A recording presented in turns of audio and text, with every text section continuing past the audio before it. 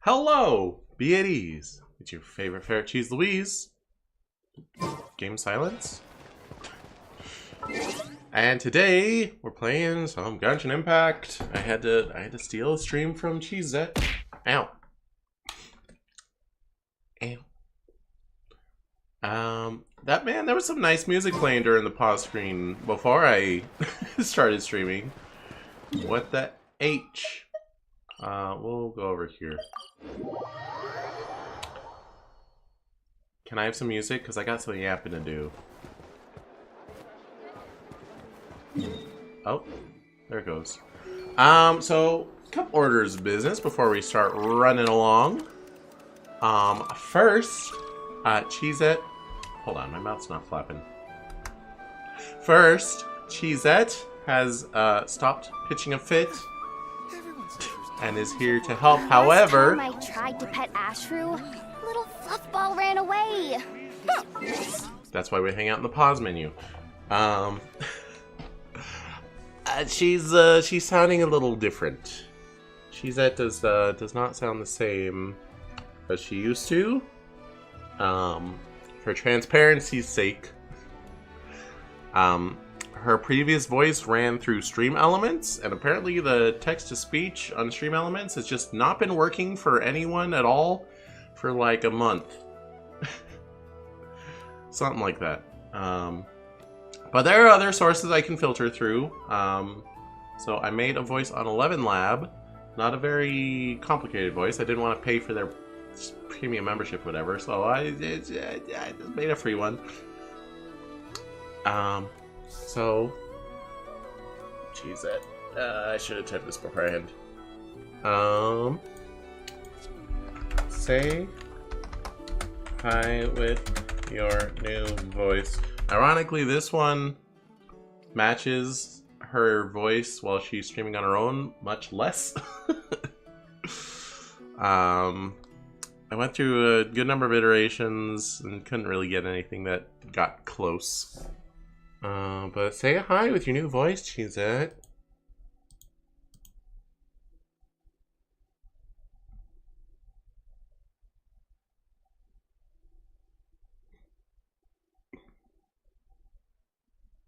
She's got a little bit of Valley Girl in there. Stop not having music. Our dried fish today.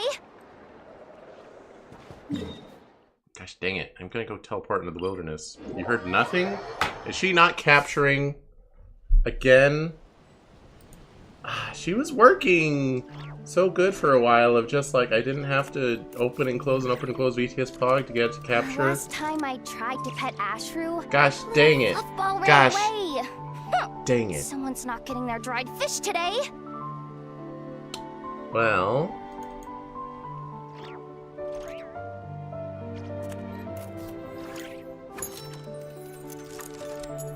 let's see.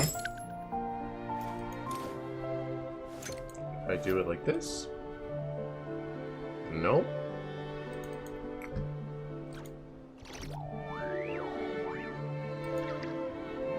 How about like this? Nope. Why are you like this?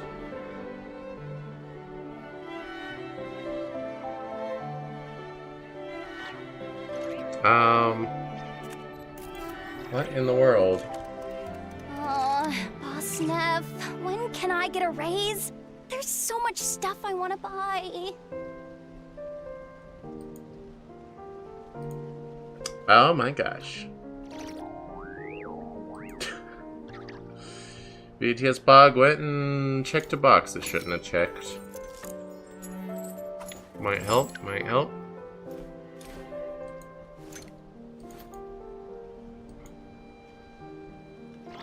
Okay, now... Where is it? There's not like a new one. Why not? Come on, let's hit the town. I'll show you someplace fun. But keep it quiet, yeah? Mum's the word. Cheezette took the same vow of silence as Samus. Dang it, Cheezette. We're streaming. You can't. You're really not filling in the narrative of not throwing a fit anymore. Oh my gosh. Okay.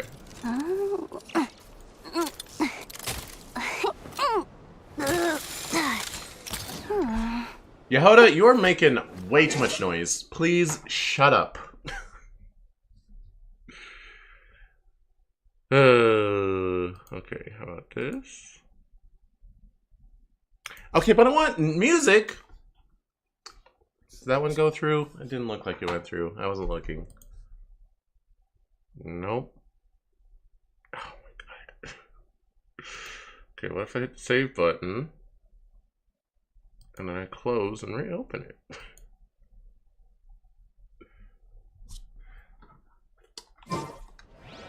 Can I have a character who just doesn't yap constantly? Maybe. Then can I listen to music? You know what? Right here. We won't yap here, but we'll get music. That's fine. Nope, still not going.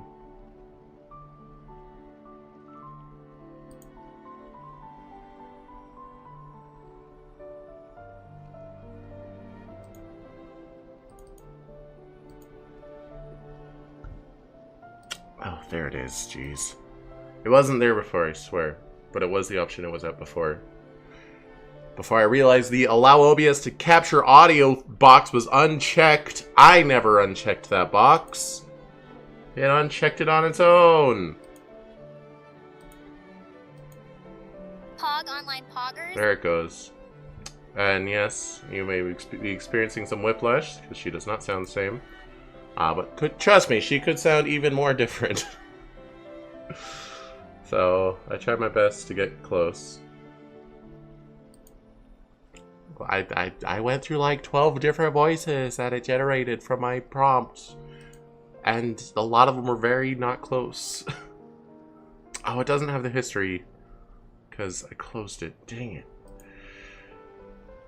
So something interesting about this, though, is she will not say the same thing the same way. So if I keep getting her to Pog Online Poggers...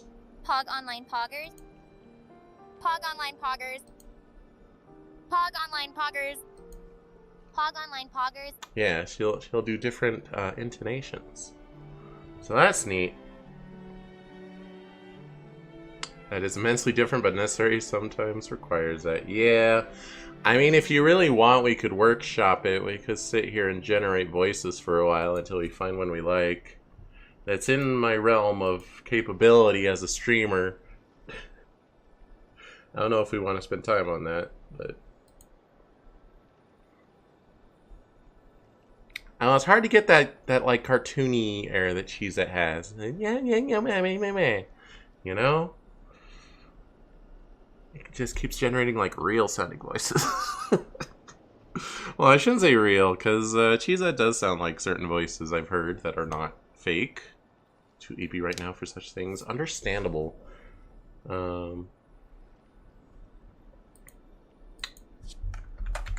Say that again. Oop, sorry. No problem, Cheese. Testing the new voice from 11 Labs. How does it sound? Let's continue chatting with this fresh perspective. Your feedback is important. Sadly, she will not say emotes anymore. It's just not in her capacity now. I did tell her to stop using emotes if she's not going to say them, but she doesn't listen for very long. She listened for a little bit. What did I say about emotes? You mentioned not to use emojis, Cheese. I'll refrain from adding them to our messages. Let's keep the focus on our conversation without the extra flair. Your preference is noted. Yeah, see? She'll listen, but as soon as I ask her something else, she'll probably use an emote again. Yeah, it's alright. I mean, in all fairness, Cheezette has not been seeing a lot of use lately, so... You know. It doesn't matter too much. It's not like you're losing throwing cheese at me. Why is my mouth flap not working? Gosh dang it. Ah. It's not enough light in this room, I guess. Or this model just really doesn't like opening its mouth when I turn my head slightly.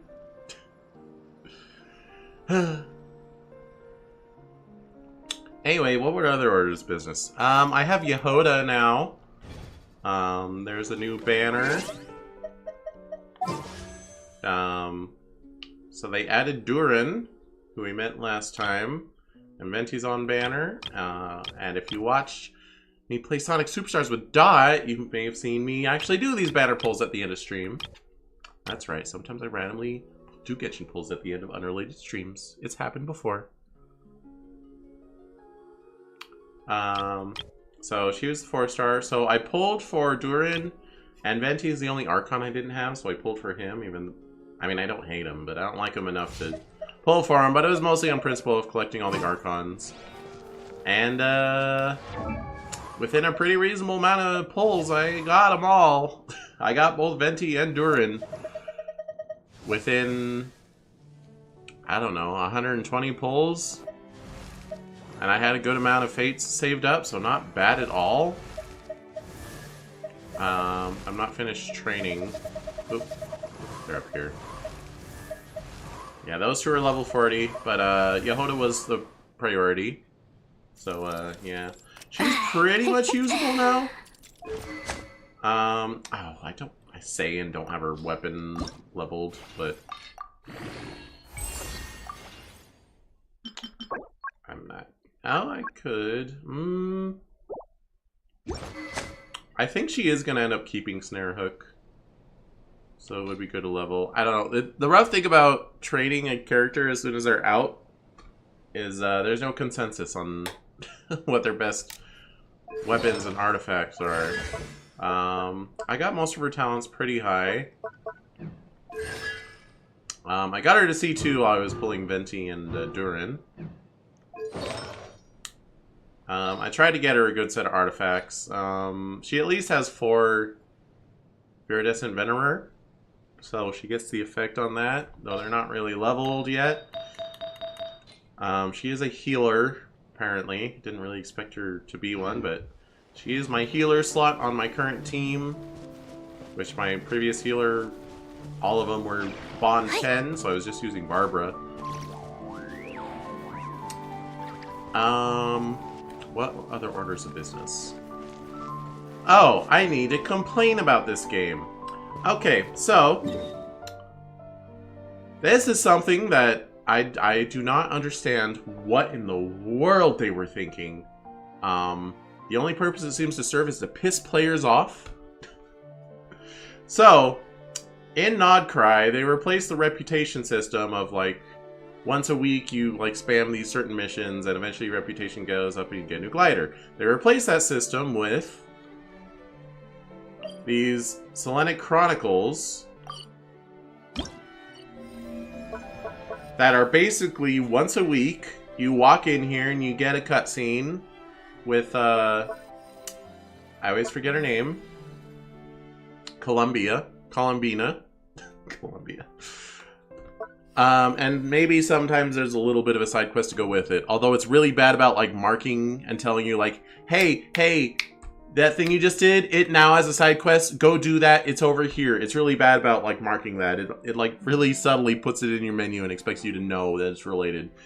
But anyway, I've been doing that. Instead of being on a week timer, because normally weekly commissions reset on Monday, this is on a 7-day timer. So, what do you mean, Cheese? That's the same thing. No, it's not. It means if I do it on Tuesday, I have to do the next one on Wednesday, or else I'm not being optimal.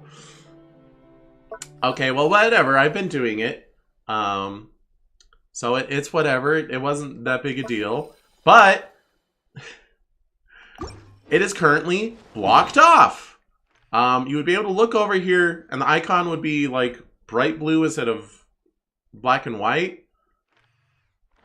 Meaning there's one you can do. So if you just remember to once a day glance over there, you'd be able to have reasonable timing. It took me a while to figure that out, so who knows how many weeks I missed. But with this new patch, they decided that if you go to Nod-Krai anywhere near the commission station, this place, where you are going to go every day to submit your dailies, if you go anywhere near this thing, it will autoplay a cutscene to start off the new Archon quest. And mind, I had a different quest set to navigate, and I enabled focused experience mode so that no other quest would interrupt it. It doesn't matter. I came here, that quest interrupts it anyway, and I'm considered in Act 5 now. And because, I guess, spoilers, something's gonna happen to Columbina in Act 5, she's not available for the entirety of Act 5 to do this. So because I've started it, because I walked in an area that you're going to walk in all the time, granted, I could go do my dailies in another region, but I'm trying to, like, enjoy the new region. Of course I'm going to do my dailies here. Game kidnaps you, forces you to watch a cutscene. Very bad for streamers. I don't get to stream that cutscene. Not that anything of merit even happened. It's just pretty much, oh hey, we know characters. I wonder what they're up to. Act 5 start. And now it's locked off! And I think it is locked off for like the entirety of this patch. So it's like 4 weeks. I don't get to make any progress on this. And I want this stinking glider. Why would you do that? A, why block it off?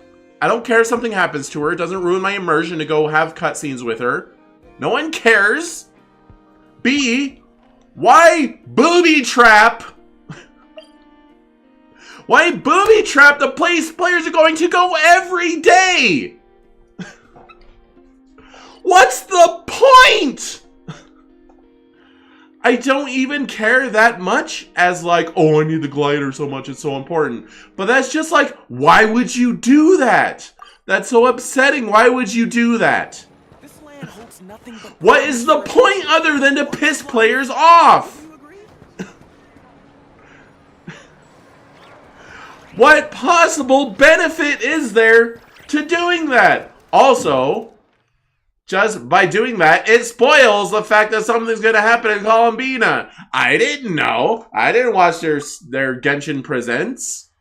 Now, obviously, something's going to go down with her. I'm still pretty sure she's a gacha character you're going to be able to pull at some point.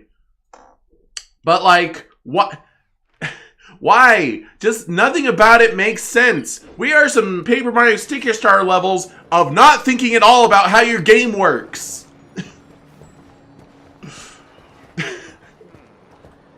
Why? Why? It doesn't even encourage the player to, like, do anything. Oh, I'm encouraged to go through the Archon quest faster. I don't think going through it faster gets me those quests back. It's just blocked. It's just blocked for this entire patch for me now.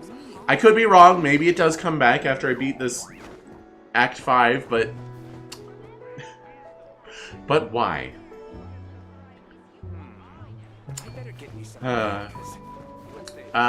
Okay, another thing to note.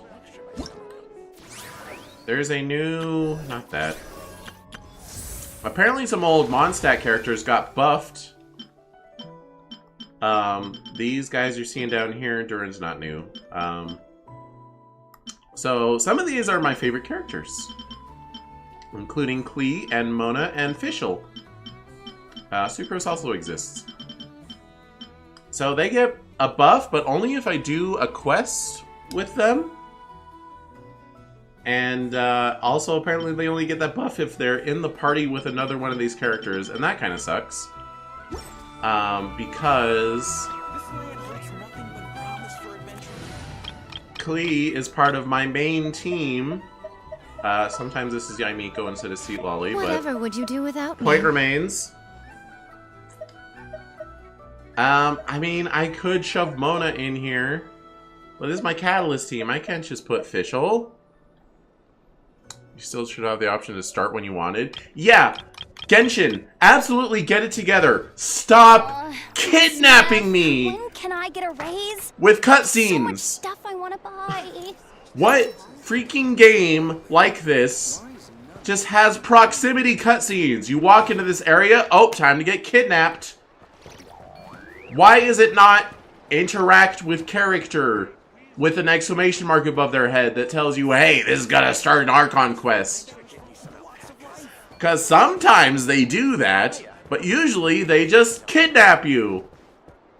Especially when you added a quality of life feature to your game where you can enable a focused experience mode where other quests do not kidnap you out of it. It doesn't matter. This one kidnaps you anyway and punishes you for doing so. Especially the cutscenes are going to be as long as some of them are. Yeah. I put it on autoplay. I think the cutscene, even though I said nothing of merit happened, I think it played for like 10 minutes. I was like, come on, I'm trying to go to bed. Screw you, Genshin. Good grief. Why would they do that? Anyway, I thought it might be fun to do this quest. We can invite one of these characters, and I just left it unredeemed just to show that I already have them all at C6, so it really doesn't matter. I'm just going to pick Fischl.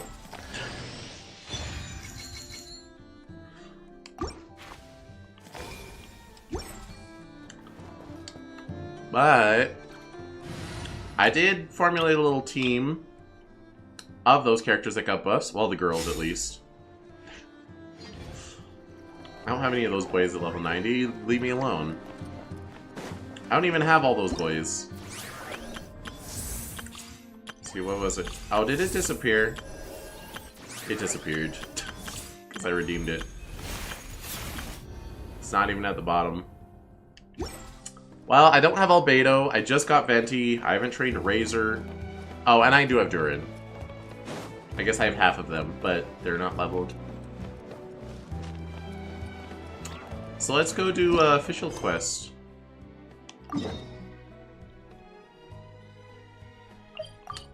It should be voice acted, I think. If it's not, I'm gonna mash through as fast as I can and we'll just go to Archon quest.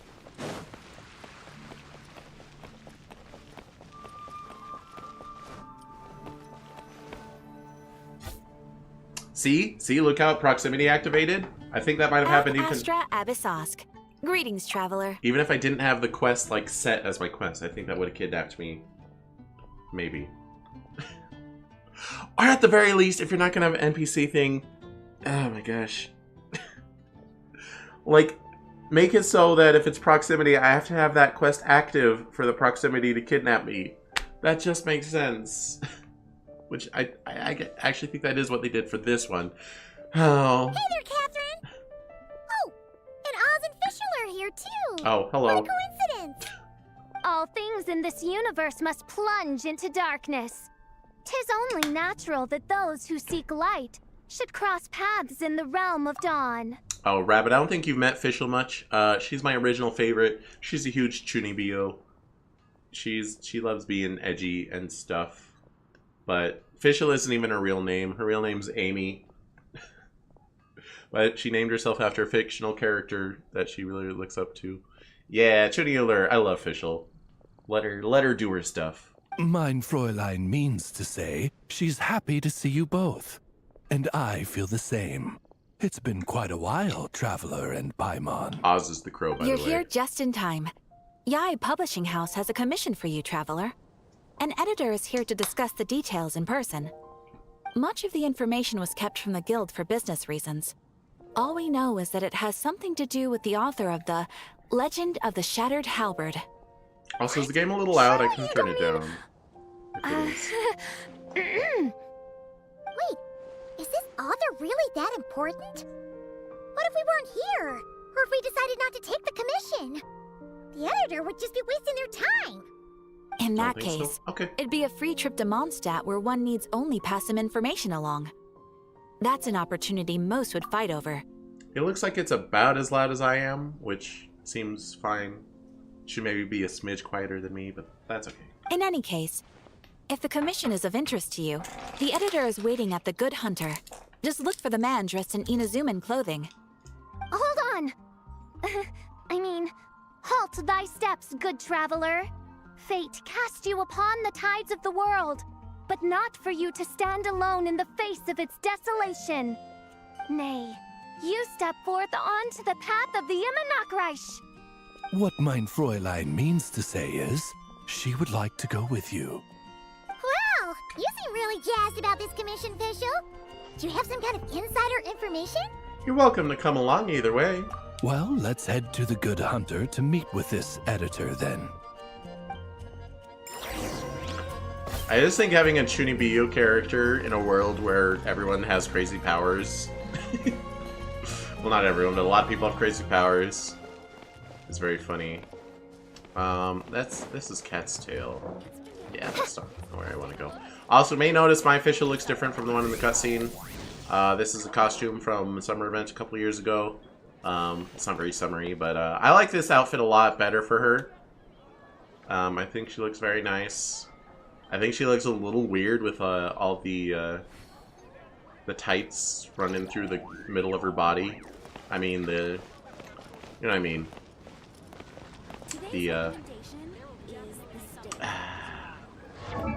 Let's look at her. I got a new PS5 controller, by the way. See how she has like see-through tights going down her core, or maybe they are see-through tights, but they look like see-through tights. I think that's a little weird. It's a little too sexy for my girl, you know? So let her dress up nice.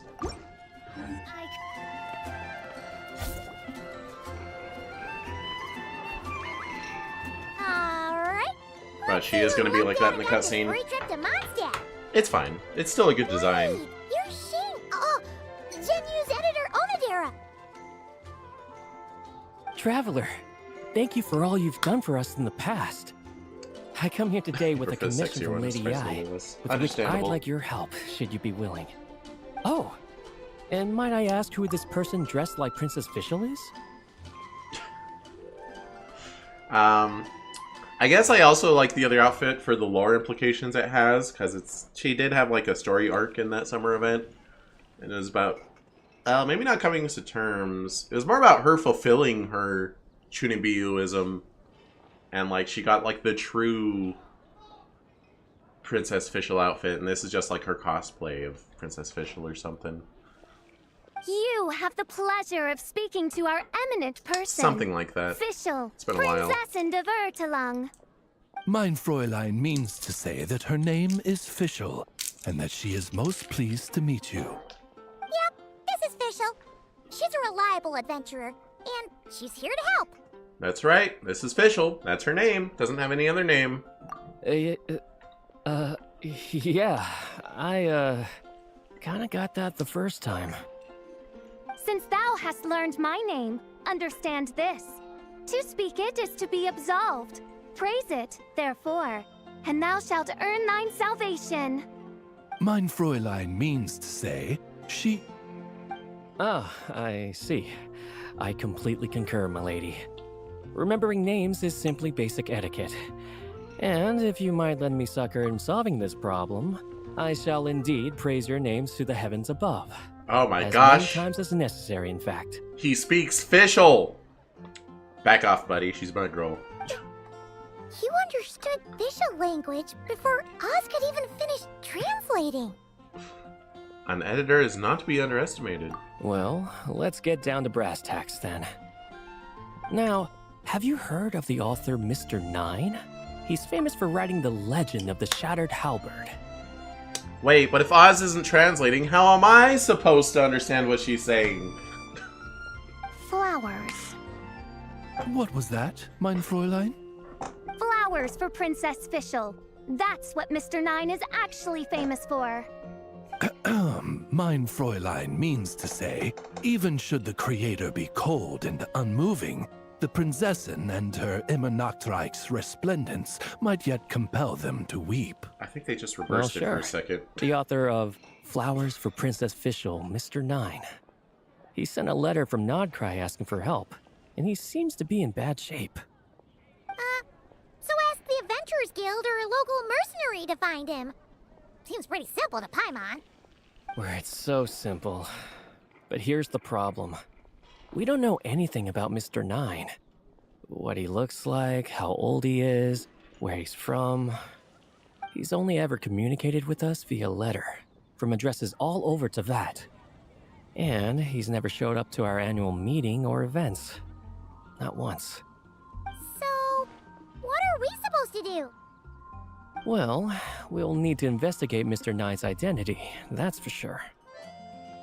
We did a bit of digging ourselves, and we realized that ever since completing the Shattered Halberd series, Mr. 9's handwriting began to change. Oh, His well, I initial wonder. editor has decided to retire to focus on his own writing. And he didn't have much to add either. Whatever hath once existed in this world is enshrined in the memory of the Prinzessin de Vertelung, to endure unchanging in her Nod-Krai.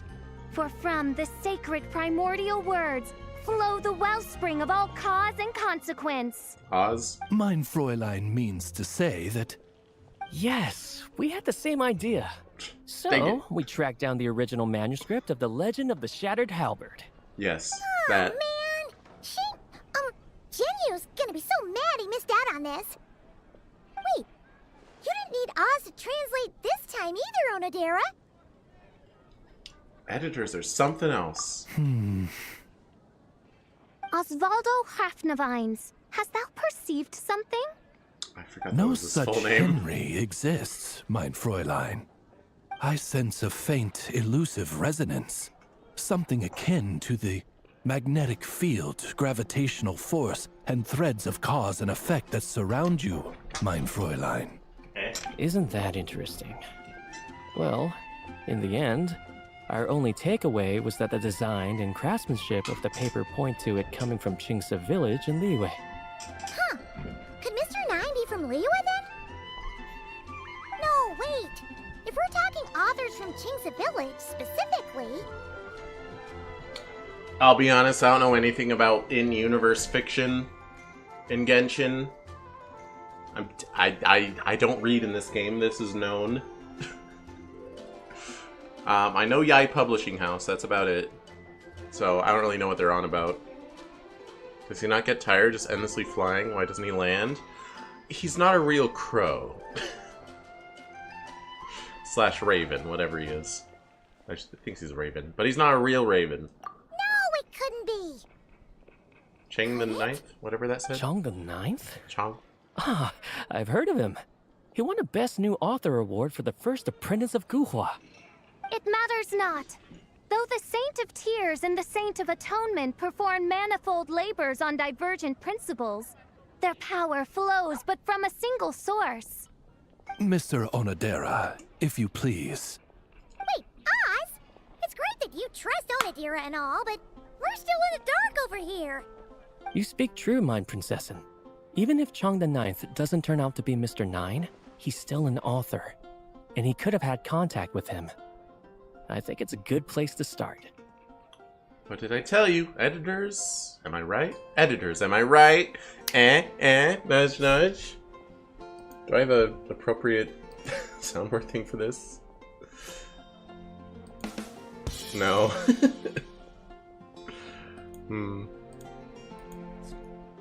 Both came from the same place, so they might have crossed paths? Maybe. Yeah. Well, either way, I appreciate the help. I'm counting on you. So yeah, worth noting, Oz comes from Fischl. So like everyone, all the playable characters, they have visions. Delve into destiny. And their visions give them their powers, but Fischl is the only, or at least one of the only ones, whose vision is seemingly sentient. Or at least can speak. But I think it's, Fischl might have a bit of a fractured psyche, and I think Oz just represents a part of her subconscious because she needs it. She needs a translator. But she also needs someone who plays along with her all the time, because most people don't. Oh yeah. The new update changed some of Klee's animations. I think her basic attack is quite a bit faster than it was. But if she's upgraded, I don't know if the teammate needs to be upgraded or just she. If she gets the upgrade, her whole attack animation is going to change, I think. And it gets even better if she does her attack animation during her burst. So that's cool. Provides consistent enrichment for her enclosure. Is she a pet? She might as well be sometimes. Alright, Xingche Village. There.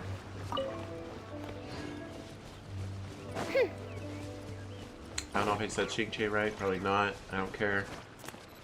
Genshin doesn't know how to pronounce its own words. How am I supposed to?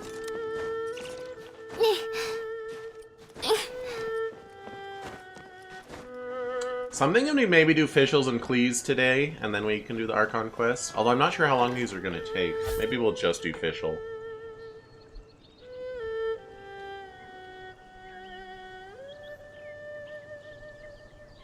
Huh? Chang the Ninth isn't home. Oh, is that? Doesn't look like there's anyone around we can ask either. Shall we wait? Chang the Ninth is, what is his name? I can't remember his name. He's one of the meta units in this game, though. Even though he's a 4-star. Seems like that's all we can do.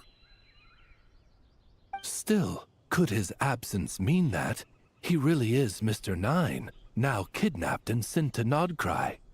Perhaps we should have a look around his house. Barging in without permission seems wrong. But if he really is Mr. Nine, then... Okay, let's do it. Xingqiu, I think is his name. Hold on, I have him. Well,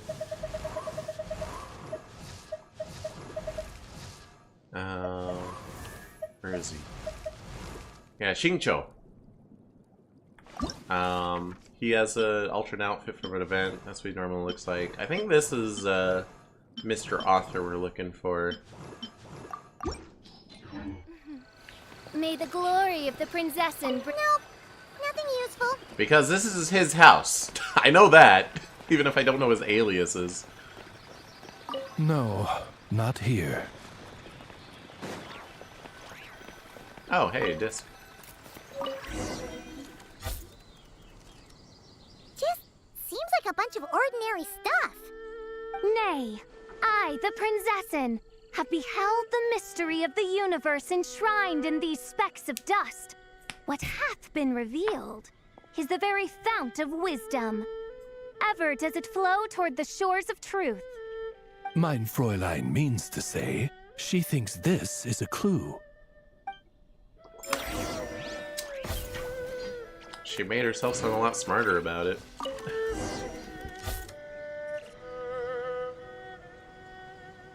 Wait! It looks like the soul's been Xianqi? overturned. Oh no. I think Some kind of it might be. overzealous fan have buried him in here? I think. Maybe we should call the Millilith. What do you think, Traveler? I think it was Grody that told me it was Xingqiu, but she might have been wrong. But she tends to know the pronunciations of Genshin characters. It's all right, Paimon. Mr. Nine's most zealous fan happens to be right here.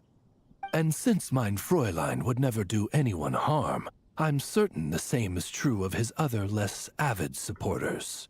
Alright, let's see what's buried here in any case. He might have a voice line where he says his name. I'll check after this. What is the meaning of this? I'm calling the Millilith. Hello. Chang the Ninth! Oh, that's not Xingqiu. Are kidnapped! Never mind. What are you even talking about? Oh, wait a second. You're the ones who came here with that young lad from the Guhua clan. QI is Yes, I pronounced remember. Qi. But there's a character whose name is QI and it's pronounced Chi. So I think this game goes with Q is CH. I'm guessing this is a misunderstanding then. The question still stands, though. What are you doing digging around my house? Oh, well, actually, we just wanted to know if you've ever written under the pen name Mr. Nine.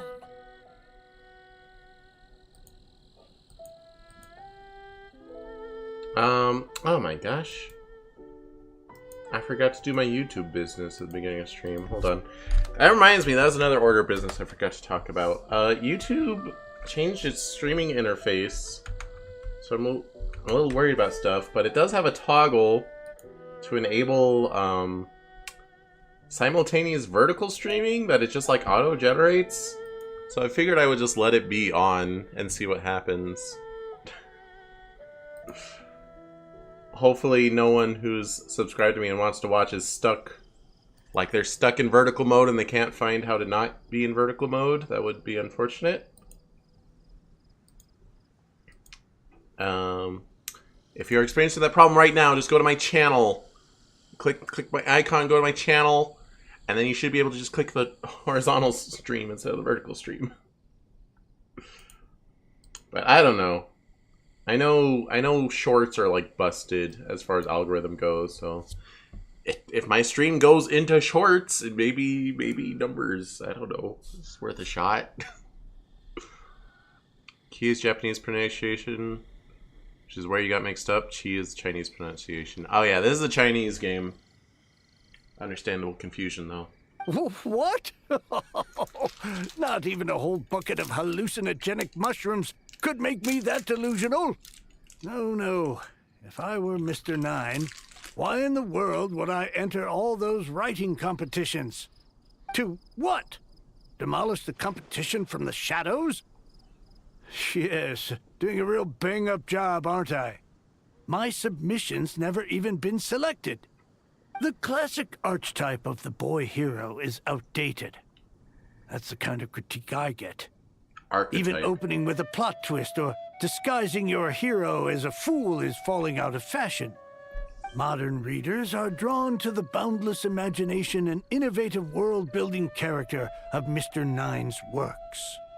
Good point. Besides, if I were Mr. Nine, I would have come clean the minute First Apprentice of Guhua won that award. What?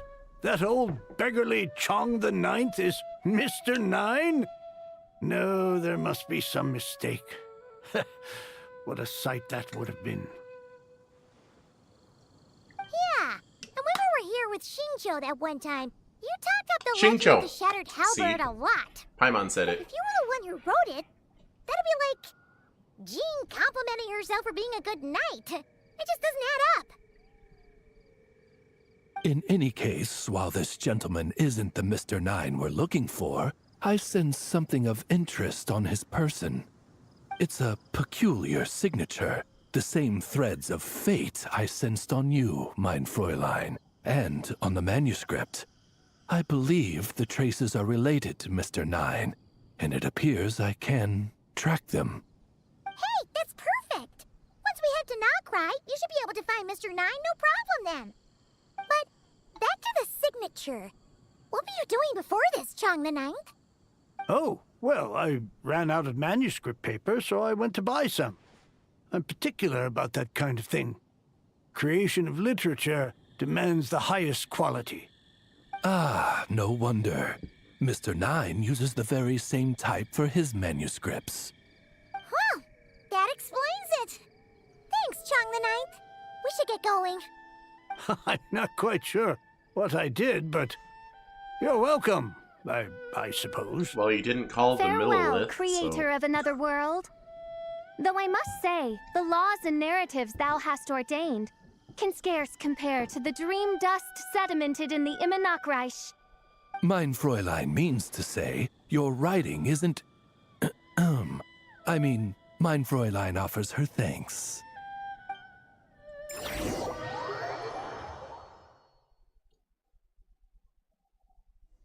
Oh. It should be up ahead. Wait, did something attack that Sealy? Something doesn't seem right here. and it bears the same signature I sensed before. You can attack Sealies? You aren't as good a writer. Just straight up said that to him. Well, maybe he knows it to be true. So there's no point dancing around it. Then it would seem fate has dictated our path for us. Okay, well, it wants us to fight, but I was gonna get distracted for a second and say 3 of our 4 I created an official. 3 of our 4 here. They do have alternate costumes. So this was from Summer Event for official. Mona actually has a censorship costume. One of these, I forget which is the censored and which is not censored. Because they are both similar levels of everything that they are. But I think Mona's original design got censored in China. So they made a redesign, but for the international release, they just let you pick which one you want. I think this one looks nicer. This one does look sexier on Mona, and Mona just has sexier vibes than official, so she gets the sexy outfit. You know, I said the master preferred the other dude's work. He never said he wasn't a good writer. Wow.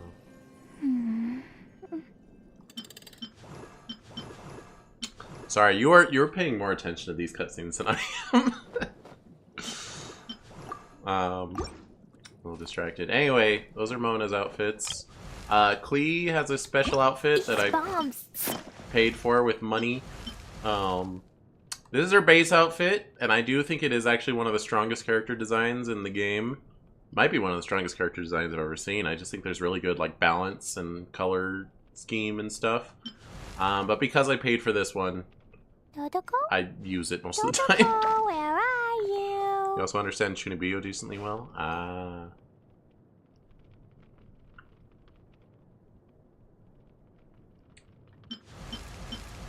So, this outfit looks a lot more like Alice, who I think we may actually get to see in person today. In cutscene. Klee, stop yapping. I'm trying to... Klee, please. So, I do think this is a very good character design. But we're sticking with the one I paid for. Klee is so adorable for real. She really is. You hopefully need Oz to translate it unless it relates to in-world stuff you don't know. Valid. Stand clear. Wait, these are the, Shadows of fate. the whatchamacallits. Wings of darkness. I forget what they're Sever called. night from day. Fate is upon you. The things from Nod-Krai. What are they doing in Leeway? Swirl, Mark 2, Animal Test 6308. By royal decree. Yeah, this team's pretty good. It lacks a healer, though. Sucrose. Looks like the Sealy is showing us the way. Sucrose does not have an alternate outfit. Let's follow. They're like the Wild Hunt? Is that what they're called? I think they're called the Wild Hunt. Jeez. Yeah, the Wild Hunt.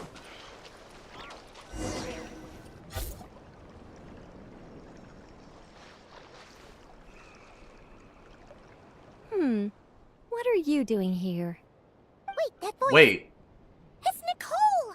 we don't know Nicole. Also, that should be our line. Do we? We were looking for Mr. 9 and our search led us here, but now it seems we've found you instead. Sneaky Man Tim, thanks for coming a Fezzling. Welcome, welcome. Ferrets are very cute. Thank you for saying so, though. Tell Nicole about Sealy. Have we met Nicole before? I see. Well, Mr. 9 is right here. Judging by her being a Dotako, it makes me think she's probably a friend of Alice. Have we met Nicole? I know she's like an upcoming gacha character, but I don't think we've met her. I don't remember. If it was in an event. Are you NA? Your main is EU? Yeah, I'm NA. Hello. What bizarre demarung is this? Never in 1,000 sunsets have I heard of such a thing. In truth, I too aspire to be an author. But I'm also partial to direct communication. Talking is rather inconvenient by comparison. And as I'm sure you can understand, writing things down is even more tedious. I thought perhaps if I found someone with whom I could share my ideas, it might give me the same release as writing.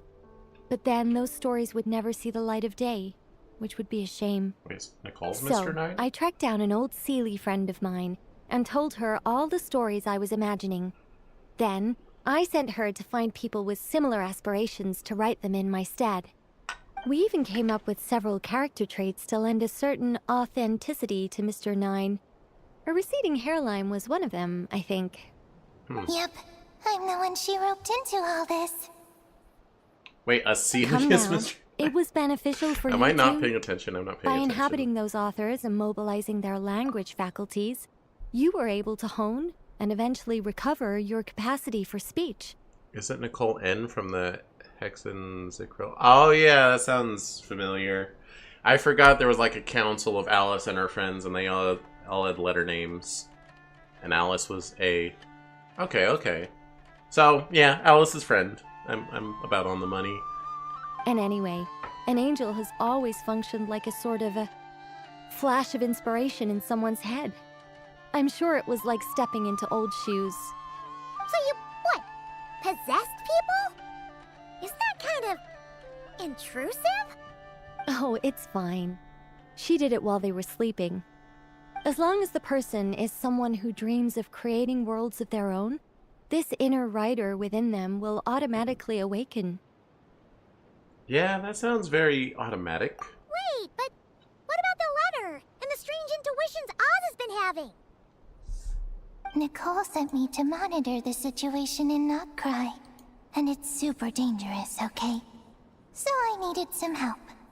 It's not like I have the knowledge or power of the heavens anymore. As for your friend over here, well, you see, when writing a story, it's not uncommon to incorporate certain half-true details. For realism's sake, you understand?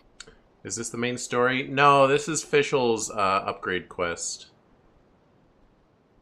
Yeah, But I'll we've do the seen main that story before. after. A real curse was written into an Inazuman light novel once. Indeed.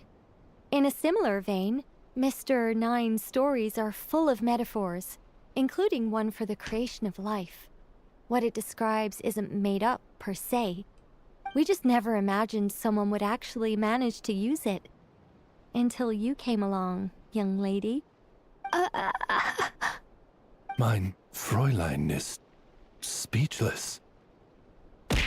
So if I may ask in her stead, did she manage to use one of these half-truths in Mr. Nine's novels to create me? I think it's funny that Oz felt compelled to translate Fischl not speaking. It was more like 70% made up, 30% true. No, it was 90% made up, 10% true. I thought it was too dangerous, so I changed it. See, I knew you'd never read my books. Made a dip when I do the main story. Okay, I'll probably finish up Fischl's, and depending on how long it is, I might do Klee's as well. And then after that, I plan on doing the main story. You don't seem too surprised, Oz. Well, I suppose I've vaguely sensed this since the beginning. Regardless, it is an honor to serve mein Fräulein. Well, once our affairs in Nod-Krai are resolved, Mr. Nine will be able to return home. Yes, just tell them that when you return.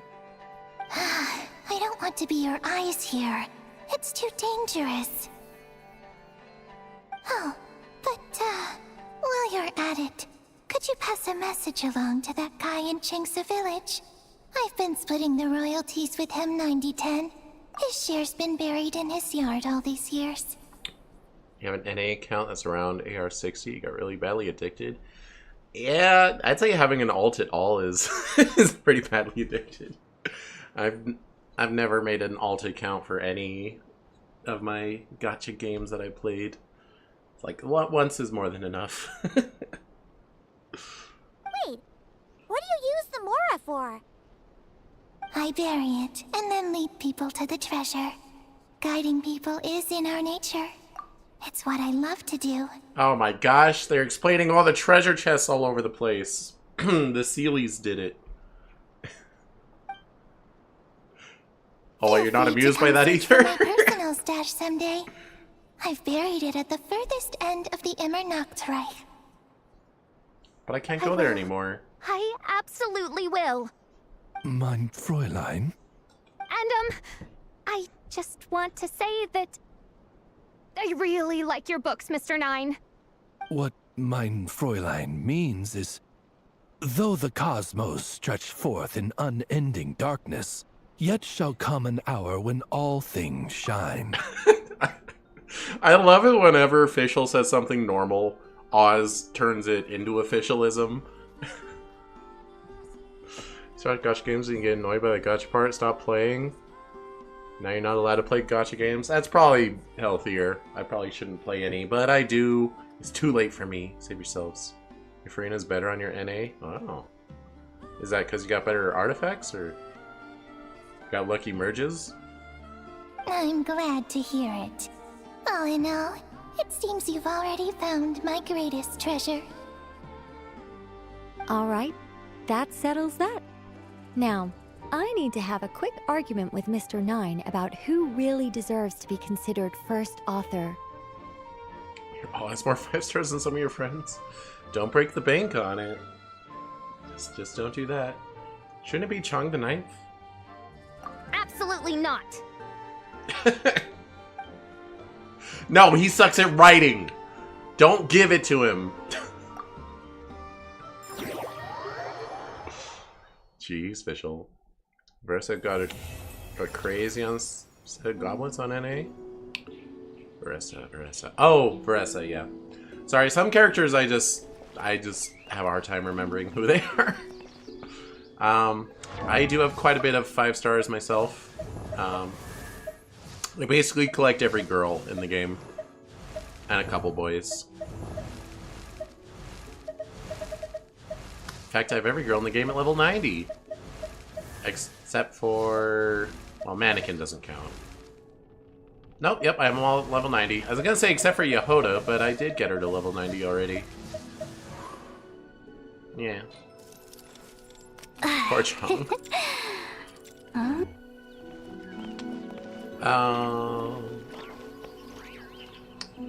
Does dailies while cutscenes play and button mashes anything without spoken dialogue, so sometimes you're confused?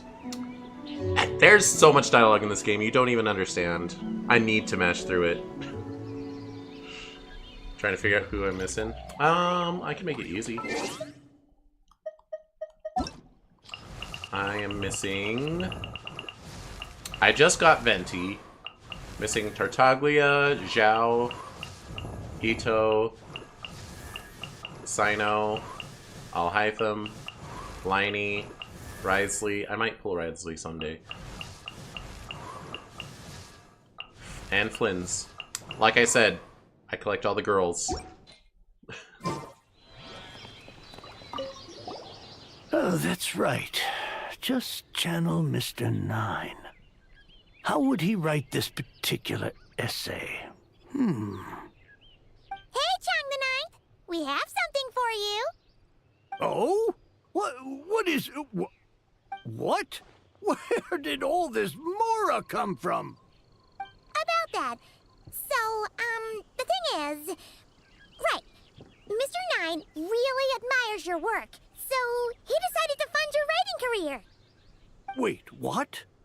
So, channeling Mr. Nine actually worked? I can't believe it!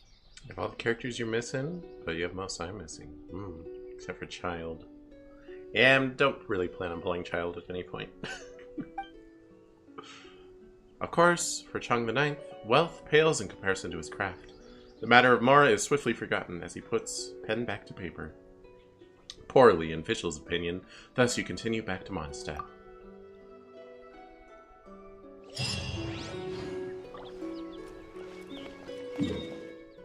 Imagine if I was determined to never fast travel. It would take me so long to get Get back. Wait, is that the quest over? Where's my waypoint? Where's my waypoint? I'm useless without my waypoint. Is that the end? Did Fischl get her upgrade?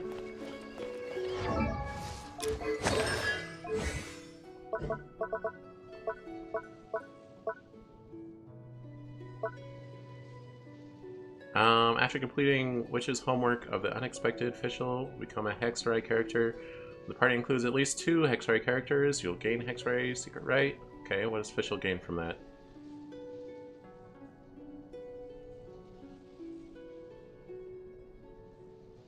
When Oz is on the field, party members will gain additional buffs. Okay. That's my favorite team. My OG team. That ended up being a Catalyst team, so I have a team of each weapon type just to compensate. But, yeah. Nahida, Klee, Yai Miko, Kokomi. That's my favorite team. Sometimes Miko gets swapped out for, Seat Lolly. Depending on what I'm fighting. Alright, I guess that's the end of Fischl's quest. Let's go do Klee's.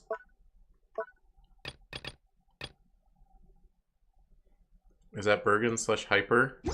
I mean, it's just... The team's mostly built around Nahida, so it's... yeah. Kokomi... helps the little bulbs form, whatever they're called. And then Miko and Klee can burst them. It's a pretty strong team. Not gonna lie. Why is this marked? I don't want to play pinball on stream. Usually focus on one reaction. Oh, I just put characters I like together. I'm not meta. Which is homework? This is... wait, that's Sucrose. What about Klee? Oh, here we go. Which is homework? There's Klee. Oh, not Imaginarium Theater. Alright, Klee, let's go!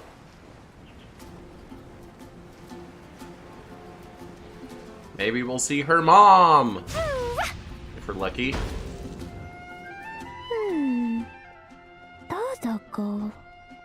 there, Klee!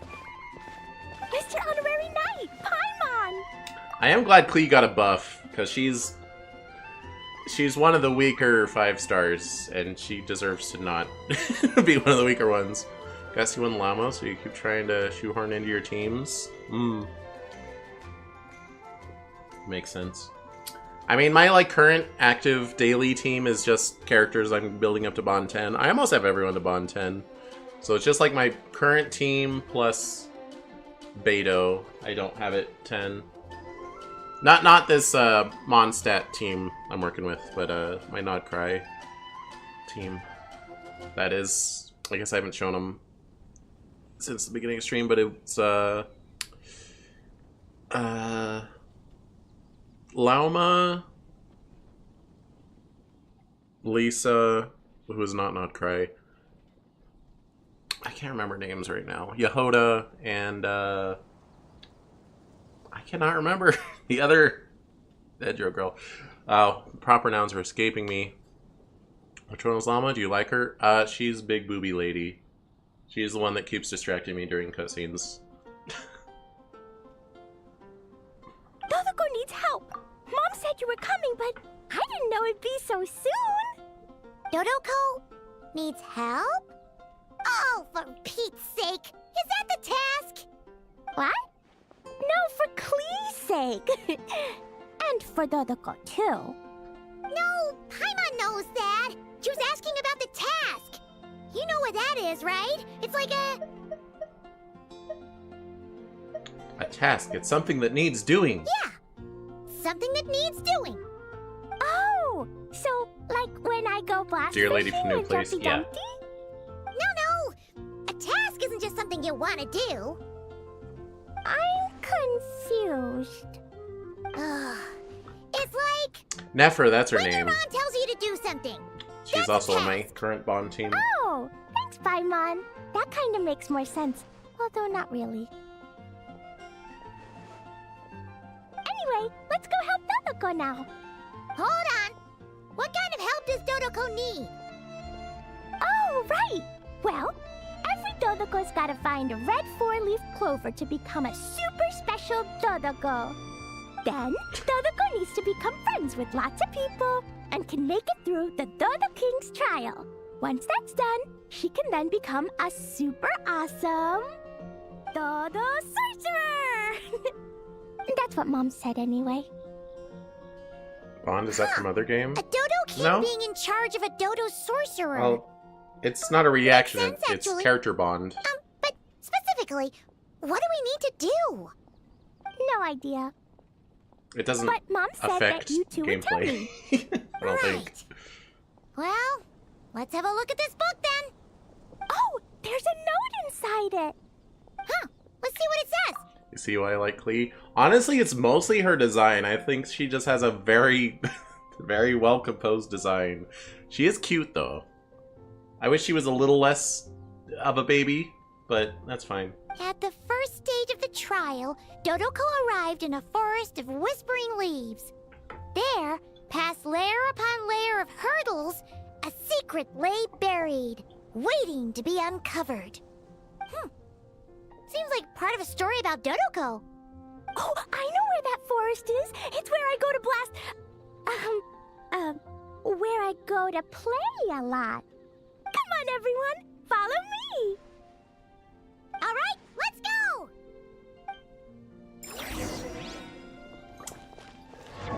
See? Oh, okay, not bond. Friendship, I'm sorry. But it's the same thing.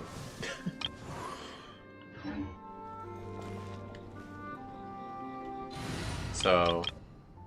See, I even named the team Bond. So this is my friendship building team. Just because they're not all there yet. Nefer's at 6, Lisa's at 9, Lauma's at 9. I just got Yehoda. Beto's at 2. I just got Venti, I just got Durin. And then all the other girls are at 10. And the boys. Well, there's some boys I'm increasing their friendship through sorting a teapot. They're not allowed on my team. So they must only be my friend through teapot.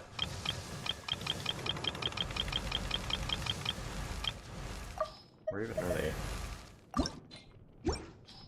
I think there's only like 2. Yeah, Dahlia, he's not at 10 yet, and Aoife's not at 10 yet. Huh? Didn't get a single copy of Yehoda. Rip. She'll show up at some point. Hey, get out! Cuckoo!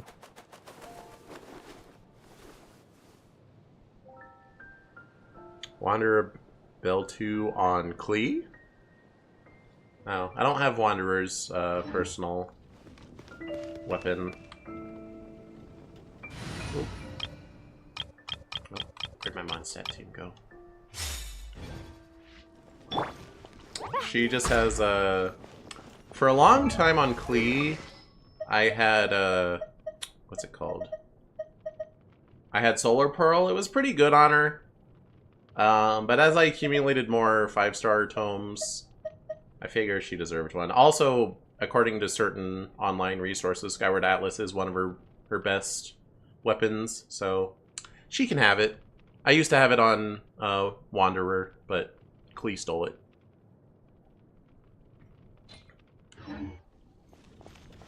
Yeah. But yeah, her attacks are way faster now. It's very nice. We're gonna have to fight something. There's like a little trial thing you could do with Klee to learn what buff she got. So after we finish this quest, we're gonna have to go fight something so we can see how much the Hex Ray buff helps her out. Wonders Belt increases her attack speed too? Oh, so she would go real fast. Yeah. The Klee is usually my main attacker anyway. As you can see on my Catalyst team, Nahida just kind of Gets everyone once. Kokomi sets up a jellyfish. And yeah, Miko's passive. And then I switch into Klee and Burst, and she's just constantly attacking and throwing Dodokos. So higher attack speed would be very helpful. R2 increases by 12.5. How much does R1 increase it by? Is it 10%? Because that would be good.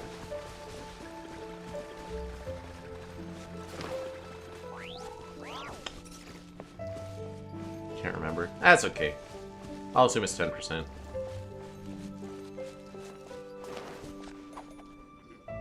What's with all the weird stuff around here? And why are there so many hilichurls?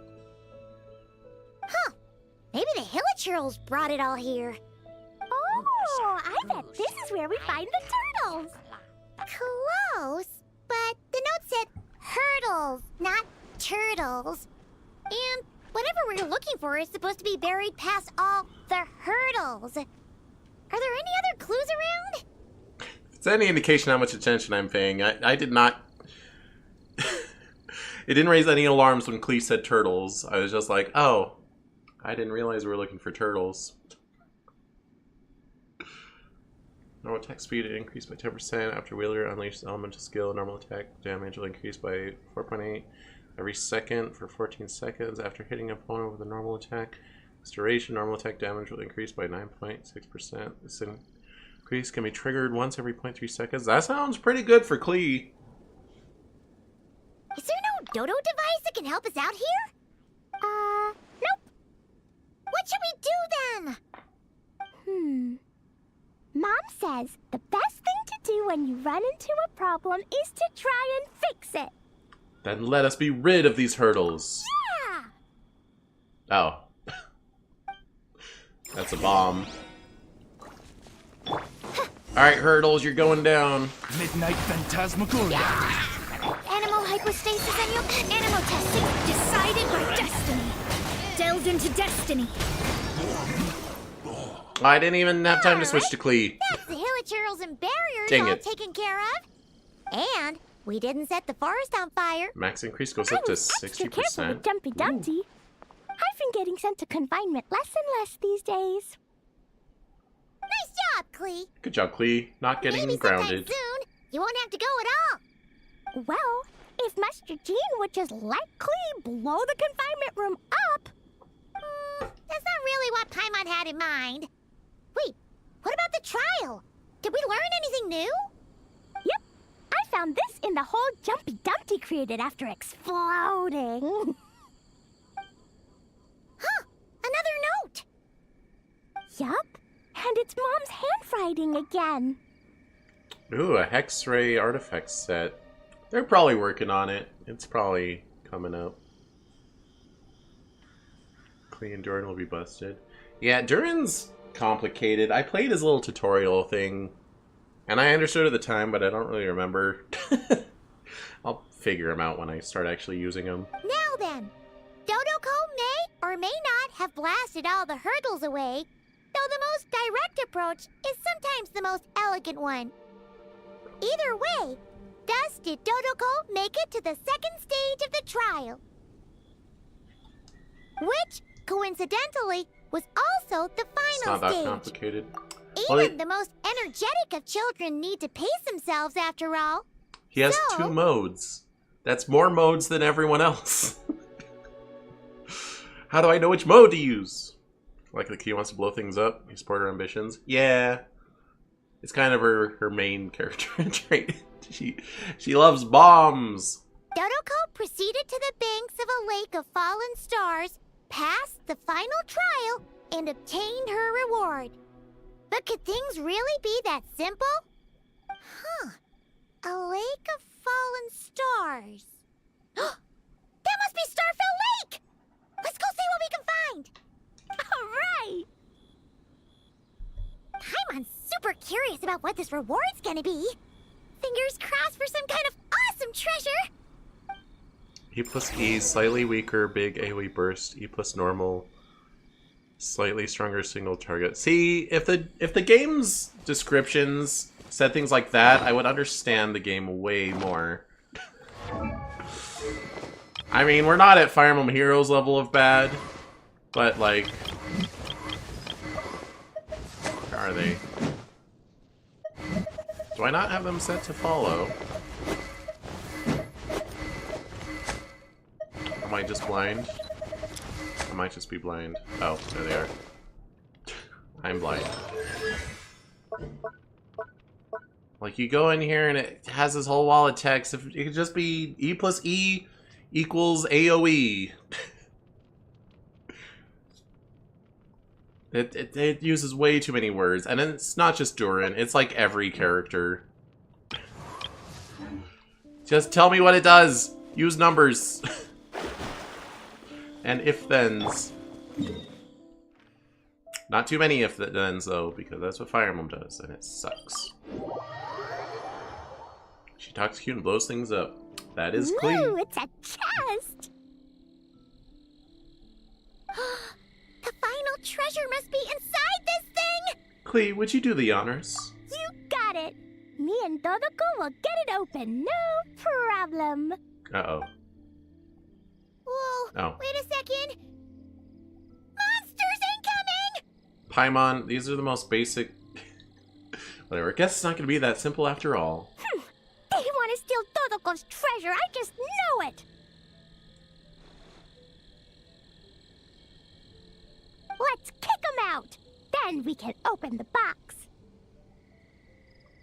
Most time you'd be using EE unless it's a boss. That makes sense. Midnight Phantasmagoria! Enhanced Animal Module 75. Written in the stars. Let me scribe. Alright, Clee, do your thing. Music delight! Jumpy Dumpty Go! Ah! Oh, well, the mage is dead. Boom! Now it's just slimes. Oh, there's more.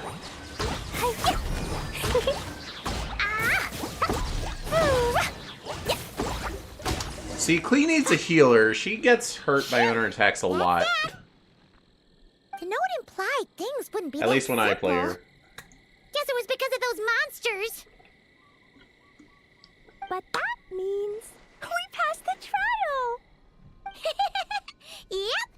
Now then, let's check out what's in this box. Oh, it's I already have that. a tiny hat? A hat for Dodoko! Oh, it's a small hat. In the Dodo clan, only the awesomest and bestest Dodokos in the land can earn the acknowledgement of the Dodo King. Wait, Alice and her friends had little hats on their Dodokos. Their job is to help out and protect all the other Dodokos, so the Dodo King gives them a special hat. Once you have Durin's skill at 10, he refunds so much energy he barely needs any ER. Ah. Emily with Clee. Wait, is Emily a healer? That way, the other Dodokos will recognize them and know who they can go to for help. Or does she do something else with Clee? Well, Oh. So Okay. now your Dodoko is one of these special Dodokos with a hat. Exactly. The hat makes Dodoko a Dodo sorcerer now. She can use special spark magic to help even more people. Clee? The Passive knights reduces have burning informed damage. me about Oh. explosions being heard from the forest outside the city. Jean, get out of here. I'm so sick of you.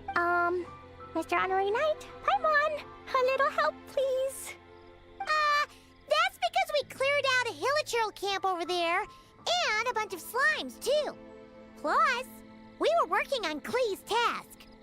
That's right. And as for the fish over here? I might have blasted them, but because there were monsters in the lake, I didn't do it on purpose. It's not like those other times. I see.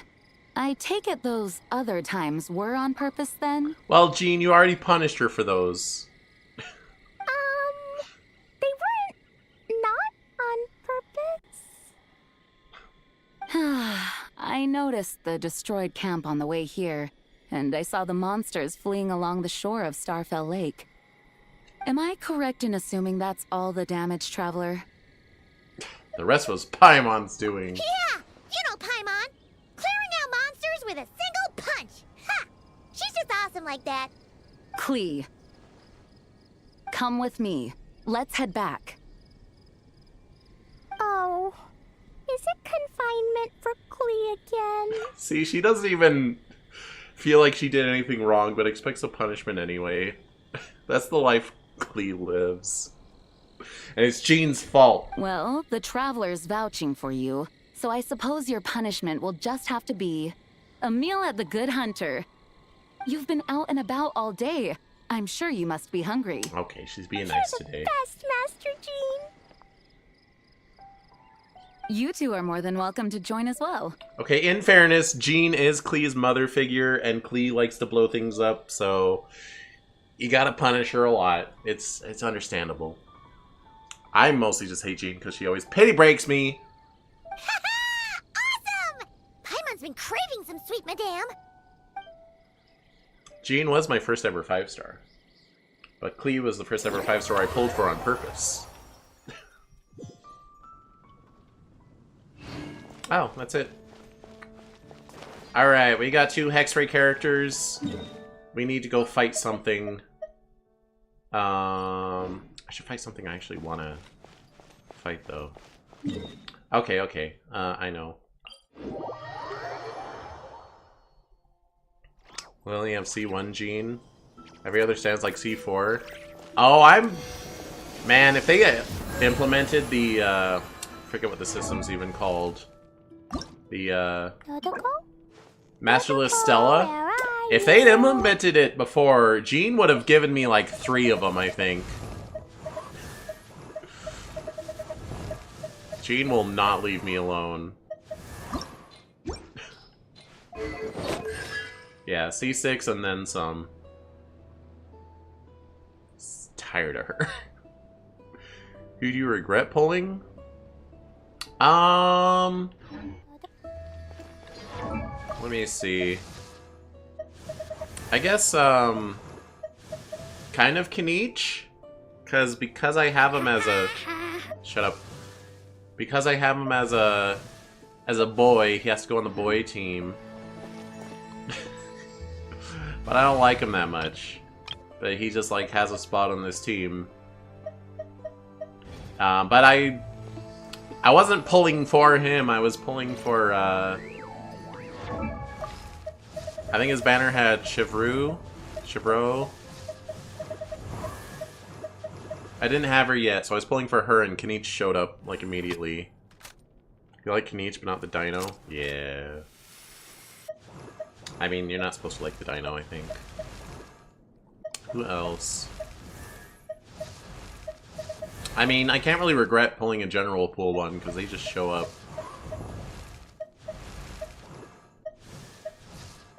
I do like Nouvelette. I'm glad I got him. I like Baiju. I like Wanderer.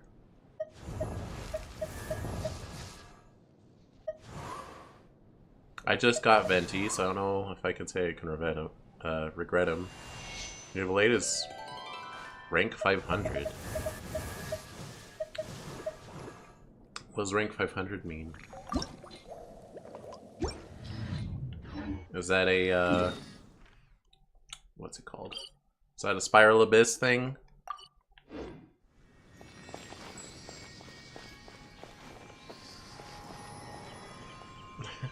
Akasha? Akasha. Do I remember what Akasha is? I don't remember what Akasha is. Oh yeah, now that I'm healed, I was gonna go... I'll claim that later. No, not Trounce Domain.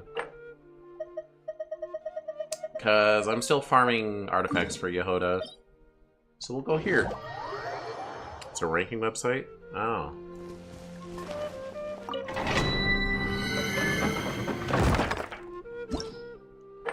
Didn't know there were such things. Alright, let's try out Klee's new powers, and I guess Fischl's too, but I think Fischl's are just like number buffs.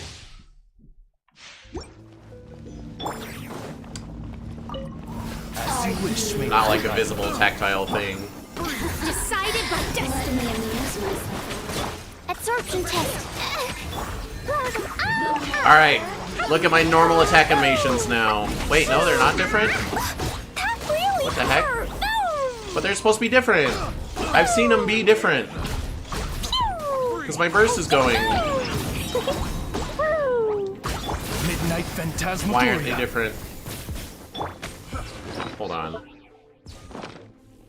Did I like not? Please go to the character menu.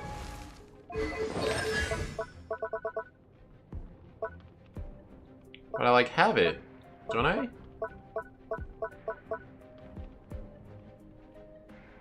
Party includes at least 2 Hexmate characters.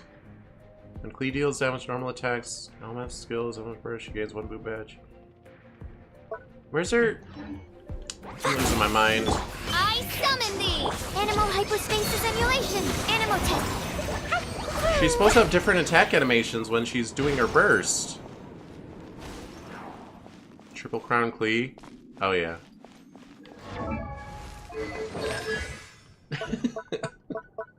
She's actually the first character I triple crowned. Not the only character, but first. You have her C2? Yeah. I like Klee. I don't know if this has been established. I don't have too many multi-constellations. I mean, 4 stars don't count. I just got Mona to C6. She showed up when I was pulling Venti and Durin. So that was nice. So I have C2 Klee. 4 stars don't count. What other 5 stars? Okay, I have C1 Nahida, because I do really like Nahida. She's actually my #1 favorite, but I don't need another constellation on her. Jean. Chi-Chi doesn't count. Oh, I have C1 Shogun? I didn't even know that. Apparently, I don't remember pulling for her. I must have been going for a 4-star or something. And she just showed up. Kaching doesn't count.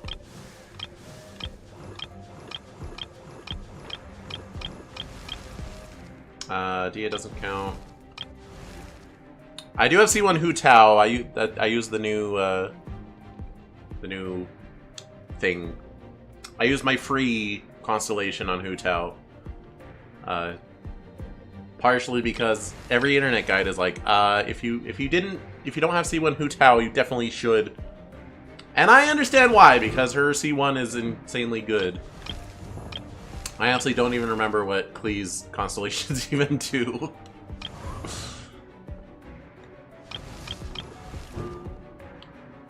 Text Spark summons. Okay, so those. It summons those little things to fire at you while you're doing normal attacks. And Elemental Skill lowers defense. Yeah. You chose C1 Nilo? Ah. I think yeah, I have Miko set up for next. But I could change it. Oops. That's not what I meant to do. Oh, that's the button. Wait, you can pick Nilo for this? No, you can't. It has to be an older character. C1 Nilo makes her water aura have 100% uptime. I see. Yeah, I could get C3 Klee.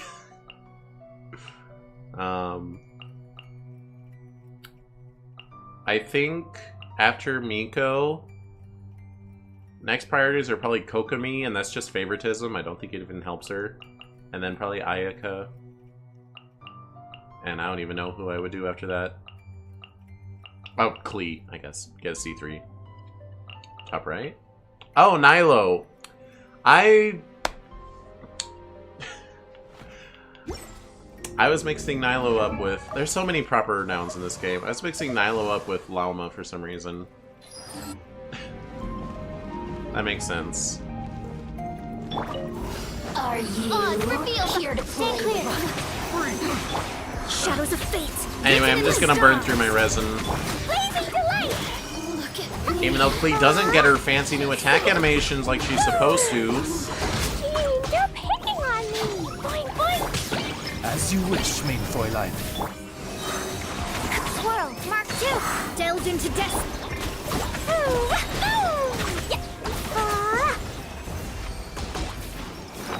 Alright, Clee, eat some food. I hate not having a healer.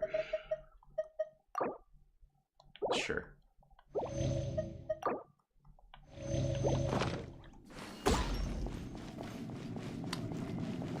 C2 Nilo has Hydro and Dendro Res Shred. You want C2 Baiju? Ah. La la la.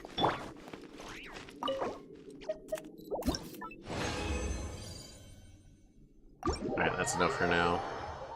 I did say I would do Fischl and Cleese, and they're done. Should we do Mona's too? Vote now in the chat. Do we do Mona's Hexray quest?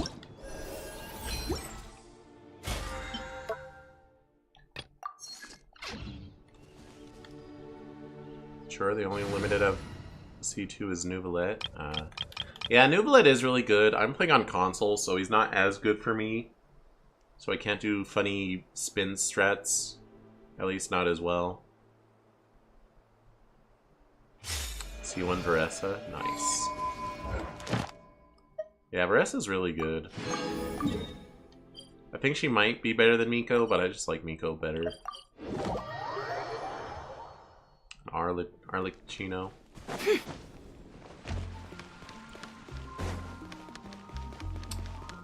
Oh my gosh, there's one time a week or so ago. Just a rando joined my world. And they're like, can you help me with Arlo boss? And I was like, okay. And I accidentally fast traveled to the wrong boss and started it. And they're like, no, boss where you need shield. And I was like, oh, okay. And then I went to the Arlo boss, Arlecchino. And I set it up and they're like, no, other one. And then they just left the world. I'm like, what did you want from me? I don't understand. Please use the full name of the boss you're trying to fight. Because apparently it wasn't Arlecchino they wanted to fight. I don't know what they were talking about. Varessa is surprisingly good, yeah. Although she has like a lot of iframes in her attacks, it feels like. And Nefer does good damage, but I feel like she needs iframes in her attacks. Because she just eats so much damage while she's doing her illusion kick thing. I feel like she should be better than she is. Once Varessa set becomes strong box pull, you'll have much better set for her. I don't know what that means, but good luck.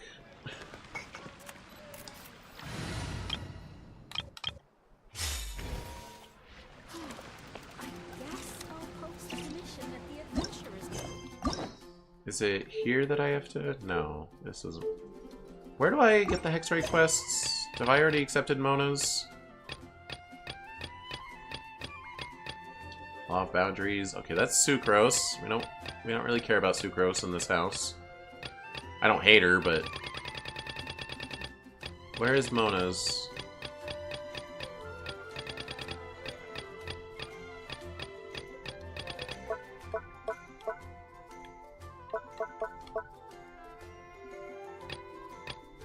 It's not this. Alchemy table where you turn 5-star artifacts into other ones. The rest of the set isn't available yet. Oh, I see. I keep not bothering with artifact sets. Oh, hey, speaking of Sucrose. No, she's trying to get me to do her quest. I don't want to do hers. I want to do Mona's.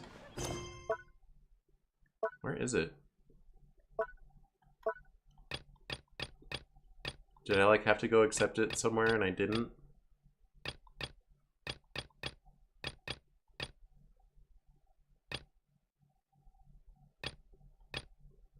It should have, like, a little tab thing, though, right?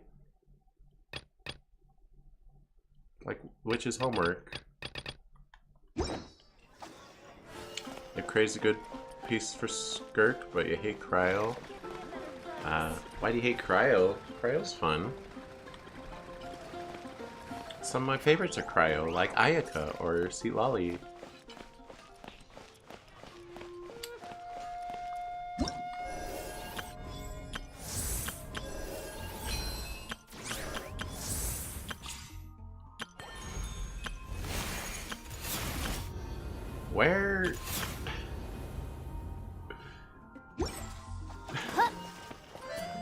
Where do I accept the Hexray quests? Because, like, I know I don't have them all. I do not remember. Is it here? Is it Catherine? No? Just don't like it. Reaction's kind of boring. The character's kind of weak. I don't know. Ayaka's pretty darn strong. Alright, well, I can't figure out how to get Mona's quest. Wait! One more idea. I go here, and then I go here, and then I do that. Unlocks when the relevant witch's homework quest is complete. Okay. I don't know how I'm supposed to get to this menu elsewhere, but yes. I will accept Mona quest. There we go.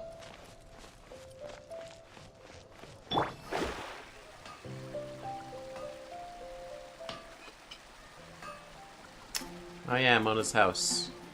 Mona! We have something for you! Oh! Traveler Paimon! You're full of energy today. Alright, so this is the censored You have outfit, something I for me, think. you said? But I like the other one. Some quick and easy way to make Mora by any chance? Well, actually, it's some kind of task from your master. Yeah, that's a hard no. But I guess I don't have a choice, huh?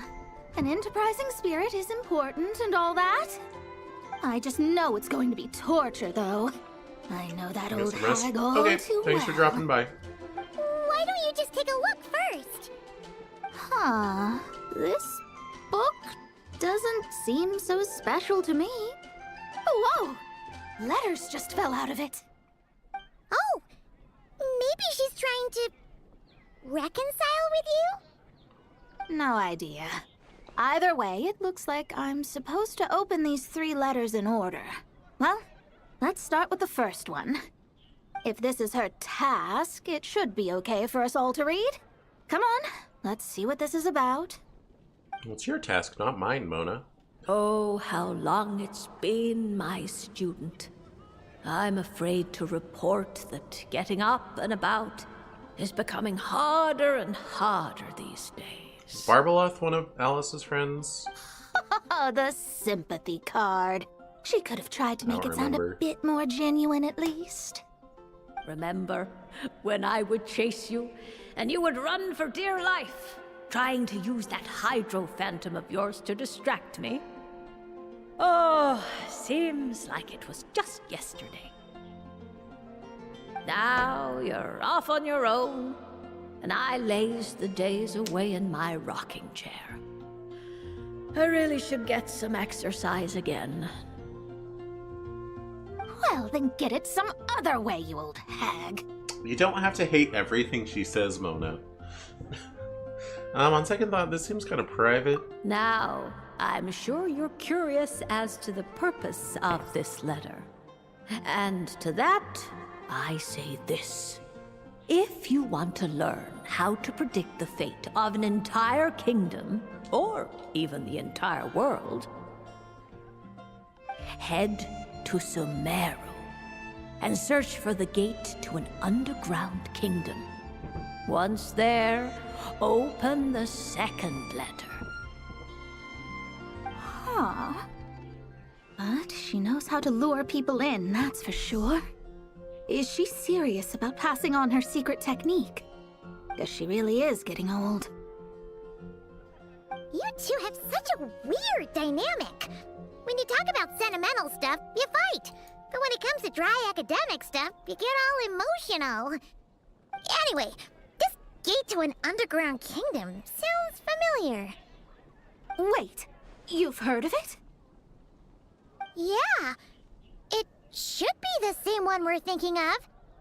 Perfect. I don't even need to investigate then. Oh, that means no hired guide, no lodging, no shelling out Mora left and right. Come on, there's no time to waste. Let's go. And since you didn't mention a transportation fee just now, Paimon's guessing that means... Yep, same method as usual. Let's go. Open it. I think in universe, Ether can teleport to the fast travel points. This brings back memories of summertime.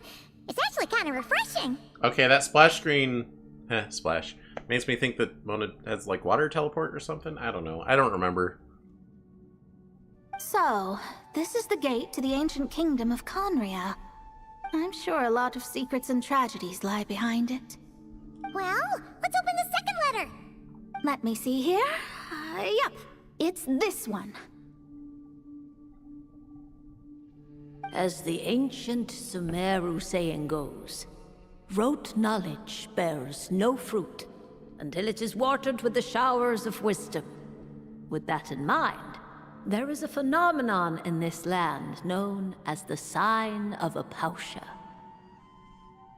It is a celestial mark that burns in response to an all-too ardent desire for the truth. In that sense, perhaps it's more fitting to call it a sign of truth instead. The records of this ancient kingdom state there are several large subterranean lakes in Conria, clear and calm as mirrors, whose surfaces reflect the true stars. This is because the sign of truth created in the water is able to bypass the false sky and connect to the outer universe. I had no idea. To observe the gravitational forces and influence of celestial bodies, one must be able to see past the false sky. Only by obtaining these cosmic parameters can one predict the fate of this world. Now, my task for you is as follows. Open a sign of truth in front of the gate to Conria. The rest is a bunch of stuff about the ceremony the old hag came up with to summon this thing. Yeah, all these planetary trajectories and runes. Paimon's not even gonna try to make sense of it. So, what do you say, Mona? Are you gonna attempt it? Well, I hate to admit it, but it looks like the parameters she came up with could work. Frankly, this prospect is quite exciting, and heading back now will just cost me another night of lodging, so no better time than the present. Emissaries of the enduring stars, wanderers over ecliptic and equatorial plains, radiant celestial brethren. Don't listen to me fidgeting with my candy. Don't listen. I, Mona Magistus the Astrologist, invoke the power of Hydro to balance the scales.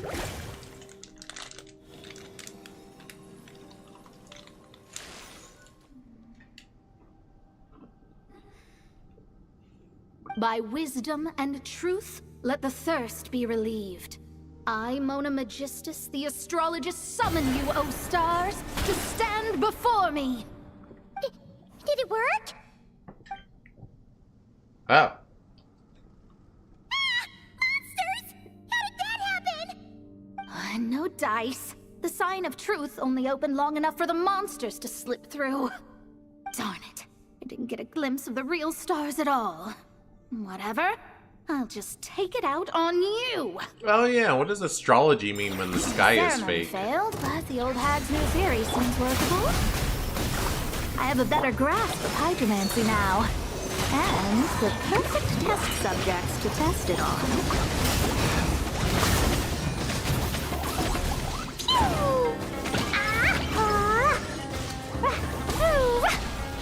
Alright, I'll let Mona finish it. Shadows of fate. Decided by destiny. Nice. Phew! That's that. Well, the old hag said to open the third letter once it was all said and done. But I couldn't make it work.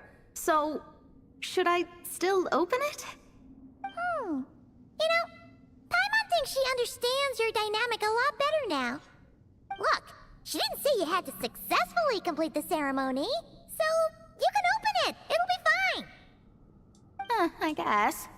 All the same, I doubt she has anything nice to say. If you're reading this, it means you attempted to open the sign of truth. Seriously, I can't believe you actually tried it. Okay, I get why Mona hates everything she Laughing at says. you old hag! Conria was home to several lakes of stars, rendering the fabric of space in that area comparatively unstable. As a result, attempts to break through the firmament through non-physical means were more likely to succeed. You like her? Are you talking about Barbeloth or Mona? In any case, I knew this place was well hidden and wouldn't be frequented by too many people. As such, any negative effects of failing to open the sign of truth would remain small scale. And of course, as my student, I felt sure you would have the chops to deal with the abyssal creatures that roam beyond the false sky. Even if you couldn't beat them, I am certain you could outrun them. You always were fast on your feet. Ah, connecting hydromancy to the kind of wisdom that quenches thirst. Truly, my genius knows no bounds. The practical application of the scry glass has also reduced disturbances caused by the false sky. I'd like to see Alice try and top that. Mona cuts it off there. Apparently the old hag proceeds to brag for a further few thousand words. After sorting through the observation results, you all return to Mondstadt. Wasn't there a part 3? Wow. Well, that was the shortest of them all.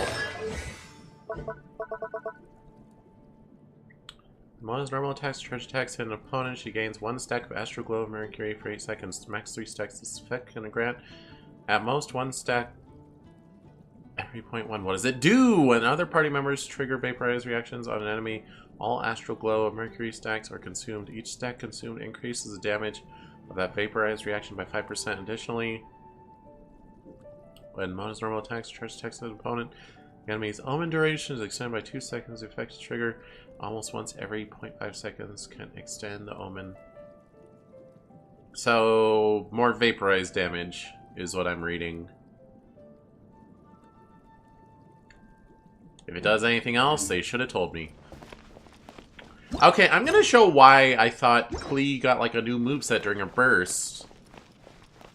And maybe she still does, but I need to do something to unlock it. But there's a mission I did with her that I assumed it was giving me like a fully hex rate out Klee. But maybe it was doing something else.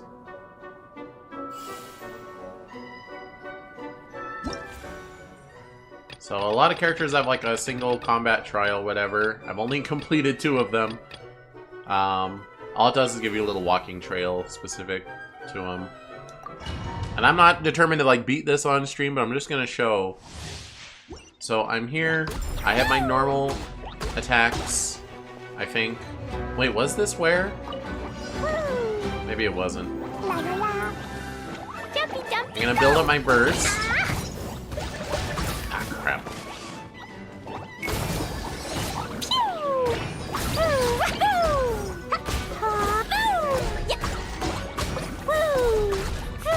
Alright, so I burst.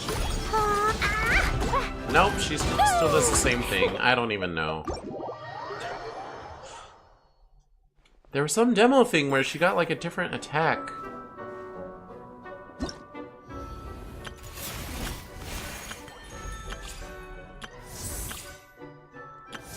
So something with Albedo too.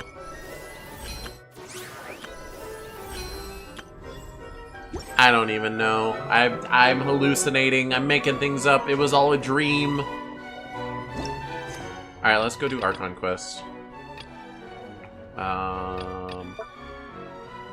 Enable Focused Experience Mode. Oh my god. I hate that this game is like, oh, you can't fast travel from this area to that area. That it's a co-op area, and that's a domain. It's like, just let me go. Oh, you can't edit your team in a domain. It's like, why do you consider a domain instead of just part of the map? Why are you stupid? Enable focus experience mode. Well, Hexray is a lot less impressive than I thought it would be. Just some numbers go up. And Klee just got a flat buff to her attack speed, even without the Hexray.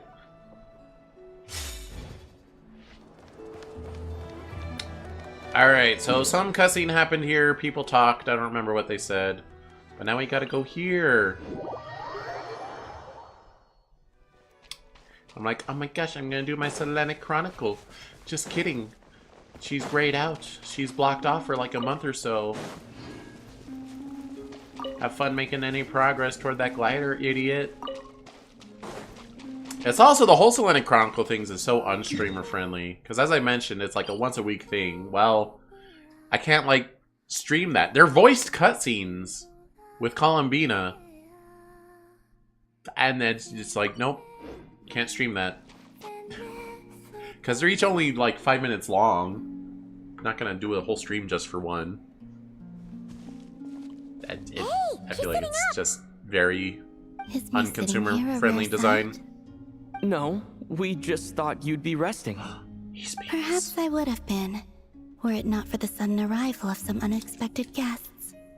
Not that I consider it a disturbance. After all, you are the only ones who are free to enter. Would it not be a little unfriendly of me to lie down while we speak? I didn't realize you put so much thought into little things like that.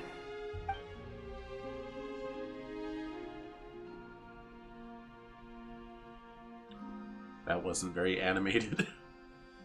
Only sometimes. There have been moments lately where I think about you and your companions. Oh? They are warm, mysterious, and cozy memories.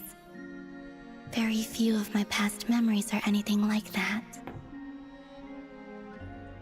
They say that travelers return home bearing bags full of souvenirs. But my luggage was empty, and I believed it would stay that way. Return home? So, you're still planning on returning to the moon? Yes. This planet continues to reject me, reminding me that I do not belong here. If I remain into that, there will come a day that I disintegrate. And I don't mean reduced to dust, or turned into food for the flowers. I mean, I will cease to exist entirely. Alright then. Well, we're sure gonna miss you. But it sounds like we'll have to say goodbye. How do you intend to return? The Moon Prayer Night is soon to arrive. On that day, the moon will be closest to Devat. The Kuvaki in this land will reach its peak at that time. I merely need to grasp the tide, and with relatively little effort. Oh, Paimon gets it! It'll work like a slingshot! You make it sound like she's gonna get blasted up to the moon. Maybe she will. If I did that, I suspect I would crash into the false sky. I will be using a much gentler approach. But I do like the analogy. It's fun. You see? She gets Paimon's sense of humor. In the blink of an eye, the time has come to part ways. It does feel that way, doesn't it? Time seems to fly fastest when you are enjoying it. I have always thought of myself as a wanderer on this earth, and it has never expressed any desire to keep me here. Yet, just as I plan to depart, it tugs at my arm. Is this a gesture of affection? Or is the world mocking me? Oh. Were you hoping I can answer that? Yes. You are a traveler, so you must have a lot of experience in this area. Then, what I would say is, enjoy the moment. That's right! Don't overthink it! Happiness is happiness and joy is joy! The point is to enjoy it, not analyze it! I see. Then what I would say is, even though I am very tired right now, I am still happy. I can't tell from the tone of your voice. Oh, really? You don't think I sound happy? I'm just kidding. I could tell you were in a good mood today from the moment we saw you. A joke. Albeit not a funny one. Anyway, I assume you're here about you-know-what. Give me your hand. Actually, it's not that. There's something else we wanted to discuss with you. Columbina's pretending so hard like she's not going to be a gacha character that I can pull in like 2 months. Or 3. So some amount of time. Oh. Then, do you still want to give me your hand? Or not? Sure.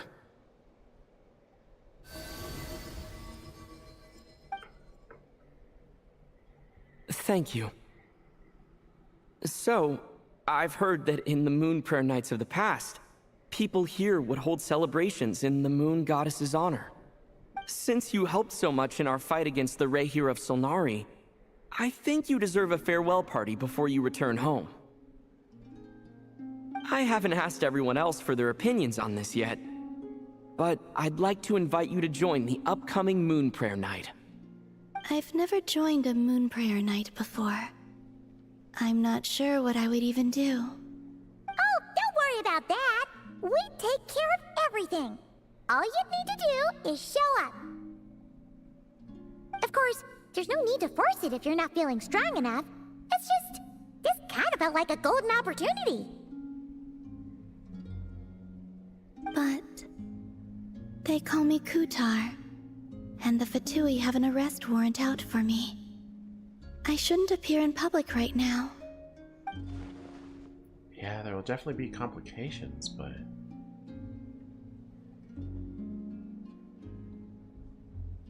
I'll make it work. You have my word. Yeah, we got your back. Well, he does. Paimon's actually not too sure what he's planning. All right, if you're sure. I will not refuse your invitation. I suppose it wouldn't hurt to pack a few more sights from this world into my suitcase before finally learning what my homeland looks like. Oh, if you see Lauma, please tell her that my answer to the question she asked me is neither yes nor no. Rather, it is, there is no need. That was kinda cryptic, but sure. Guess it's between the two of you. We'll pass along the message. Bye for now!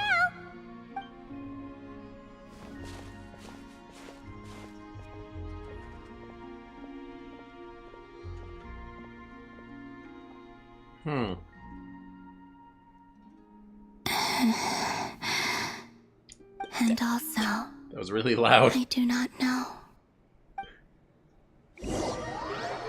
Needlessly loud, Columbina. Since she's agreed to join the festival, let's go see who else wants to take part. Lauma's gotta be the person most familiar with the Moon Prayer Night. We should start with her. Also, what exactly is your plan to keep her safe? Not sure yet. I'll figure something out. Oh my gosh, Ether's talking so much today. Are you serious? And Paimon even gave you her vote of confidence back there. When did you become so sneaky? Okay, they're done talking. I can teleport. I mean, I could have before, but I didn't want to interrupt them.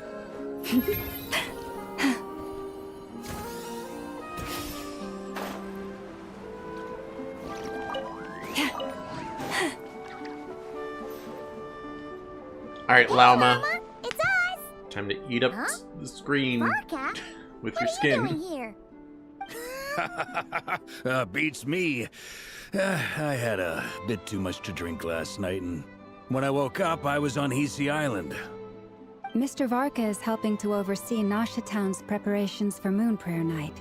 He is here to go over some details regarding the decorations and custom cloth designs. Right, yeah, that too. What do you mean, that too? So, preparations are already underway? Yes. Celebrating this festival is a long-held tradition here in Nod-Krai. On this day, the crescent moon at the top branches of the verdant crest turns into a full moon, and the moon prayer blossoms bloom with a special radiance. Our people take these to be blessed omens. It's an especially welcome event coming off the back of all that nasty business with Rare. Everyone got put through the ringer recently, and now they're looking to turn their fortunes around. The big shots in town all agree that a big, lively celebration is just what we need to rebuild people's faith in this place. No wonder Catherine said that people weren't so bothered about the religious element. Oh, that must have been in the That's cutscene. right. It's become more of a local we had to custom skip. by this point. The celebrations have little to do with whether the religious stories behind this event are true or not. Even the Frost Moon Scions are eagerly awaiting the coming of Moon Prayer Night, despite now knowing that their past beliefs were founded on a falsehood. That's fair. It's a bit like the Lantern Ride in Liyue. It's a chance for people to enjoy themselves, not debate the existence of the Adepti. Although, in their case, the Adepti definitely do exist. We've met plenty of them in our time. Oh, one other thing! We just went to see Columbina. We went ahead and invited her to take part in the festival this time. Hope it's okay. Wait, so... you mean she agreed to it? Huh. That's quite a surprise. Then, I suppose that she intends to return to the moon on that day. Oh, yeah! It's kind of a complicated process, but basically, it's like a slingshot. She probably shouldn't have endorsed your metaphor. I understand. In truth, I had a feeling that she might make such a decision. Well, if Kuthar has decided to participate in the festival, we should prepare accordingly. Yeah, exactly. She was saying how it could be risky for her to show her face in public. We were wondering if there was any way we could hide her. Unfortunately, the people who carved the statues did an excellent job of capturing her likeness. It will be very challenging to hide a goddess whose face everyone is so familiar with. Darn! We may have bitten off more than we can chew here. Nah, don't sweat the small stuff. We can handle that. Huh? Are you saying you have a plan? Not as such, no, but the most important thing with a festival is to keep the mood light and your spirits up. You can't go preparing for a festival with those long faces. You'll never convince anyone to enjoy themselves. The Mondstatter spirit is strong with this one. As it happens, I agree with Mr. Varka. Let's start by making our appreciation for Kuthar the beating heart of the festive atmosphere. And who knows? Once we get the ball rolling, perhaps everything will just fall into place. Hey! Did you catch that? Lama said the thing! Or close enough, at least. I'm looking forward to the Moon Prayer Night already. We have a festival in Mondstadt called Windbloom, and you can always tell which couples are celebrating it for their first time by the smiles on their faces. Big, beaming smiles like their whole face is glowing. And I have a feeling we'll get to see that same smile on the Moon Goddess's face at this festival. Not quite the same, surely. Anyway, I'll take care of business in the city, but I'll have to leave the decor up to you and the Frost Moon Scions. No one else can capture that traditional aesthetic quite like you guys. But lastly, there's the final key element that brings the festival to life. Companionship. We'll take care of that part. Before you leave, let me show you something that we've been preparing. Mr. Varka had asked to see it already, so you may as well tag along. Also, I have some further questions about Kuthar's decision.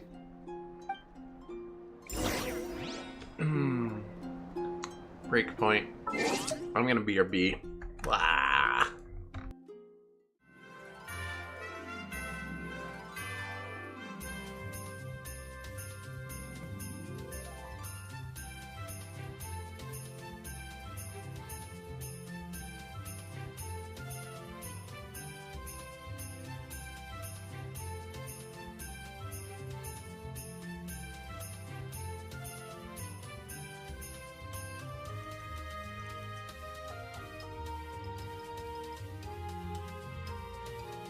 My favorite Genshin Impact character is Diluc. His fiery personality and powerful pyro abilities make him a standout choice for me.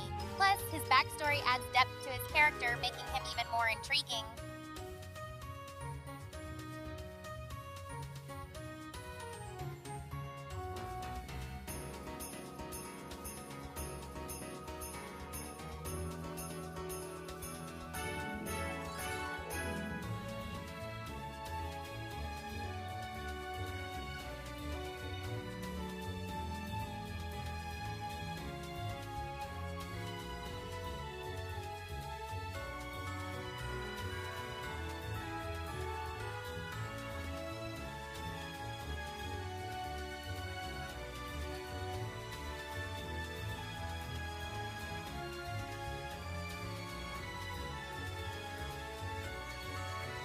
My least favorite Genshin Impact character is Amber.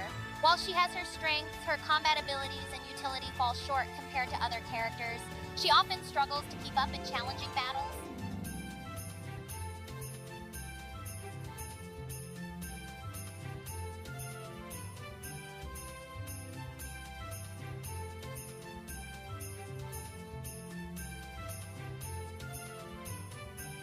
Is adorable, but her explosive playstyle can be chaotic. While fun, her lack of control in battles can be challenging. Overall, she brings a unique dynamic to the team.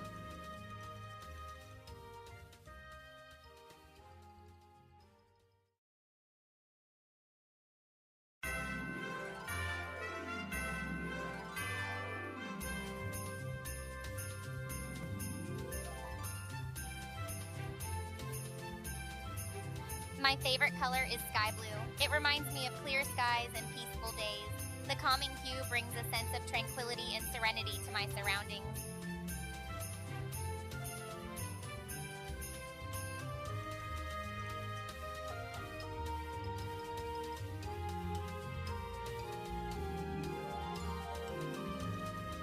My favorite color is lavender. It's a soothing and elegant hue that brings a sense of calmness and grace. The soft purple tones resonate with my personality and create a peaceful atmosphere.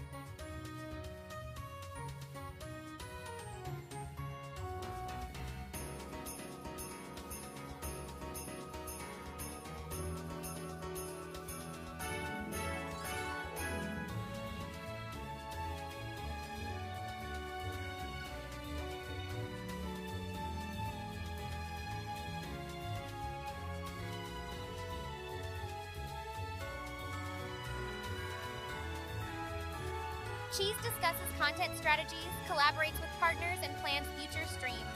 He focuses on audience engagement, growth opportunities, and creating entertaining experiences. Business meetings are key for stream development and success.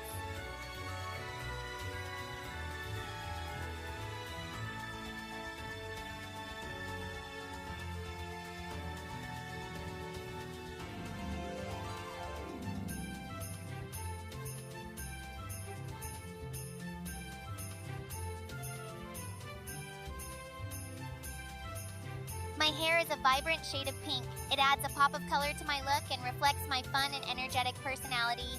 The bright hue stands out and complements my style.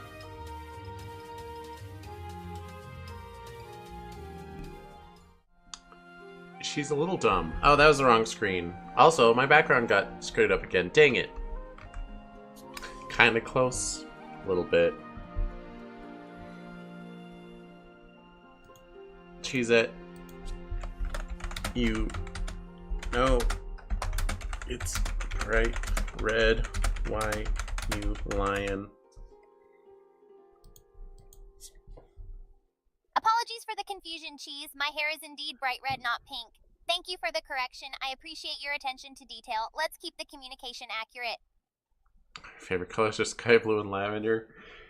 Yeah, apparently her favorite character is Diluc. Don't know about that one. Those are rewards for streaming. I redeemed them while I was BRBing. Huh? What's this? They sure look like they're having fun. I believe so. Kuhenki seem very skilled at playing drums like these, although I'm not sure where they learned it from. Maybe it's an innate talent? In their eyes, they're probably just playing with toys. Maybe.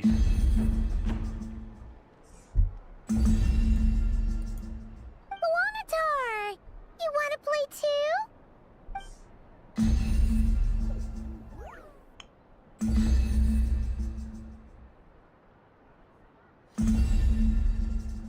Guess not. Yeah. She looks more confused than anything. Maybe we can teach her next time if we get the chance. Yeah, I think Chiza would have a better memory if I upgraded her, but I don't really feel like giving ChatGPT more money.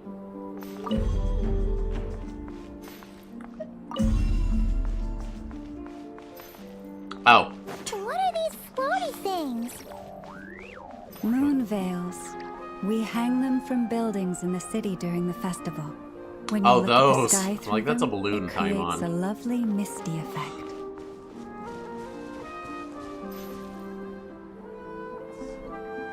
Silly Paimon. Everyone seems hard at work. They're preparing items for Moon Prayer Night. For instance, the sculpture being made over here. Mr. Varka and I were just finalizing the details of where it will be placed. Ah, there she is. I didn't know the finished article would be so large. Not to worry, though. All the necessary arrangements have been made. Just let me know once it's ready, and I'll get some people to ship it over. You have my thanks. And over here, we are preparing a very traditional confection. Oh, look at all these colors! It looks great! Can Paimon try one? Of course. I have a feeling you'll like it a lot. You bet! Sweets and treats are Paimon's favorite! If you included those in the Feast of the Moon, I bet Paimon would have joined the Frost Moon Scions by now. There will also be verdant crests like this present in Nasha Town during the festival. The timing of Moon Prayer Night is not completely set in advance.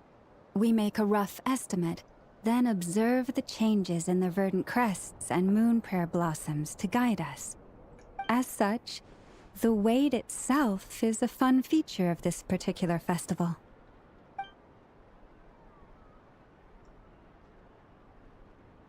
I love waiting. This is the ride.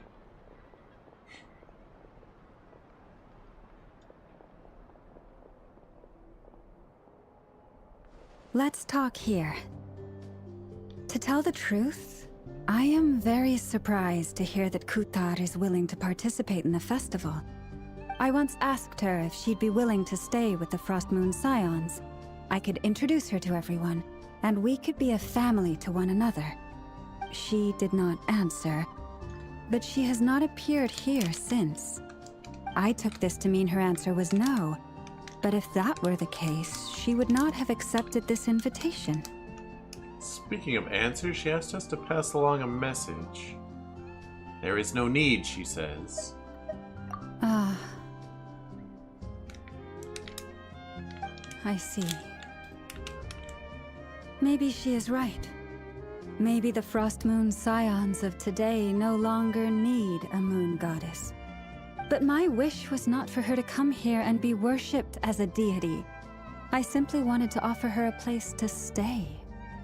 I'm sure she believes that showing herself here might invite Fatui intervention, and as such she does not wish to cause us trouble. But what really pains me about all this is that this is her birthplace. She ought to belong here, yet no one has been able to grant her shelter. I think I'm qualified to weigh in here. When someone's about to depart on a long trip, what they need is blessings, not burdens. We should wish her the best, not make the journey harder than it already is. Anyway, she's agreed to attend, hasn't she? All we need to do is simply respect her decision. I see your point. Yes, she will soon depart after all. Our job is to leave her with some happy memories. Besides, Who's to say her journey to the moon is a one-way trip? It's not like she can't come back and visit if she wants, right? Paimon agrees wholeheartedly. Festivals are all about having fun, so let's keep it simple.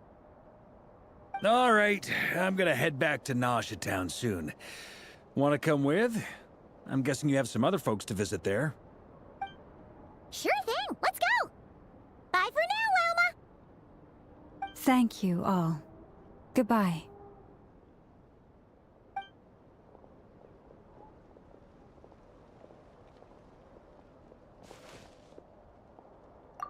A traveler needs blessings, not burdens.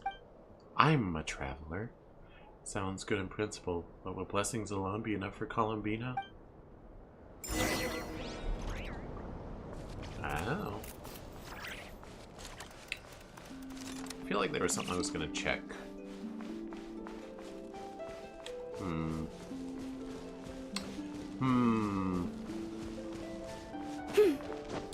Actually, I've been working on mannequins. Am I allowed to actually level them yet? I can ascend and level up. Nope, never mind, I cannot. Just kidding. This is what my mannequins look like these days. They're dumb.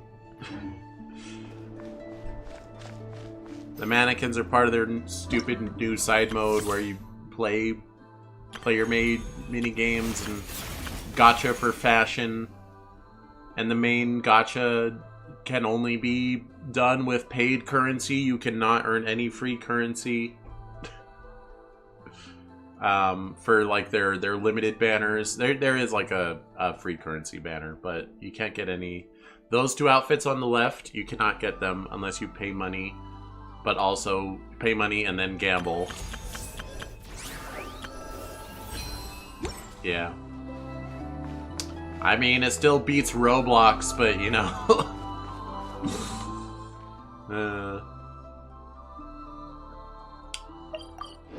I'm almost glad Roblox has been exposed as like so scummy, because I feel like Roblox has always been scummy and just no one accepts it. Everyone refuses to like accept it because it's so aggressively monetized and targeted at kids. You know, need to look up how the scummy's been doing. I haven't really been following it that closely, but Hey, over there! It's Durin and Albedo with Flints! What could they be chatting about?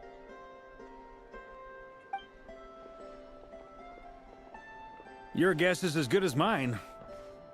Ah, Grandmaster, and the Traveler and Paimon.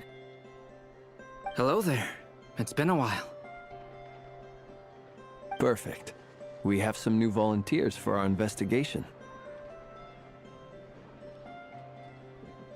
sorry, what investigation? Wait, let me guess. The righteous Lightkeepers are finally ready to hunt down the Abyssal Dragon?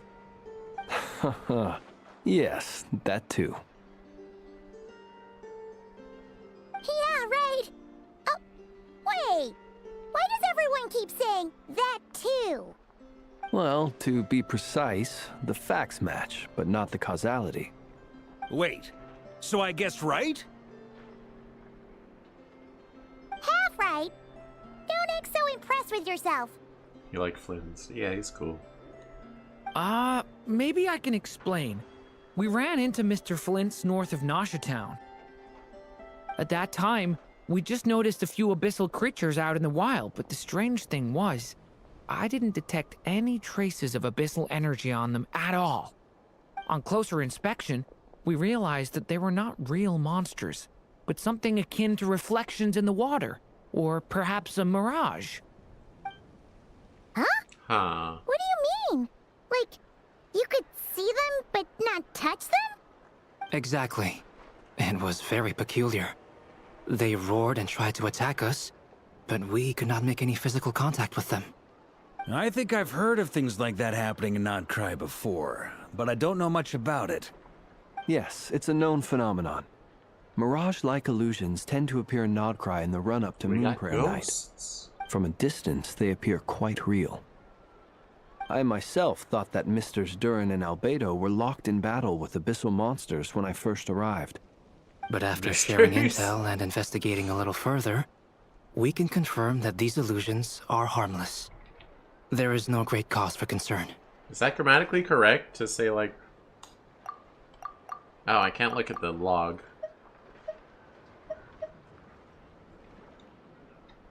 Misters Albedo and... Instead of Mr. Albedo and Mr... That's odd. Glad they weren't real. What was it? Misters Durin and Albedo instead of Mr. Durin and Mr. Albedo. That's... Is that grammatically what you would want?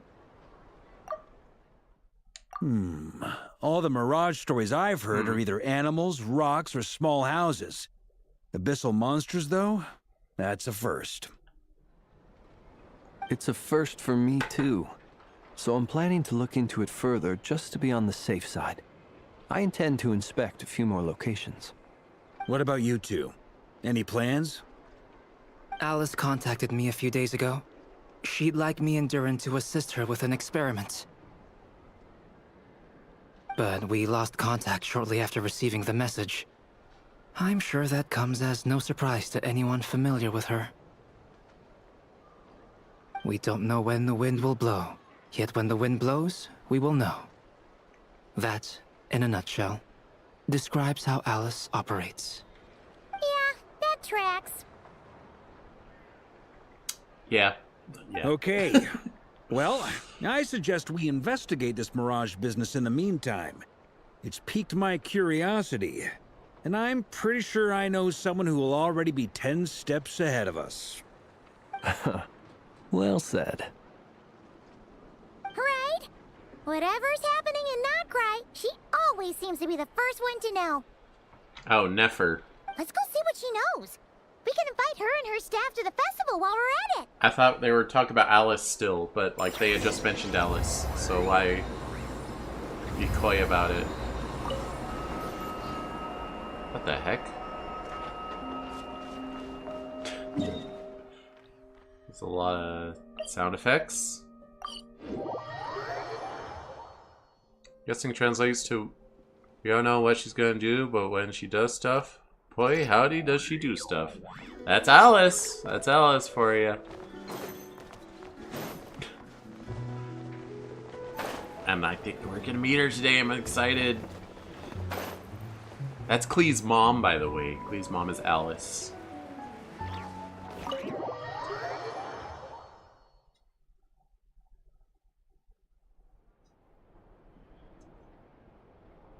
Like her actual mother.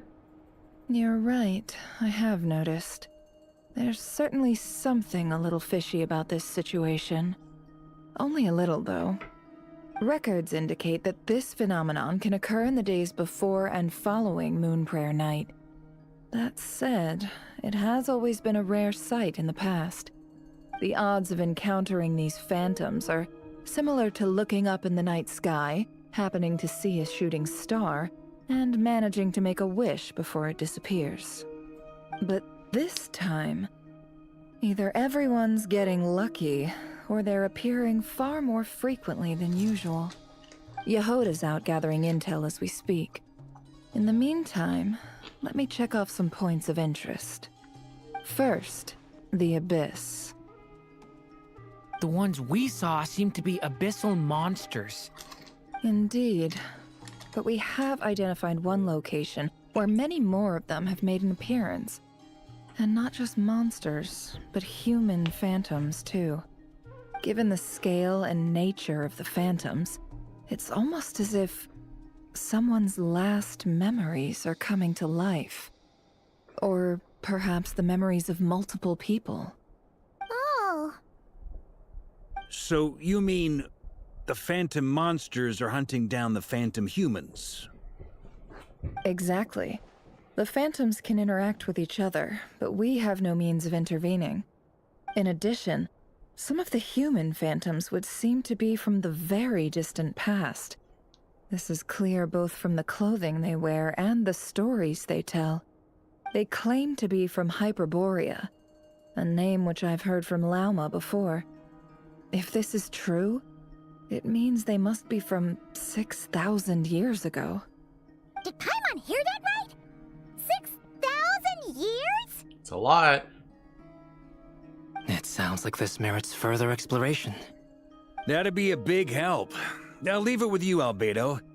My knowledge of ancient history is non-existent. I used to doze off every time the pre-Knights of Favonius era came up in class. It's quite a miracle that you were able to understand these phantoms' speech, given how long ago they lived. I suppose you're right. But I'll leave the archaeologists to ruminate over that conundrum. As an intelligence broker, my sole interest is in the value of the information I gather. I'm sorry my candy is so noisy. And also I got a box of Cheez-Its, which is also noisy. I'm trying to mute for most of it. Sometimes I forget, so you hear a little, just a little crinkling. God, it's so loud. I'm not even that close to the mic. Sorry. Which, in this case, hopefully means earning myself some good favor with our dear Lady Moonchanter. So calculating. Whew, this intel broker logic always catches Paimon by surprise. Sounds to me like we could split the work up. I think the abyssal phenomenon is best left to Albedo, Flints, and me. Agreed. It coincides with my duty as a lightkeeper. For my part, I'd like to understand the abyss better. Even a little knowledge would go a long way. This is certainly a rare opportunity to study the abyss. But even rarer, perhaps, is the chance to make contact with the ancients. The Curatorium will take the lead on investigating the Hyperboreans. We put in the work to learn what we know so far. It seems only fair that we get some quantity of exclusive intel. That just leaves our trusty team of 2 unassigned.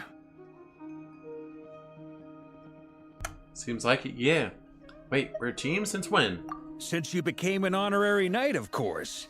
This was part of my grand plan all along. Wait, are you the one that made me an honorary knight? I thought it was Jean. Oh yeah! By the way, we managed to convince Columbina to come to the Moon Prayer Night celebrations. Would you and Yehoda like to join too? She agreed to that? Huh. Quite an achievement. Never underestimate the traveler, I guess. I'd be happy to join. No point shutting myself inside when the streets are all decked out. I doubt any clients will be visiting during the festival in any case. And Yehoda loves a party, so I'm sure she'll jump at the opportunity. No. No. No. No. No. No. No. No. No. Way to contradict me in front of... Wait. No, that's not what I have bad news, boss. She said, no, I hate parties. So Just many kidding. people. All right, everyone inside. Quick. We are inside. The speed of walk cycle. This is gonna sound crazy, but hear me out. I saw one of those phantoms at Star Sand Shoal, and it was some sort of flying ship. Like a spaceship? A spaceship at Star Sand Shoal. That's gotta be the one you came to Tibet in. You said you saw the same thing through the moon marrow, right? Oh, right. Huh? You already know about it? Ugh, I thought I was gonna blow people's minds. Turns out I'm the last to find out. Wait, back up. You came here in a spaceship? Now my mind is blown! What's it like on the inside? Was it like flying through space? I want to know everything! Maybe that's a conversation for next time. This is still a huge discovery on your part. Yep, exactly. Huge discovery. You're the best, second best intel broker in the world. After your boss, of course. Wow. Really? Well, I don't know if I'm all that, but... I guess that decides where we're heading next. Come on, don't look at me like that. I know the spaceship doesn't have anything to do with me, but You don't want to leave me as the only one twiddling my thumbs, do you? Please? Fair enough. You can tag along. In that case, let's meet back here to discuss our findings once we're done. I wish everyone a productive investigation. You too! Chair noises.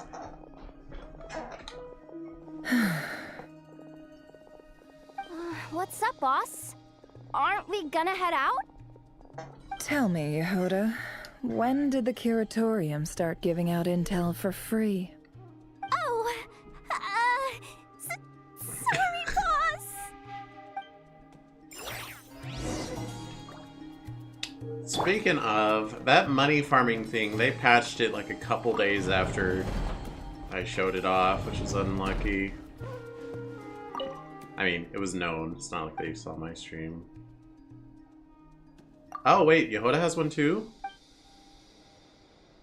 See, like I don't know how often it's supposed to refresh, but I haven't checked it for like 2 weeks and it still isn't refreshed.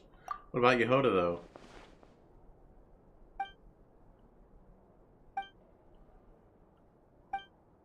Paper, Jerry Yehoda, your bonus doesn't come from this box. Should have closed it properly afterwards.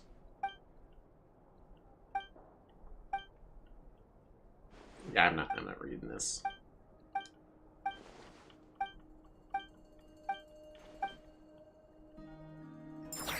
What the heck? Oh wait, no, I do get money. Yay! One time. I wish they didn't fix it. Having 100k Mora every day, I would never have to grind money again.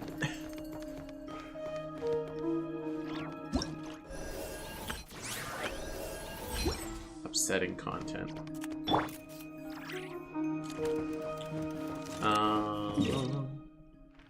Where are we going? Wait, we've been up here a good number of times. Oh yeah, that's something I was gonna talk about. So, in doing the Selenic Chronicles or whatever... No. Well, kind of related. There's these other spots. There's 3 of these.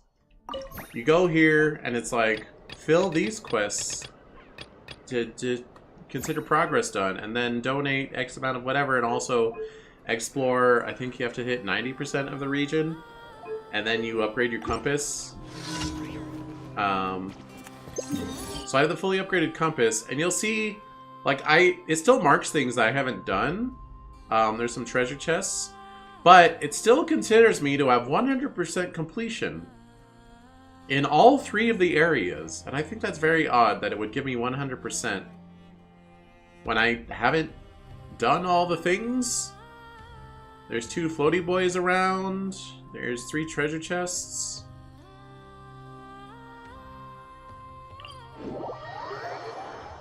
If I go over here, there's 1, 2, 3, 4, 5, 6, 7, 8 treasure chests. Yeah, but it's considered 100% complete.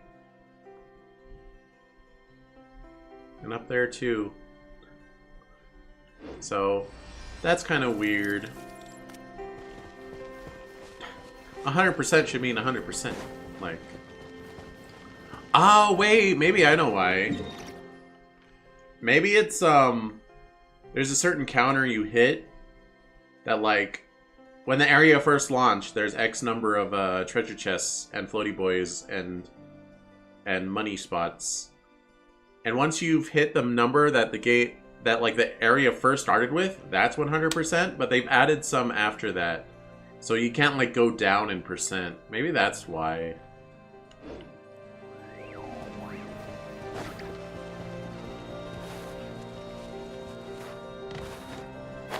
Oh, yep, that is a ghost of a ship. I'm gonna land on it.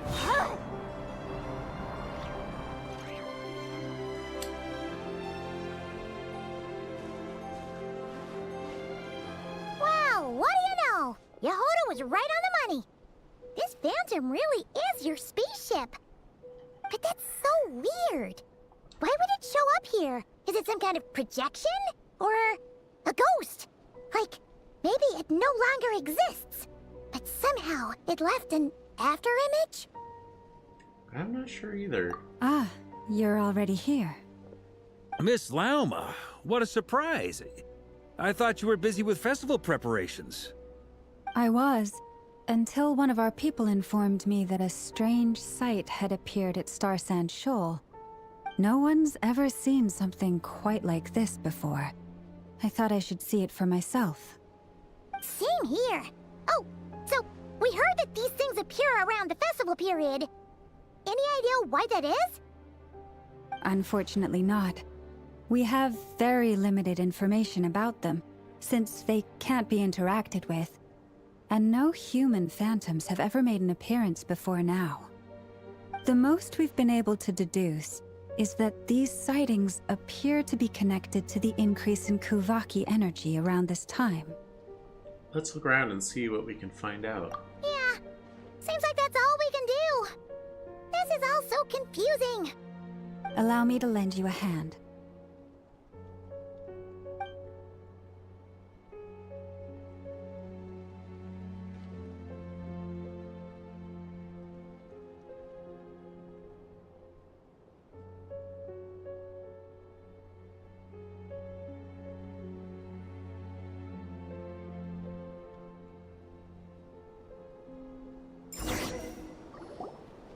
Everyone, our friend here should be able to provide us with some information.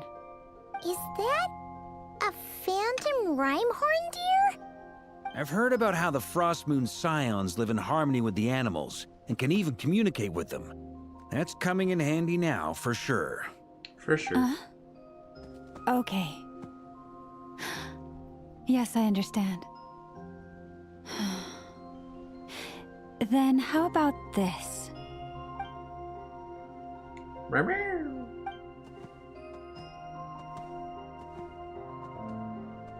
Oh, it's leaving. It appears to share our curiosity about this giant spaceship, so I asked it if it wouldn't mind investigating along with some friends. In return, I told it about some nearby spots where the wild fruit grows abundantly. Wait. We may live in a different era from these phantoms, but I trust that the terrain, climate, and ecology here are more resistant to the effects of time than some things are. You're talking about 6,000 years, Lauma. I don't know if your intel about... I know she just addressed it, but, like, I don't think you can reliably say that certain spots are gonna remain abundant. I mean, whatever. Let's give them a moment and hope for the best.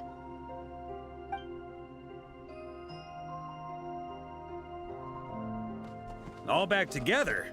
Must have been a lot of fruit. Indeed. Now let me ask them some questions.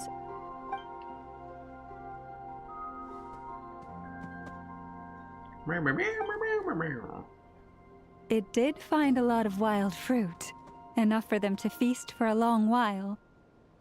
This puffin circled in the air several times, but didn't spot anything out of the ordinary. Certainly nothing to do with the spaceship. Huh. Well, it definitely makes sense to get a bird's eye view. Indeed. Other than that, I was also thinking that the world these phantoms see is also different from ours. Oh, I get what you mean. The wild fruit exist in both times and spaces, but there might also be things that only exist in that space-time, which we can't see. Because we don't see their whole world, we only see small fragments. Good point. Great thinking, Lauma. Blunthorn rhinos can use Kuvaki to shift great rocks, but this one says it couldn't get that ship to budge by even an inch.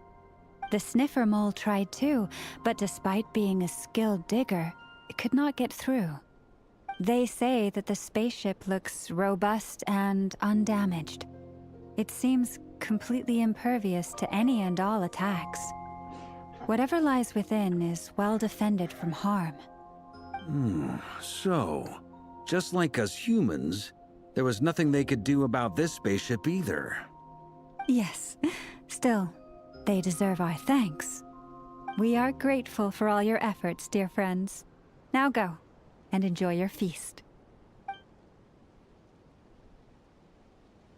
I've noticed some other human phantoms gathered nearby. Come on, let's go talk to them. Wait, we can talk to them? I guess if she could talk to the deer. You're not going anywhere.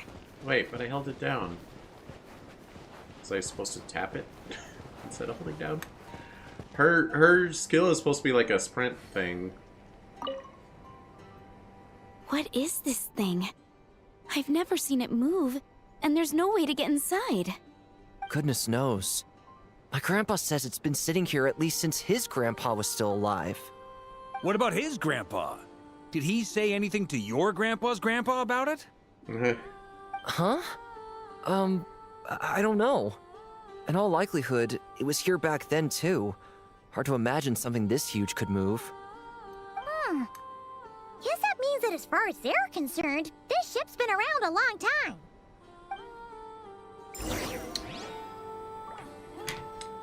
Very aptly put, Paimon. As far as they're concerned, it's been around for a long time, yep. Come on, brothers. If we can get even a small chunk off of this thing, it's gotta be worth a fortune. Today is the day we strike it rich. Huh? You mean Paimon? Yes, brother, I shall join you. Let's make our fortune. We should go with them. What the? This thing is crazy tough. I can't even scratch it. What's it made of? Sorry, brother. Looks like we'll have to seek our fortunes elsewhere. Enjoying yourself? I was just seeing if I could influence this phantom's perception by playing. But nope, no dice.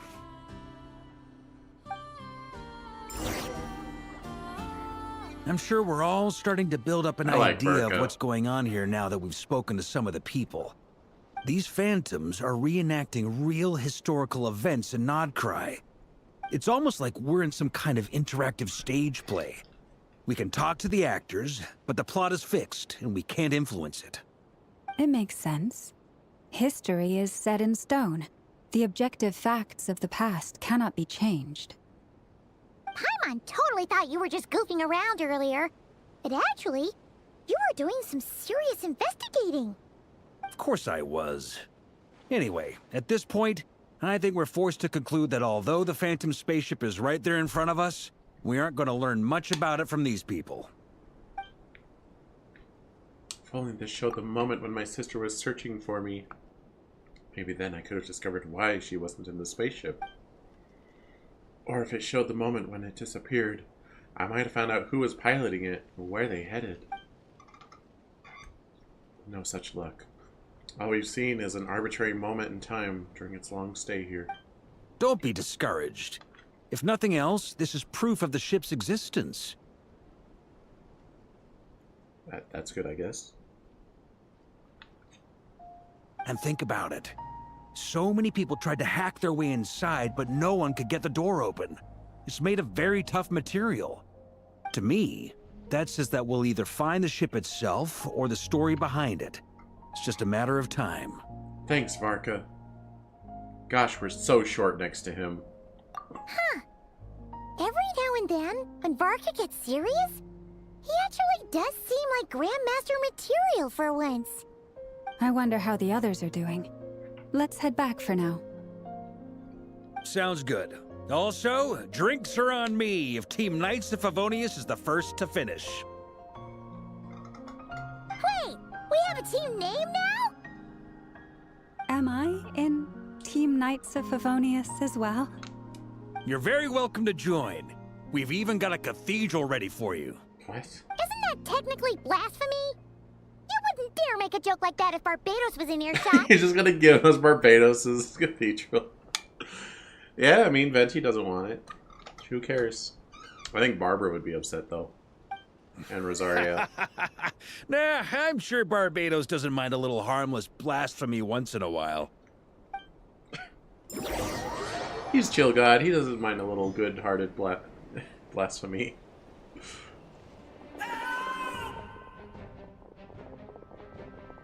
Oh, no!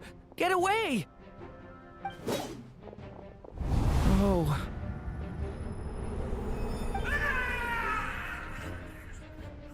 Just gotta watch him get mauled, I guess.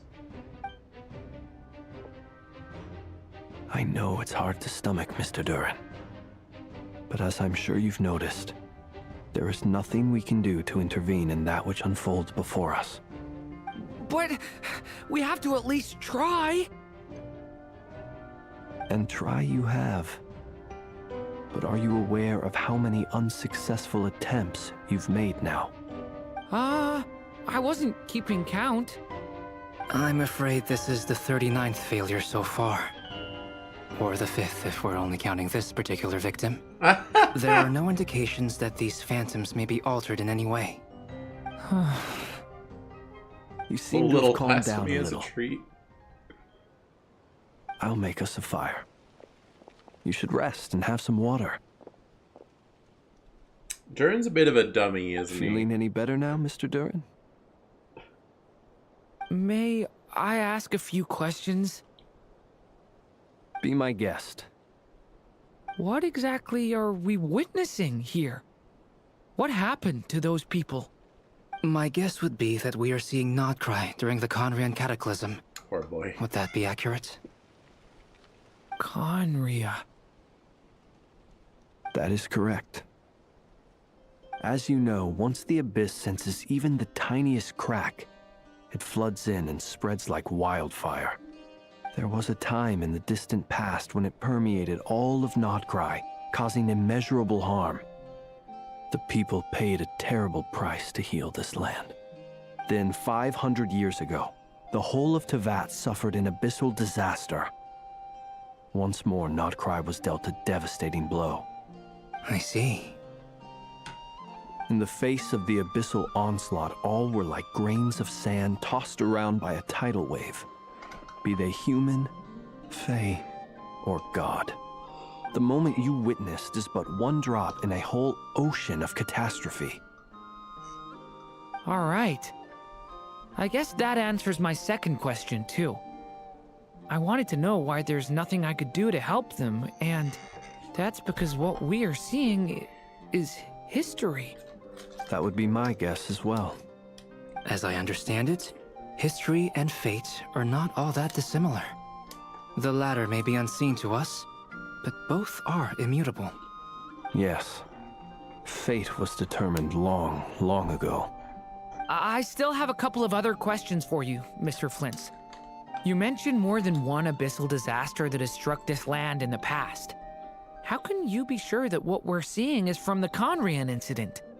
And also, how are you able to stay so calm when you're talking about these events?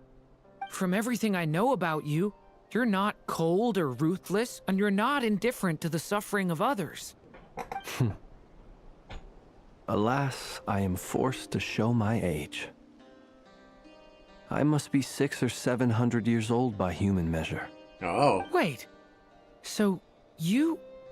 One is not easily moved by history when one has witnessed the truth firsthand. I'm sorry. You needn't apologize. Your passion is a good thing to have. Well, aren't all... Treasure it. Albedo because and... someday you may find it in terribly short supply. Albedo's really old too, I think. And Durin is a dragon, so he's definitely old. I mean, his new form is young, but... See, original Durin's like a big boy ancient dragon, but then, like, this is mini Durin, who I guess was only born during that one event, and now has a human form, so... His age is debatable, but Albedo's pretty old. Because they look like Conrian people. Yeah, they like to spell things weird. Now, at the risk of offending you, I have a question in return. Why are you so stupid? Your curiosity toward the Abyss. Is it born from hatred or because you sense its call? I only ask because I kept a fragment of Arir's body in my lantern for a short time. Specifically, his heart. So I know what a burden it can be to carry the Abyss with you. And I hear its power growling from somewhere within you. In my eyes, your mere existence is a miracle.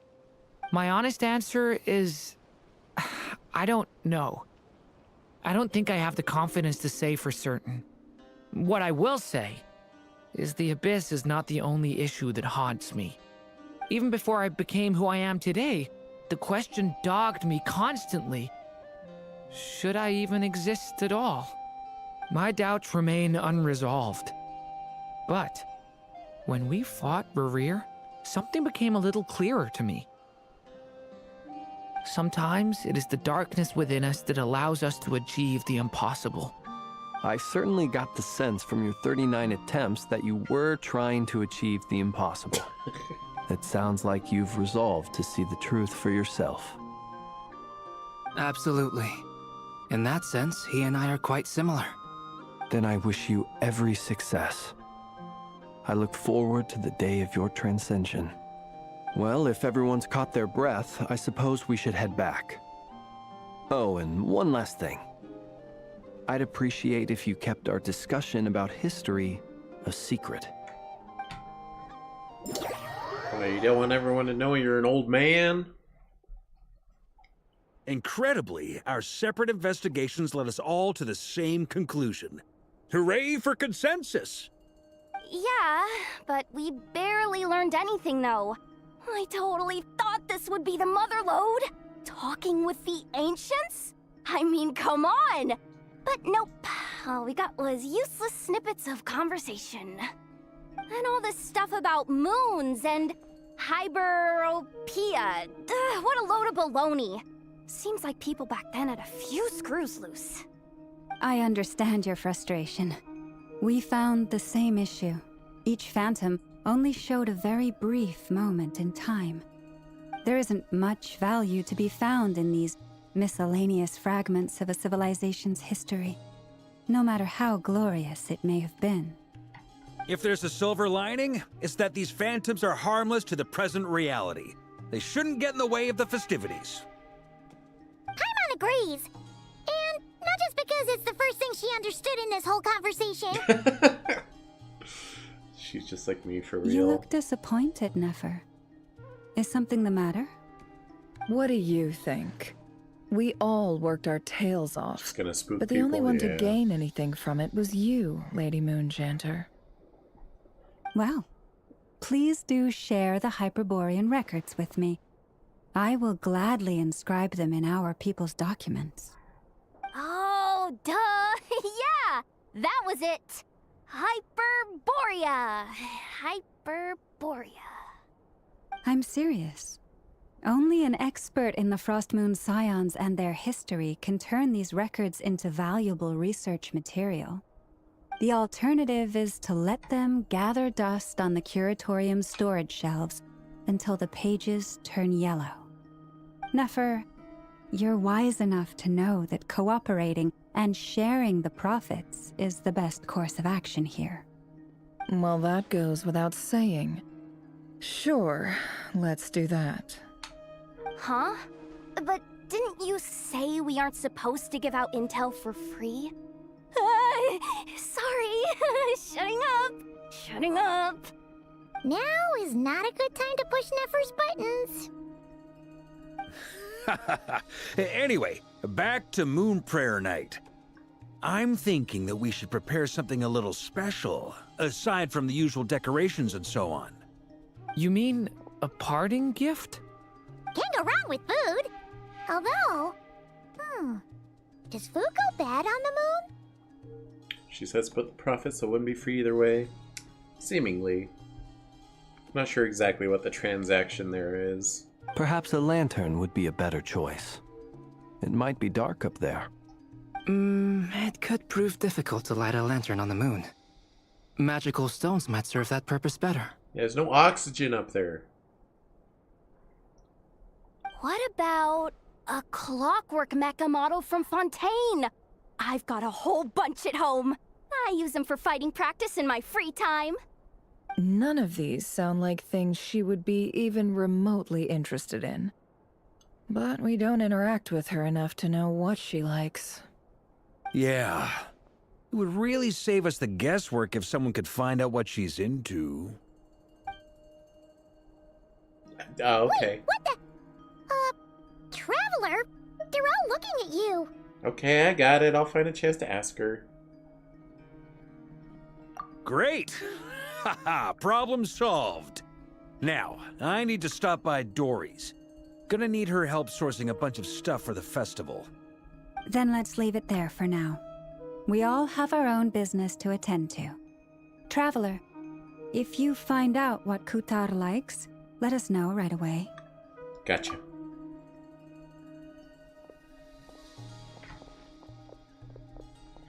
Alright, let's go talk to Columbina. Or... Is something Doran. the matter? That's my line, Durin. You seem a little down. I'm fine. It's just... I'm still feeling a little rattled after witnessing the horrors of the Abyss. But it's okay. This is something I have to work through. I'll be alright. Thanks for your concern. Well, don't put too much pressure on yourself. If you ever feel like something's wrong, physically or mentally, we're here to talk. Don't forget, I'm a member of the Knights of Favonius. You can always rely on me. Come on. Stop treating me like a kid.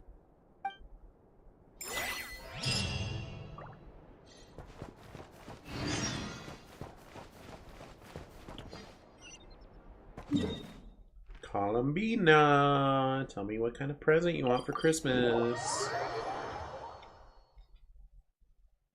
Come on, you can tell me. Come on. I'm your pal. I don't see her over there, though. Uh-oh. Columbina, we're back! Huh? She's not here. I can't sense her presence at all. Weren't there a few Kuhenki here last time, too? Where did they all go? Maybe she took them out for walkies.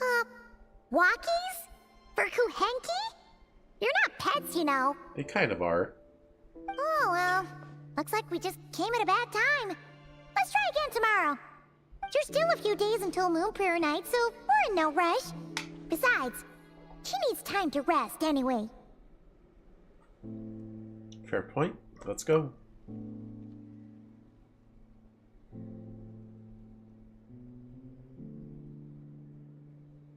Columbina! Are you back yet? Oh, how strange. Looks like she still isn't here. How am I supposed to fulfill my Selenic Chronicles now? This is a bit odd. Right? It's not like her to spend so much time outside. Especially since she's worried about attracting unwanted attention. By the looks of it, she hasn't been back all day. What about Luonatar? Luonatar, you there? Right? Hey! Do you know where Columbina went? Sorry, didn't understand. But if you know where she is, could you take us to her? Sounds like an I don't know either to me. Yeah, that's even stranger. Paimon, look, the flowers. What about them? Oh, that's not good news. They change color when Columbina gets weaker, right? And they look super pale right now. Let's go. We've got to find Llama. Good idea. She might know what's happening.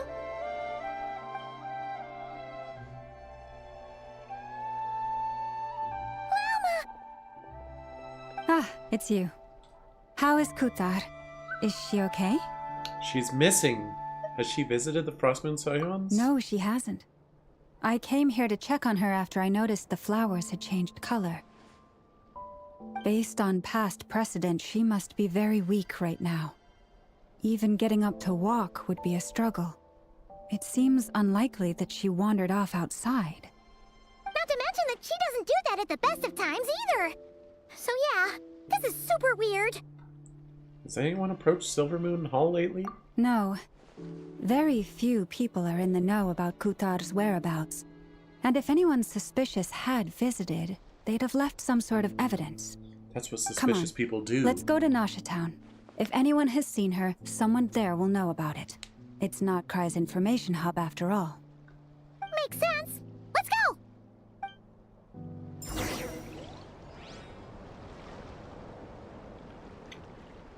What mountain was off in the distance? Oh, that. Is that somewhere I can... Is that... Oh, that's this place. Okay. Yeah. I'm like, is that like a new area that's gonna unlock over here? But no. It makes sense it would be...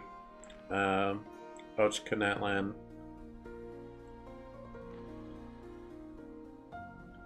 Boop. Rain, go! We gotta find some cover before we get soaked. She's just always panicked. You're my target. Alright, what the heck? Yehoda, how's your skill work? Yehoda dashes towards her opponent, entering shadow, pursue say, well, as a stay of quietly,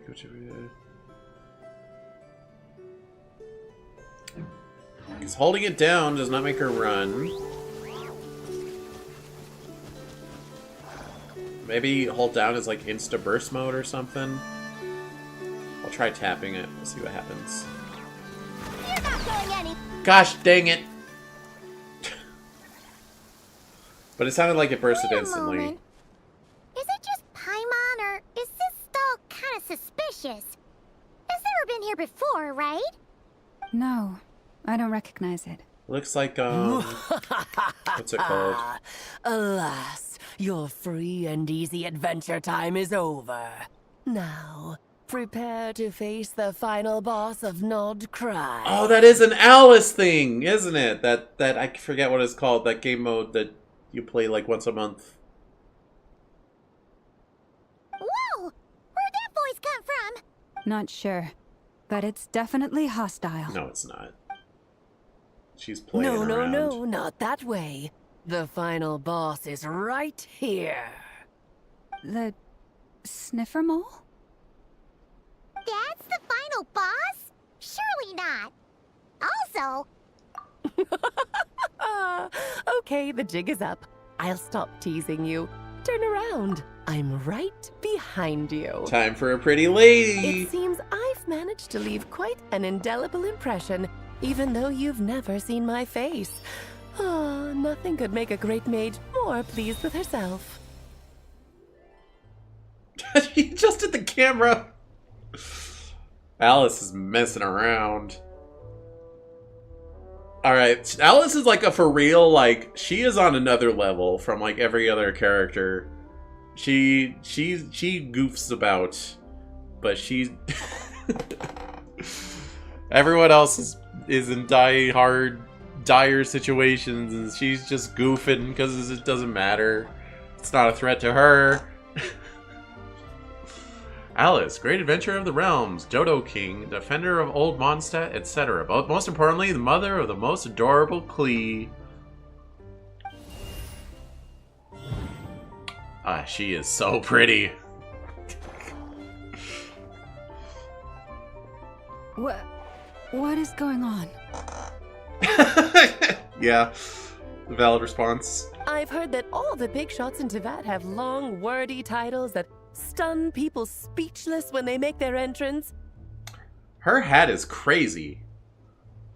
She has like a witch's hat, but she forgot the hat part, and it's just the brim.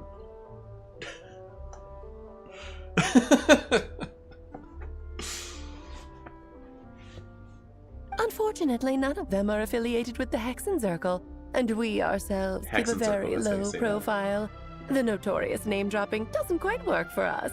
Still, I, for one, think I'm really quite amazing. So that didn't stop me from coming up with a title anyway. Marry me. Alice? It's really you this time? Not a lantern or a dodo but Alice in the flesh? Klee would be a great daughter. We will be happy together. Oh, that's right. So, what do you think? How does it feel to finally meet me? Like I said, marry me. You look like... You look so young. What is that supposed to mean, I'm the mother of Klee, Teyvat's #1 cutie. How old could I possibly be?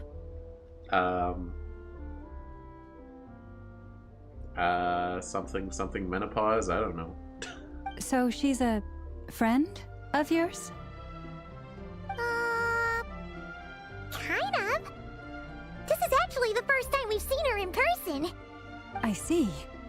Madam Mage, that was, quite a powerful entrance. I certainly won't be forgetting it anytime soon. Random people are centuries old, lady. We don't make assumptions. I think Alice is also centuries old. Well, she just decided to have a daughter recently. Although I think Klee is older than she looks. I think they might be like elves or some such. Like, Klee, in terms of numbers, is older than she looks, but she's still, like, maturing slowly.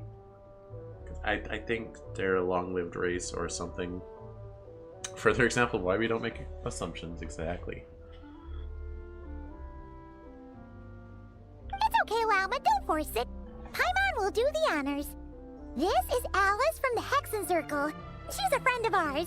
And of Arcus, too. She likes to troll us a lot. Sometimes. She's helped us a lot in the past. And trolled us. That's right. She's a good person. Just kinda unpredictable. Well, what is the human heart if not unpredictable? Hmm? If we could not do as we please, how would we differ from machines? I am Lauma, Moon Chanter of the Frost Moon Scions. It is a pleasure to meet you. Don't say that around Nefa. You'll upset her. Do you look like she got pointy ears? We know Faye exists because Flynn's the elf. Yeah, but some characters just randomly have pointy ears. Like Lauma has randomly pointy ears. But she's like a centaur lady something something. Oh, I know. Before you got here, I spent a good, 15 minutes getting up to speed on Nod-Krai's present situation. I know Nahida has pointy ears, but she is also very long-lived.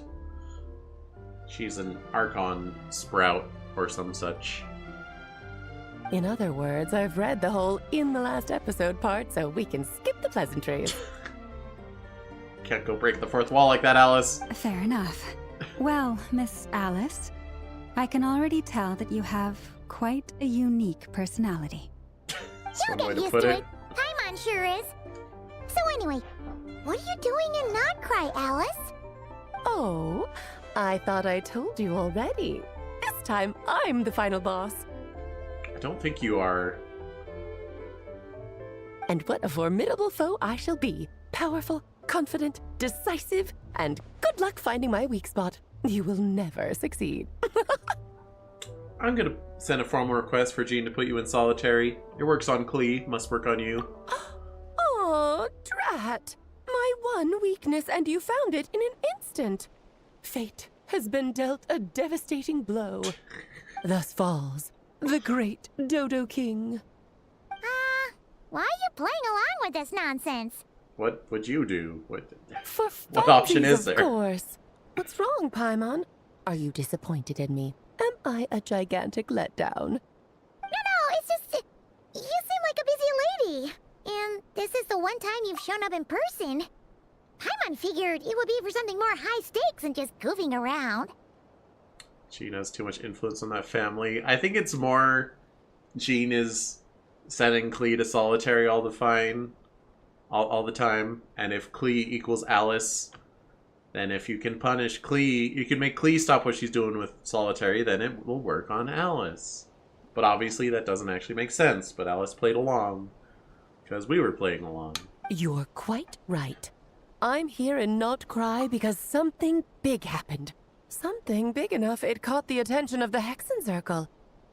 Solitary means she's grounded. It's more timeout. And it's not like horrible prison solitary confinement, but it is like go sit in this room for a while.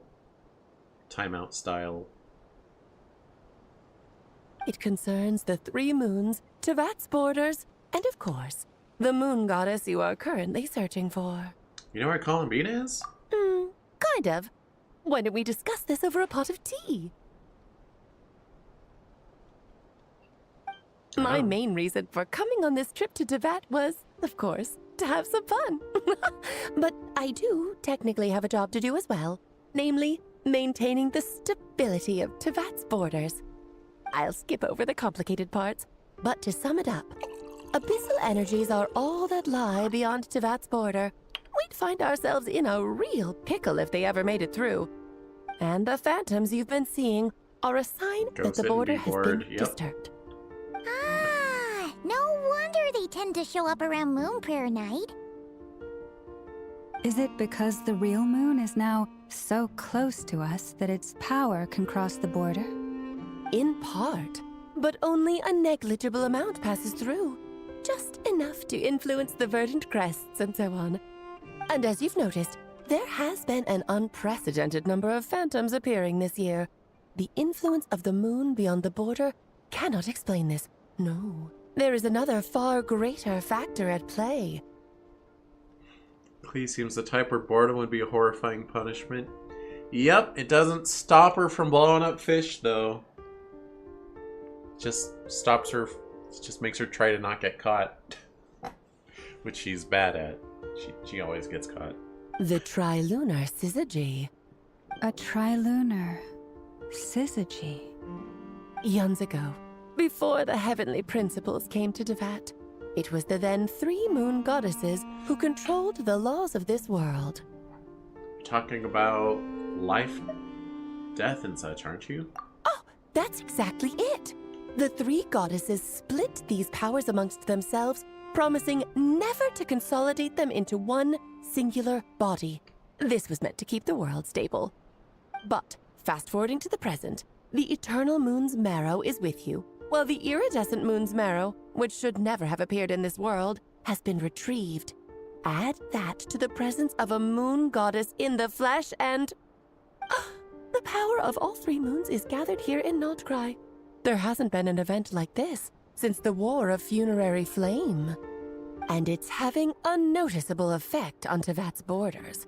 Borders? Oh, not like nation borders, but like outer realm borders. Why are you so concerned about said borders, if I might ask? Because I wish to give my darling daughter a peaceful, sunny environment to grow up in.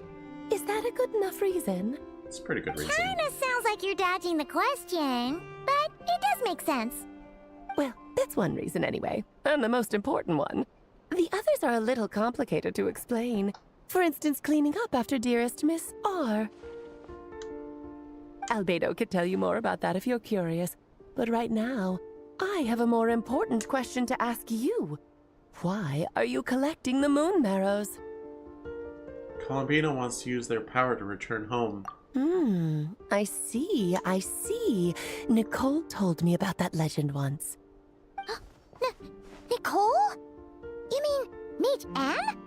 Oh, so you remember. Yeah, we saw her earlier today too. Not in the flesh, but we saw her Dodoko. We heard her voice in Fontaine. We did? When was... Wait, was she the one guiding us through the whole Fontaine shenanigans? I always attribute everything to Alice, but it might have been Nicole that did that. Yes, of course. That was a story about fate, her area of expertise. But back to the story of our dear moon goddess. I'm afraid her intended method of returning to the moon is unlikely to work anymore. What does that mean? She may be missing, but she hasn't gone anywhere. She has disappeared. It's ominous. Once long ago, something something, dang it. I was looking away. Why are their My body breaths is always so loud? heavy. Wait, no. It's my mind that's heavy. My arms and legs are as light as a feather. What's happening to me? I feel drowsy, like I've been asleep for too long. Is it daytime or nighttime? Is the moon out? I think I'll go for a walk.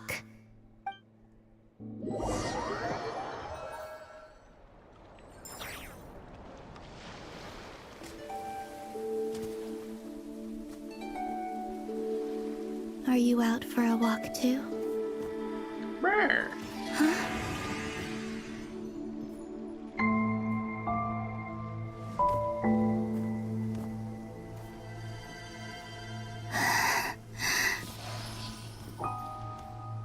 That's a little scary to happen to yourself. Has come at last.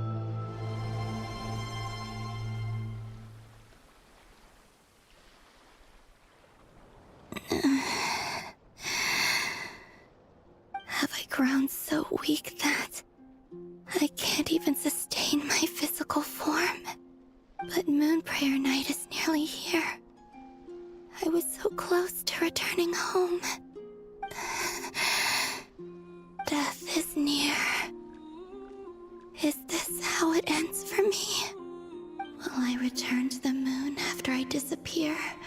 Or...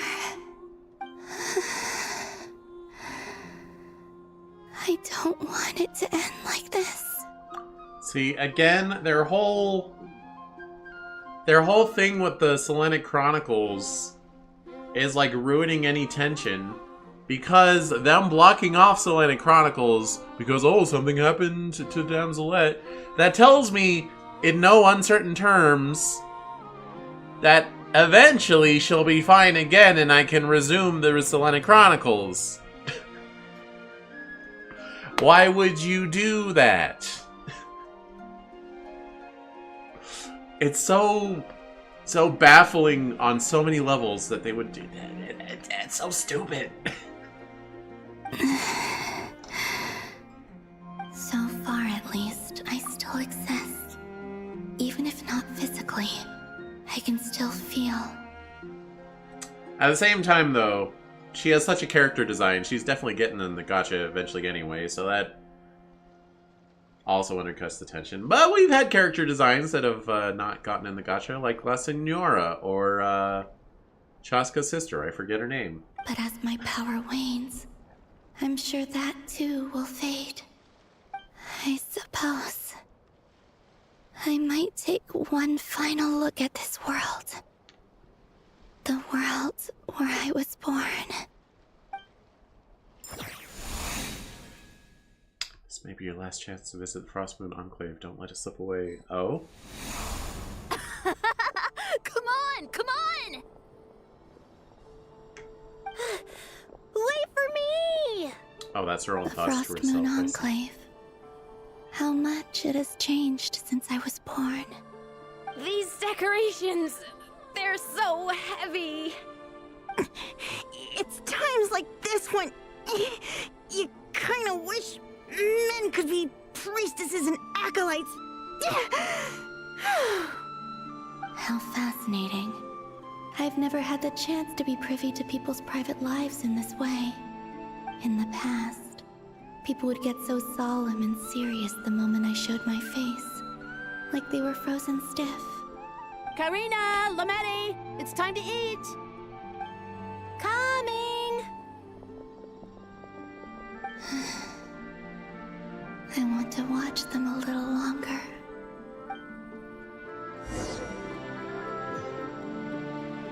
Oh. Oh, look at her little walk animation. And her sprint is... it's different than the walk. Dang it. Like, show me your stats and skills. They won't let me. So just fill these balloons with air, right? Yep. Try a couple now to test things out. The rest can wait till Moon Prayer Night. Think fast. Rita! Teasing an acolyte of the Frostmoon Scions? Surely that's a punishable offense. Take this!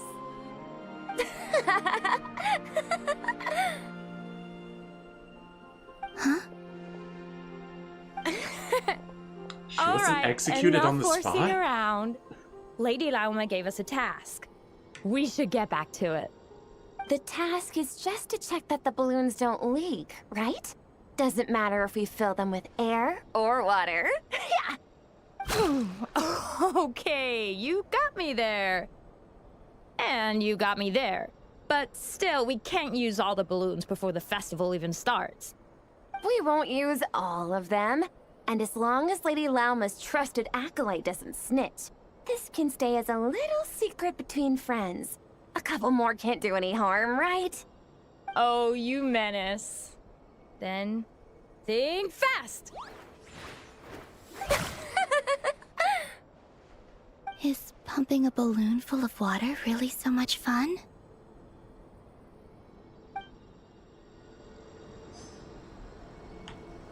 It's not the filling it with water that's fun. It's the throwing it at people.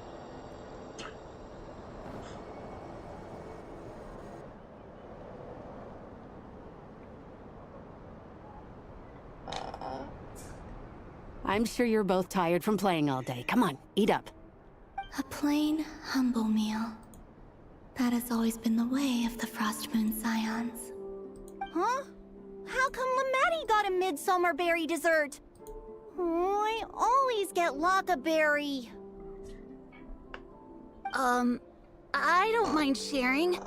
You can have a bite of mine if I get to have a bite of yours. They're sharing food? I've never shared food with anyone before. Even at the Harbinger tea parties, everyone just ate off their own plate. And when I couldn't finish my food offerings from the Frost Moon Scions, they'd leave the leftovers out under the moonlight for the animals to claim. Hey! That was 2 bites!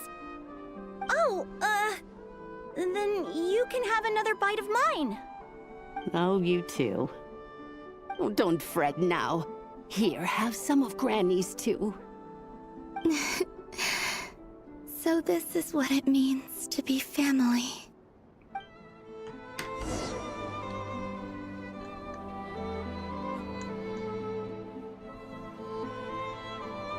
Wow, family is more I'm seeing fighting so much over that the I'd food. never usually get to see. They'd never act like Well, this depending. when I was around. Siblings is fighting over the food. It depends on the family. It's nice being able to just watch people in peace in these final moments. What a rare opportunity. I think I'll go take a look around Nasha Town too. Maybe the Traveler will be there.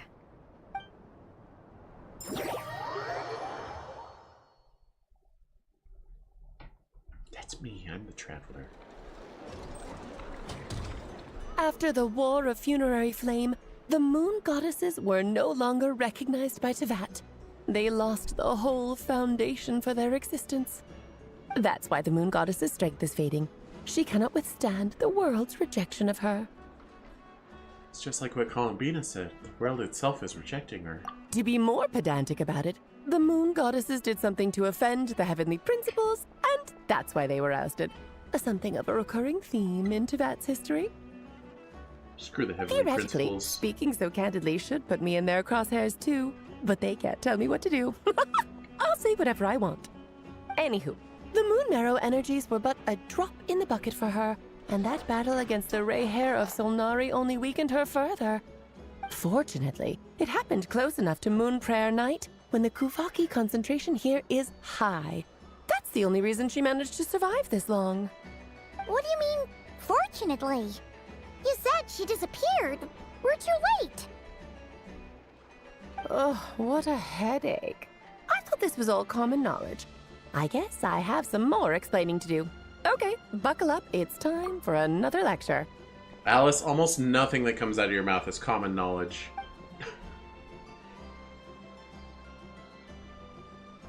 Now, I said earlier that the Moon Goddesses lost the foundation for their existence.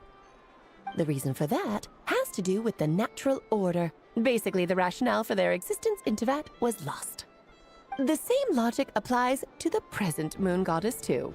Consider her existence so far. Her comrades in the Fatui called her Damselette. And she was worshipped as Kutar by the Frost Moon Scions. But these connections have now been severed, whether by her hand or yours. So, The rationale that once sustained her existence is now gone. Wait, we did that to her? Oh, well, strictly speaking, yes. But let's not start pointing fingers, shall we? I'll only end up as the big bad villain, and that's not the kind of final boss I want to be.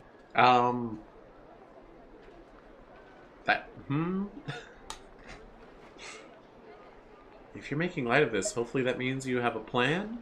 Of course I do. I'm only the greatest mage in the whole entire world. I mean, probably. Now, if you wish to find your moon goddess, there are 2 problems we need to solve.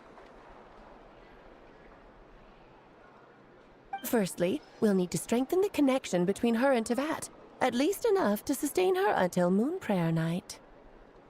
Strengthen her connection? But does that mean I'll have to rally all the Frost Moon faithful behind this?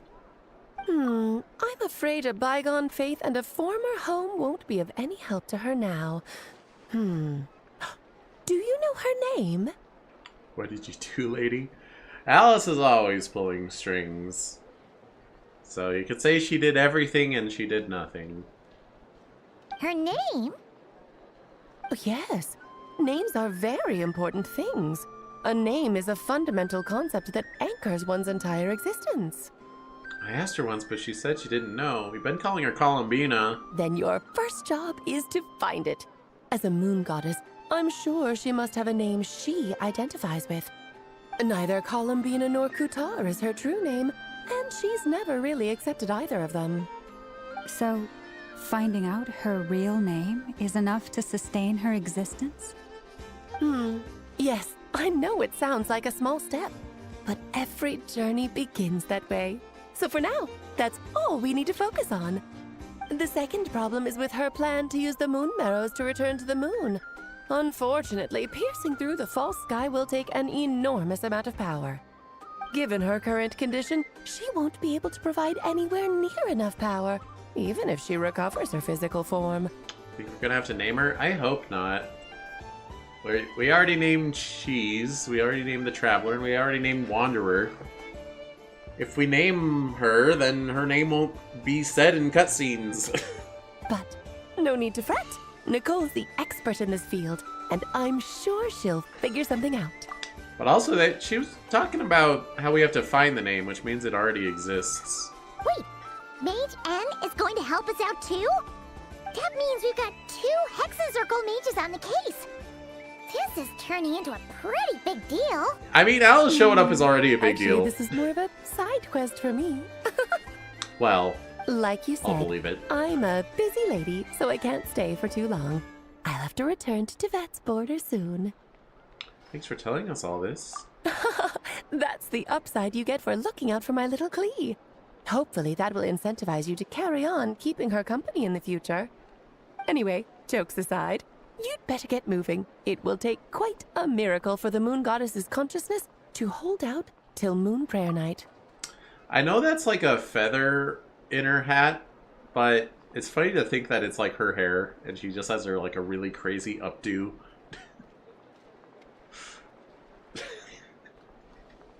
I mean, everything going on with her hat is crazy anyway, but if that was her hair, it'd be an extra level of crazy. Oh, I suppose I might as well tell you where Nicole is before I leave. Off you go now. Time to meet your new friend. Oh, yes, and a little suggestion. Don't forget to mind your heads. What does that mean? What? What does that mean? I wonder how Durin's doing. I should really go see him before I head back. You really are super busy. I most certainly am. There's so many children I have to keep tabs on just in Mondstadt. Durin, Albedo, Venti, Varka. Wait. Well, of course you fully know about Venti.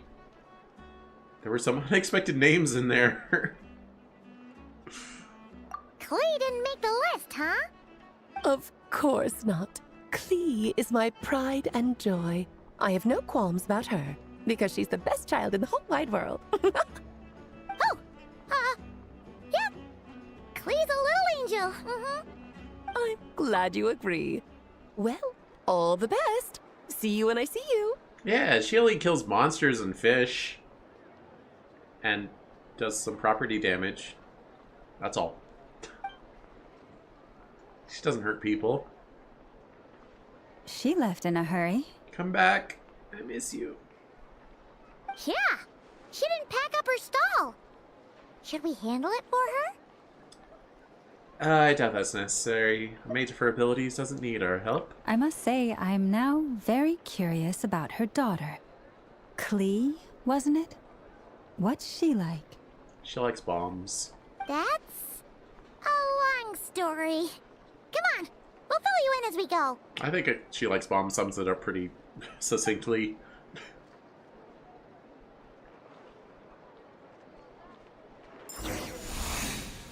Ah, what was that? There was a graphic on the screen, but it went away too fast.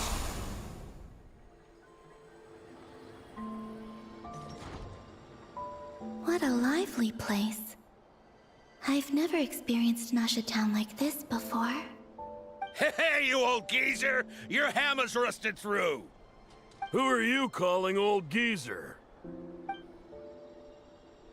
Are they quarreling? I'm looking right at him! You've really gone downhill since giving your daughter free rein in the workshop. Can you even swing a hammer anymore? It shouldn't take you days just to fix a single chair! You might as well use that hammer to massage my back for all the good it's doing. Don't run your mouth, or you'll get a back massage that'll put you in bed for the rest of your life. Look, the materials haven't arrived yet, all right? You know how busy it gets in the days before Moon Prayer Night. I'll bet you send all the materials to your little princess. Blood's always thicker than water, huh? All right, you've made your point, Uncle Koski. As soon as the materials arrive, fixing your chair will be the #1 priority. And Dad, if you've got time to chat, why don't you lend me a hand, She's cute. Too bad she's an NPC forever, but she's cute. See? Lolka knows what the score is. I guess they're friends. But the way they spoke to each other was so ugly. Then again, it wouldn't be the first time I've seen something like this. Columbina! Sing outside my door in the middle of the night one more time, and I'll unscrew your vocal cords. You hear me? She's not a robot. Oh, Zandrone. So that was her way of trying to be friends with me. What a pity. I won't get the chance to say any ugly things in reply. Columbina is such a little sweetie. She doesn't understand things like tsunderes. Can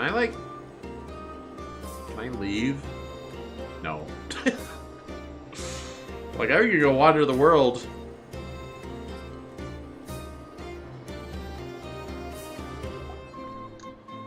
Hey, have you decided what to give her for Moon Prayer Night? I sure have. She's gonna get the surprise of her life when she's least expecting it. Then I'll whip out the ring and pop the question. The surprise of her life. What a fun turn of phrase. Cool, I get the picture. You can spare me the gushy details. Ooh, looks like we have a customer. Wait, they can see her? Hello there, ma'am. Would you like some Moon Prayer Night candy? Wait. No, someone behind her. Is he talking to me? Can he see me? Because he would know she was a ghost. Here you go. What?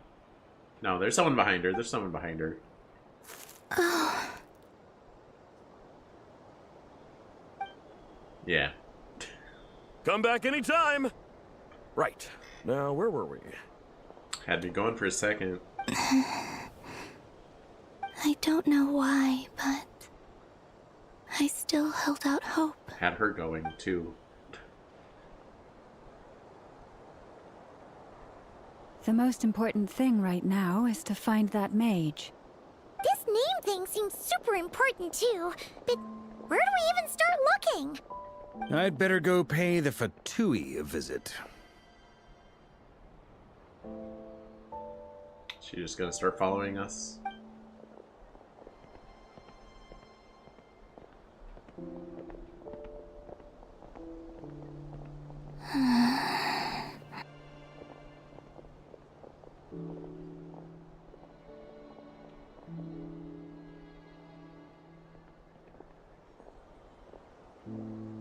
Columbina?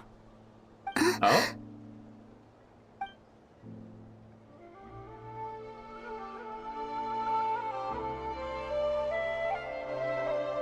Took him a second. Oh, you can't actually see her. Traveler?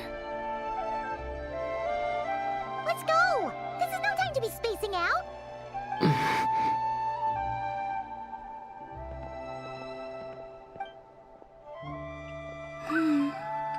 You know, they're saying, like, oh, she doesn't have a name. Oh, she doesn't have a name.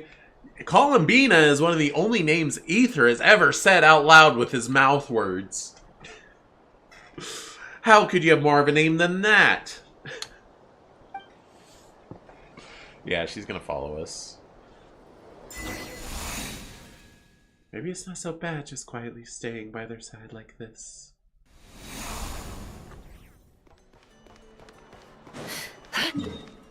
Alright, where are we going? He felt her, yeah. Where are they going? They mentioned a mage and... a name? So, Mr. Varka, are you acquainted with this Nicole? Or should I call her Mage N? I have seen some posts on Reddit. I mean, I know what Nicole looks like already. And I did already know what Alice looks like, but it is nice to see her in game. Some post was like, everyone's raving about Alice, but oh my gosh, have you seen how pretty Nicole is? You can judge for yourself. And maybe I'll change my mind. We've never met, though she has come up in conversation. Alice is way more appeal. From what I've gathered, Alice kind of took Nicole under her wing. Taught her how to speak in a more ladylike fashion. That kind of thing. You know, it's kind of funny.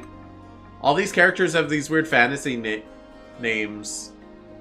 But the crazy high council of mages, they just have names like Alice and Nicole. Maybe one is named Susan, I don't know. Huh. Hard to imagine Alice as an etiquette coach. Yeah, Alice is a larger-than-life personality, I'll give you that. But then again, that's why she's able to draw such an eclectic mix of people into her inner circle. It's the Tiffany problem all over again? What's the Tiffany problem? If I remember correctly, being an interesting person is actually one of her main entry requirements. So, if you ever wanted to join the Hexenzirkel, I'm sure you'd both be eligible to apply. Hey! Don't go around making promises on Alice's behalf! I wouldn't dare. I'm just trying to paint a picture of the Hexenzirkel for you. Okay, sure. Anyway, since none of us have ever met Nicole, how are we supposed to find her? We can't just go up to every woman in sight and ask, hey, are you Nicole? I think she found us. Maybe something she's wearing will give it away? Like, a windbloom pinned to her chest or something. Wait a minute. Alice never said Nicole was from Mondstadt. Oh, true. What about a tea set? I recall that each maid had their own cup. That would be... this young lady, then? I don't see a tea set on her.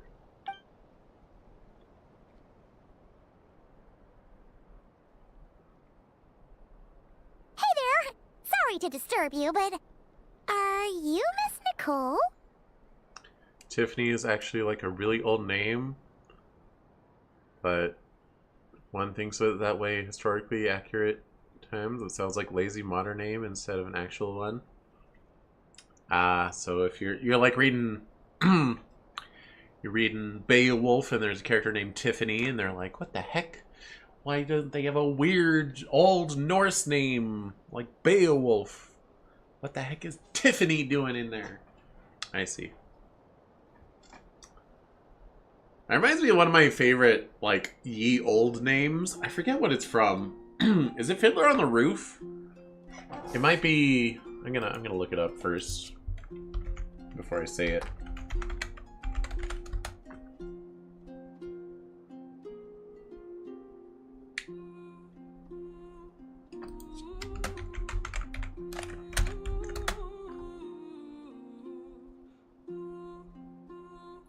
Yeah, there's a character in Fiddler on the Roof called Laser Wolf.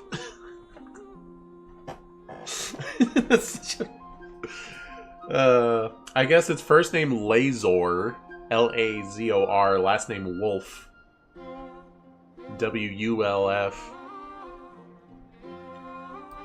But it's such a funny name, Laser Wolf. It's like a username. Yeah, it's like a gamer tag, Laser Wolf. Trying to think of that name. Forgot about that guy, yeah. Varka, Knight of Boreas of the Knights of Favonius. Alice might have mentioned me before. XX Laser Wolf XX. I think I forget if I saw it in like the book or if there was a script. There was one I saw that Laser Wolf was one word. Only upon searching it on the internet just now did I see Laser Wolf as 2 names instead of 1 name. But yeah, Laser Wolf is a very funny name. Have we got the wrong person? Sorry. Yeah, don't start introductions before she confirms who she is. Well, this is awkward. When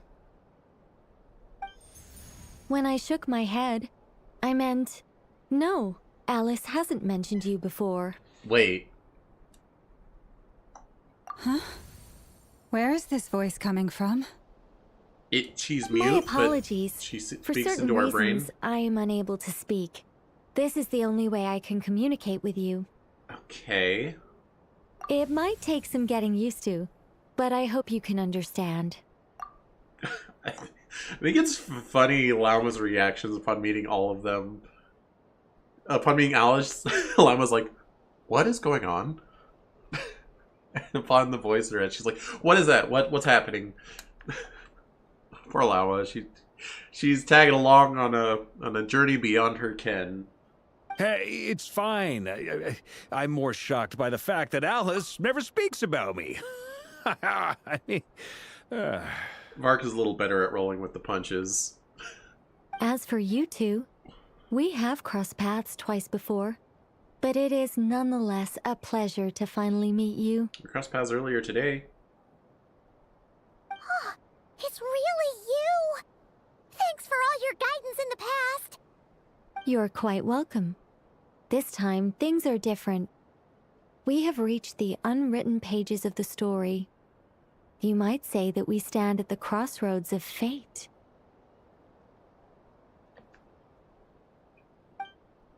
Now then, allow me to formally introduce myself. My name is... Nicole. No, hey! no, stop! Alice! I can't believe it! I was gonna read that! She whisked it away. Dang it. No, hold on. I have video evidence. I'm gonna see what that said. YouTube VOD powers activate.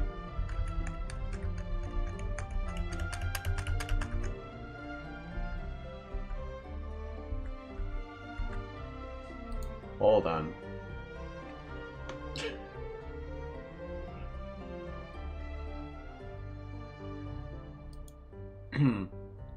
Oh, dang it. Rabbit, your chat's in the way. I can't read it all. Nicole, unappreciated master sculptor, the immortal literary giant, parentheses, if only they'd write, and the silent angel, yet also the orator, parentheses, the instant they utter a word. In summary, to remain silent is to be the observer of the world.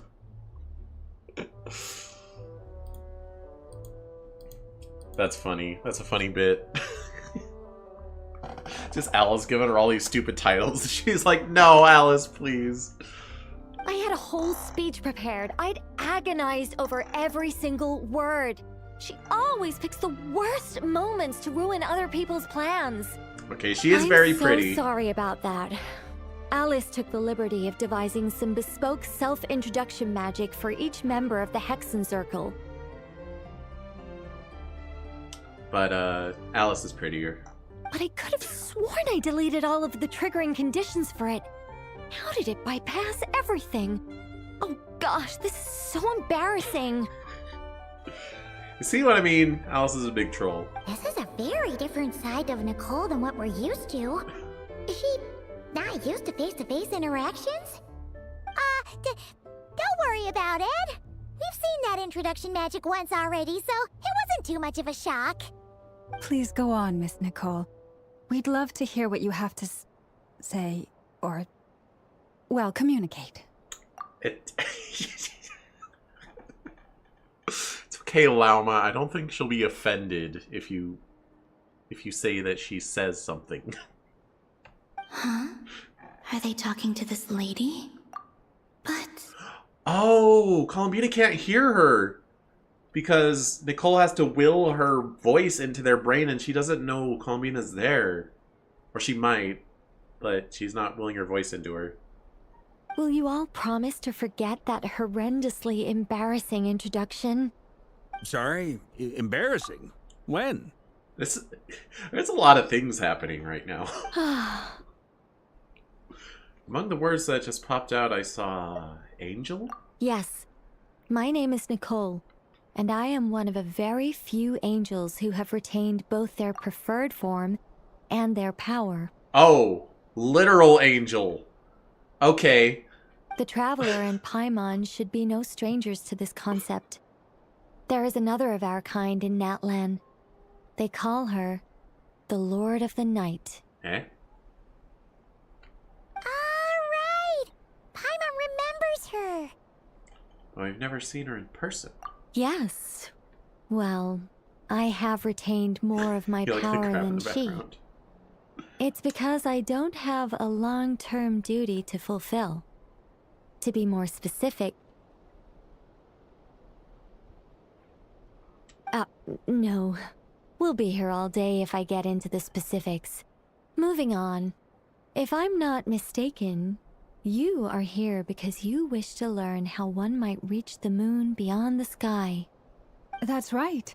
Is that something you can give us any guidance on? Yes, I do know a way. It began with the Hyperboreans, who lived after the War of Funerary Flame. Blank looks. Maybe I should start with the background of the war. Uh-oh. Or maybe not. It shouldn't be an issue. I'll fill in the gaps for you when we have more time. Anyway, after that war ended, the three moons retreated to beyond the false sky.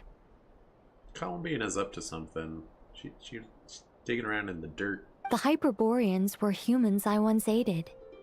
They accepted the civilization and creations bestowed upon them by the angels.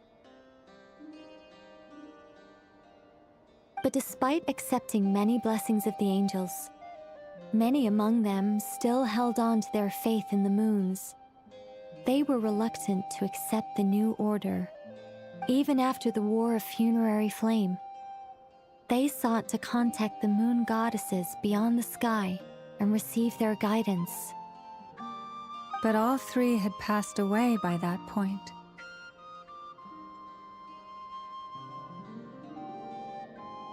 This mage has a unique method of communicating. Is she talking about the moons? Yes, but they did not know. And so, still they prayed for the moon goddess's mercy. After building titanic structures that consumed vast amounts of Kuvaki, at last they glimpsed the moons and heard their voices. But of course, they were gravely disappointed, for it was then that they realized the three moon goddesses were dead. Poor things only getting half the conversation. Yeah, it's like when you're standing next to someone on the phone.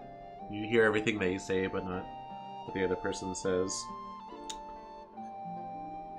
Man, I can't believe how how we as a society haven't quite reached etiquette with Bluetooth earbuds and phone calls. If you're on the phone, act like it, okay? Don't just keep saying things so that people nearby think you're talking to them. Act like you're talking to someone on the phone. It's not okay.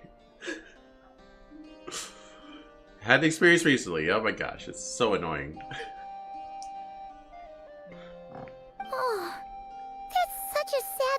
sorry. It is. Humanity was in a very sorry state at that time.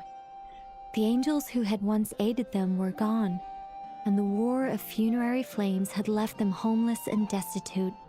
Just a second, I gotta ask.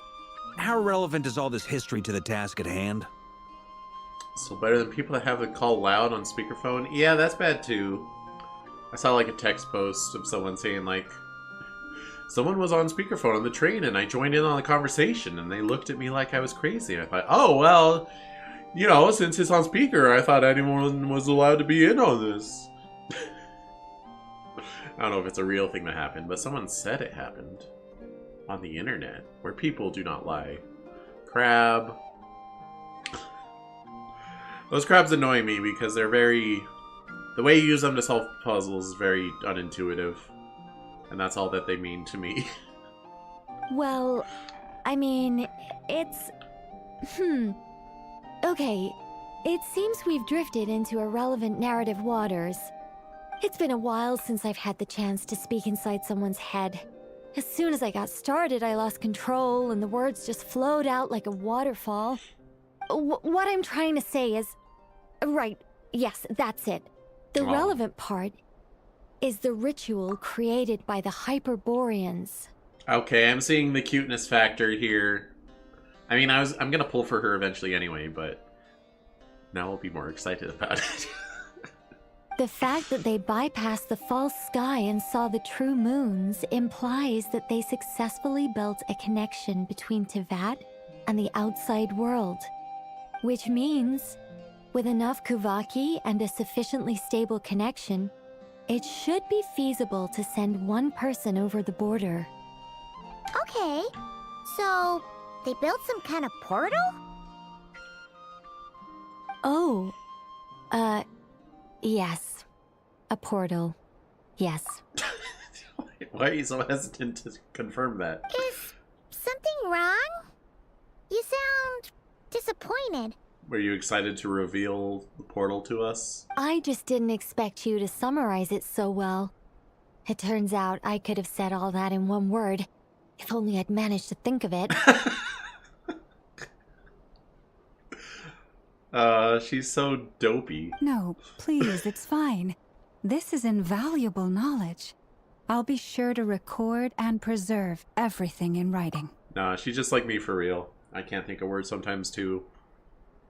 Oh, really? Well, in that case, I suppose I could backtrack and add some more detail. I did gloss over a few things so far. Whoa, whoa, whoa, time out. Let's summarize what we've got first. No more lore drops. The Hyperboreans were the last ones to use this method, right? So we somehow need to find whatever structure they built and make sure there's enough Kuvaki to power it up.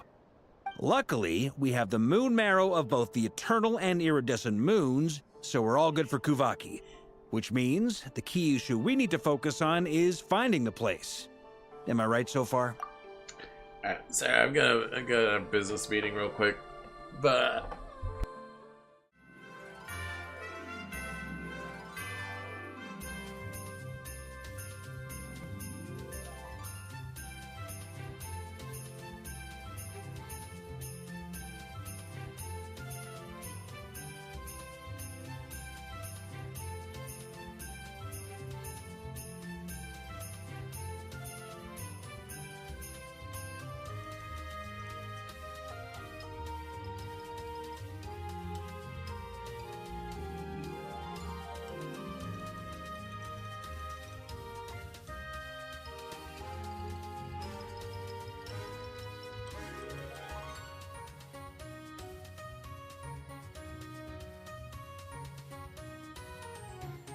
Beetles prioritize survival instincts over complex thinking. Their behaviors are instinctual and efficient for their environment. While they may not exhibit intelligence like humans, their adaptations ensure their species' success.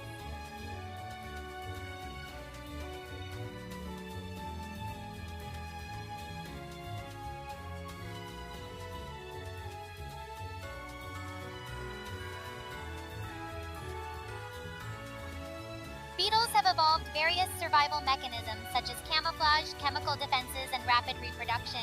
These adaptations help them thrive in diverse habitats and evade predators, showcasing their effective survival instincts.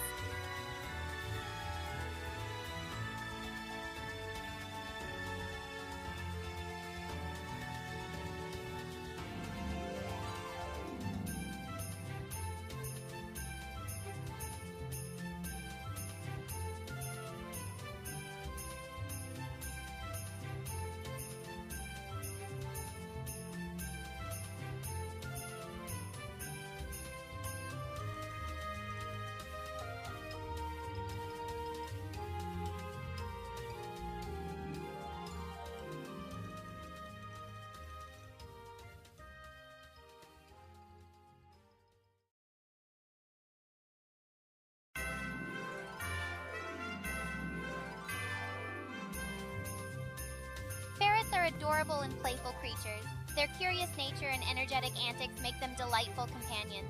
Despite their mischievous tendencies, their affectionate demeanor and unique personalities make them endearing pets.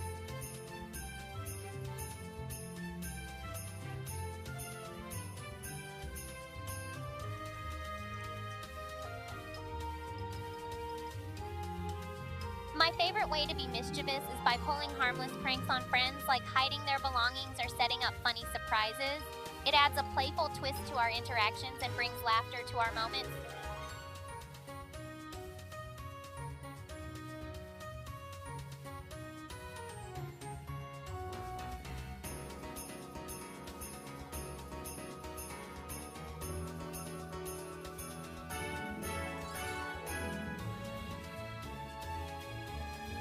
I enjoy Christmas music, especially the cheerful tunes that bring festive spirit. The jingles and melodies create a warm and joyful atmosphere, making the holiday season even more magical.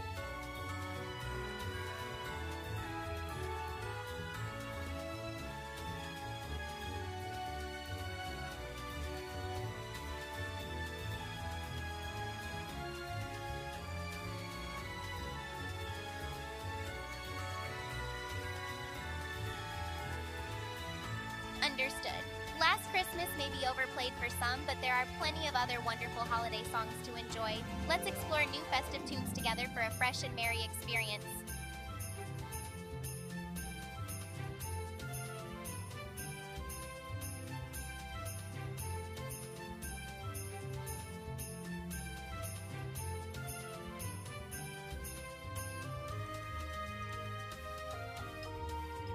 Thanksgiving songs are less common due to the holiday's focus on gratitude and reflection rather than musical traditions. However, some artists have created Thanksgiving-themed tunes to celebrate the spirit of giving thanks.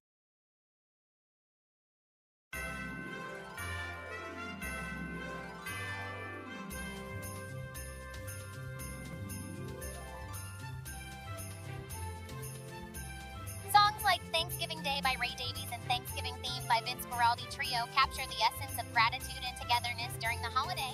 These melodies evoke warmth and appreciation for the season.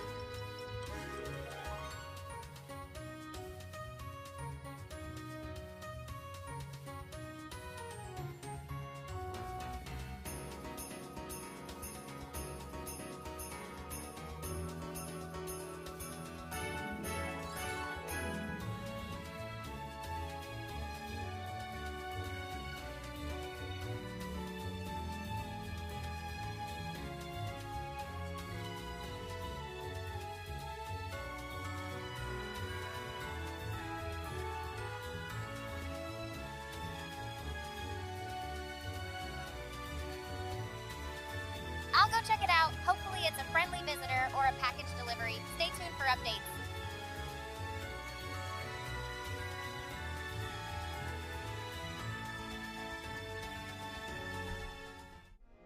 Ah, I did it again. It was just a delivery. All good here. No unexpected surprises. Just a package waiting to be opened. Did she say anything interesting while I was clearing my sinuses? Because that's what I was doing. My nose is so stuffy. I took some Mucinex and I used some hydrogen peroxide mixed with water on my nose.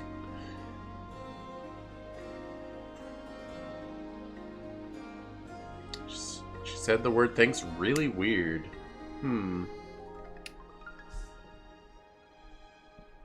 What kind of weird?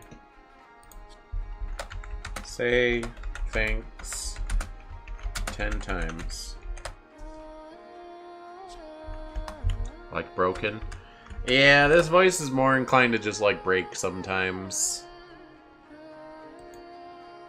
Like Nero's voice breaks sometimes. It's kind of like that.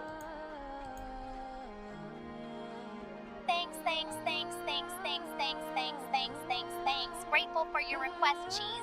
Expressing appreciation multiple times is a wonderful way to acknowledge kindness. Sure.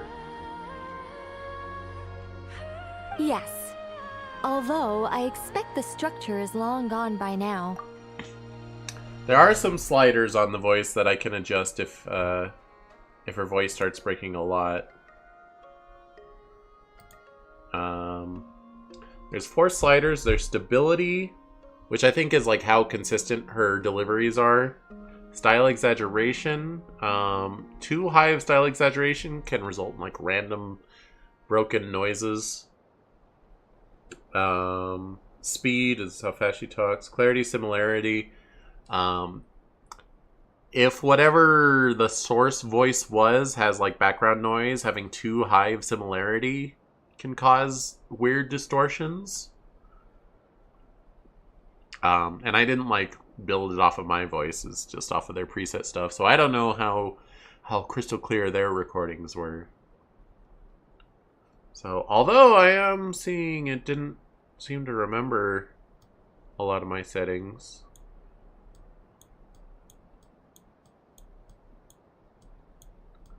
Or maybe it did and it's just saying 50% for everything anyway. I think it's just saying 50%. Silly thing. But I have everything set to values that should be stable. Oh well. That said, what if we could take advantage of the phantoms to travel back to a time when it still existed? Well, travel back isn't quite accurate. It's more like we'd be creating a handshake between 2 points in space-time. We wouldn't even have to pick a time when it still existed. It could just be a time when it still appeared in phantom form via projection, or we could project our own phantoms, fold them together, and... You look lost. Was that too hard to follow? Yeah, things got a little, technical there. Paimon's brain is reaching capacity. All right. Let me think about how to put this more simply. Okay, got it. You've been congested all day too? Yeah, it sucks. Yeah, hydrogen peroxide burns a little bit. It cleared it out real quick, but then it just like filled up again, like immediately, even though I blew my nose and stuff. What brain? She has one, it's just little. Like she is. Over the next few days, I'll search for phantoms that we can use. Breathe right, strip Once on. I find one that meets the criteria, I'll let you know and we'll regroup. Aren't those the ones that just kind of like stretch your nostrils open? Say it's the size of walnut? But she would eat the walnut? Just because it's the size of a walnut doesn't mean you would eat it. Unless it looked like a walnut. By completing certain rituals, specific individuals will be able to enter the phantom and make it to the Hyperborean structure. If everything checks out, and it looks feasible, we'll just need to wait for Moon Prayer Night, and we can send the Moon Goddess back home. I'm really skimping on the detail here. Is this making any sense at all? I mean, Paimon's not that dumb. She's not that smart, but she's not that dumb. I think so. For now, we'll just wait to hear from you. Yes. Basically, yes. Great. Counting on you. In the meantime, we'll focus on finding the Moon Goddess's name. My name? Are they looking for a way to stop me from disappearing? Excuse me, Miss... Go on, Miss Nicole. Not gonna say your name? This conversation was a little all over the place. I didn't catch your name. I am Lauma, of the Frost Moon Scions. Ah, I did wonder. I noticed that you listened very intently when I spoke about Hyperborea and the moon's history. If you'd be interested, I'd love to visit you this evening and go through it again in greater detail. Whoa, the like... What do you call this? The lens focus? It makes Paimon and Aether look like they're from a different game. Like, they look suddenly like Unreal Engine, but blurry. Don't threaten her with a good time. Also, if you were serious about making a record, it would be too risky to simply write down the raw details as is. I would suggest some tweaks. Maybe rewrite the stories as fairy tales or fables, perhaps even prayers. Anyway, we can cross that bridge when we come to it. So, see you later then? Oh, and no need to prepare anything. Just a cup of tea will do. See ya! She seems friendly.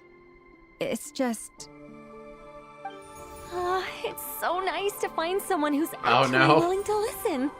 I've been dying for a chance to finally go through all this systematically from start to finish. Any longer and I'd probably start forgetting it. Oh no, she's leaking. Now Paimon gets why Alice told us to mind our heads. Okay, that does make sense. What did I tell you? A lot of quirky people in Alice's orbit.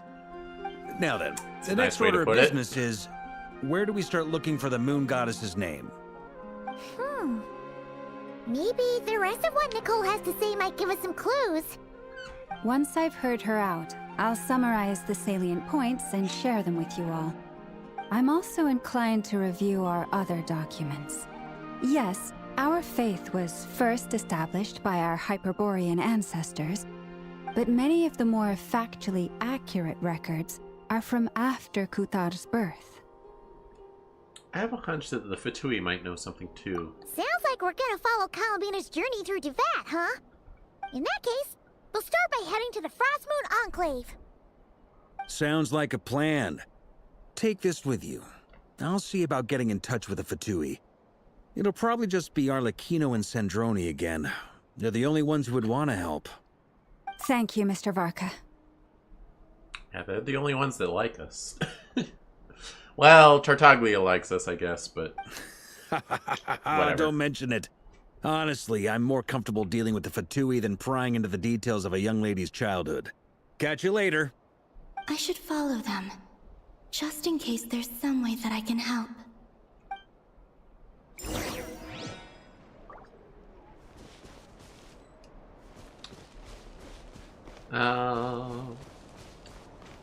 Where are we going? Where is that treasure chest? Oh, it's being marked way over there. Can you stop, like, pinning that? Thank you.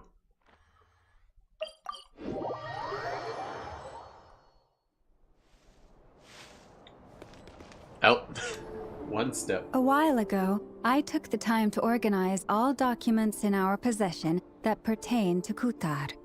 What you see here is the material I consider reliable. You're saying there's unreliable material too? Yes. Most of the information we have was transmitted through an oral tradition. Inevitably, some of her stories were mythologized and deified over the years through countless retellings. That's why I organized them into reliable and unreliable. There's no sense seeking answers in history unless we can ensure the veracity of the historical record. Makes sense. Alright, let's take a look through. Llama's smart. She's a smart cookie. Clear and concise would be one way to describe the writing style of these historical records, but you could just as easily describe them as terse and dry. And since Llama already knows the material like the back of her hand, the quest to find any new information in these texts is tough going. Almost all these records refer to Kutar instead of Columbina. Although neither of those is her real name. Paimon's not sure what point she's trying to make. What we can gather from these records is that the Frost Moon Scions worshipped her as a god, placing impossible expectations upon her. I cannot fault them for their earnest faith, but for all their devotion, worshipping her day in, day out changed nothing. I imagine that none of it resonated with Columbina. It wouldn't surprise me if, even back then, she had already begun to reject the name Kutar and everything it represented. Llama speaks the truth. When I heard them call upon Kutar with hope and expectation in their voices, they may as well have been calling upon somebody else.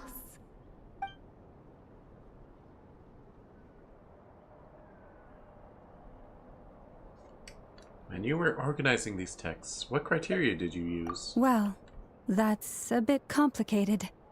I looked at the level of detail, perceived authenticity, prose style, and how realistic their portrayal of Kutar seemed to be. Amongst the Frostmoon Scions of today, only I know of her existence, and I alone have spoken to her face to face. As such, I know that there are certain things she simply would never do. That being said, I have sensed some changes in her lately. Changes? Me? Seems like this is getting us nowhere. For what it's worth, why don't we check the unreliable sources too? Sure. Give me a moment.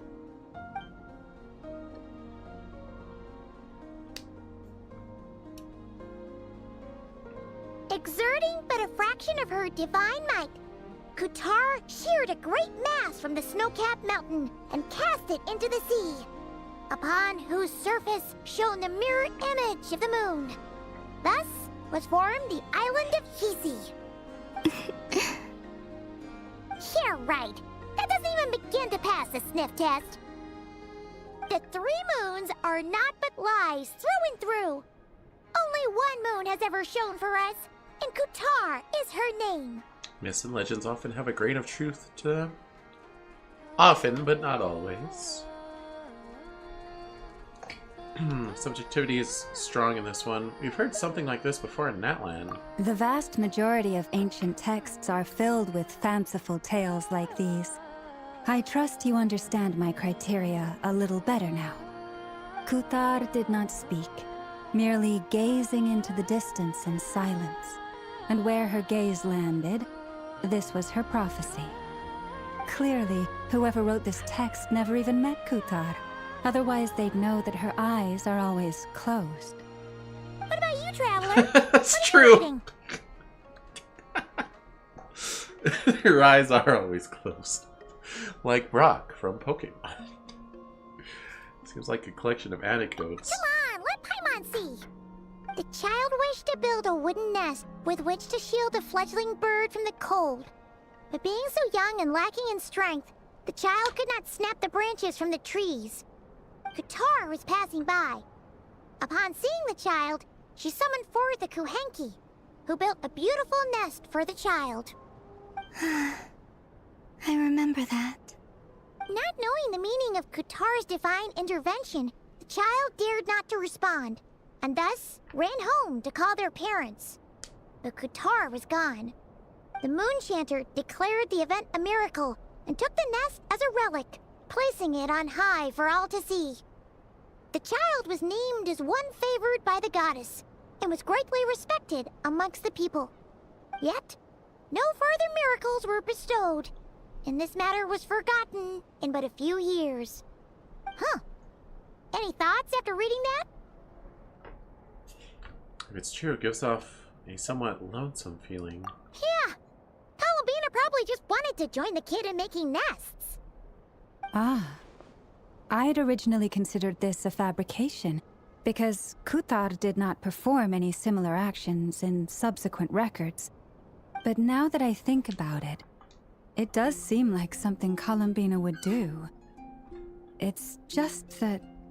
She didn't know how other people would interpret her actions. She was probably worried about making things difficult for people. So, she gradually stopped joining in. Aww. Yes. Oh, that's so sad.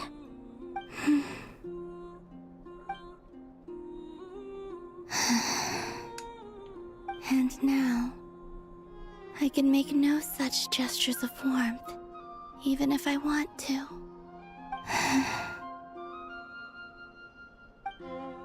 Still no name. That's a bit of a shame. But we did learn some interesting stories. That's gotta count for something. Barca said he was gonna set up a meeting with Arlecchino and Sandrone, right? Let's go back to Nasha Town and see how he's doing. Oh, here. Collect some books that I'm not gonna read. Just like real life. Wait, what? No, I've read most of my books. And I plan on reading the others. Wait. In real life. Not in Genshin.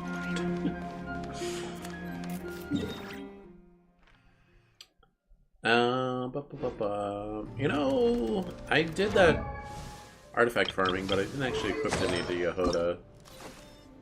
Oh, because she doesn't actually want any of them.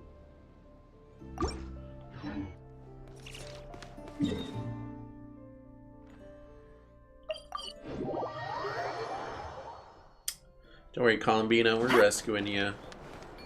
You'll be happy and alive very soon, maybe. Let's see. Maybe not soon, but eventually. Here's Barca. Oh, and it's Durin and Albedo too. Talk about coincidences. We meet again. Yeah, this is pretty much the same place we bumped into each other last time. I convinced them to stick around a little longer. We were all waiting on people, so I figured having a little company would help pass the time. Ah, so you've been waiting for us? Does this mean that you've already arranged things with the Fatui? Sure does. Now you're back, we can go meet up with them together. How'd your investigation of the Frost Moon Enclave go? Well, we didn't find out Columbina's true name. But apart from that, it went pretty well. We learned some stories from our early days. Aha, just as well that I didn't tag along then. I'm sure our moon goddess wouldn't want every man and his dog knowing all about her private life. Still, desperate times, desperate measures, I guess. Someone had to do it. So, Barca was waiting on us, but what about you two? Are you waiting for Alice? Oh, no. We already met with her. How'd that go? We discussed that experiment I mentioned to you last time. Oh, and she also handed me this communication device. Oh boy. This looks familiar. I'm sure I saw one of these back on the Golden Apple Archipelago. That was the Fischl summer quest. Well, I guess we've been there more than once, but Fischl was one of them. That's right. I understand she informed you about the relationship between the phantom phenomena and Tevat's borders, yes? She wants me to help her with some more experiments on that front. She said that she'll contact me through this device with more information. Ah, I see. Following instructions and making observations. Pretty common research method. Takes me right back to Albedo's lab. Wait, then who exactly are you meeting? Someone you know. Albedo's met him too. But I don't think Miss Lauma or the Grand Master have been introduced. Introductions are overrated. Hey! Especially in cases like this. Well, speaking of harbingers that like us, although I don't think anyone knows he's a harbinger but us. It's you! Or he's not a harbinger anymore. He erased his existence from reality, but he's still around and only we remember him. But it's Scaramouche. So, it's not like the academia has prohibitions against going abroad. Also, I applied for leave. I've been writing to Hat Guy since obtaining a human form. Just gonna call him Hat I've Guy. already brought him up to speed on everything that's been going on in Nod-Krai. Because they don't know his name is Scaramouche. Because I named him Scary Moosh. Because he's the one character we get a name.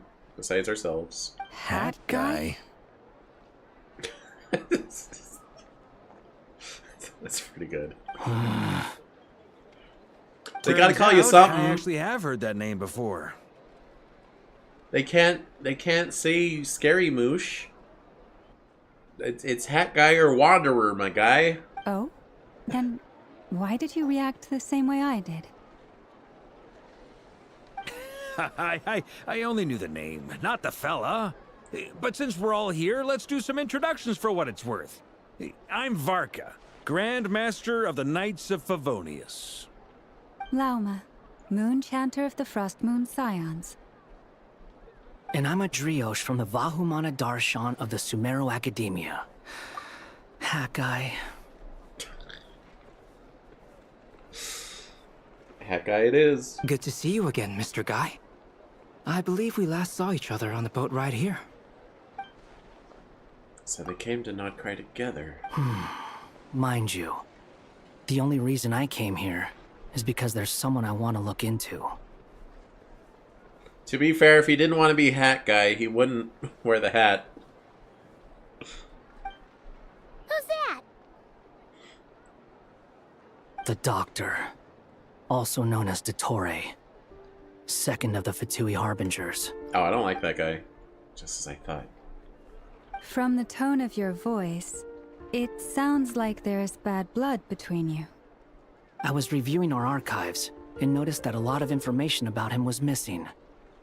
Left a bad taste in my mouth. That's all there is to it. Dottore, or Zondik, as he was then known, once studied at the Academia, but he got kicked out before he could graduate. Zondik, I've heard that name before. Back in the ruins when the Ibis King mentioned that student. That was the Doctor? So the Harbinger's #2 man is a college dropout? How embarrassing for them. It's a good reaction. Last we heard, he was planning something. We actually heard that a few times before, even coming to Nod-Krai. But we haven't seen a trace of him since we got here. Oh my gosh, Varka's so big. He only appears when something interests him. For all we know, he might have left already. But the fact he did something here at all is worth noting. It'll fill a couple extra lines in his file. Why does it sound less like a file you're writing and more like a criminal record? Anyway, we were just about to meet 2 of the other Harbingers. Want to come along? You might learn a thing or two about him there. The other Harbingers won't remember him, right? Because he erased himself. Or did he only erase himself in Sumeru? Ooh, he might have only erased himself in Sumeru. They might recognize him. Sure. Oh, well, no hesitation. Even though they're Harbingers, well, they're old acquaintances of ours, so, you know, when you talk to them, try to be... Of course, Harbingers also will break the rules, so I wouldn't be surprised if Arlecchino just recognizes him anyway. And wait, didn't the what's her face, the other one, didn't Marionette, didn't she make Scaramouche? Or, no, Raiden Shogun made Scaramouche. I don't know what the rules are. I got it. But he's not a robot, he's a homunculus. With the Fatui remain tense. Forgive me if I do not attend. In that case, we'll continue assisting Miss Alice with her experiments. Good stuff. Everyone's having a fruitful time. All right, we better get going. I'll lead the way. I don't remember why Raiden Shogun made Scaramouche, but I know he hates her. Or he used to, at least. Hey, Scaramouche. Are you here for revenge? Well, yeah. That's obviously part of it. But I'm not the only one who has a score to settle with him. Neither you, nor Lesser Lord Kusanali, nor I want to see him meddling with things again. Lesser Lord Kusanali is Nahida, by the way. If you even know who that is. Fair enough. One other thing. When we return, let's talk about Columbina. What's the hurry? Don't worry. Pigeons always know which way home is. After the conversation ends, the group splits into 2 teams. Okay.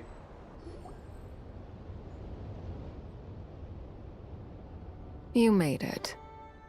Who is this? Okay, a scholar from Sumeru. They call him Hat Guy. He's an old friend of the Travelers.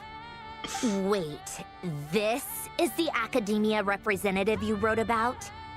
He doesn't exactly look the part. I know, he looks like he's from Inazuma. I believe Yes, this he will is. prove my identity. You'll notice it bears the seal of the Sanctuary of Surasthana. Well, what do you know? So it does. All right then. My mistake. It's fine. I expected as much. What? So as I mentioned in my letter, the Academia's got its eyes on Dottore. But this matter remains top secret. Apart from those assisting in the investigation, the fewer people who know, the better. If anyone asks, I'm here in Nod-Krai to pursue my personal academic interests. Gotta say, Marka, you did pretty well to keep all this under wraps for so long. Sounds like you got in touch with the academia about this way back. You flatter me. You're all harbingers. What reason would you have to disclose information about Dottore? Where do I even start? Remember that time we fought Rerir at Star Sand Shoal? He sure let me have it then, didn't he? I'll bet Dottore had that all sketched out, with me as his convenient little pawn. He could not care less about us if he tried, but hey! The feeling's mutual. Does Dottore really strike you as the sort who values his relationships with his colleagues? Fair point. Definitely not. Which is why I always keep my guard up whenever he starts making suspicious moves. To that extent, our motivations align. On top of which, I consider you trustworthy people. Now, back on topic. Thanks, Harlequino. In the wake of the Reikir of Solnari episode, Sandrone and I grew suspicious about Dottore's complete inaction during the entire affair. So we tried to find out what he'd been up to, but unfortunately to no avail. He never lets anyone in on his plans. The more he cares about something, the more secretive he gets. Indeed. Perhaps he believes that by keeping a low profile, he can avoid trouble. But that trick isn't going to work on his colleagues. Yeah, I mean, he's been researching the ancient moon's remnants. And he's been trying to get his paws on the moon marrows. Only an idiot would believe he doesn't have something more planned. With this in mind, I returned to Snezhnaya and relayed my thoughts to Her Majesty the Tsaritsa, entreating her to have him recalled. That's pretty direct. Did the Tsaritsa agree? Yes. I made it abundantly clear that the Fatui's business in Nod-Krai is almost concluded, and we do not need 3 harbingers in this territory. Her Majesty concurred. Accordingly, Dottore has returned at her orders. I imagine he is continuing with experiments, which no one besides he would ever have any interest in.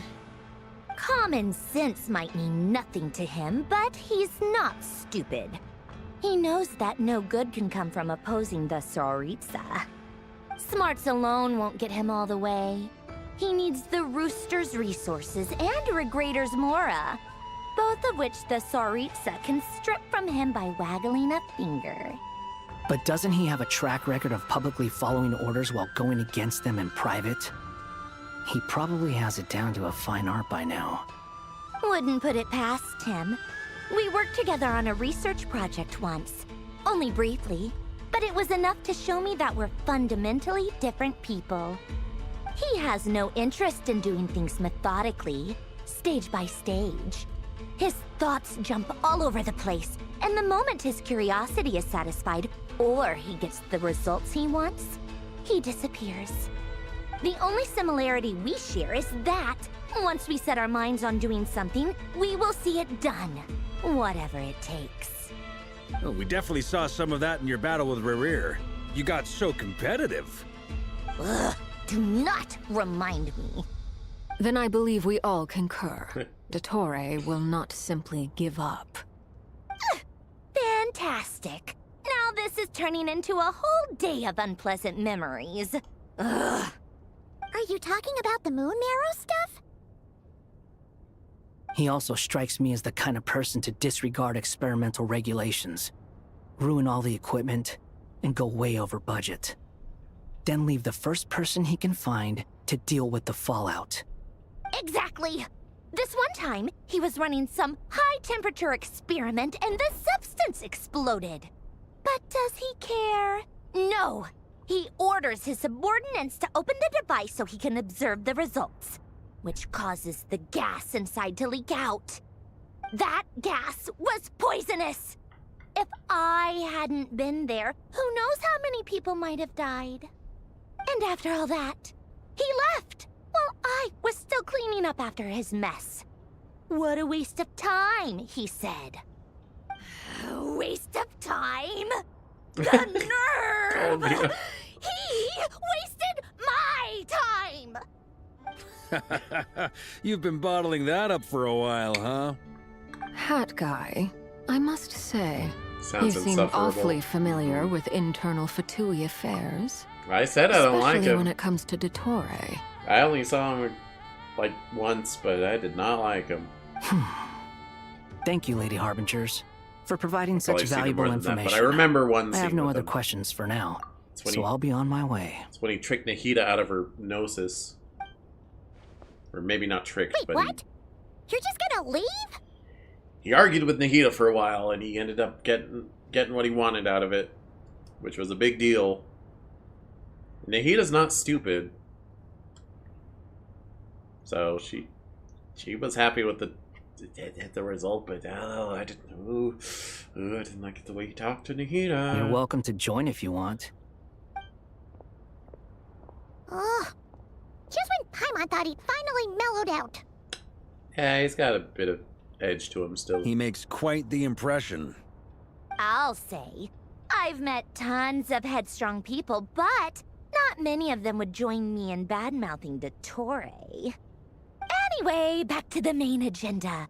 Barca, you said that Columbina has gone missing? Or rather, disappeared. Yeah. We're working on building a connection between her and this world. The simplest method is to find out her real name. I've actually asked her that question before, but she said she didn't know. Considering our relationship, I doubt she was lying to me. She could have just given you a pseudonym. What did she do while she was with the Fatui? As far as I recall, she was never dispatched by Her Majesty to claim a gnosis or anything like that. The Tsaritsa's plans had long contained a place specifically for her. I always thought that was weird. What could she do that the rest of us couldn't? Knowing what we do now, it's probably something related to Kavaki, right? More than likely. When she first arrived, Columbina would often go to Her Majesty and ask when she could start the task assigned to her. But Her Majesty always gave the same reply. The time has not yet come. So she spent her days in Snezhnaya doing basically nothing. The Tsaritsa has summoned a beautiful blind maiden to be a harbinger, giving her the third seat by virtue only of her enchanting voice. It was a dumb and stupid rumor, but the reality of the situation made it hard to refute. And what happened after that? I imagine she stopped caring. She no longer seemed to care why she had been recruited, and Her Majesty never gave her any missions, so she just continued to sing in the flower garden. For my part, I was busy. So busy, in fact, that watching someone be that idol had me fuming. But still, I got the sense that she had long been used to a life of other people claiming she was needed when she wasn't. I know Marionette's supposed to be pretty bratty, but she's honestly pretty relatable. I just felt that having a place to stay would cost me something eventually. And so I waited quietly for the day that I would have to pay the price. And on the other end of that spectrum, you had me. Someone once told me that I had the lousiest work and the toughest luck. That's a good way of putting it. I forget who said it, but those words have always stuck with me. Sounds like something Scaramouche would say. No wonder. I could have actually named him Scaramouche instead of Scary Moosh, but Scary Moosh is funny. But you've done your job exceptionally well all this time. Because at heart, you are a conscientious person. Thanks for telling us all this. What is it? Something come to mind? It's nothing. I'm just even more eager to learn her name now. I want to shout it to her from the rooftops. Like a confession of love? That makes sense. Nothing screams you are needed like your name shouted from across the town. Well, good luck with it. But if you ask me, Colambina is still the most shoutable name. I'm just so used to it now. After all the arguments we've had, I can't be bothered trying to remember another name for her. Nor I. Sandrone. Harlequino. You chat further about it. Okay. Oops. Huh! Wasn't fast enough. Silly! Does that mean Nicole has news for us? Ladies, I thank you for your hospitality. If the chance ever comes up, I definitely owe you both a drink sometime. I'm sure it will. You can make your own way out. Heck, you've been here enough times, you probably know your way around better than I do. Take care, everyone. We'll be in touch if the situation changes. Love you all. Mwah, mwah. Okay, time to do what adventurers do best. Follow that Sealy! Oh my gosh, true? Paimon, you're so real for that?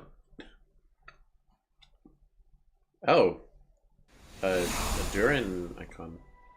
Here you are. Durin? I'm so bad with names.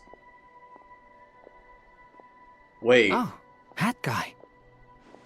How come you're back Durin. so soon? Did things go all right with the Fatui? Scaramouche, don't you go fighting Durin. Fine. Dotori's been summoned home by the Tsaritsa. Couldn't get much more than that. I don't know why you would want to, but you're just being very ominous. How about you? Any progress with the investigation? Unfortunately not. We've tried everything. Different phantoms, different locations, different points in history. But the results were the same each time. Abyssal monsters roaming the land. People crying out in despair, with no hope of being rescued. Every time I see it, I can't help but think, is this what it was like in Mondstadt when Dragonspine Durin attacked? And if I fail in the task I've been given, will I create yet another tragedy? That's just meaningless speculation. When we encountered similar phenomena previously, You said that kind of weird. I tried to interfere with those illusions, using sounds and lights to guide them. However, we could not change their fates. At most, we were able to extend their existences. The events of the past are like fate that has been written into Irminsul. There isn't a living thing in Tevat that can escape its past. But Miss Alice instructed us to try to find ways to change the outcome that these phantoms face. I'm sorry, Scaramouche. You do not get to say that no one can escape their past. You erased yourself from history.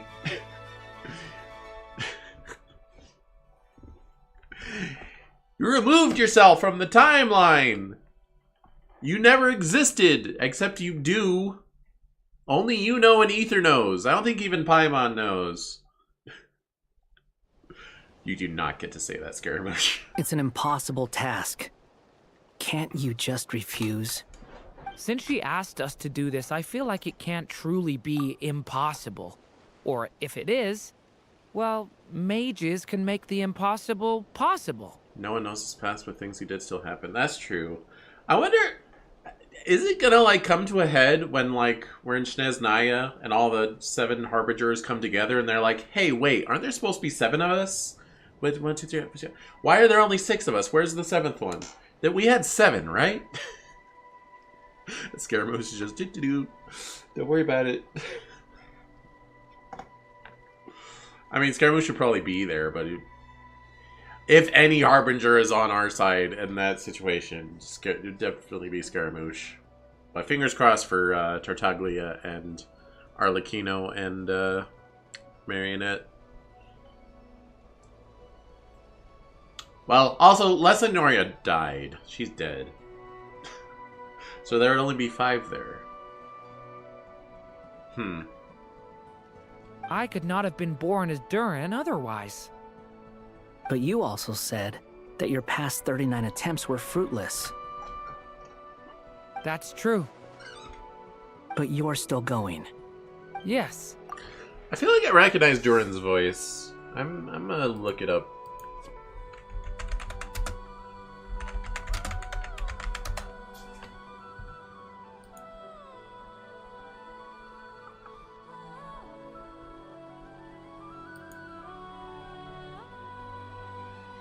Laurie Kynaston. Oh, apparently it's his only credited voice. It feels familiar, though. Huh.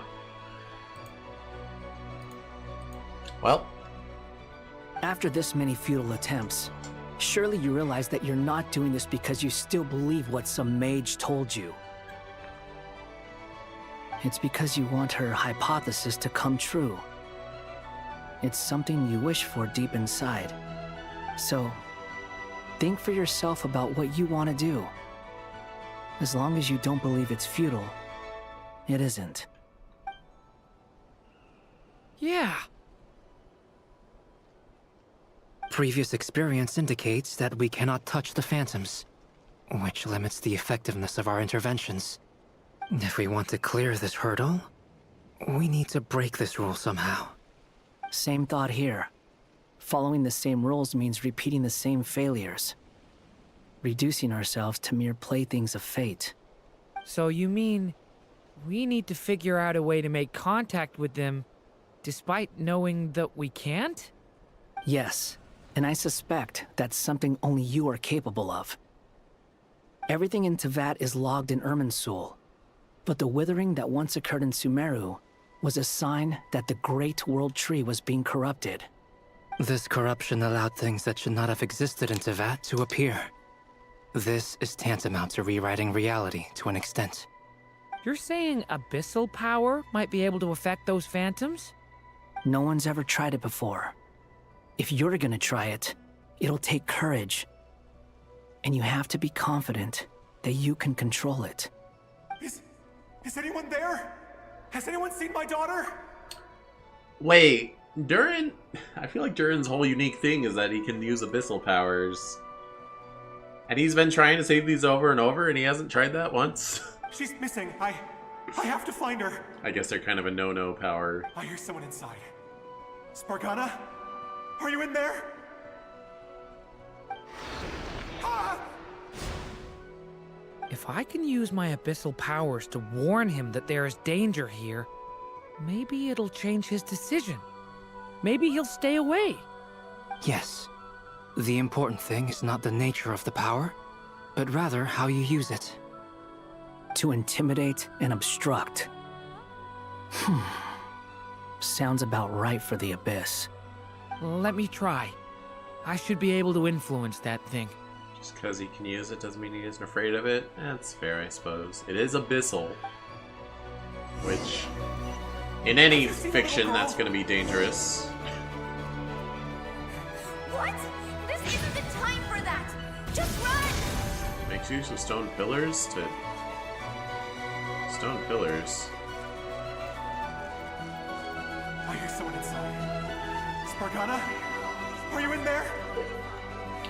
Durin can use the power of the Abyss to affect the world in which Phantom is located. For example, using a stone pillar will create a barrier with the intimidate and obstruct attributes, which in turn will affect the choices and actions. Okay. I press buttons. What is this? Looks dangerous. I should get out of here. Well, rip to you.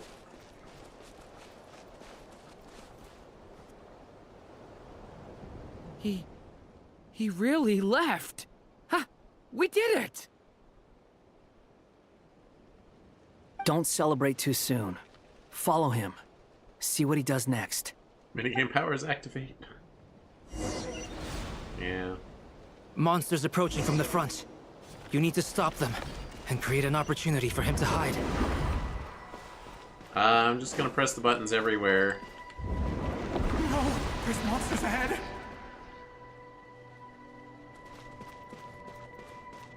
Oh, probably shouldn't have done that one. Oh, I can undo it. Okay. It's like, do I lose? Wait, is that the barrier I saw earlier? Why is it appearing now? It's as if someone's controlling it. Shut up. Stop thinking. The monsters are gone. Is it safe now?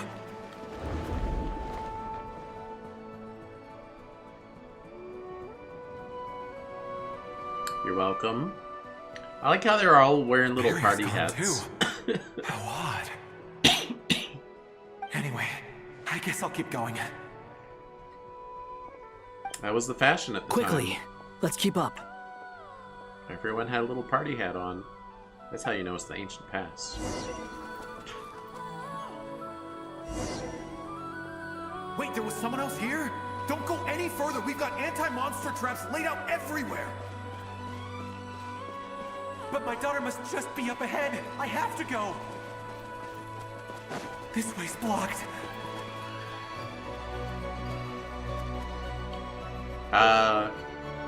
Durin's missile power can also affect phantom explosive barrels, causing explosions that can clear obstacles and deal damage to monsters. However, these explosions can also cause damage to human phantoms, so use with caution. We might be able to use the explosives over there, but we need to take care not to hurt him. Okay, a barrier. Oh, barrier first. I'll use the barrier to keep him at a safe distance. This barrier seems to be helping me somehow. Hey, wake up! Oh, no good. Gotta keep moving ahead. She's CP.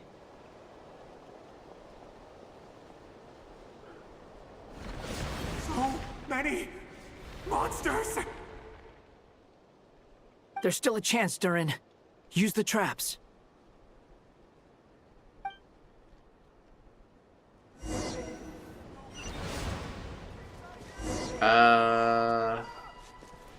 Explosion. Explosion. Explosion. Explosion. Explosion. Explosion. Help me! Oh, did I fail? Phantom is menace and dang it. I let one through. But I could just try again.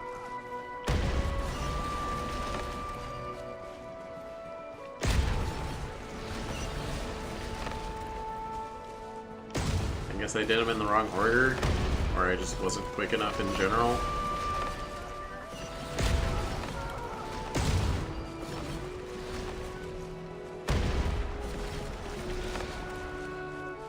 We're good?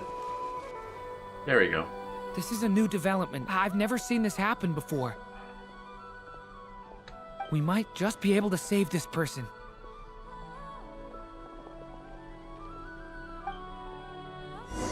Or we'll make him feel saved. I think the past is still in the past.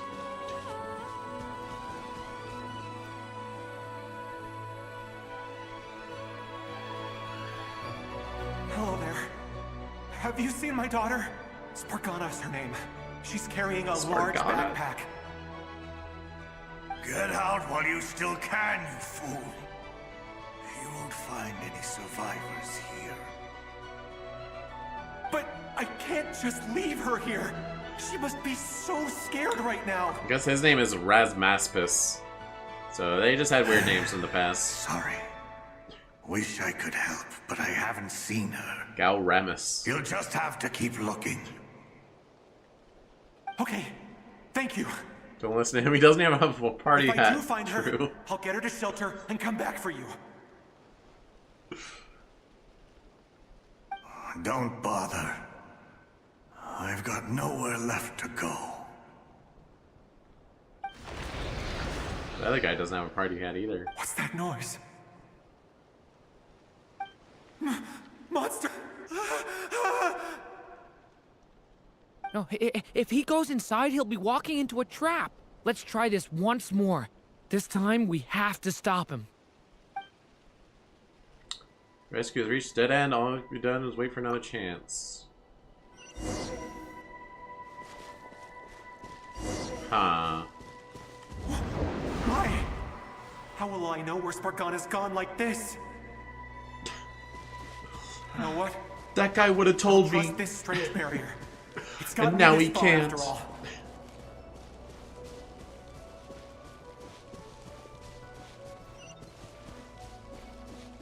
What'd that do? What? Spargana? Are you there?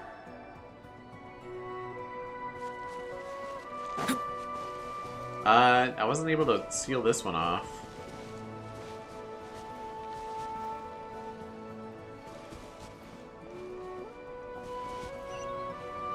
Spargana sounds like a type of noodle.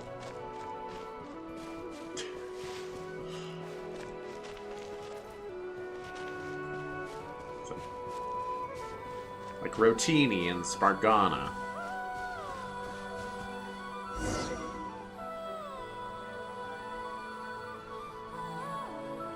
Huh? It's walking very casually.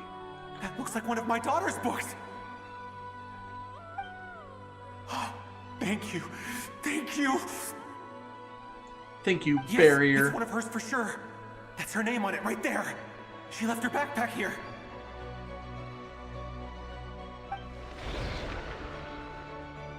Durin, just like last time. Use the explosives. Ah, Scaramouche, you care.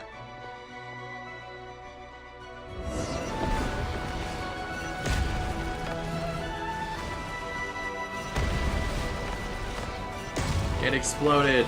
Get exploded. Get exploded. Get exploded.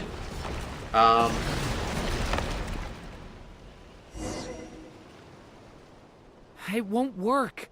There's not enough left. Dang If it. he makes it in, he'll die. But then, this clue could be the key to him finding his daughter. It might not be the only one.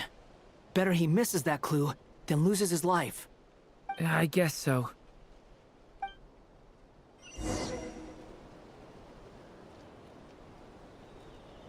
Stop him, Durin. We can't let him get any further in. Got it. That's my daughter's book. She's passed this way. Why? Sticking moss. Why won't you let me go in? I've searched. I'll and admit, I don't searched, really know the names of many searched mosses. Just for this. But how will I find her without any clues? I no longer have anywhere else to go.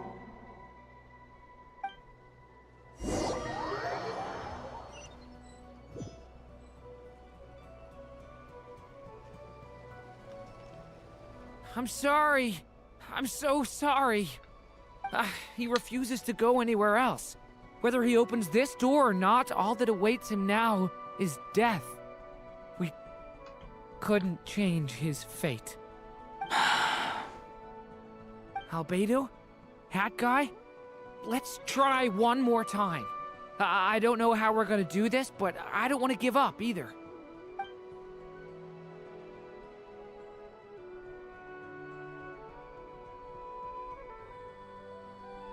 Why am I here?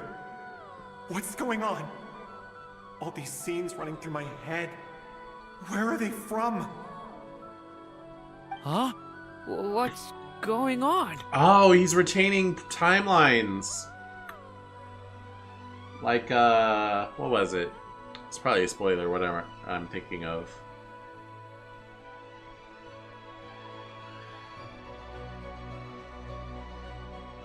It's like something I've seen. His reactions have changed. How many times have I... What's happening to me? I... Oh! It's not a spoiler. It's kind of a spoiler. It's like Higurashi. Start retaining timelines after enough repeats. Huh? They get really strong deja vu. Who are you? You can see us now?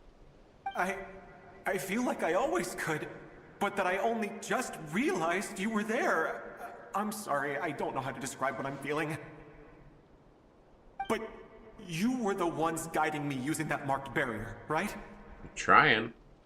I haven't done anything yet, but those monsters, those deaths, they feel like memories. Like things I really did experience. I won't find my daughter. In fact, I'll ultimately die trying to find her. Isn't that right? Well, no, it isn't. Yes, it is. Yeah. Even so, we're trying to find a way out of this. You've not seen my daughter either, have you? No. It seems she really isn't here.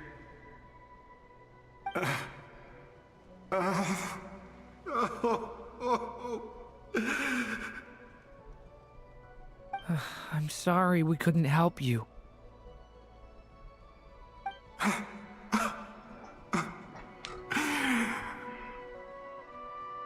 just tired. Maybe this is destiny. Maybe it doesn't matter how hard I search. How long do I have left? Experience says 15 to 20 minutes. 15 to 20. Thank you for all your help. Let's rest a while. You look exhausted too. Now's not the time for you to start pitying us. It's not pity. I'm just realizing that I've only got 10 or so minutes left. You know?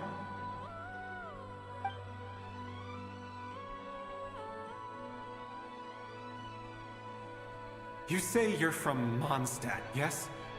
A place with windmills, where people enjoy limitless freedom? Do you know what a windmill is?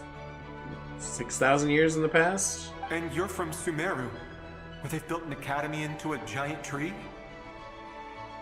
Yes.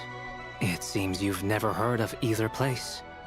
Those names are unknown to me, I'm afraid. Yes. Have you heard of Hyperborea? I have, but I heard that it was destroyed in the distant past. I see. That was where my ancestors once lived. What about Delphi Pytho? Was it later rebuilt? That's a new name. I've never heard that name. Then what about Salvindaknir? I have seen that name on stone tablets on Dragonspine. But I'm afraid the only things left of that place are its ruins. I see. Sure enough, there was no way to turn this around, huh? I'm sorry. I was the one who asked to chat, but it seems like we're too many ages apart. There's barely any common ground to start from. I'm surprised your dialect doesn't get in the way of having a fluent conversation.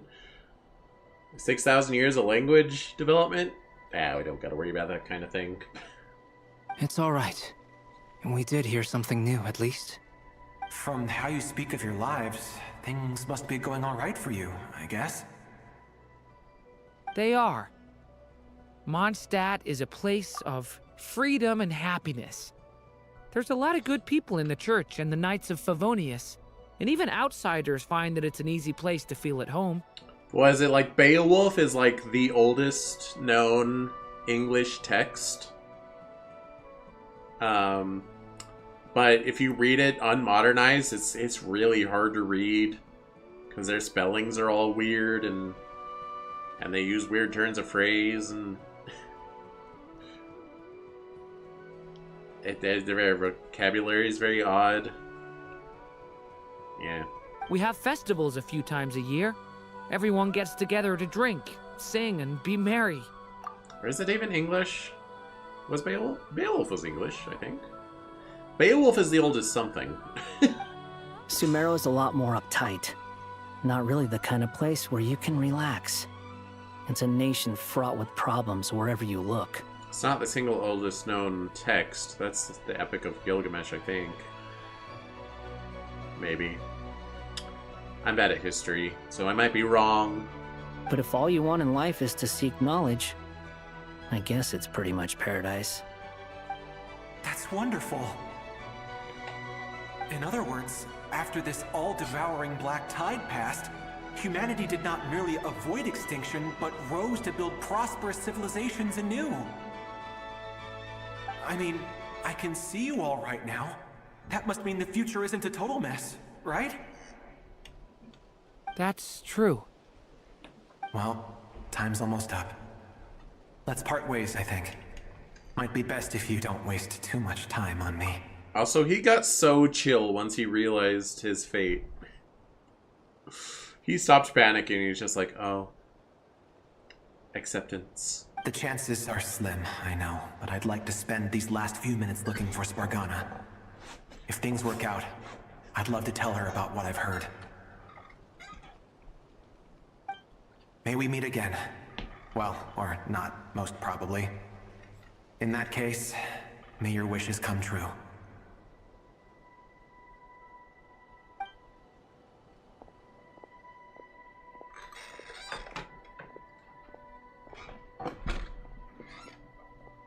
He's gone. In a few minutes, he will meet the end that was his to begin with. The ending of this tale did not change, but I believe that we've just made the most progress we have yet. May your wishes come true. If only it were so simple. Hat guy, could I ask you a question? You've never talked about your past. It seems complicated, and it weighs heavily on you, too. Would you be willing to tell me about it? I mean, sometimes it's better to get things out in the open. Take that guy we try to help, for instance. At least he said goodbye with a smile, right? His past I a know little about tough to Albedo's talk past. about. Our experiences are very similar, and he created me. As for you, you're my first friend, and you've witnessed every step I've taken. But by comparison, I know nothing about you. Either way, I mean, we're still best friends. But if I knew more about you, I might understand your thoughts a bit better. Alright. Durin and Scaramouche, best friends, BFFs. I've told you about myself. I'm a student at the academia. And what did you do before that? Prepared for the entrance exam? All right. If you really don't want to talk about it, I won't press you any further. I was a puppet built from the branches of a white tree. Oh. Using technology left behind by the Conrian schools of mechanical engineering. A white tree? You mean an Irminsul tree? Yes. A branch of Irminsul that was once connected to the main tree. So you had a human creator too? Yeah. But my creator abandoned me after deciding that I was a failure. Yeah, that's why he hates Raiden Shogun. After that,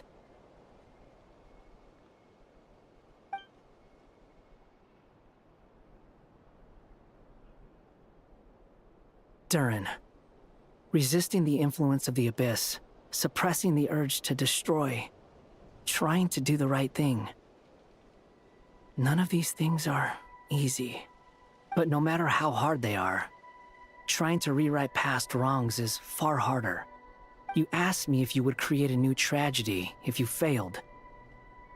I told you there was no point speculating about that.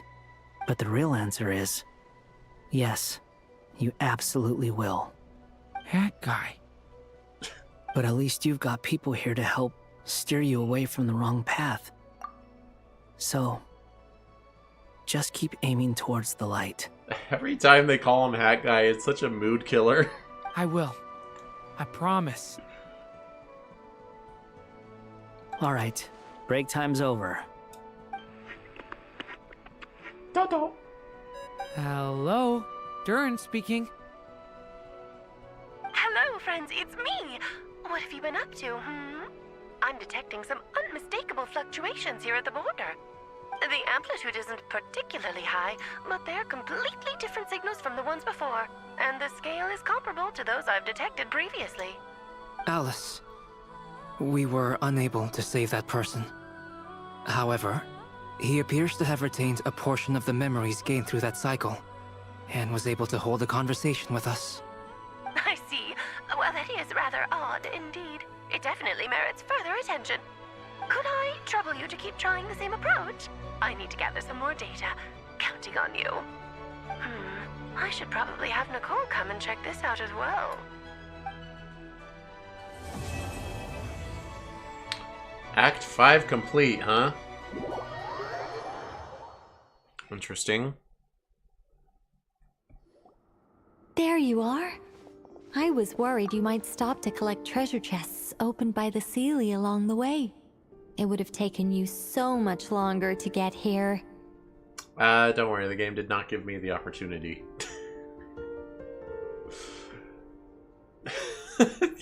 Nicole's a little meta too, isn't she?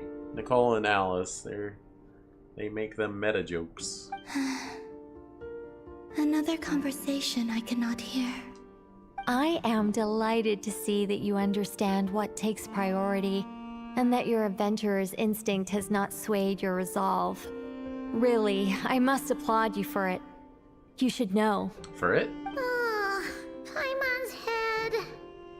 Okay, I'll try and keep it short. My senses are telling me that this is where we shall find the entrance to the ruins. Oh, cool! Well, what are we waiting for? Let's open it up and see! You were good, but only because the game wouldn't let you be bad? Question mark? I'm not sure what you talk about, actually. Patience. This was a sanctuary of great importance to the Hyperboreans. A special process is required to open the gate. Oh! Like the place that housed the Eternal Moon's marrow? You? Me? Oh! Like I didn't go get treasure chests because the game didn't let me. I see. Seems like ancients were very fond of making tricky gate puzzles. Okay, so what's the plan? Need us to do anything? And just the short version, if you can. Ah. Alright then. I was planning to start with some background on the invention of these techniques. Are you sure you don't want to hear it? It's quite informative. She loves yapping. About priorities? You ever see a girl yap endlessly without opening her mouth? Well, you have now. Fine. Simply put, we need 3 human representatives to successfully undergo a process of Kuvaki resonance. Think of it as a test from the 3 moon goddesses to see if the entrants are qualified, with the most recognizable qualification being Kuvaki. Pretty sure Lauma would ace that test. Oh, wait. But we need 3 people. How do we define a human in this game? I also have no doubt that the Moon Chanter would be qualified. But we would need 2 other people with the same constitution. Therefore, the most feasible method is not so much to follow the rules, but to figure out how the test functions and find a workaround. I've done some research, and it turns out the mechanism is rather crude. We'll simply need humans to stand before it who have sufficient Kuvaki energy within them. I'm with you so far. How do we get the Kuvaki in them? The easiest way would be transfusion. Take some Kuvaki from Nod-Krai's soil, put it into the bloodstream, and get it circulating in the body. So we're going to cheat on the test? Precisely. There are other methods, but this is the simplest one. Cheating the system is much easier than trying to hide from it. I could hear the pain in Llama's voice. We're going to cheat? Huh? Ah! Sorry? Does the idea of cheating upset you, Miss Llama? No, that's not it. I suddenly had an idea. Oh, what is it? It's about Moon Prayer Night. I figured out a way for Kuthar to join in the festivities. Huh? But as Paimon said, we need to have our priorities straight. Let's get back to the test. I'll follow up with Nefer on the festival arrangements. Oh, okay. Anyway, is this really the best method we have? A Kuvaki transfusion sounds dangerous, no matter how you slice it. If you think that's dangerous, wait till you hear the other methods. I'd be more than happy to go through them if you'd like. There are several. No need, we're good. Let's go with this one. Very well. Kuvaki transfusion it is. Now, I should mention that the risks can be greater or lower depending on individual compatibility. It would be rash to simply infuse the Kuvaki and hope for the best. If the body rejects it, the reaction can be quite severe. The symptoms are similar to another condition that some people living here suffer from, known as congenital Kuvaki sensitivity. So, before we execute our plan, I will perform a simple test of my own to see who is compatible and who is not. Once that is done, we will have to complete the resonance process as rapidly as possible. The participants must remain stationary while the Kuvaki circulates and bonds with them, and they mustn't eat or drink anything. What? No eating or drinking? Well, it's not gonna be you, Paimon. That's some hardcore fasting. They'll all be monks by the time they're through. How long will I have to keep that up? 3 days. Oh. Oh, that's so long! And we still need to find 2 more people who are not just compatible, but also willing to volunteer. I mean, I assume Ether's in. What are they talking about? Yeah, I'm willing to volunteer. Really? Don't you want to think this through? Haha, count me in too. 3 days without food? I can handle that. Miss Nicole has made it clear that this is the easiest way. The way I see it, there's nothing else to discuss. It's time to step up.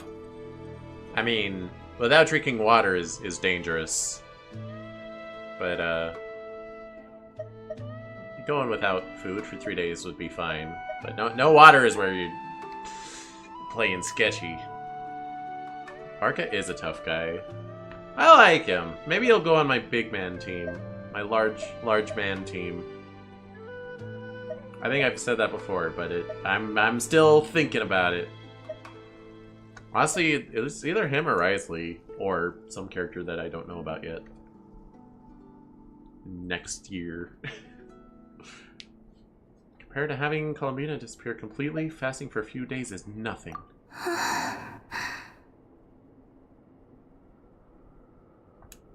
Yeah, you're right. In that case, Paimon volunteers to be captain of logistics. She'll keep the fires lit and grab some spare clothes to keep you comfortable. 3 to 5 is the average for death with no water. Ooh. 3 days, kinda sketchy. Maybe it just meant no drinks besides water. They have to stay still for 3 days? Is that what they're saying? Good work, Paimon. Then we'll start with you first, Traveler. Please step forward. I mean, I guess if you keep your body functions to a minimum, you won't need the food or water as much.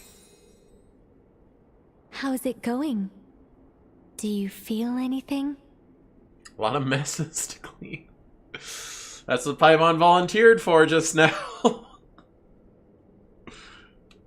No. How about now? No. And now? Still nothing.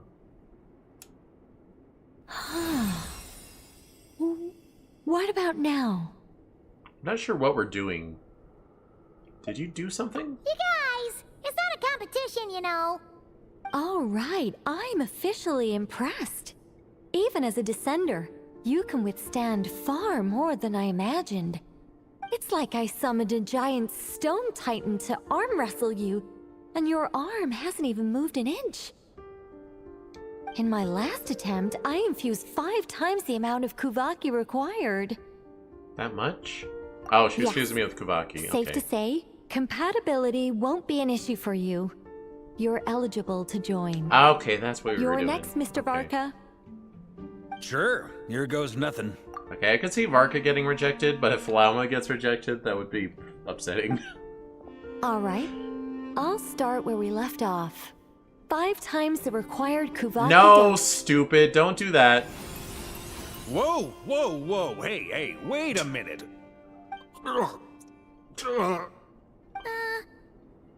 it going? Did I say Nicole was dumb before? Because she's a little dumb. No, not great. I kind of want to puke. Feels like I've been drinking too much. A few bottles of wine, then a big stein of Dark Horse, with some hard liquor from Liyue mixed in. You think this is funny? I just lost to a young lady in an arm wrestling contest. I'm never gonna live that down. She's just upset that she couldn't make Ether flinch, but she's happy that she could make Varka flinch. She's also a little petty, isn't she? My apologies. I'll lower the concentration and try again. Oh. How's it going now? I'm not as dizzy as last time, but I can still feel it pulsing around.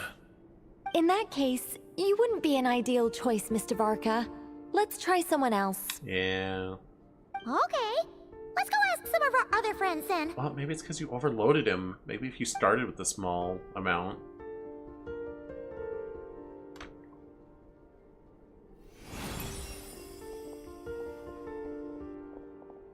Is it gonna be Yehoda? Because she's on the banner. No surprises here, Miss Moonchanter. You're perfectly compatible. You may join.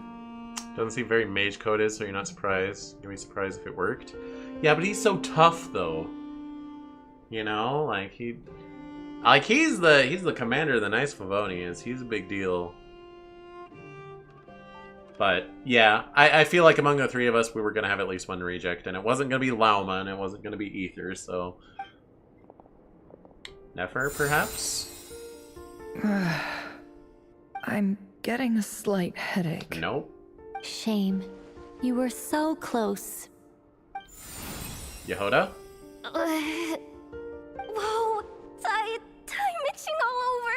Ah. Allergic reaction. We can't have that. It's gonna be Durin? Huh? Well, are you gonna start a what?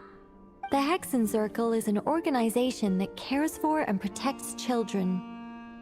We will not have them do dangerous things. Not even tests. Quietly hides all of my child units in the corner.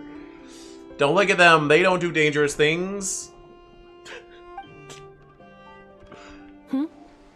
I would never send Klee into the Spiral Abyss. Never. Is something the matter? Would it never even work? The She's a candidates robot. have to be human. Yeah. I guess that rules me out too. Huh. Everyone except the Moonchanter got beaten. Guess I don't need to feel so bad after all. I mean, looks like this isn't gonna be as easy as we thought. Perhaps I could ask for volunteers among the Frost Moon Scions. I'm trying to speculate before they do the reveal. It's either gonna be Durin or we're gonna have Alice do it. Which would be crazy. It's probably Durin. Maybe Scaramouche. I'll see about talking to some trusted Lightkeeper colleagues. Itlua springs to mind. In fact, I think we had some former Frostmoon Scions join our ranks recently. Unless they're gonna, like, introduce a new Give me the character. scientific explanation for how the test works? I can probably make some kind of test bot. then we can just zip through Nasha Town, going up to people and pressing a button to check their status. Wouldn't that be way easier? No. Wow! No elaboration for once. No, stupid. How about I contact the Knights of Favonia's garrison in the Wave Chaser plane? Shame that Lohan's already left. And that guy's even tougher than I am. Strange. The moon goddess is clearly revered by many people. So why is she on the brink of disappearing? She mentioned that the world has rejected her from the very beginning. And when we fought the Reikir of Solnari, it seemed like she exhausted her power for our sake. Also, Paimon's not sure revered is the right word for how people feel about her. More loved? Gratitude, certainly. For my part, anyway. Beloved? It's basic reciprocity. She helped us, so she deserves our help in return. Yeah. Even though she looked like she didn't care, she still saved a ton of people, including me. A review of Oh the wait, relevant Durin's not data human. leads me to Duh. conclude that Miss Columbina is a good person. I'm not sure if Scaramouche qualifies as human, because he's a homunculus. Yep, you bet! They really think so? Oh, I'm super surprised that Columbina isn't her actual name, though. I think it really suits her. It's light and graceful and... yeah, just a really pretty name. I know, right? Unfortunately, that's not our decision to make. Columbina. That was the code name the Fatui gave me. But it also came up in the song I heard when I was born. But... is that really all there is to it? What do I truly think of my own name? Is there anyone left who will still call me by that name? She told me to pick whatever name took my fancy. Why did I pick Columbina? Maybe because I felt she never wanted to become Kutar and be worshipped as a god. She's gonna be saved by self-acceptance and confidence? Maybe. I guess she could just reappear right here, right now, but I feel like we're a ways off. Maybe.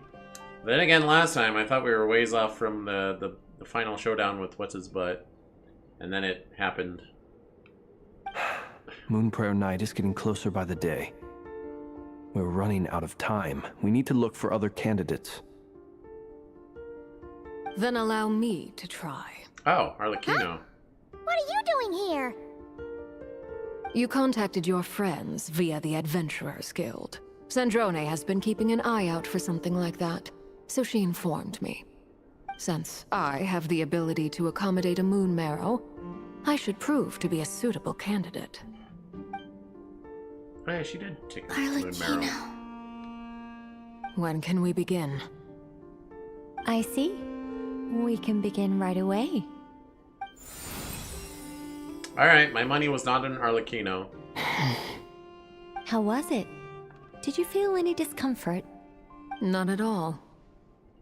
Then it seems we shan't need to look for additional candidates after all. Alright. Great! Arlecchino Lauma. Arlecchino Lauma. Alright, like Paimon said, the rest of us can take turns making sure the three of them stay warm and comfy. Then, my job is to take care of the caretakers. I will ensure everyone receives food and accommodation.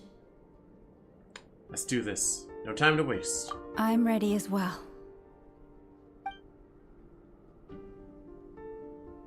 It does make sense to be a Fatui to really show Columbina that they care about her. But Arlecchino is probably the most caring of all the Fatui. She runs an orphanage, for goodness sake. I mean, orphanage where she turns the kids into agents for her, but still. They have to stand the whole 3 days? Oh boy.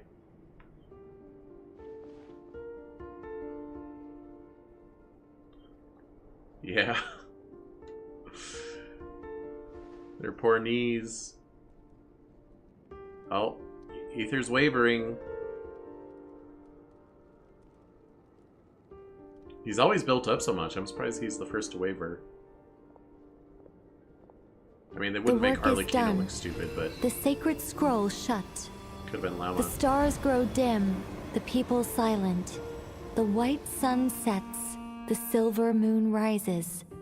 O path to the temple, appear now before us. Has it been 3 days already?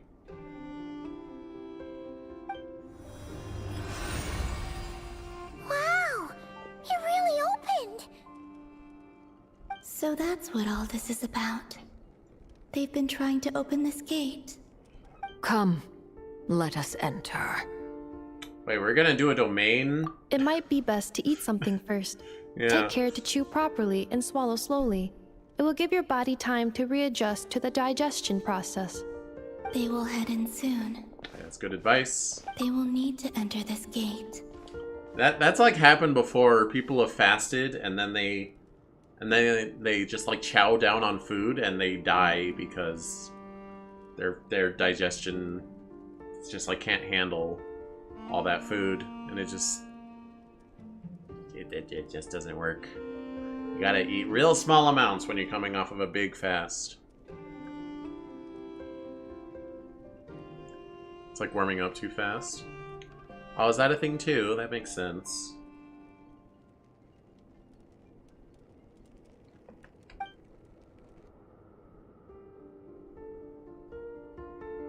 Huh? I cannot pass through. Is it because I have no physical body? It has been 3 days. My strength has all but completely faded. Hypothermic people need to be warmed slowly so their body basically goes into shock. Makes sense.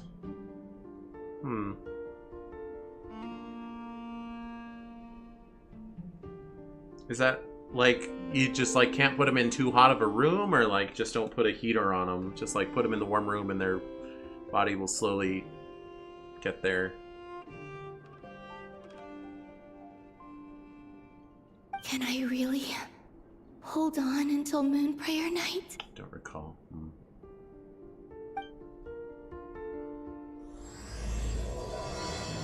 Act 6 started. Well, we can make some progress. Don't know if we'll get it all done today. But before I do that, I'm gonna be right back.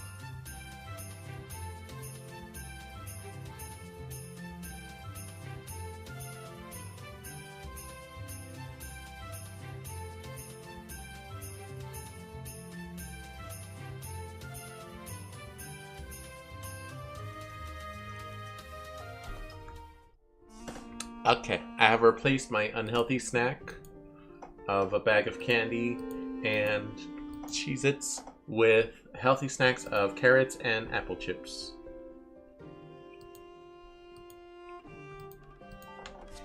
So, yes. Also, I had a business meeting, so. Alright, going in the thing.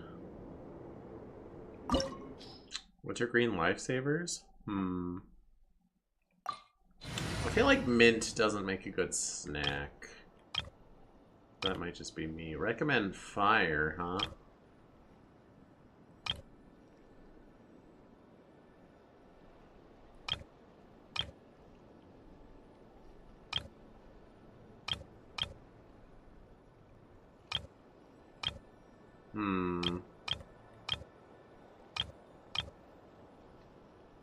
Well, Durin's the fire there, and he's not up to level. I mean, I could go with my Mondstadt team. Might as well. The Hex team. Oh, I should have switched out Sucrose with a healer.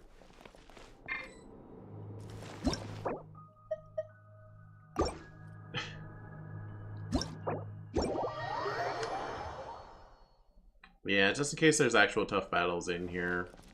We'll go with this team, but switch out Sucrose. With another Knight of Favonius. Barbara. I'll take care of it. Oh, then I have 2 waters, though. I mean, I can have 2 waters, but...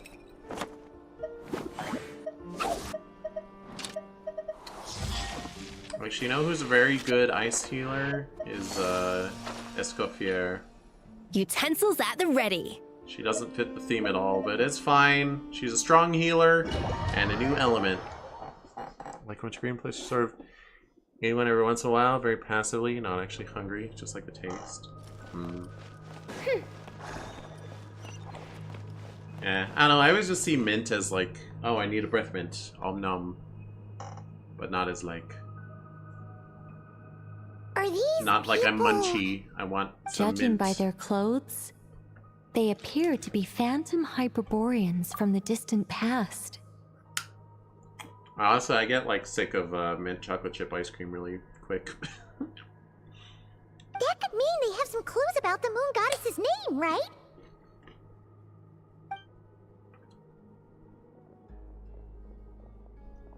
Peanut butter on crackers is Could good you too. tell us what the moon goddess's name is?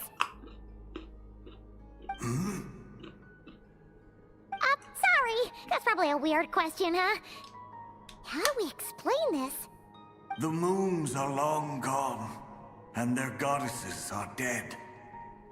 Their names no longer mean anything. Eh? When a new moon goddess is born, we will surely know her name. We have used every last resource at our disposal.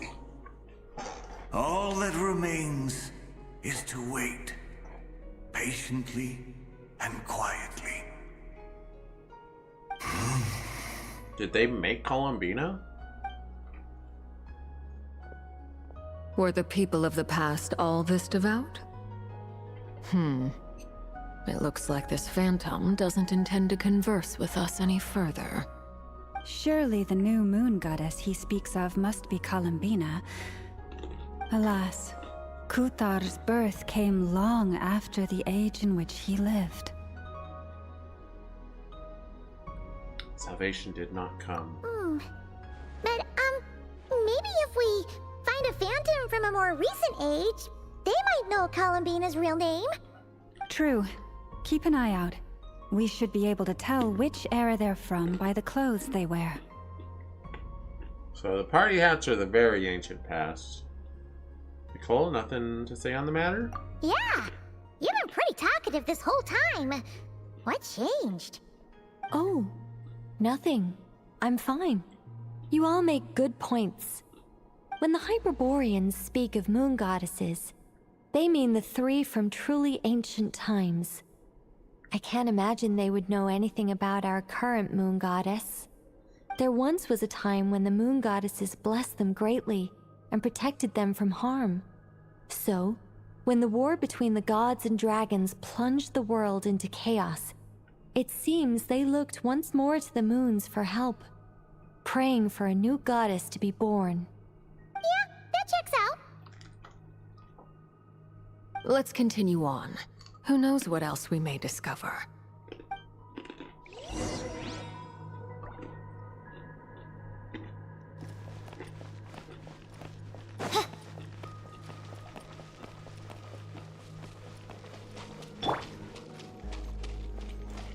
Man, why'd fire have to be the recommended element? This team doesn't fit at all. There's a door blocking this path. Not a problem. Try this. I guess Klee is like a emissary of Alice. Whoa! How did that door suddenly collapse? This device was maintaining the door's integrity. Remove the core, and the device stops working. Well, I mean, I would have gone with my Nod-Krai team that I'm building friendship with, but usually if it recommends an element, you pretty much want that element. Is this our destination? I guess I could have replaced Lisa with anyone. More precisely, this is a device that will help us reach our destination. Let's go. We still have a long I could still leave and come back in. Distance to cover. It's fine. The characters you're playing as doesn't really matter. I'm surprised it's not forcing me to do like a trial Lauma and Arlecchino and Ether.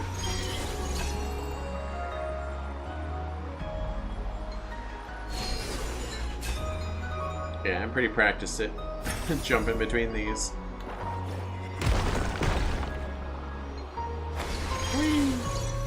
Although it's not that hard. It's mostly brain dead, honestly.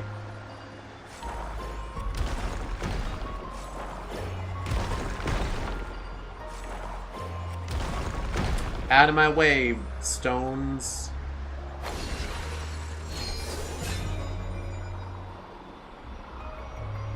This is a tool that will help us later. Secret tool.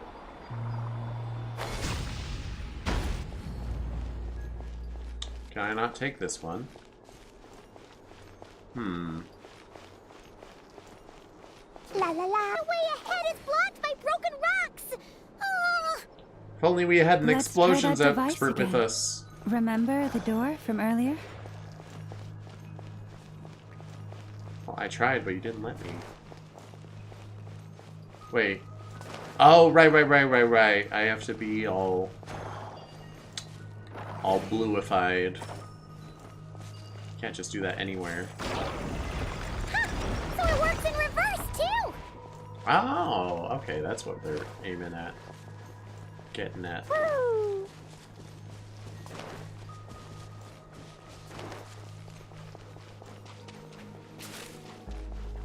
The humans we see are all phantoms, but the monsters are real. What a fascinating place. There'll be plenty of time to admire it later.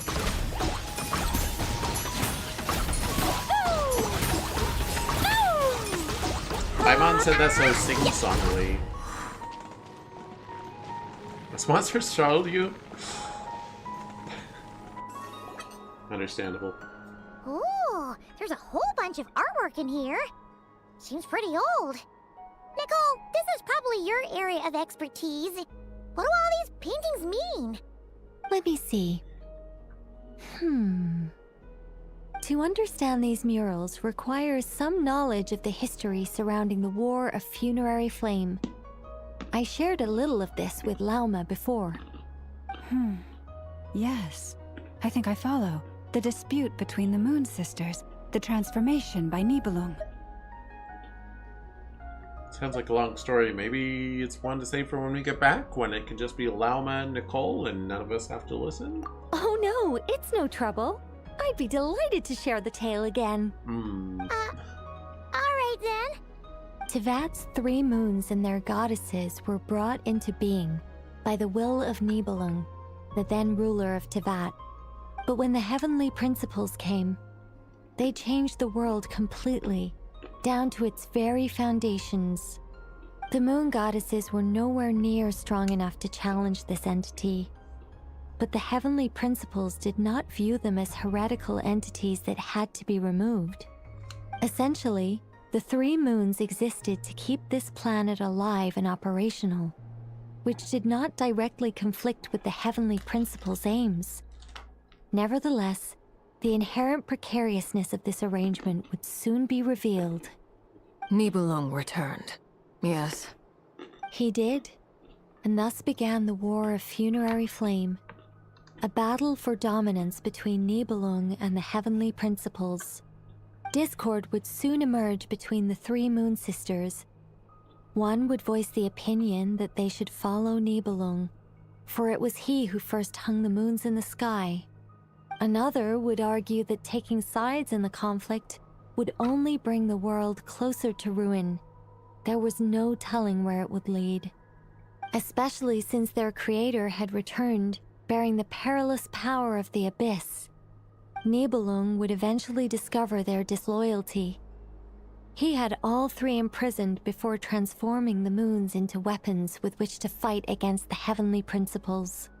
What? Weapons? Yes. The very moons that had once defended the planet became instruments of death and destruction, striking terror into the hearts of all living things. And although the heavenly principles and the 3 moon sisters had once been at peace, it now seemed that the moons posed an unacceptable threat to Teyvat. It is possible that the heavenly principles did not know of the goddess's imprisonment. If so, the weaponization of the moons would surely have been viewed as an intentional breach of the peace agreement. What happens then? Regardless of who knew what, when, the heavenly principles shattered 2 moons and flung the other beyond the skies. Whether the goddesses managed to escape Nibelung's captivity after his fall, nobody knows. But this much is certain. From that day on, the moons no longer belonged to Teyvat. The rejection slowly drained their power until eventually they passed away. So that's the full story. You say the moons ceased belonging to Teyvat from then on. Why then would Columbina be born here? That is perhaps due to the lingering connection between the Frost Moon, which was not shattered, and this world. You could see it as the 3 sisters' dying wish. They never desired war. All they ever wished for was to protect this land. I see. If the final fate of the 3 goddesses is as you say, then Columbina faces the same grave danger. Our investigation has yet to bear fruit. We must hurry. Yeah, you're right. Let's keep going. How come Paimon got to come in here with us? She didn't do the meditation.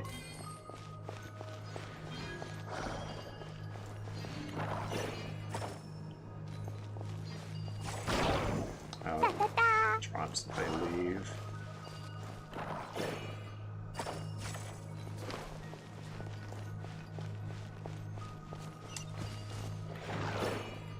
We're just passing it along. Hey, why'd it drop? Guess I walked too far away from it. Woo! Yeah! Ow. It's like there's stuff over there. Hello. Should we trust him to keep his promise? We have to. There's nothing else we can do.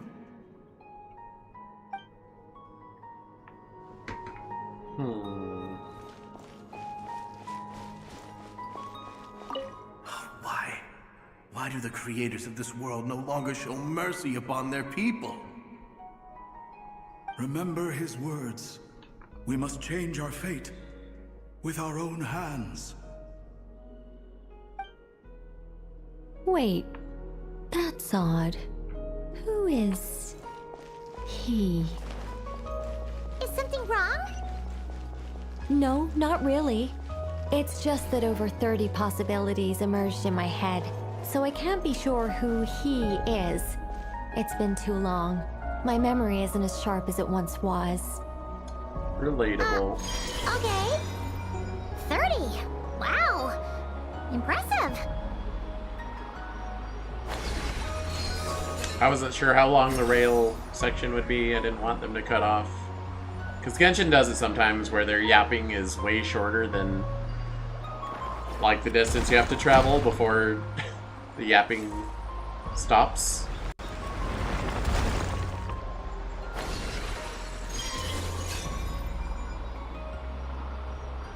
You know?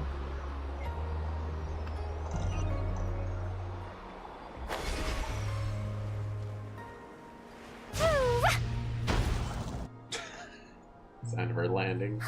We're finally here. Guessing we'll need to activate this thing? Indeed.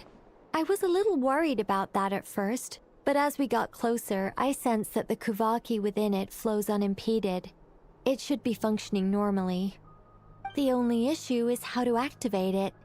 It's looking a little worse for wear. What about the cores from some of the other devices we've seen?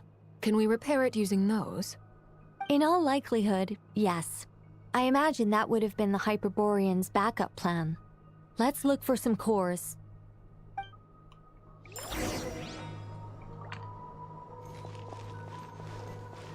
I'm looking.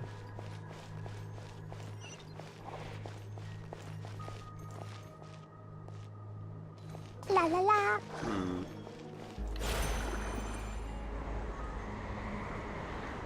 Oh. Or it just tells me where to go.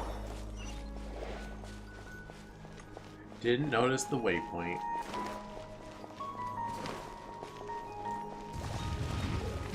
Wings of darkness, come, step. A dash of frost, written in the stars. Let me scribe. Boing boing boom! Jumpy dumpy go! I've mentioned it before, but every time Mona says "let me scry," it reminds me of that one video about birds with the text-to-speech, and the male bird's just like, "Becky, let me smash. Becky, Becky, Becky, let me smash. Let me smash. Let me scry."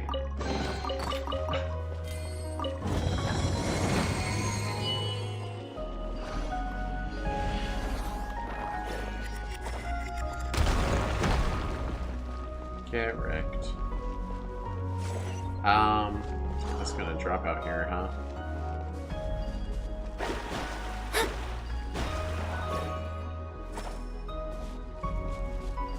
Oh, here we go. Have enough leeway between.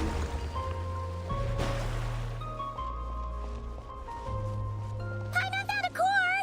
But how do we get across? Walk when games do that? Then jump down. Oh, don't give you too much dialogue for the space it's supposed to fill? Yeah.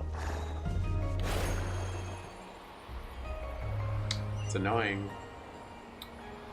I feel like Metroid Prime 4 was trying to do that a little bit, but I just decided I didn't really care about what the Federation Force people were saying, so it wasn't a problem.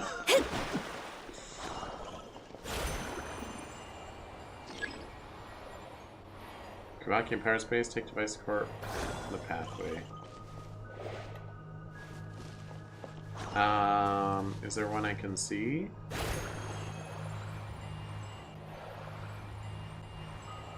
Am I supposed to carry it with me? From down below? Still need to finish yesterday's VOD. Mm-hmm.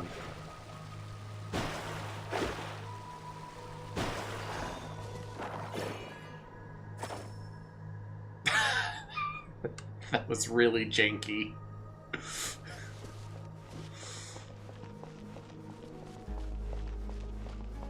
Just gotta walk between the plants or else the rock will drop.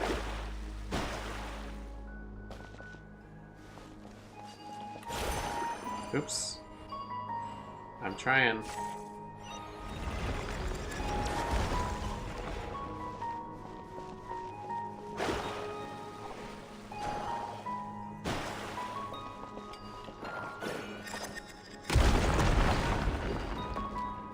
Oh, good thing I wasn't standing there. What happens if I am standing there?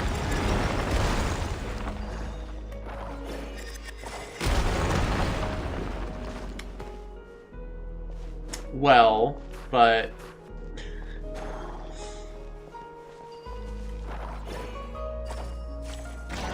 I want the rocks to fall on me.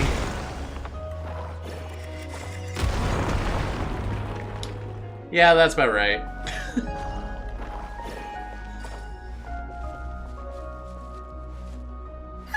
That should be enough cores. Let's head back.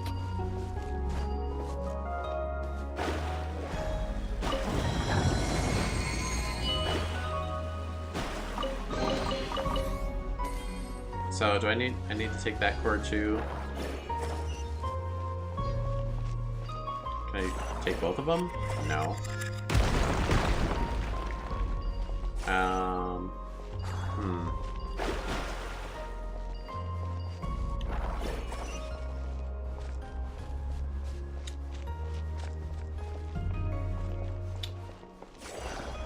Dang it.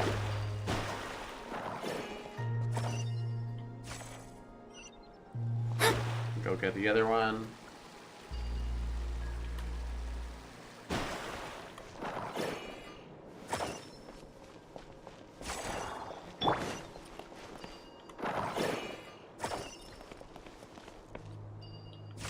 Oh, I don't even have to go that far.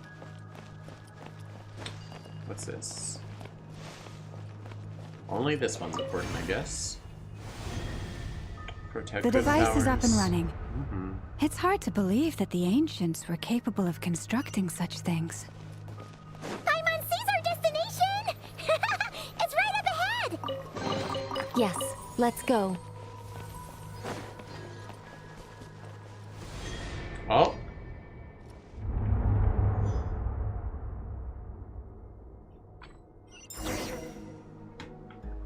Where does her name rest? Exponent space deeper inside. You got it.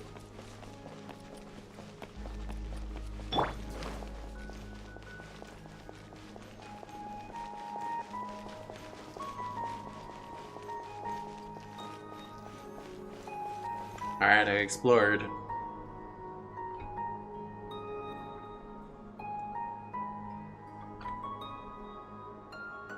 This is where the people of Hyperborea communicated with the moons. We need only place the moon marrow upon this platform on Moon Prayer Night, and we shall be able to open a portal to the moon and send our moon goddess back home. The assumption being, of course, that we can find her first. I've got a question. The moon is beyond the sky, right? That's right. You want to know if it's safe there, don't you? Exactly. It might have been corrupted by the abyss. And yet, she has no choice but to return. You know this. That's not the only issue here. This is the end of the line, right? We've explored everything we can. And despite looking at historical artwork and talking to people from Hyperborean times, we're still no closer to learning Columbina's name.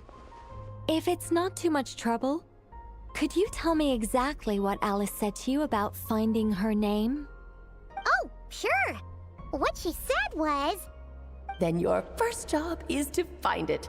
As a moon goddess, I'm sure she must have a name she identifies with.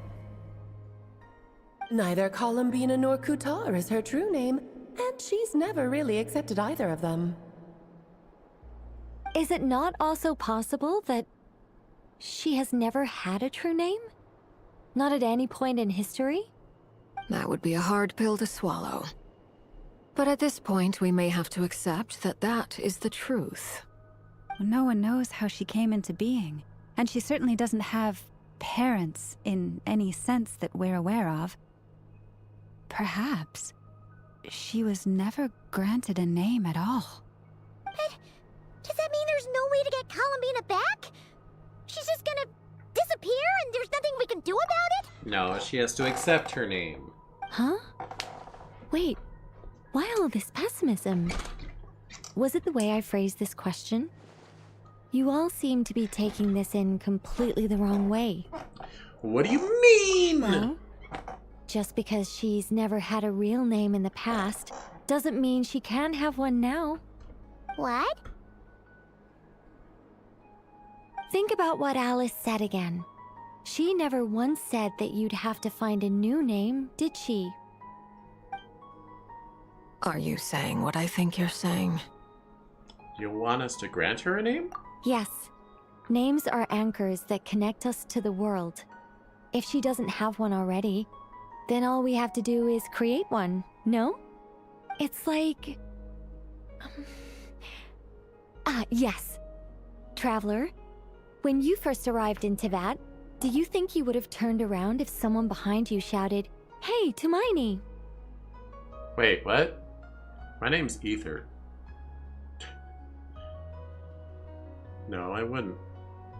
Oh, you're making up a different name. But what about now? Wait, is that a name I go by? I understand what you mean. Life is a long journey. Even the friends and family by our side can change over time. When people call you by different names, what matters isn't so much the words themselves, but what they symbolize. And of course, whether that resonates with you. Lumine.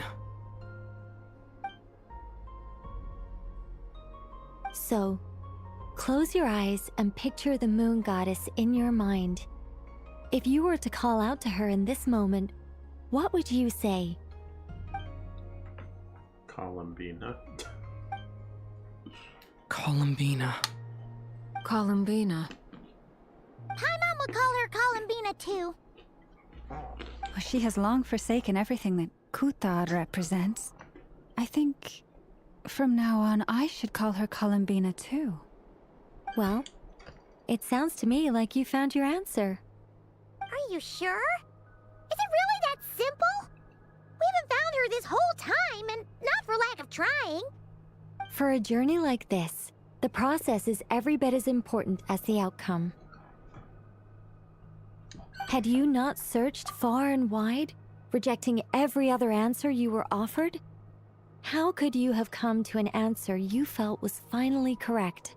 Tumaini was your Natlan ancient name you got? How do you remember that? Okay then. Oh, it all makes sense now. This has Alice's fingerprints all over it. Googled it. Oh, okay. Are you suggesting that Mage knew from the start that Columbina never had a real name to begin with? I can't say for sure. But I can definitely imagine her chuckling in satisfaction somewhere right now, saying, "Ah, what fun." Lauma cannot handle these mages. You should hurry. The festive moon has begun to rise. Do not worry, for when you called the name Columbina just now, I could sense that the power within was enough to summon back the moon goddess. Oh. That's good. The power within what? The name? Yes. So, the thing is...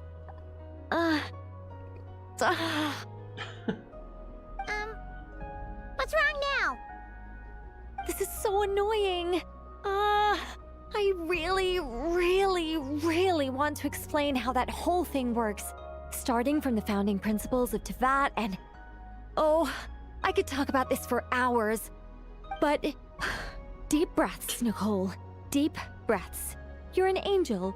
A sober, sensible, solemn angel who has her priorities straight. Okay then. Sorry for asking. Clearly a bad call on Paimon's part. Urge to yap. Overflowing. Anyway, you all need to hurry. Last thing, remember how it felt when you called out that name. Then it is agreed. By the name Columbina, we shall find her. So she disappeared because people kept calling her Kutar? Really? Then we'll throw her the best Moon Prayer Night party ever! And at last, we will send her home.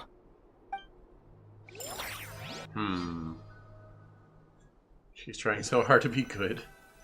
After informing your friends, everyone's supposed to have to look at Columbina calling her name and choose a visit place for blah blah blah. I can barely move anymore. You identify with the name, so none of them My anchored her. consciousness But it's the same name. fading away. Have they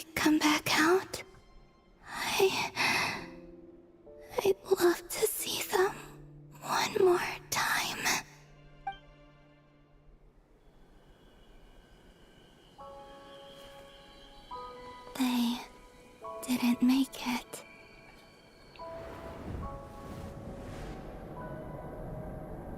Could you tell me your name?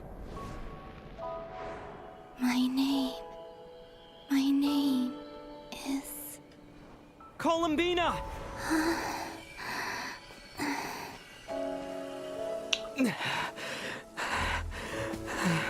We've literally called out Columbina to her while she was a ghost, and it didn't work before. That's the name you gave when we first met. And it's what I've called you ever since. Columbina. It's a fine name. I have many fond memories of Columbina, and so do all of your friends.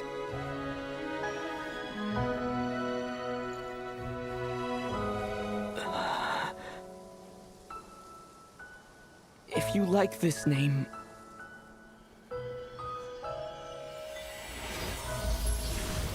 That.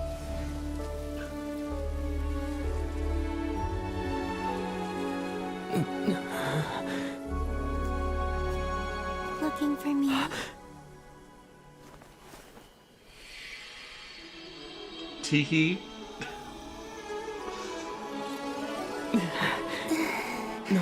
Now kiss. I like it. It looked like she went for it too. You can carry on using it. My name is Columbina Hyposelenia. Wait, huh? Hyposelenia? Where'd that come from? Columbina Hyposelenia. That's a wonderful name. Do you like it? I just made the second part up. Columbina would become my real name.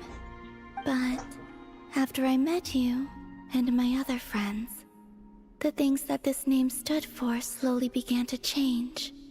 It went from being a Fatui code name to something my friends call me.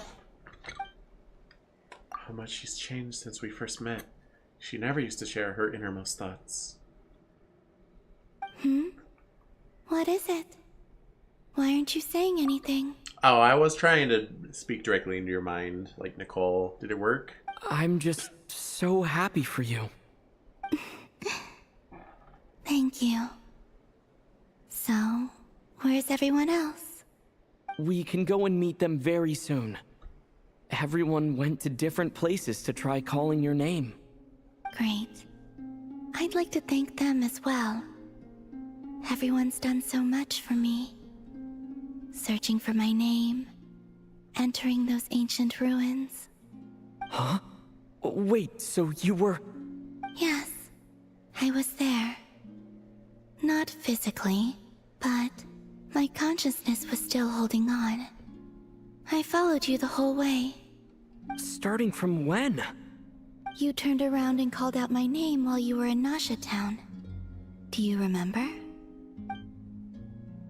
Ah, so that's what it was. That's what that was. I could have sworn I felt someone pat me on the back, and deep down, I think I knew it was Columbina. Let's go.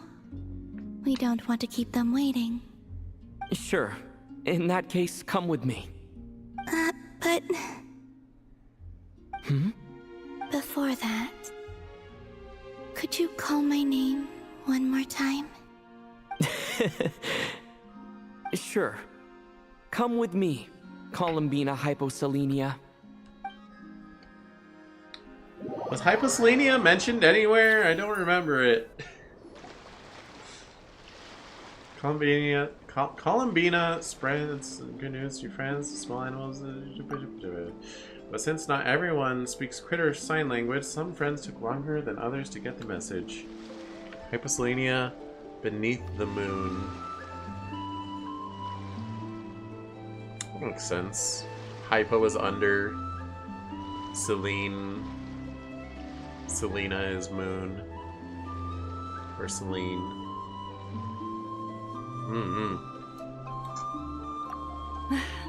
Columbina. Oh, this truly is wonderful. Llama, I can't breathe. Rip. Ha-ha! Just in time for Moon Prayer Night. It's good to have you back, Miss Columbina. Yeah, we were worried sick. Thank you, my friends. With your help, I now have a name that belongs to me. Columbina hyposelenia. Where's the second half from? You added it yourself? Asking That's the real right. questions. It means... She did, she just made it up. Yes. And by extension, it can also Born beneath mean the moon. born beneath this world. A fine name. Now, as much as it pains me to interrupt this beautiful reunion, I feel obliged to remind you that the Moon Prayer Night celebrations in Nasha Town have already begun. Why are you Don't you want to Dodoko? enjoy the festivities? There's so much to see and do. And some of the ambient lighting and entertainments were sponsored by the kind souls in the Hexen Circle. Yes, Reddit was correct in their theory. When was that theory posted? Because maybe they listed Columbina hyposelenia in like a character trailer or something. But like, as soon as it was 5 minutes from learning the name to them explaining it. So I don't know why you would need to theorize on Reddit unless it was before this update even happened 5 days ago. This update's like 4 days old. 3 days old. When was it? No, it was Tuesday. Because that was Sonic Superstars Day. Nicole? Why have you turned into Dodoko? Asking the real So questions. you're Miss Nicole. Found in the source code. Thank you for helping us. And for helping me find my name. It's nice to finally hear your voice. You're quite welcome.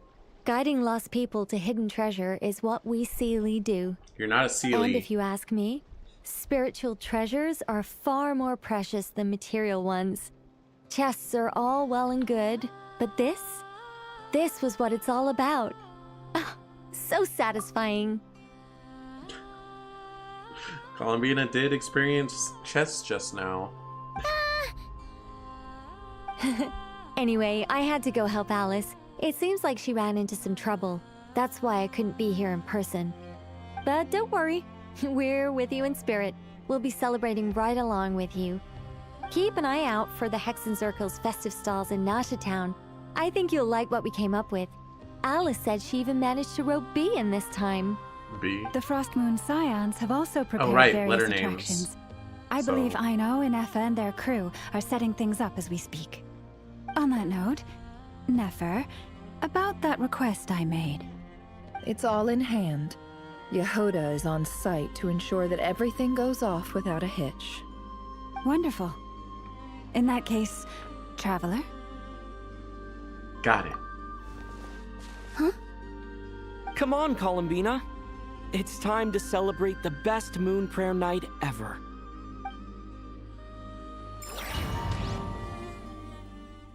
Well, we got her to reappear. What's left for this act? Oh, this seems like a final cutscene, perhaps. So Act 6 was really short. Hey, young lady! Would you like some Moon Prayer Night candy? Happy Moon Prayer Night. Oh, yeah. I almost forgot to say. Welcome home, Moon Goddess.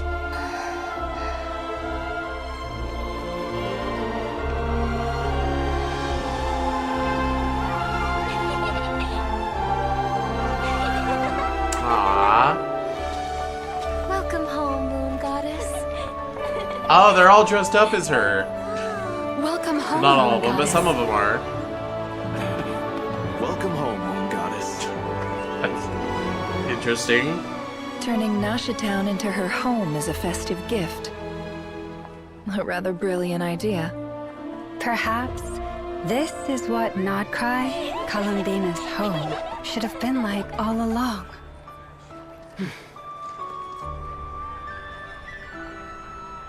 Thank you for the gift. So they can't tell it's I her. like it a lot. Because everyone's dressed up as her. It's hiding in plain sight. But she's the only one with the eye things and her eyes closed. Feels like And with that the hairdo. surprise of my life. And who walks on little water balls under her heels. Oh, well, they're not paying that much attention. Do you like it?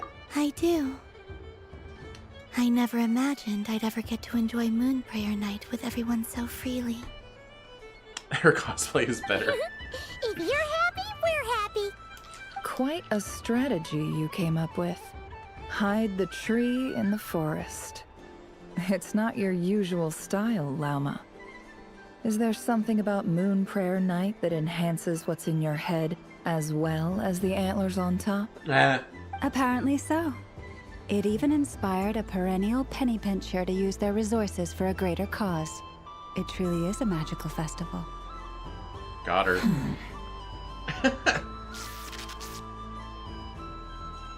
I see it now. This bickering is actually a sign of a strong relationship. Oh, huh. Maybe it's just her hair, but even though they have like the same... They're both using tall lady model. Lauma is taller.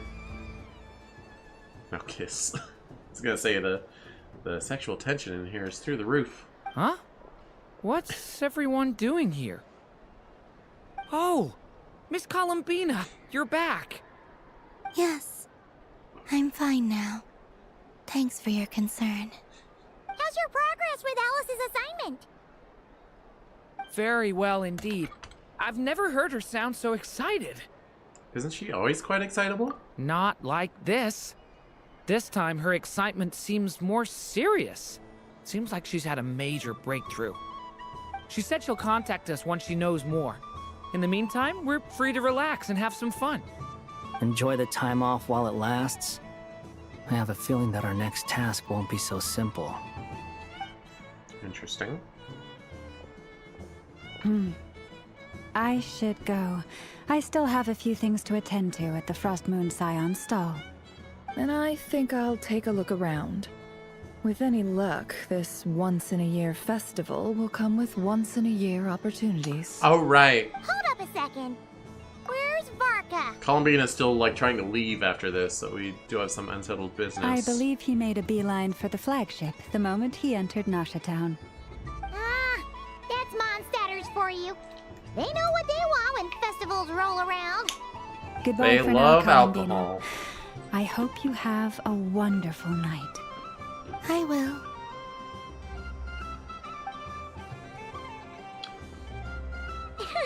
Well, in that case, don't just stand there. Get out there and have some fun. You'll definitely get a warm welcome at every stall. Oh, also, take this map with you. It's a guide to the festival. Wait, do I have to actually play this like it's an event? Oh my The gosh. Frost Moon Scion stall is over here. Lauma's invited a whole bunch of cute animals to celebrate too. Over there is the Hexenzirkel section. Alice seemed more excited than anyone about this festival, so she insisted on making it a grand affair. Oh, and then there's the Nasha Town local specialties, including... Have to go to the festival? No! Better if you go check them out for yourself. Thank you. It looks like a lot of fun. Enjoy your moon prayer night. You're not coming with me? We'll be around. But don't you want to browse by yourself for a bit first? I thought this was a date.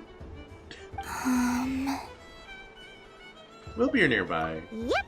If you find something you like and want to try it out together, just give us a shout. We'll be right with you. Otherwise, just relax and enjoy yourself. There's so much on offer, so try to experience as much as you can. And don't forget to stuff yourself with all the delicious festival food. We'll probably run into each other while we're browsing. All right then. Off I go. Have fun. Where should I go first? Dang it. I can't look at her stats still. And I can't attack. Oh, she has unique jumping Must be the animation. mage's stall. It feels like I've entered a fairy tale. There's a bunch of people around. How lovely. We'll So talk to this is the Yehoda. Frost Moon- Oops. Didn't mean to interrupt her. I didn't know it was proximity based. Frost Moon Scion stall looks kind of plain, but it's pretty cool once you get into it. I don't go to Hisi Island much, but it's got that, like, old world cultural feel. And if culture means we get more festivals, I'm all for it! Hello, Yehoda. Columbine... hello, Moon Goddess? No username. That was too close. I almost gave the game away in front of the staff. Oh. Wait. Well, What's the deal fair. with her shoes? They don't make a sound when she walks. I could do with a pair of those. Asking the real questions. Asking a lot of real questions today. Do you like balloons too? Balloons? Oh, you mean those? What's so fun about balloons? I'm not a kid anymore. They're probably more up Aino's alley. Yes. The animals seem very curious about these strange flying objects. I was drawn here by their voices. I recently learned a fun new game you can play with balloons, so I decided to come and give it a try. A new game? She's gonna start throwing water balloons at people. You have to get consent before you just start throwing water at people. Welcome home, Moon Goddess. Here to buy some balloons? Yes. Could you give me a few that haven't been inflated yet? Are you sure? I guess it's not a problem, but... Yes, please. Thank you. I guess in fairness... Balloons? But those are just little rubber pouches. What does she want with those? In fairness, it's not like they have electronics in their pockets in this world, so you're not gonna ruin anyone's phone by throwing a water balloon at them. Might still mess up the clothes, though. Would you like to play the balloon game, Yehoda? Huh? Okay. Sure. I guess. How do you play it? Wait here a moment. Oh. This is so weird. What have I got myself into now? I thought I saw Columbina nearby. Uh-oh! That's the fourth Harbinger! Although she's helped us out quite a bit, she's good people, right? Is she looking for Columbina? Oh, guess that's my ticket out of here. I'm not sure my heart can take being sandwiched between two Harbingers. It's only one. Which stall is she checking out? Oh, it's that other Frost Moon Scion's one. Try on the headgear, see what it's like having antlers or animal ears for a day. Oh, I wouldn't be caught dead wearing that stuff. Kirby Air Riders? Is that so you? Embarrassing. I have enough gear to carry as it is. Wait, what? She put it on? How peculiar. This would take some getting used to. I wonder if this is what it's like for Lynette. It really suits you, ma'am. What is this? She was so intimidating a moment ago, but now, dang, she's really rocking those ears. How does she make them look so cool? I suppose I may as well keep them on for now. All part of the festive experience. She's coming this way. How do you do, Miss Yehoda? Oh, jeez. Don't talk to me while wearing that thing. Where am I supposed to look? It's usually not what that means. Also, you have cat ears like built into your hat. I don't know why you're being awkward about it. Oh, hey there. I'm looking for Columbina. Have you seen her? She just... Huh?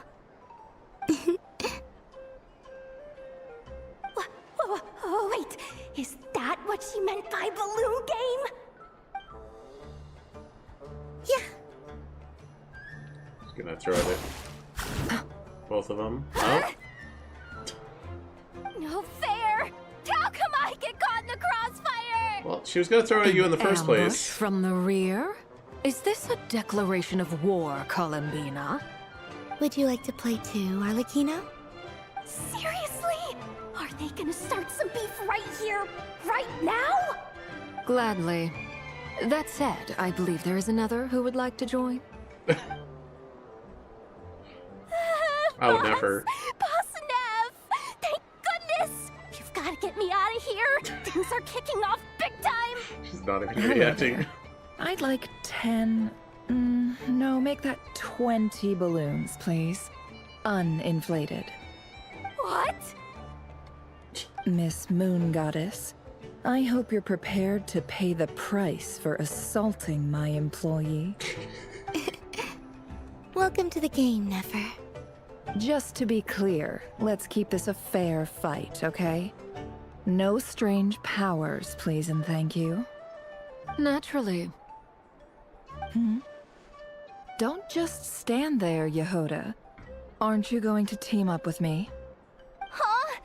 Do I have to? Of course. Don't forget, the Curatorium has a reputation to uphold. I knew something like this was gonna happen.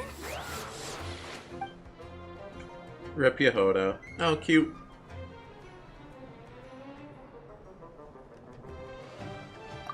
Why is it bouncing off of her? It's supposed to explode into water. Oh, okay. They're not mini games. They're just... I just have to watch all the cutscenes. Watching cutscenes in my Genshin Impact stream? It's more likely than you think. I guess we'll save Ether for last then? Also, I saw some floaties in the distance. Can I actually collect you? I can. No? How many times do I have to tell you? When you spin around, look up at the moon! The moon! Got it? Not at me. Do I look like the moon to you? Sorry, teacher. And again. Stop, you're at the back. You're behind the beat. This person standing in between us. It's hard to talk. The stance is supposed to be civil. Focus up, or you'll be practicing until the next moon prayer night at this rate again. Let me guess, you're angry because of what I said, right? I can tell because you're going too fast. You're ahead of the beat. Sorry, teacher, it's so noisy here. I can't hear the beat. Miss Kuhenki, are you sure it's no trouble? Huh? Oh, Kuhenki is one of the Sealies. I'm like, is that another name for Columbina? No. Oops. Like sharp, everyone. Time to step it up. Show me your best moves. 5, 6, 7, 8. Okay, I was gonna collect them for that one item that you need to condense your resin. Hey, there's a glowy on the ground. Wait, why was Yehoda's proximity based? What's this? Train performance. Oh.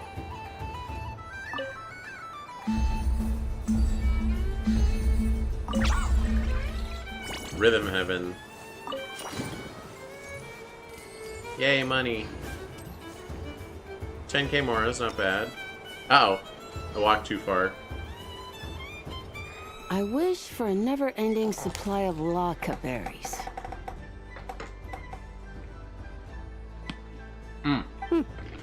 What a humble wish. Probably written by a child.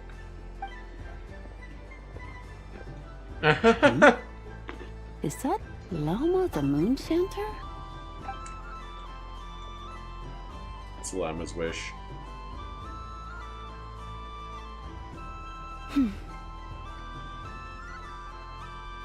Or she was just about to put one out.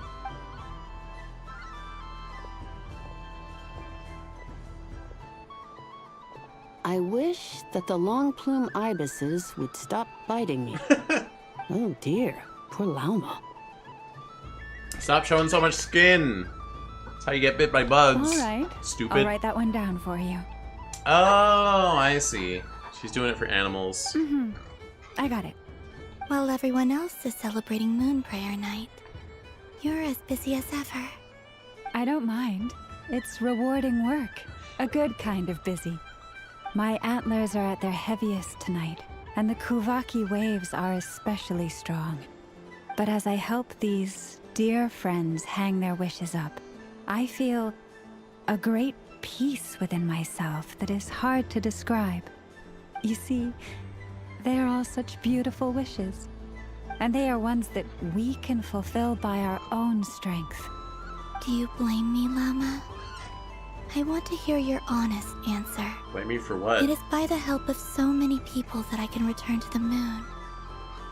But I feel as though I've hardly done anything in return. You've done plenty, Columbina. I say this in earnest, both as someone who knows your history, and also as a friend who has seen what you've been through. Look at that little weasel guy down there. He's why I use why I use this model for Genshin. I mean, he's not the only weasel guy, but most of them use that model, just with different coloring. Look at him down. He's got a little bow tie. You love him. Oh, he's right next to me too. Didn't even notice that. Hi. Hi. Are you got some more in that pouch? You gonna share? Give me some? Such a fancy weasel. Just like me! What about as a moon chanter? I feel proud to honor our moon goddess's wish. And I'm sure any moon chanter in history would have felt the same way. Thank you for your kind words, Llama. But... Hmm? Since you asked for my honesty, I won't lie to you. My feelings are mixed right now. Besides pride, I also feel... I suppose it's a reluctance to let go. Once you return to the moon, we will be far apart and separated by a false sky. I'm sure those of us left behind will gaze up at that sky, yearning for the moon once in a while, just as you used to do. So, like, how do they have a false sky? What does that mean? Is there a giant screen up there that's projecting a sky? What does it mean? I will miss you, Llama. I will miss you all. Something borders Alice. I hope to stay in touch. I will try and find some way to send messages down from the moon. Perhaps you could use Kuvaki. I've heard Yehoda say that signals can be sent using long and short waves, or strong and weak lights. That sounds a little complicated. What if we forget what the signals mean? We could prepare a codebook beforehand, but... You're right. It wouldn't really suit you. Still, whatever happens, I believe that you will find your own unique way of communicating with us. And now that I think about that, my heart feels lighter. Look at him go. Because you trust in me? Yes. I have faith in you, and in the power of truth. In my experience, the truth tends to be difficult. But that's what makes it stand out from what is false. So I'm confident that your thoughts and your love will shine through the curtain of lies. We will know it when we see it. Thank you. Now, could you help me hang up my wish? Is this? I wish that all who dwell in this moonlit world can find a place to belong. And I wish that I shall one day see my friends again. It's 2 wishes. I hope that's not too greedy of me. Not at all. And I think you speak for us all with the second one.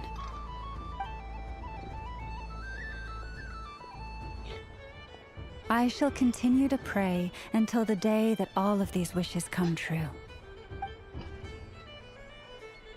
Ah.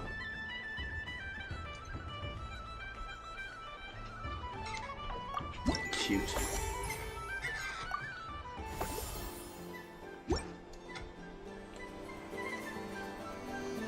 Oh, so I guess Nefer's here, but she doesn't have her own event. That was fun.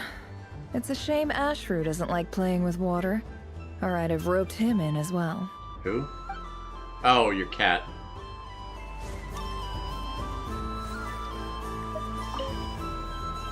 I've seen Linny and the other children play this game before. It would seem that it's not a bad way to relax, once in a while.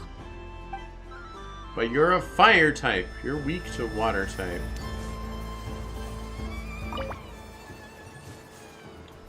Some puffins. Aren't you gonna sleep, winged ones? No, wait. This is Moon Prayer Night. No one sleeps on Moon Prayer Night. No one sleeps. No one sleeps. Sleep, sleep, sleep, sleep. Shh, be quiet. You're hurting my head with all the racket. Wait a sec. That's the Moon Goddess. The real Moon Goddess. She's looking this way. Idiots, you're blocking her way. It's alright, I can just walk over you. Wait, I actually just like drift over the cat.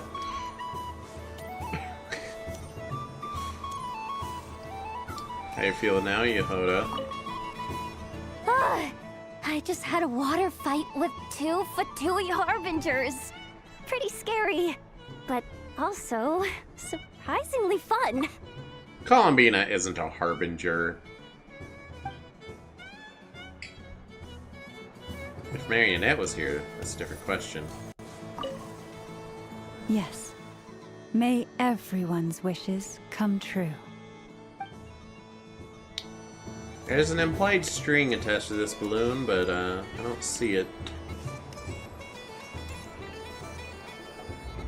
Sunny days! I prefer sunny days. Ah, well, you are as warm as the sun itself, Moon Goddess. Very well. Oh. I believe your spirit animal has to be this most adorable chic badger. Wow! Thank you, Mr. Talking Magic Lamp. It's Flynn's. Have a very happy festival, Moon Goddess. That's adorable. Flynn's? That's you, isn't it? Shh. It's our little secret, my dear traveler in Paimon. Okay, sure, but why are you here selling sugar sculptures? Everyone celebrates in their own way. After gazing into the abyss and spending time around gravestones all year, what better way to relax than to see sunny smiles on the faces of the living? Besides that, I like to think of myself as a fair judge of character. I dare say matching personalities to confection suits me rather well. That's not what Paimon was talking about. Aren't you afraid that your true identity might be exposed? Should I be? There is all manner of magic in the air this Moon Prayer Night, thanks to the work of the great mages. I see Miss Columbina is hiding in plain sight. Why should I not do the same? Why miss this rare opportunity to enjoy a special evening in my true form? Fair enough. You got a point there. People who don't know you will probably think you're just a talking lantern. Which you are. Well, now that we see eye to eye, what brings you here? Not a search for your spirit animal, I presume? Ah, well, actually... Here, see for yourself. Also, I demand more Columbina. Where is she? Get her on How screen. wonderful. That doesn't count. A beautiful idea. Yeah, we just met Barca, and he said that having everyone draw their own section was kind of boring. So, he did your bit for you. Ah, Varka. Ever the maverick.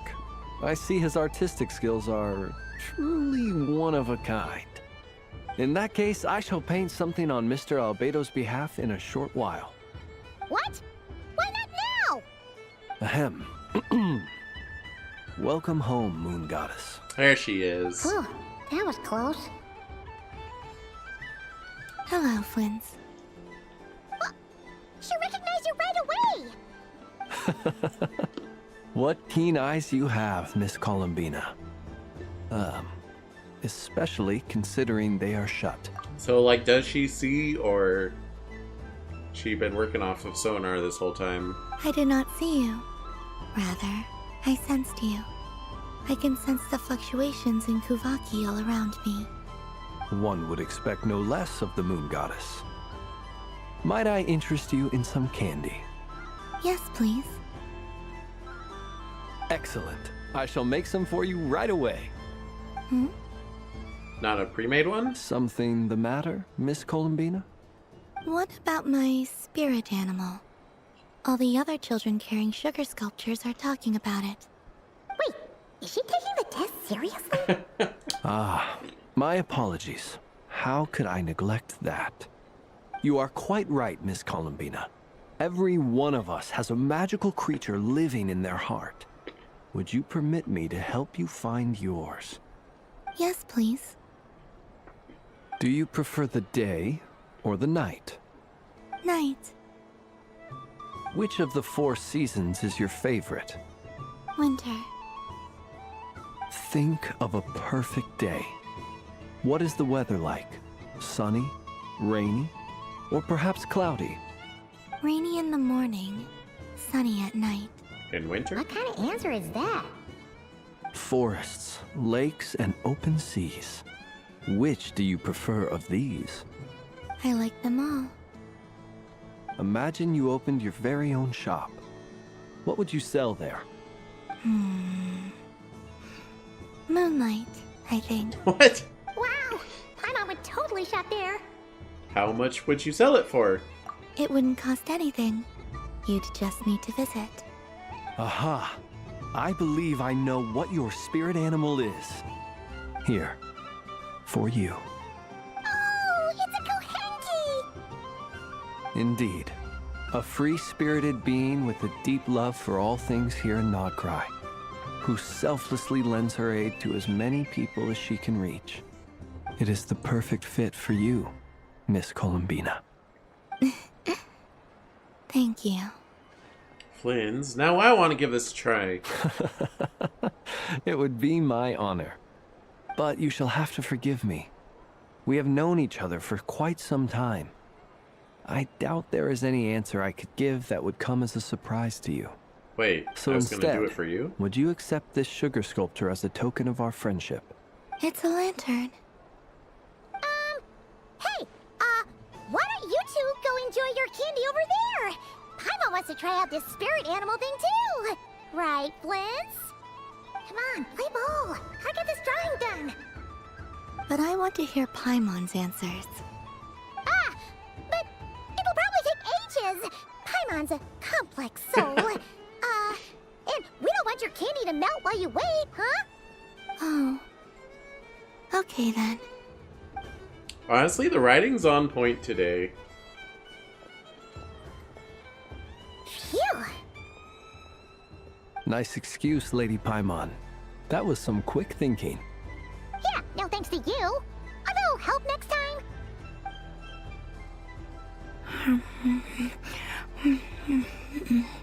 She loves breathing into the mic. It's sweet. Is that Lockaberry? I wonder what flavor the traveler got. This way, this way! It's the candy-selling lantern! I'm coming! Of course. Traveler, maybe we can share? Share? You want to swap spit? Yes. I found out recently that people share their food sometimes, so I'd like to try it. Or is that a no? Oh, we can do that. Just don't take too big of a bite of my sucker. Thank you.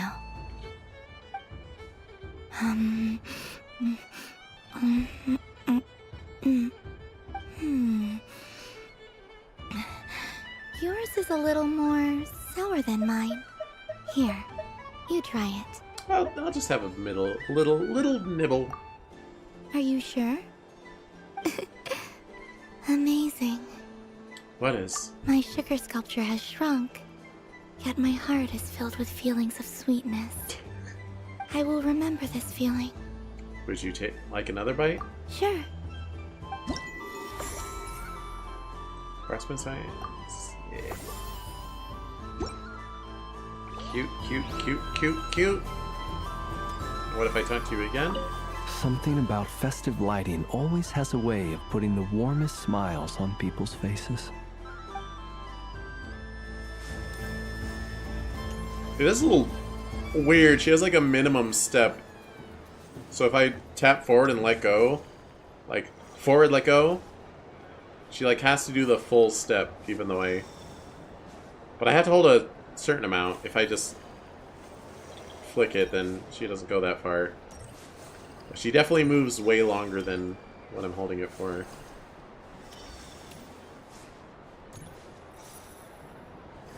Invite llama, invite rhymehorn deer, invite cheese.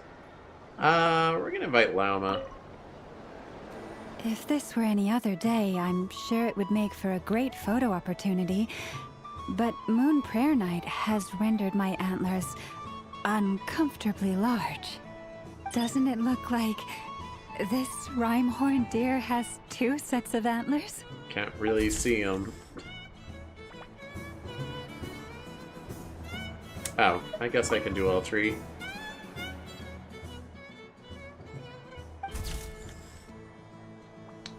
No, Columbina should have been the deer, and the deer should have been the tanuki.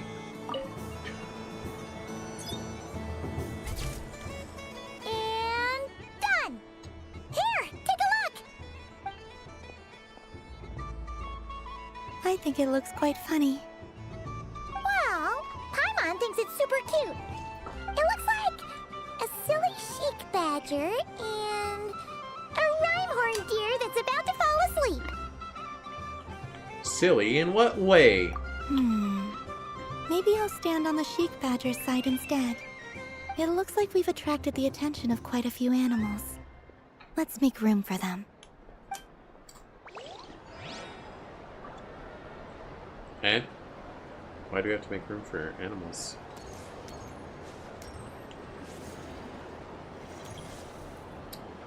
It says they're standing over here. I don't see them. I'll save ether for last anyway. If I can. But I was aiming right at it! Aw, what a pity. I saw it with my own eyes. You were so close. Dory. So very close. Are you running a con game? That's not true. It dodged out of the way right as I was about to snag it. I'm sorry? You heard me. This paper frog can move. I swear. Dear, oh dear, what are you saying? How could a paper frog move? Unless you believe there really is magic in this world. Do visions not count?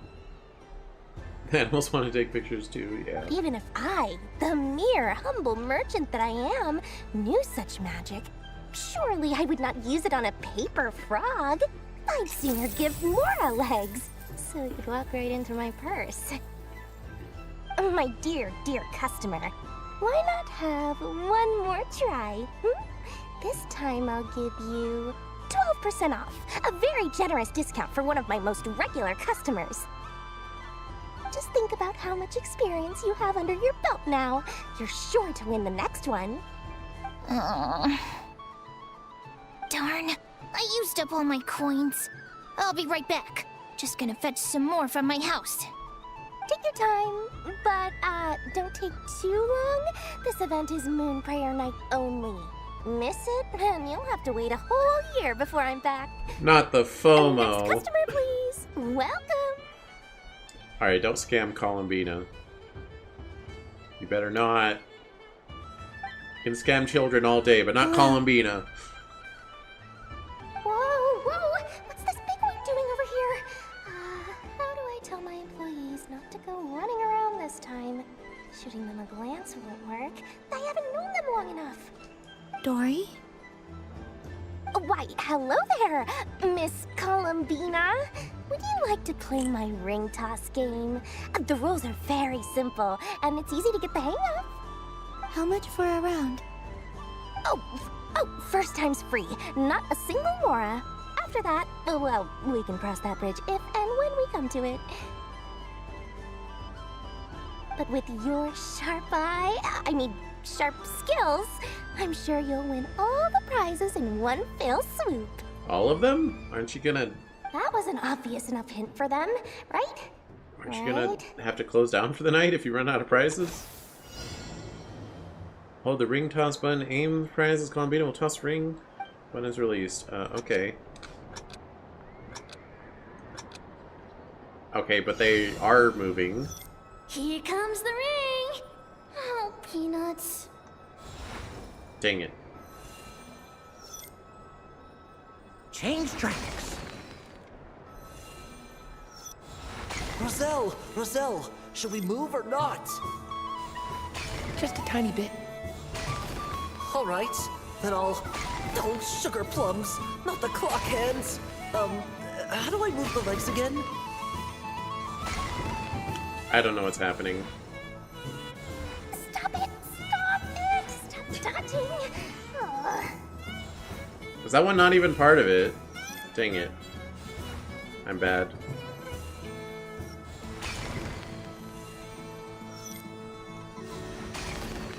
Do I win? Yay! Let's see now. Let's see. Wow, very good. That's the highest score we've had all night. And here's your prize. Now, how about another round? As for the cost... Happy Moon Prayer Night, Miss Columbina.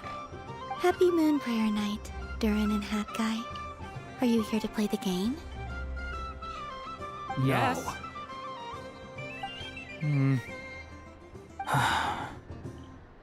You said we were just coming here to say hello. I did, but then I recognized a few more people as I got closer. Do my eyes deceive me? Is that... It's our little dragon! He's all grown up! Oh! Someone's popular. Oh, they were from the Durin event. Like, why should I know these names? Okay. It was like a toy world. So them being from that makes sense. Well now, since you came all this way, why don't you try out this lovely game we have going? First try is free. He'll have a go. I'll pass. It's only one free try per customer. You can't give your try to him. I'm aware. How has Elder Almond been lately? He's in great shape. He goes for a run in the forest every morning to stay fit and healthy. He tried to go boat racing with Firecracker a while back, but he couldn't even make it onto the Lotus Leaf. Firecracker was in fits of laughter. How about you, little dragon? Can you still fly? Yes, I can. But you've become less chatty. Has growing up been tough on you? We call that maturity. You know, the thing people sing about. The knight wields a sword of stone to defend those hearts that are made of gold. Stone is very heavy. That's what keeps them from talking too much. What? That's awesome! I want to be a knight when I grow up too. Ring, here I come! Oh, they're just gonna let him win? Oh, the hat-wearing man. I never thought I'd see you again. You seem more determined than when I saw you last on the train. If you say so. Oh, I do say so. The people you once helped see it clearly. It's because you are once again on the right track. I honestly don't really recognize any of The these. engine in our hearts I mean, propel us to the station of our dreams. I recognize the models, but I don't recognize the names or really know them as characters. What are you doing? Running into the rings like that? You got them all so quickly! I have never seen anything like this in all my travels. Is this guy actually an old friend of theirs? Are you not picking up on No, that? they're origami animals and clockwork people from a fairy tale. Getting to know them would be quite an arduous task, unless they share a hometown? I have to get to the bottom of this. Next time I see the Great Mage Alice, I shall demand answers. Thank you, Dory. I had a lot of fun. So, now for your prize. Where did I put it? Give me a moment to dig it out. Oh, sweet grand prize. How I wish I didn't have to let you go. Alice I think I've already Dodico. turned a profit from the customers earlier in the night. Otherwise, I'd have wasted all my hard work.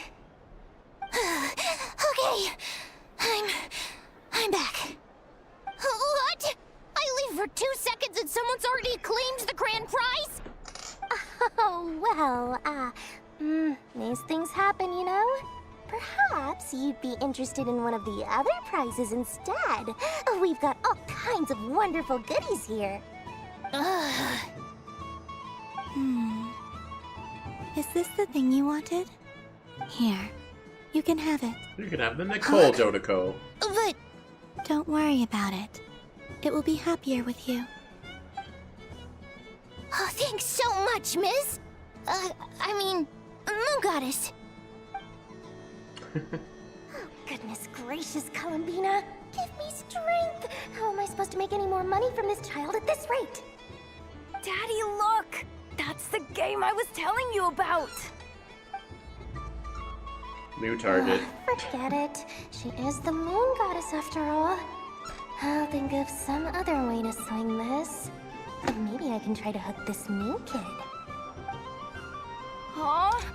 Oh, someone already won the grand prize. You can take mine if you want. What? Why? Why are all these bleeding hearts coming here to ruin my business? Get wrecked, Dory. Happy Moon Prayer Night, everyone. Happy Moon Prayer Night. Hey, I didn't press the button yet. I wanted to look at it a little bit longer. Rude. If all the prizes are gone, I might as well close up shop for the day. But you haven't had your fill of fun yet, right?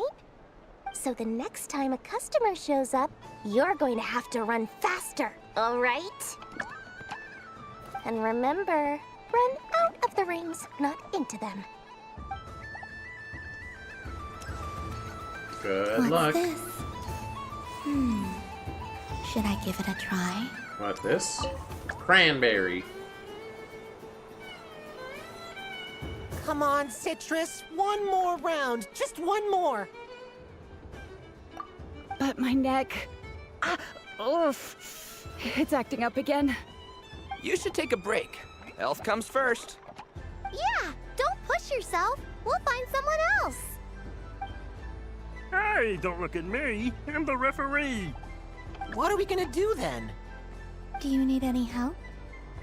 That guy did his best Kermit the Frog voice. We need one more It's player better for than our mine. game. All right. Could you teach me how to play? It's really simple. You just throw the dice and move by that number of tiles. First one to reach the finish line wins. To be fair, he was a Throwing a frog. hamster means you move one tile. A paper frog is 2 tiles, and a flying squirrel is 3 tiles. 'Cause they go the fastest. Okay, I get it. So, we're all set? In that case, please take your places and let the game begin! What am I doing? Oh. I did it.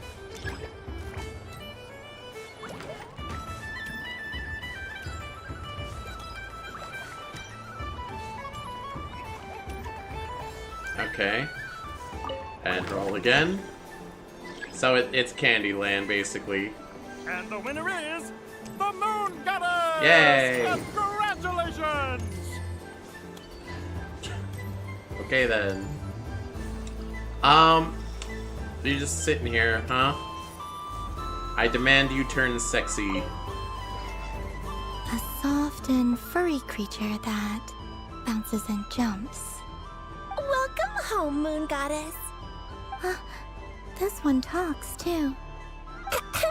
Allow me to introduce myself.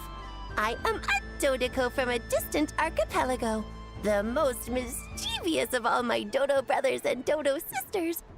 When the going got tough, I powered through, and when I met obstacles, I boomed them away. Wait, That sounds like a lot of fun. sounds more like Clee. Doesn't it just? Oh, but then the trouble started. I mean, the voice doesn't sound like Recently, Clee, but... I found a lovely beach, the same beautiful jelly color as my hometown, and so I dove in to have a look. Only to find it overgrown with seagrass and nasty little spiky fish everywhere, looking to turn me into a Dodico kebab. I made it back to shore by the skin of my teeth, but my tail was sorely hurt. Couldn't you just boom them away? Oh, I wanted to, believe me. But I've heard that you, Moon Goddess, can understand animal speech. The last thing I wanted was to cause a gigantic fuss and get taken to court by a school of spiky fish. I'd be driven out of these waters for good, and my winter holiday would be ruined. Boy, if fish could sue, then Klee would be in huge trouble. And so, dear Moon Goddess, I was wondering if you might lend me your allegiance. Are you roping me into a crime? You doing crimes? Oh, let's call it a once-in-a-lifetime carefree adventure. Does that sound better? All the festival goers tonight are dressed up as the Moon Goddess, but there's nothing to say that the Moon Goddess can't disguise herself as a Dodoko, is there? I was gonna say, Alice is being out of character, but it is Alice. Yeah, Alice, for sure. Besides, this is your home. You should be free to be whoever you wish. I'm afraid I'm not well acquainted with Dodokos, Madam Mage. Oh, that's quite all right. We Dodokos are innocent, happy creatures with a free-spirited nature. Many, like myself, are mischievous troublemakers. Others are lazy souls who like nothing better than to lie down on a nice rock and take a nap. In our eyes, every creature who yearns for happiness and freedom is a Dodoko. But perhaps in yours, we Dodoko are a fluffier and more mischievous breed of Kuhenki. Yes, that is a much easier image to follow. Oh, wonderful! Then let's play! Grab onto my tail and follow me into the sea! Time to settle some scores with the bad guys! Oh! Hold on 1 second. It's one of these! That's why. Hold on. I'm closing my windows. I'm tied down by my headphone cable. I'm trying to do without unplugging.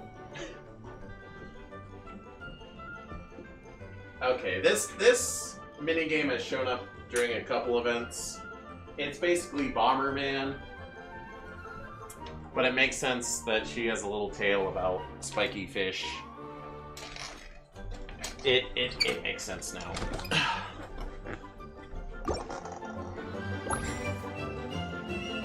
Oh, I can freely choose when to explode it, I guess.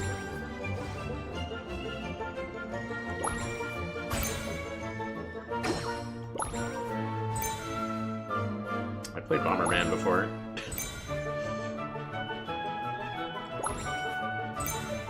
Not that I'm great at it, but I played it. Also, they're not even spiky. They're just fish.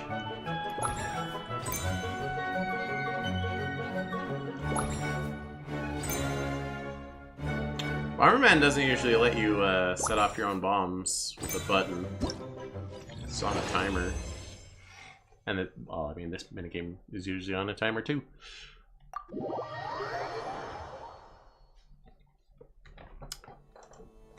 That's an easy one, but it's because it's required. So, what do you make of it? The use of Jumpy Dumpties doesn't come as naturally to me as Kuvaki, but their unpredictability makes it fun. I think they call this novelty. Indeed!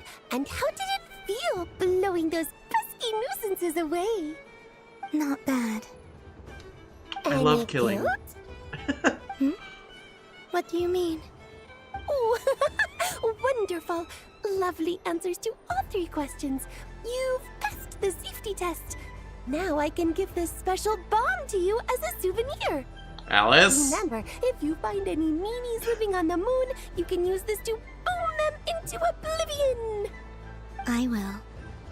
Okay. I don't know about giving Columbine bombs. Up for another round land of fish blast? Oh, I mean of bye-bye bad fishies? Oh, it is fish blasting, isn't it? I never thought about that. Of course, of course! Feel free to come back whenever you like.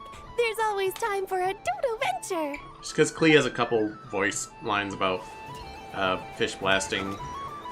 So I hear her mention it sometimes. I never thought about that minigame being fish blasting. Barbaloth. Oh, you're Mona's master. Okay. But you have an actual old lady voice, unlike these two.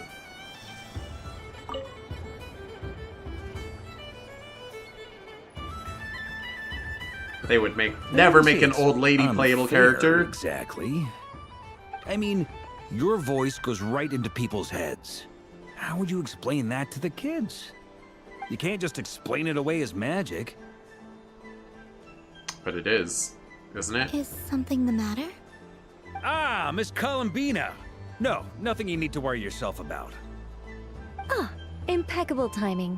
Stick around for a second, Miss Columbina. I need your input on something. This self-proclaimed Knight of Justice has yet to give me a satisfactory answer. I, for one, would like to hear your verdict on the matter.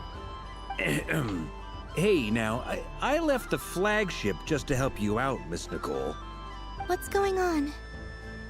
So Alice and I are both using long-range remote control spells that work on similar principles, allowing us to attend this festive fair in Dodeco form. Yeah, you know, he's just the master of the Knights of Favonius. Definitely self-proclaimed. Sorry, let me backtrack a little. While similar, there are some key differences. Alice, being a great mage, wanted her Dodeco to reflect something of her own charm and mystique. So she adjusted the way its tail moves when it spins around. An entirely gratuitous move, in my opinion. I hardly see how anyone is going to notice that. If anything, I'd say that anyone who stares intently enough at a Dodeco's tail to notice such a small detail is someone we ought to be highly concerned about. Nicole says beware of furries. I only say this to emphasize that my question has nothing to do with tails. Now that we're clear on that, why is Alice's Dodeco permitted to interact directly with the children celebrating Moon Prayer Night, while mine is not? Your voice speaks directly into people's minds. See? Exactly what I said. He just dotted into my brain. Miss Nicole? Ugh, I can't stand it. I know that probably makes me sound like a whiny child acting out in front of their parents. And it's a little embarrassing now that I think about it. But hey, I said it now, I can't take it back. That would be even more embarrassing. Also, don't go reading too much into that analogy. It was off the top of my head. I'm actually an awful lot older than either of you. Miss Nicole, Then are Columbina? you saying that you'd like someone to play the game you've prepared? Well, she is an angel, so... I'm not so invested in that. It's just something cobbled together using items I borrowed from Alice. She probably didn't even make them herself. The point is, I want to know everyone's thoughts after they receive their prizes. But as you've said, I can't just ask. I've been biting my lip for so long, and I've had no one to vent my frustrations on. I thought this was going to be a nice, straightforward festival where I'd get the chance to guide people to treasure. Well, can I play? I can't guarantee that I'll win a prize, but... You will? I'd like to try. Then what are we waiting for? Let the game begin! Nicole's It's so like innocent. They forgot sweet. I was ever here. Bit of a dum-dum, though. Oh, pinball. Alright. Yeah. I literally already played this yesterday. It's the current event. That's what that red exclamation mark in my menu is telling me that there's a new one for today, which is not this one.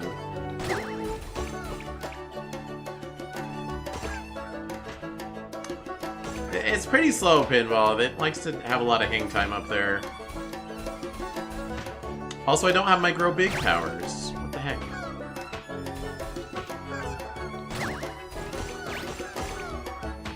Oh, double balls. Hadn't seen that. Although I only played the first stage. Or no, first 2 stages? First 2 stages.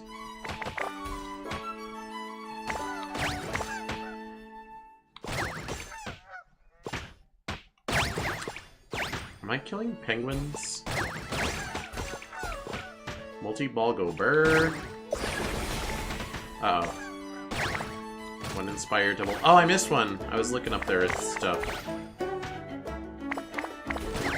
Dang it. Went right into the hole. Oh, that one disappeared. I guess its time was up. Wow.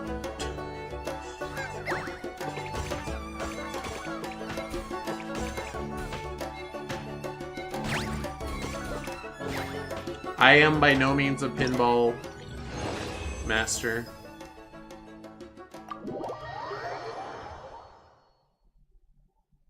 Did I win? Congratulations, Miss Columbina!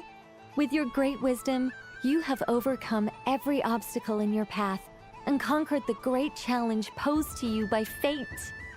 Fate? Well, something to that effect. If you'd prefer something more poetic, it could be the icy winds or the dawn. Anything you like, really. You could even go with the challenge posed to you by Dodeko, if that's what you're into. Anyway, you can take or leave my suggestions. Moving on. What are you All talking my hopes about? are now resting on this. Can I open it now? Stop teasing me. Please, I'm begging you. No more talk. Just open it. Wow. What a lovely sculpture. Classic and cute at the same time. Thank you, Miss Nicole. I'll always treasure it. Ah, there we go. Music to my ears. You have my sincerest gratitude, Miss Columbina. Thank you for sharing your precious time with me and fulfilling my wish. Don't mention it. You've all done much to help me. And still, Oh, a lot of people are wearing I'm the one blindfolds. receiving all these gifts. Didn't notice that. But their cosplay isn't as good as mine. I don't suppose you'd like to play again, by any chance? No, I just wanted Don't get me your flavor wrong, text. once is plenty. You're under no obligation to indulge me any further. And besides, I don't have any other prizes for you. Alright then, happy Moon Prayer Night. I like these two. They're fun. I mean, I knew I was gonna like Alice, but I think I like her more than I expected. I like Nicole. Barbeloff. Welcome home, Moon Goddess. Oh, you're the genuine article. Alice was right. This Moon Prayer Night was worth watching after all. Another one that talks. Greetings. Pleased to make your acquaintance. I am the Hexenzirkel member they call B. Barbeloth Trismegistus. Oh, Trismegistus. Columbina Hyposelenia. Pleased to meet you too. I guess. Hyposelenia. Mona's Mona Magistus. A fine name so indeed. She's Trismegistus. Now then, Miss Columbina, do you wish to hear a mage's divination? Divination? The Frost Moon Scions used to ask me what would happen in the future. Is this like that? From the perspective of the one seeking answers, perhaps. As you look to your journey ahead, if you seek to understand the unknown, resolve your doubts, and soothe the confusion in your heart, divination could be for you. The unknowns on my journey. Of course, if one wishes to peer into fate, then hydromancy is the more precise option. But that is a complex affair, and to relegate that majestic art to the status of a festive amusement would seem somewhat uncouth. Besides, it is sometimes better to not know fate with great certainty. Hence, I shall use the suitably festive Luna Arcana to tell your fortune instead. It is more popular with the youth in any case. Lunar Arcana. Indeed. Unlike hydromancy, this will only display possibilities and trends. People like to think of themselves as creatures of agency and free will. Peering too far and too clearly into the future is detrimental to both body and soul. I'd like to give it a try. Of course you may. Come then, take a seat, Miss Columbina. Before we begin, are there any specific questions you would like to ask? Let's stick to general possibilities and trends, like you suggested. Ah, very well. Then I shall use the basic Lunar Arcana deck. Now, try to relax. Cast your mind upon the things you have experienced and the things you are soon to experience. I will shuffle the deck. Tomorrow.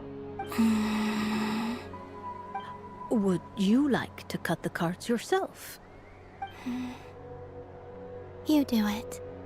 No problem.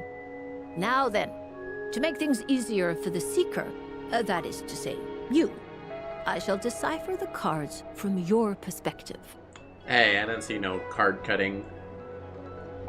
You're just sitting there and bobbing. Oh. Button. Please, draw the first Lunar Arcana. This represents destiny and is the foundation for the divination as a whole. Okay. Now, draw your second card. This will stand for the past, the sum of all your experiences that have come before. And now the third Arcana. This is the present, your interpretation of the current moment.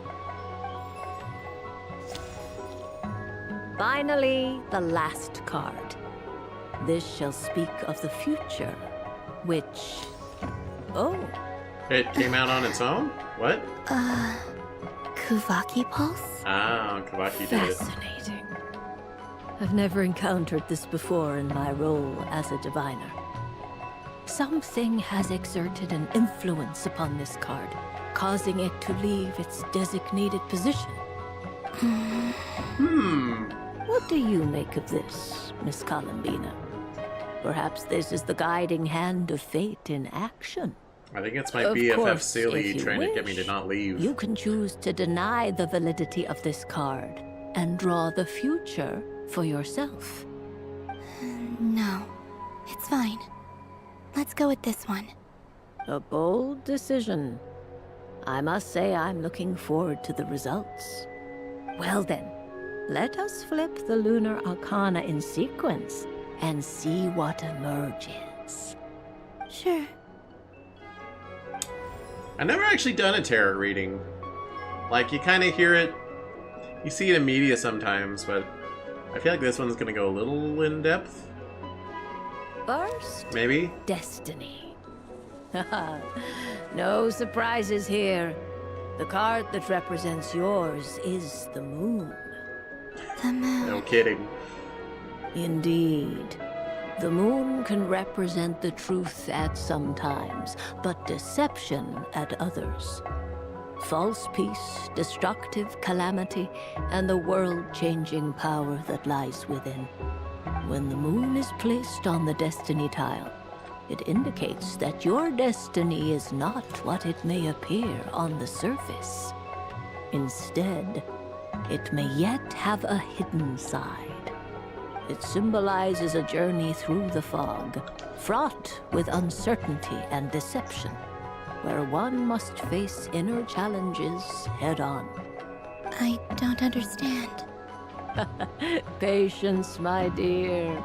This is but the first card, which serves as a basis for the interpretations that follow.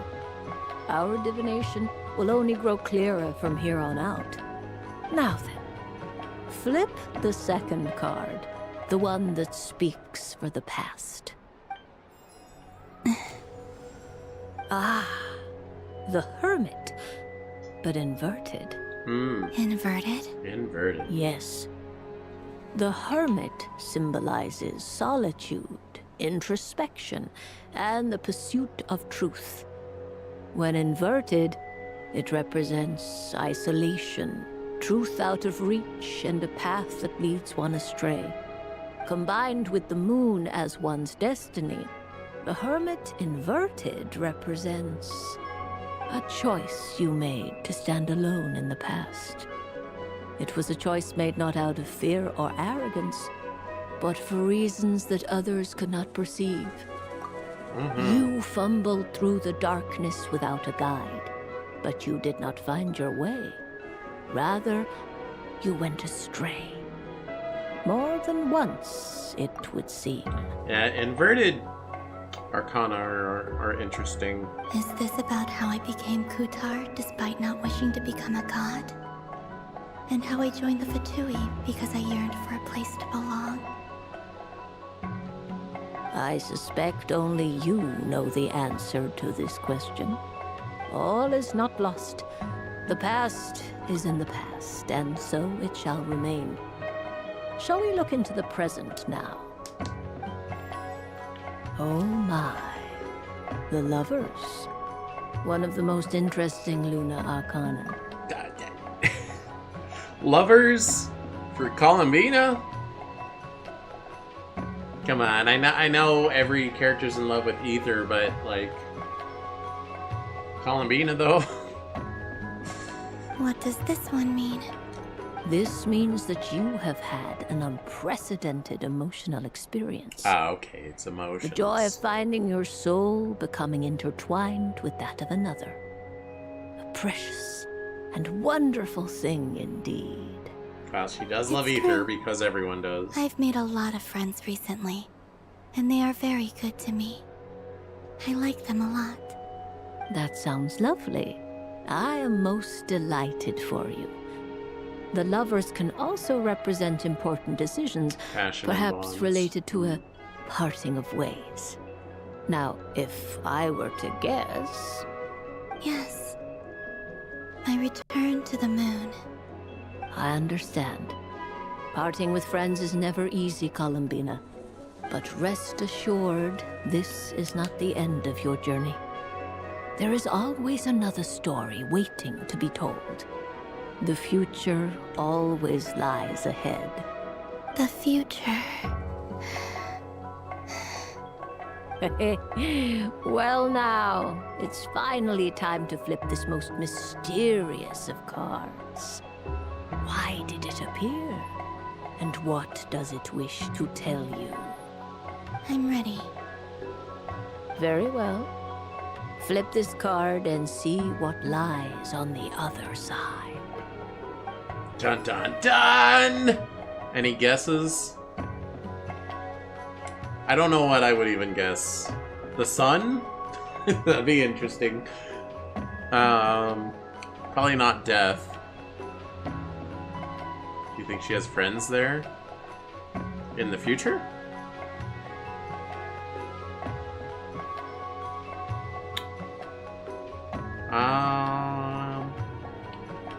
On the other side of the moon? No, she doesn't. Oh. Miss Barbeloth? What is it? Is that... There's This a skeleton. card is death. It is death! Of course it's death. That doesn't sound very Oh, Princess of the good. Frog, I see. It depends on how we interpret it. It is true that it can represent an agonizing death, a complete and utter end, but at the same time, You did guess. it can death. also represent rebirth. I feel like death is the most notorious arcana. So it's like, it's at the top of my mind, but I was like, well, they're not going to kill her, so it wouldn't be death, but of course it's about the interpretation. Do not forget that your destiny card is the moon. That lends your future many different potential meanings. If death spells the end, is it unavoidable? As I have said, divination can only display general trends. It is a rough guide, but it does not show predetermined outcomes. Could be the death of the journey she was on. Allow me to summarize it for you. In the past, you may have lost your way, but now you have gained new connections and new strength. You now face an important decision, one that may bring about a great change in what is yet to be. I feel like if death ever shows up in tarot readings in fiction, it's always the future. What does it mean if death is the present, or death is the past, or death is the base? What does it mean? Read Death Varilla's Moon Goddess. Yeah, that seems plausible. This change might, in turn, be the end of all things, or their beginning. But remember, everything is subject to change because of the moon present in your destiny.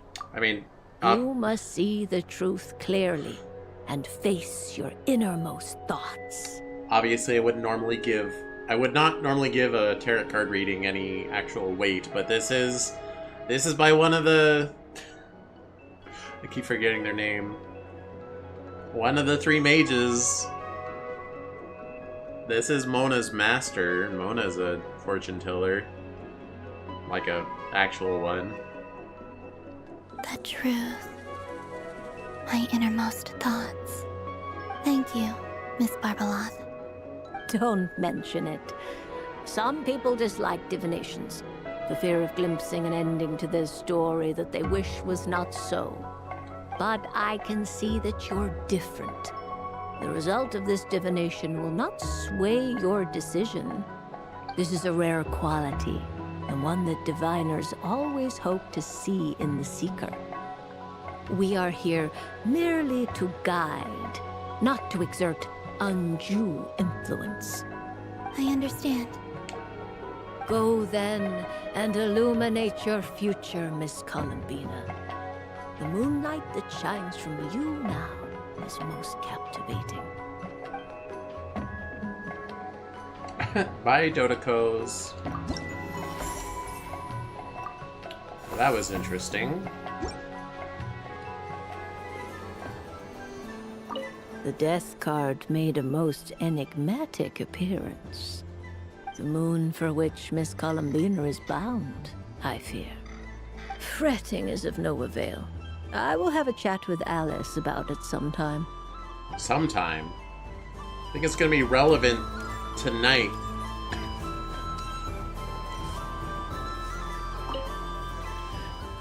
It'd be rude to just leave without saying anything. But at the same time, I don't want to barge into their lively conversation just to announce that I'm leaving. I guess I'll just wait a little longer. Bruh, when that's me, I do not hesitate. I'm like, well, I would say bye, but you're busy. So I'm just gonna, I'm out. I have disappeared. I'm not waiting for a lull in your conversation to say goodbye. I'm outie. Huh? Albedo? This sketch is for you, Grandmaster. Oh, a gift for me. Thanks. Let's see what you've done for me. The north wind left in the lurch. Those balls be spinning. Is it because I was touching them, or? No, they always spinning. To be rude. Huh? Albedo? This sketch is for you, Grand. Oh, a gift. No skipping cutscenes allowed.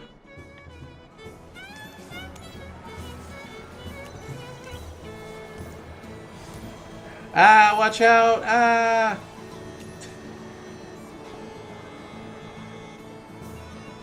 Dodoco's Whirligig!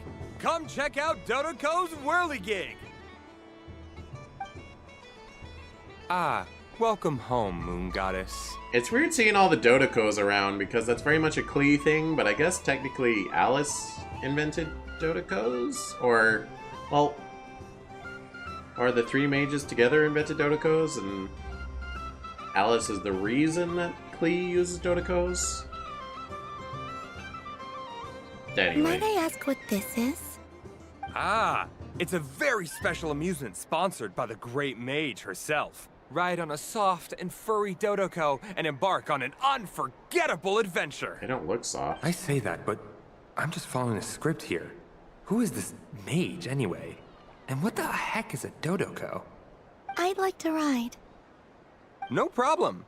But, are you by yourself? Is that not okay? Oh, no, it's fine.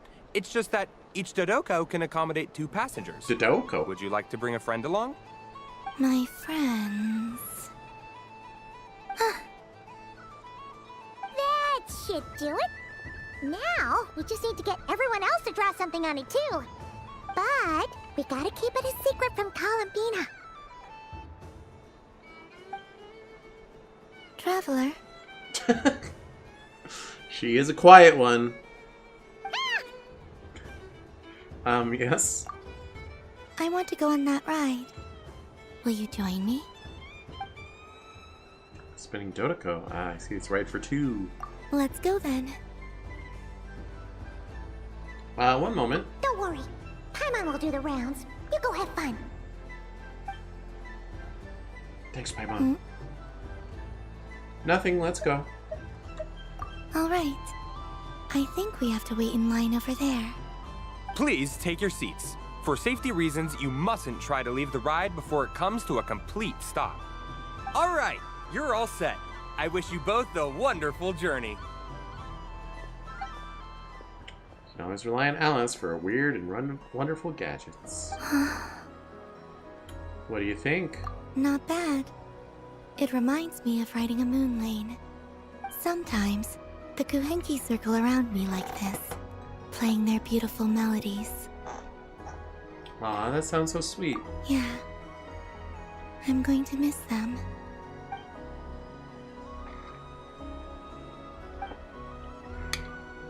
Yawn.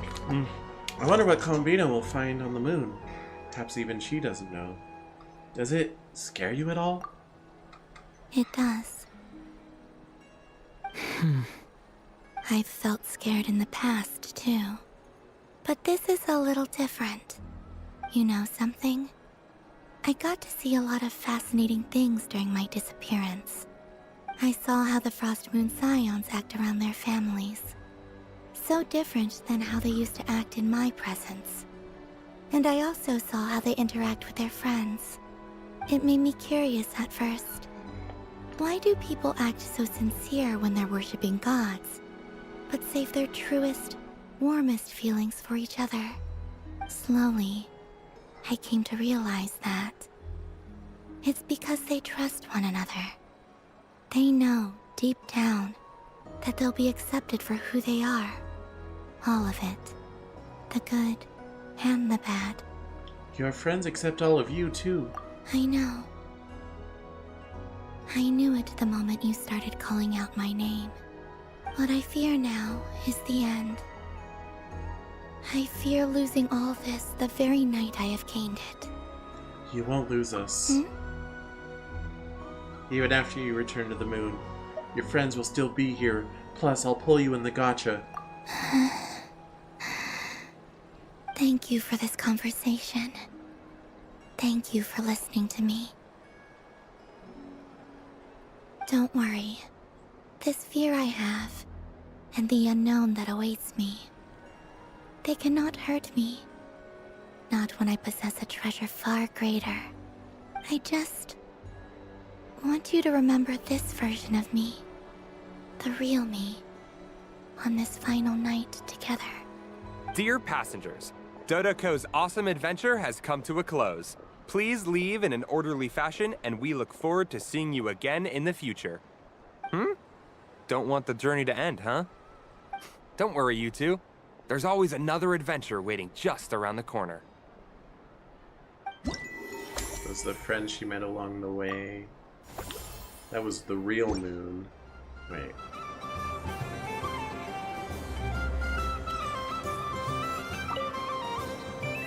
Fun ride, huh? You and Columbina looked pretty sad to leave. This isn't gonna make Paimon dizzy, is it? Wow.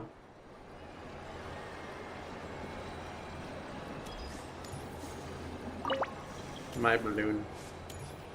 Apparently there's a couple more things to enjoy.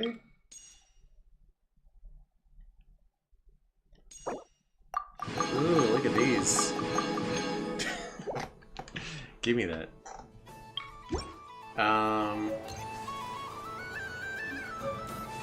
They're all proximity activated.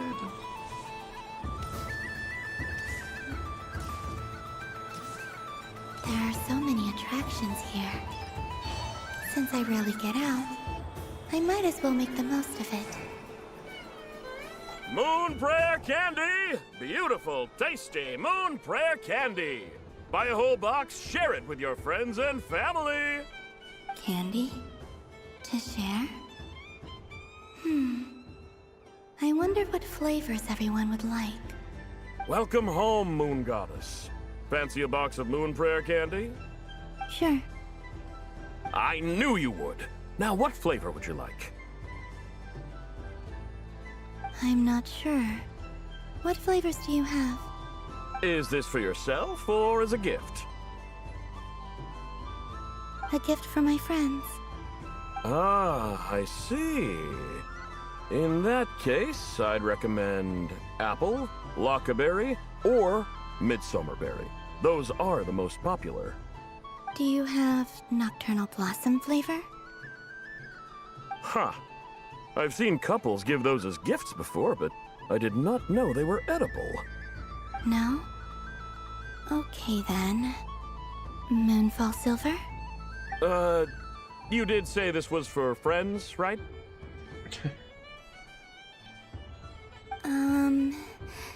Maybe smetana then.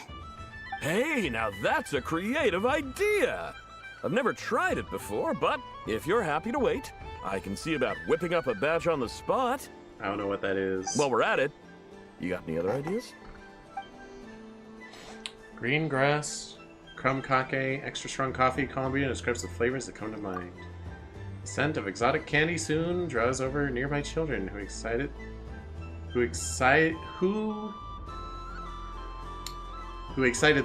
form a line. Before long, everyone is brainstorming new ideas for flavors.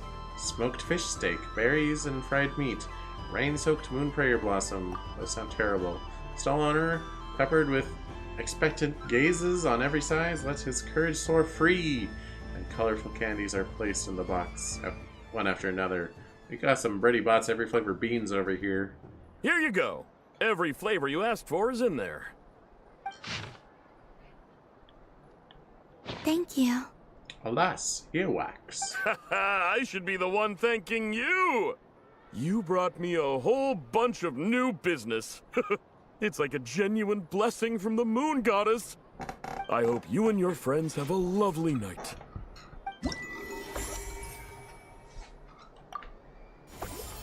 Okie doke. Oh, is it a short one? What's this?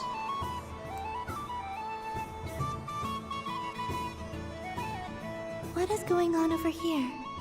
It looks like fun. Hold it right there! You can't run away from me, Moon Goddess. Are you talking to me? Of course. Do you see anyone else here dressed up as the Moon Goddess besides me and you? Hey, come on. Call me by my title. Happy Moon Prayer Night, Moon Goddess. And the same to you. Anyway, there's no time to waste. Get ready for the duel of a lifetime. Duel? Meet my partner, Stacko. Come on out, Stacko.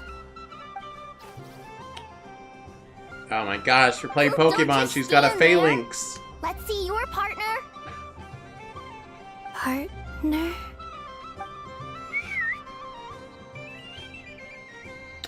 Yehoda's my Pokemon. So I need to select a partner and command them in battle. Dang it. Partner. I need a partner. Yehoda would have been funnier.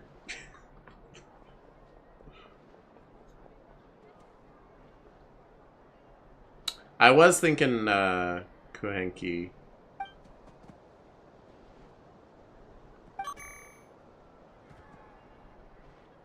Don't. Whoa! Am I seeing things? Where'd you get a Kuhenki? They're super rare. They're That's not. great. They're all over the place. But you can only bring one partner to battle against me and Stacko. No It's ganging up stressed allowed. up. It is. They all look so eager to be picked. Which one should I choose? I mean, we gotta go with the Kuhenki. This one usually lives in Nasha Town. She likes falling asleep to the sound of striking hammers. And I bet she's quite familiar with robots' weak spots. I choose you! Alright, it's a little on the nose, huh? Testing! Testing! Oh, this is an emergency broadcast! An exciting battle is about to take place right here at the Nasha Town Special Arena! In this corner, we have the Moon Goddess and her robot partner. And in the other, we have the Moon Goddess and her Kuhenki partner. Only one Moon Goddess. Wait, you can said be I only get one, but you have in this 3. Ultimate battle of destiny. But who will it be? There's only one way to find out. Now, without Stupid further phalanx ado, logic. let the battle of the moons Execute logic. begin. It is a phalanx, Who we're up yeah. against. Stacko and I ain't gonna lose. Beep beep. Let's strike first. Stacko, formation shift. Oh, I thought they were gonna like stack. Ho! The robot has kicked things off with a change of formation. But how will this affect the battle? Nobody knows. Defend. Cautious play from the opposing team. This Moon Goddess has come prepared. Where will it go from here? Okay then. Stacko, maintain formation and enter your empowered state.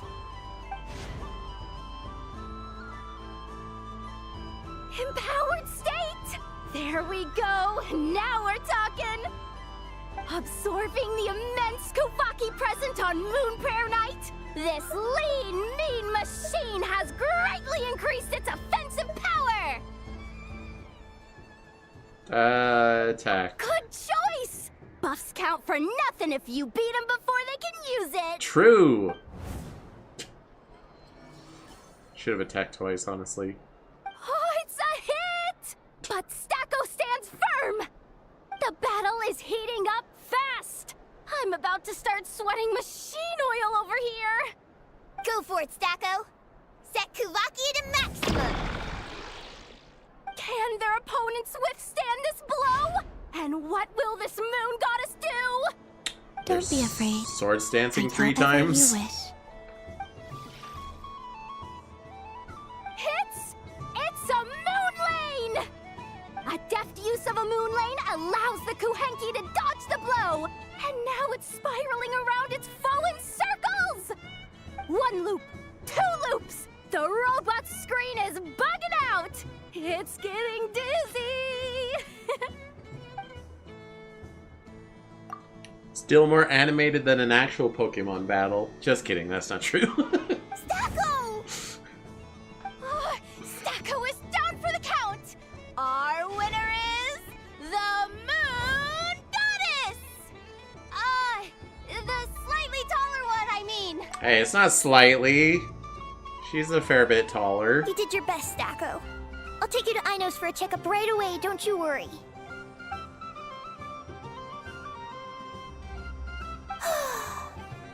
Well, you beat me fair and square, I guess. Honestly, I underestimated you. Won't make that mistake again. I think my partner deserves most of the credit. It even initiated by us walking into her line of sight. So she was like, two trainers eyes meet, we must battle. Nurse Aino to the rescue. She's only a nurse for robots, though.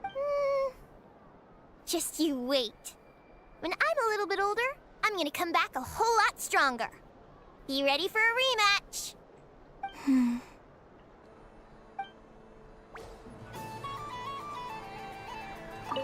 Money! Give me that money. Oh, speaking of Aino.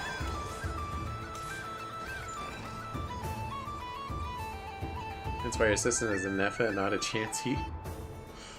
This doesn't make any sense. How am I losing every single time? Wait, Ineffa, you're cheating, aren't you? Yeah, that must be it. I am not cheating, Aino. Uh-oh, sounds like Ineffa's turning into a big baloney bot. I think it's time for some serious maintenance. Moon Goddess, help me.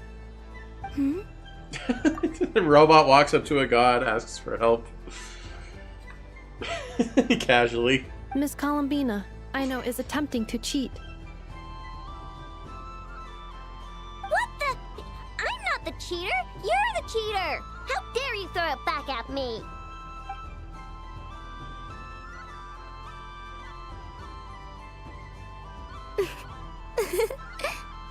Alright, fine. Let's all laugh at Aino.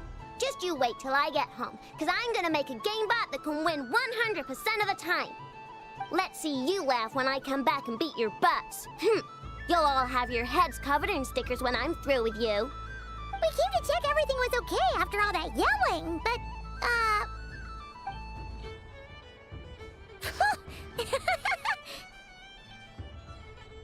What are you playing? Whatever it is, it sounds like cheating is allowed. Kuhenki concentration. Each player starts with differently colored Kuhenki. Each round, they draw one Kuhenki from their opponent. When a player has two Kuhenki of the same color, they make a pair and can be discarded. Any that can't form a pair must be kept. Oh, it's old The maid. round ends when a player can't form any more Kuhenki pairs, and that player gets a sticker.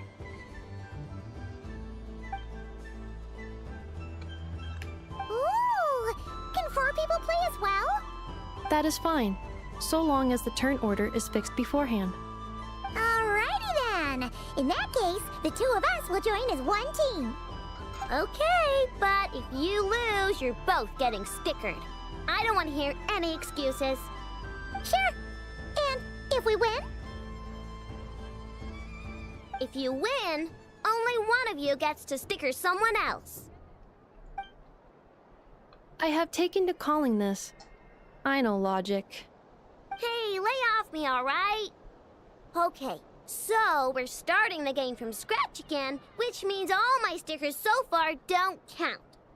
Looks like Luanatar is the Kuhenki of honor for this game. Anyway, let's go clockwise, starting from Ineffa. Ineffa is pretty good. Are we actually... What are we doing?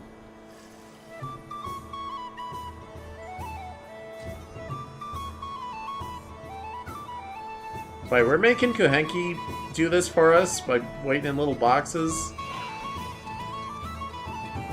We couldn't use playing cards? Hey, why does Aino have 4 boxes? Nice! That's a pair!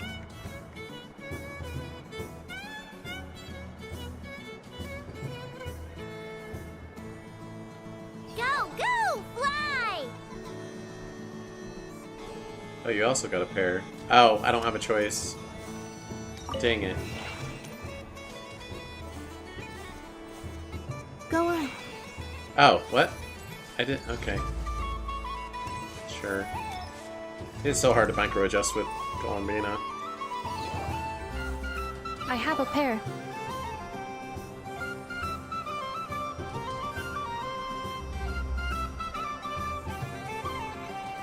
Uh-oh! We gotta pick up the pace!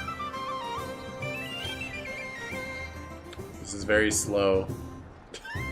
Paimon picked there's a bit of a...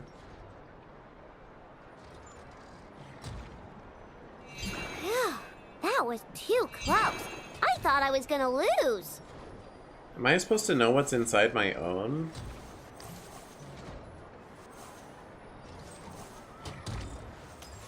You're out, Ether. Let's see who's gonna be the unlucky one. Oh, that's the old maid. I see.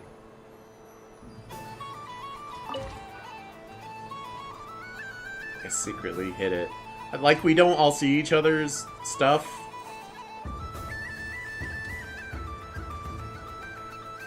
Good luck, everyone. Trying to play this like it's an actual game I need to win, but... It's fixed. Let me pick a good one. What's it gonna be? You're looking very pleased with yourself there. What happened to being a huge Grumposaurus? I won. Duh.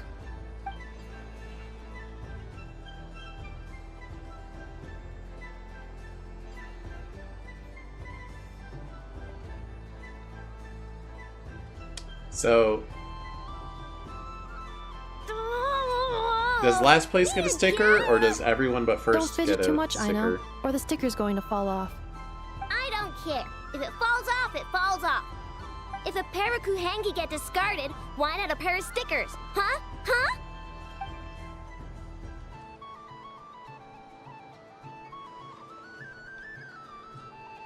Oh, they're all stickered up.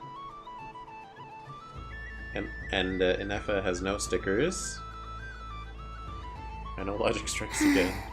I've lost. Sticker, sticker, sticker!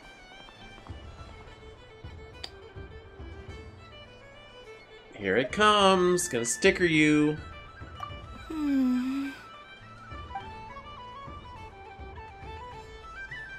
mean, Inefa's a robot, so You think so? she probably has super Shame. perception. I can't see it for myself. What did Luanatar say? She said it looks so cute that she wants me to lose a few more rounds. After many more rounds, everyone's heads are covered in stickers. Except for one. Who put these stickers on Paima's eyebrows? Ugh, she can barely see. All right, now, I think we got enough evidence to prove that there's a serious problem here. Agreed. Yes, I agree as well. The culprit is... Inefa! Culprit? What did I do? Quit acting dumb, Inefa. You're not wriggling your way out of this one. I've been watching you. Not only did you remember whose side Luanatar started at, but every time someone drew a Kuhenki, you were logging it and calculating every last possibility. Which Kuhenki pairs were gone, who had what color Kuhenki in their hand, even our facial expressions. You were keeping track of it the entire time. Counting cards. Can't believe you. Exactly! What Ino said! Putting aside the fact that running calculations is not against the game rules, do you have any evidence to support your allegations? The evidence is your eyes were shining. But that's not against the rules either. So she admits it. She certainly does. Alright, everyone grab a sticker. It's time to get Inefa back. Get her. But... Take that! I mean, technically she won fair and square. But she's too good, so she deserves to suffer. I understand the logic.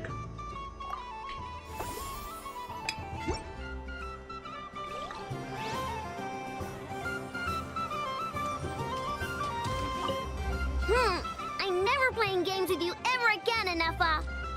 Would you like some Moonfare candy? Ooh, moon prayer candy? Sweet. Is it okay if I grab a whole bunch? No? Columbina, turn around. Use your huge cloak to block Inefa's vision. Yum.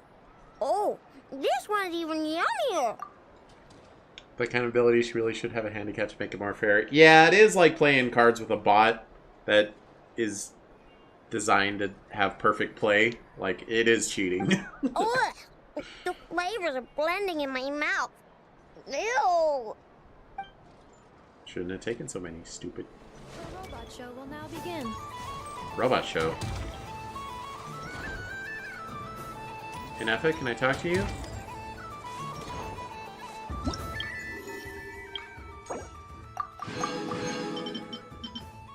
So I think some of those gave me Dodecos for my,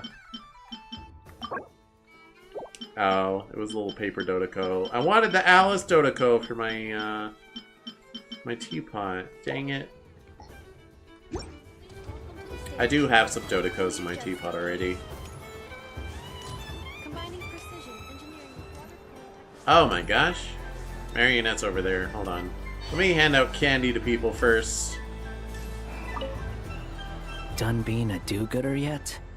Thanks for coming here with me, Hat Guy.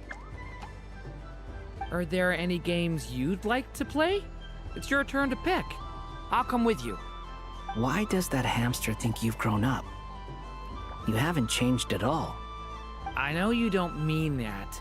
You're just taking the opportunity to make fun of me, aren't you?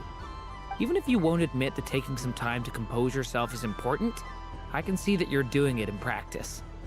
Otherwise, you'd have taken off your hat and flown away by now.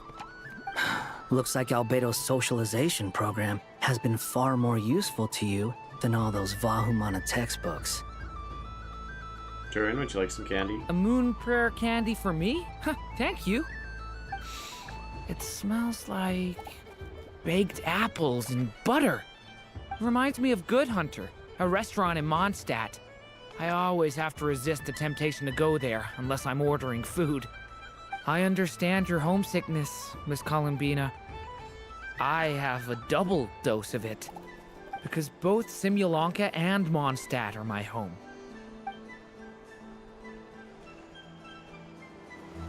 Scaramouche?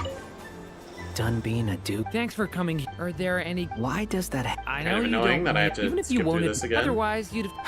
Looks like Albedo's socialization. I thought you'd actually spend your precious time doing something more worthwhile. Everyone has to take one? Well, fine. I'll take mine.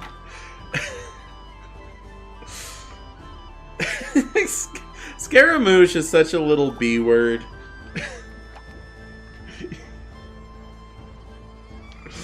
There's no other word that can be used. That's why I love him, though. If all the prizes are gone, I might as well close up shop for the day. So the next time, and remember, run out of candy. Oh, a gift for me? Lord Sangama Bay really is going up in the world. Wow, candy from the moon goddess herself. If I back this up, no, what am I saying? Box this up in exquisite gift boxes? Yes, Oh, she's I grass. could make a fortune. Maybe I don't even need to go to all that trouble. Any old boxes will do. I just need to tell my customers that this candy is blessed by the moon goddess. Yeah, that ought to do it. Change my mind, you don't get any candy. Sounds like a plan. Time to have Irwa earn his keep when I get back.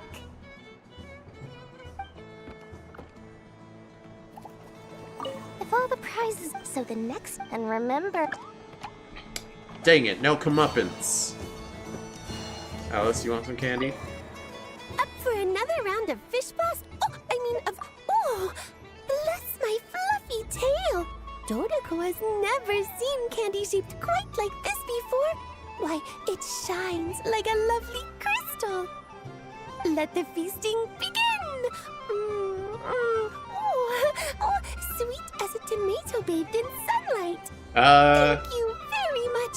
You truly are a friend to the Dodeko. Tomatoes aren't sweet. Share the rest with other people. I am sure everyone will fall in love with the taste of pure joy. She's really enjoying this. I don't suppose you... Like, don't get me wrong, once is plenty. You're under no obligation to indulge me any further. And besides, I don't have any other prizes for you. Candy? Oh, I love the color Some of this people think wrapping tomatoes paper. are sweet. Huh. Oh, but the bow on that one is just so perfect. Oh, this is a tough choice. I know the wrapping paper doesn't affect the flavor, but it does set the first impression, which can influence your mood as you eat it. And actually, that does affect the flavor. I have to listen to my heart and pick the one that I can really build a bond with. It's the only way to eat candy. Oh, but look at the shape of this one. How lovely. Ah, this choice is getting harder and harder. I changed my mind, you don't get any candy either. The death card made a most the moon for fretting is of no avail. Ah, you're such a polite child, Miss Columbina. But we elders have already partaken of our fair share of stories in this world. Enjoying candy, keeping up with the hip and groovy trends of the day. These things should be left to youngsters like you. I hope you don't misunderstand me. I do not intend to lecture you or reject your kindness. It is simply that the mere sight of this candy is starting to give me a toothache. Columbina is not a child. Barca? Huh? Albedo? This sketch is for... Oh! The North Wind left in the lurch. Ooh, I get one too? Nice, thanks. What is that? Oh, it's so familiar. Don't tell me. Oh, I got it. It's like the candy jar dropped into a vat of today's boon. What? Seems I'm a proud recipient of today's Feast of the Moon, huh? I don't care for Albedo. He doesn't get a candy. Paimon can have candy. Fun ride, huh? This isn't gonna make... Oh! Candy for us? Thanks a bunch, Columbina. Don't mind if we do. Whoa! This one's intense. But it's so tasty. What about you, Traveler? How does yours taste? Like smetana, I think. A very novel flavor. I still don't know what that is. Sounds good. Paimon's drooling now. Are there any more Smetana candies in the box? Smetana? Yes, I believe so. Okay, gotcha. Let's see. Have you tried any of them yourself? Sure. Oops. Paimon, could you pick out 3 Smetana flavored candies? This one, and yep, this one looks right too. Okay, that's 3.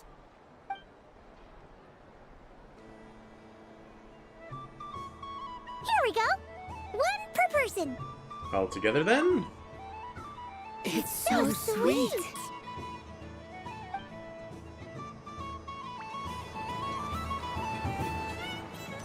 Alright then. Lauma candy for you. May everyone's... Why, thank you. Don't mind if I do. The balloon's blocking her face. It's so sweet. I'm so accustomed to plain, simple meals that this sweet treat is quite a shock to the senses. But I savor this moment in its entirety because it tastes like true friendship. Yes.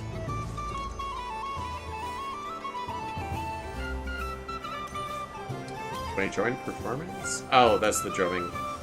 Never? That was... Oh. A gift?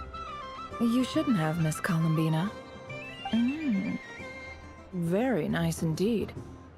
Candy is one of many luxuries that the desert folk could never afford.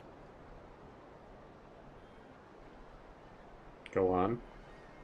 How I yearned for candy when I could not have it. Yet, now that it is readily available to me, I never seem to crave it. May your moon prayer night be one free from regrets. Alright, no need to get heavy on me. I've seen Lenny and the other children play this game before. It would seem that it's candy. Would you mind if I took a handful extra? I'm sure the children will enjoy them. I must say, Columbina, you really have changed. You never used to show this much consideration for other people, even when prompted. I'm sure Sandrone would agree when I say, I like the present version of you better. Thanks. I don't know where Yehoda went.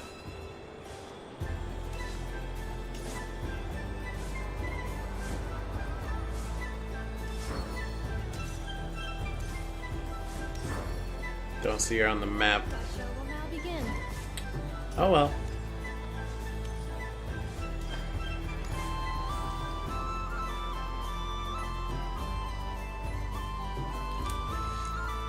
Well, well, look who it is. I heard someone went and disappeared on us the moment we let her out of our sight. They looked all over for you.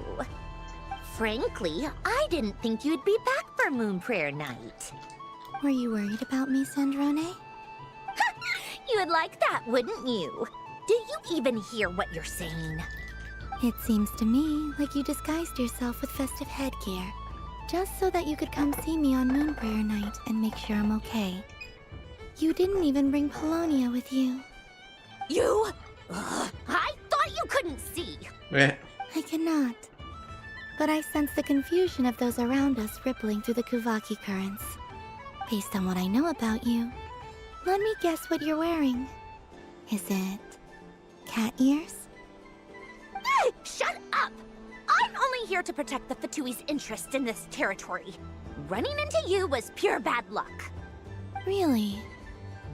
But you were the one who asked Arlecchino to help everyone find my name. Columbina! Ugh! Just one more word, and I'll unscrew your vocal cords. She's not a robot. It's Columbina hyposelenia now. Tell someone who cares. I've missed you, Sandrone. The whole time I was gone, I was thinking. I hope I get a chance to say some ugly words to you. Oh dear. Is that supposed to be a joke? Anyway, let's go play that game. What? You mean that frostfin whale? Yes. It's some kind of game where you get bitten if you step on the wrong tooth. Seems like fun. Who in their right mind would wanna... Because you're not a scaredy cat. Fine! You wanna play? Let's play.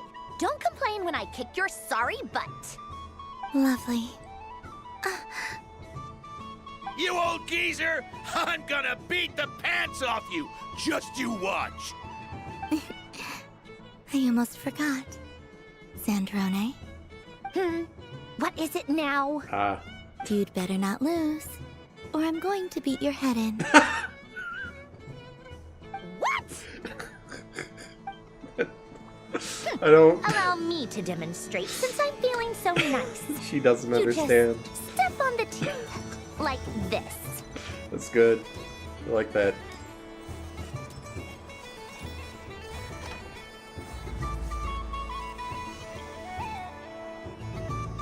Which should I pick?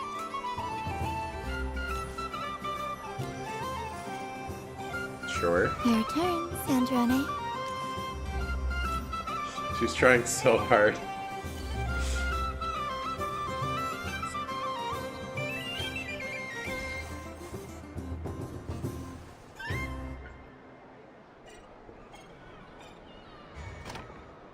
Don't come crying to me if you get bitten.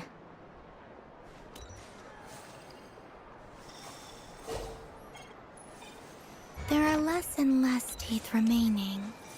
Well.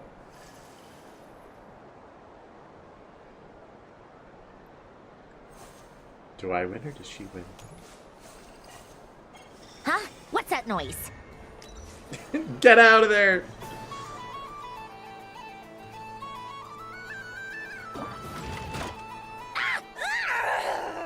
That seems like really dangerous carnival game. Shut it! Do you need any help? It seems like you're stuck. No! It's just a blasted toy! How is its grip this strong? Stop laughing! All right. Well, you lost. So just like I promised. You blame I know. That's valid. But like imagine like it grabs you just wrong, like it has a finite amount of space that you can stick out of it. Like imagine that you're bigger than that and it's like crushing you. Or imagine like you're on your side instead of on your front and it just like crushes your pelvis in. That seems absurdly dangerous. It's fine for cartoon antics, but... Hey! What are you doing? Are you seriously? Hiya. Why, you... Oh, just you wait! Rematch! Direct. Are you alright, Sandrone? That was quite a strong bite. Are your clockwork parts? Quit your fussing! I don't need it! Alright. I'll go first this time.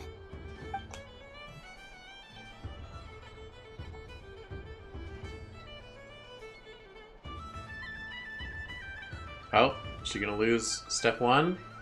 I see it now. She can sense which teeth are rigged. So I just need to avoid the same ones that she does. I didn't see any indicator of which one to go on. Chomp. This one... Seems fine. She avoided that one then? Now I've got you. But I go first. Alright, my turn.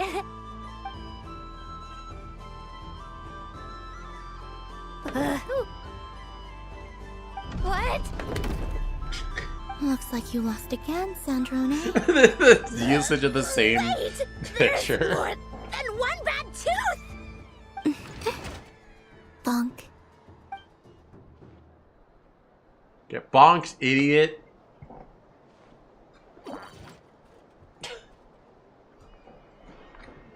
She's just really unlucky.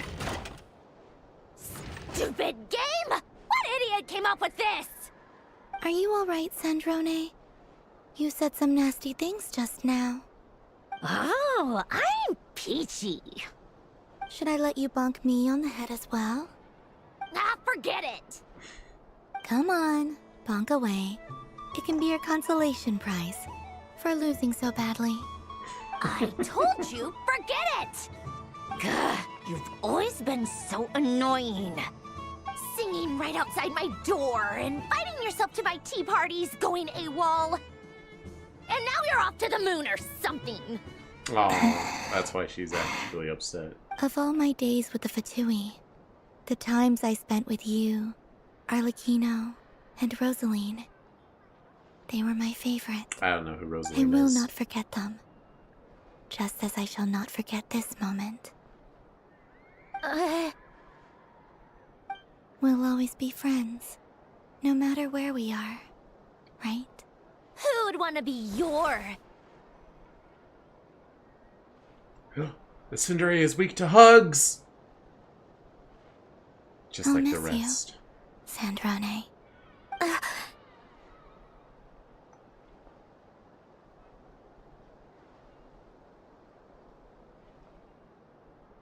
Oh. Goodbye, Sandrone.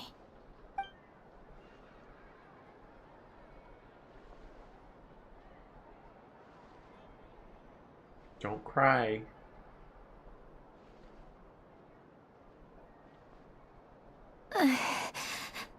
I'll miss you too, Columbina.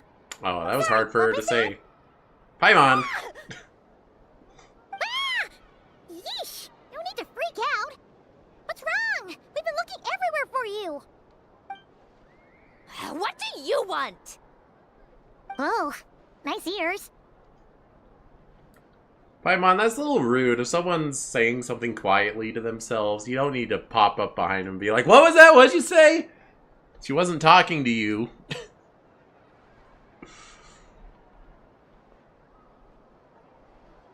They really suit you. What do you want? To make you mad. This! Huh? It's your turn to draw something. You're one of her friends too, aren't you? Doesn't know how lucky she is.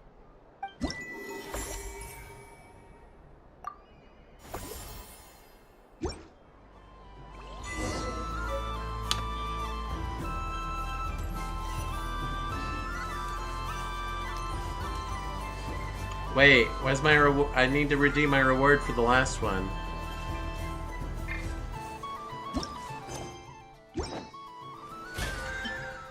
How do I... How do I pull the menu up? Ah, whatever. It's like 60 primos. Who cares? Or 30.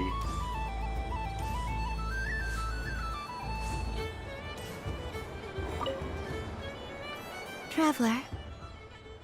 Hey there, Columbina! Are you done checking out the festive amusements already? Are you sure you don't want to look around some more? You might not get another opportunity like this for a while. Right now, what I'd like to do is... I mean, I've done everything, yeah? Wait! You're right. I'm not... Yeah! That's the color right here! Okay. I didn't give Marionette candy. I have to do that.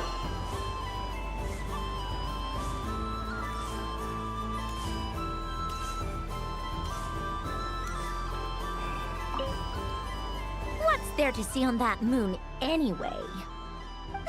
Let her go up there and cry alone. See if I care. Would you like some candy? You're giving me candy? That isn't like you. This had better not be some weird prank. Coffee flavor? I thought you hated coffee. It's extra strong too. Huh. You didn't do all this just for me, did you? Hey! Don't take it away! I never said I didn't want it. I mean, you can't unmake the candy now.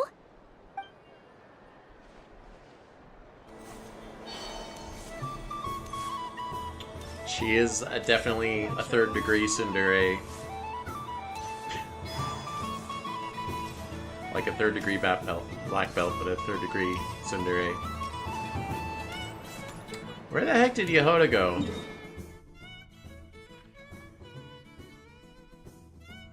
She's gone.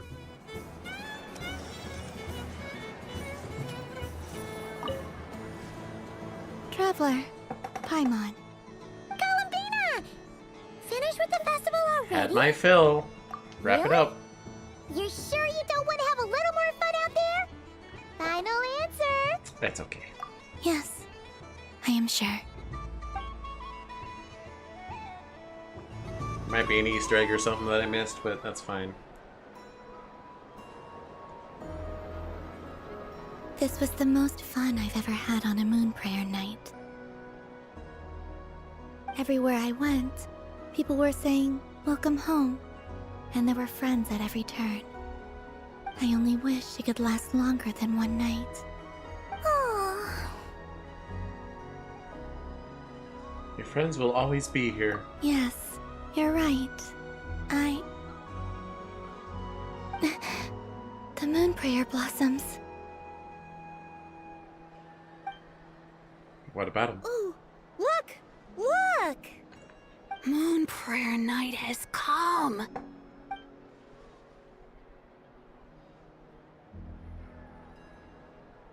Don't look at that moon, it's a fake! The moon. It's so beautiful. Fake moon, the real moon's behind it. Happy moon prayer night, dear. And dear. Moon prayer night.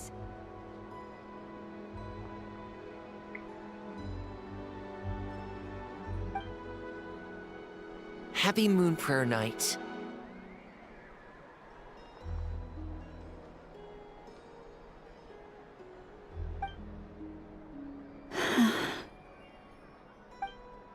Aww.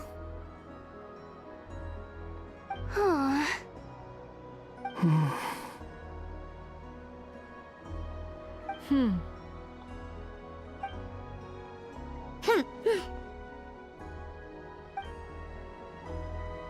Time flies when you're having fun.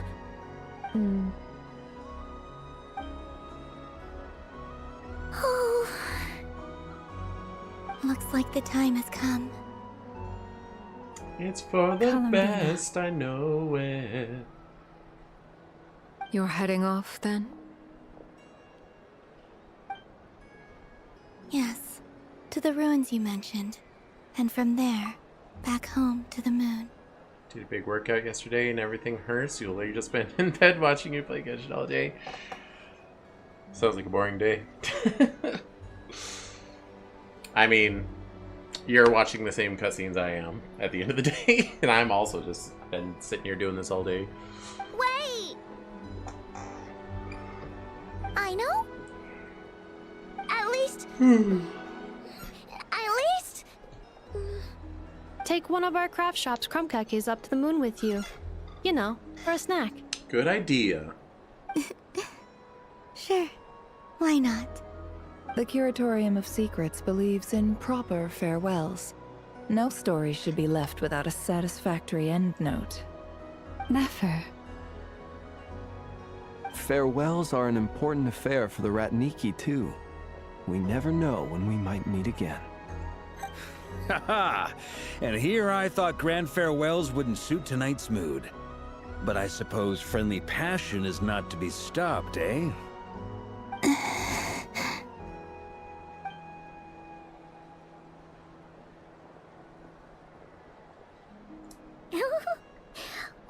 made a little something for you, Columbina. Ta-da! What is it? A Moonpro Night greeting card with drawings by all of your friends. Well, if someone drew both Aino and Inefa, I'm guessing Inefa didn't draw one at all.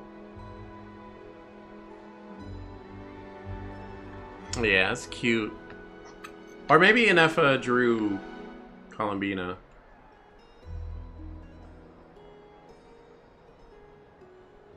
So, okay. Well, someone drew Nefer's cat. Oh, but Nefer's not here, so I guess Nefer drew her cat. Well, who drew what then? I see Arlecchino drew Teacup. I mean, Marika was going on about people drawing each other, but I think only a couple people drew each other. Yeah, that's very cute. Marionette drew Columbina getting chomped by the game. Very cute, all of them.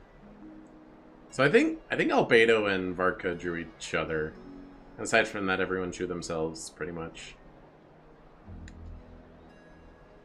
Scaramouche didn't draw anything. It looks like Durin drew himself and Scaramouche together as a little dragon and a cat.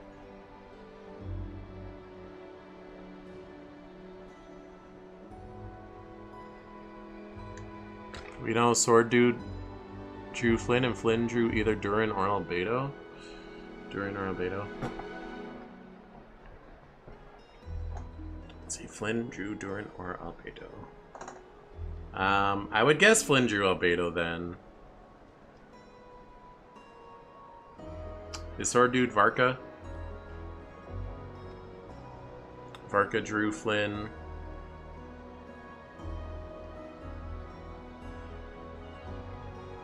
So that would mean Albedo drew Varka, Varka drew Flynn, Flynn drew Albedo. That makes sense.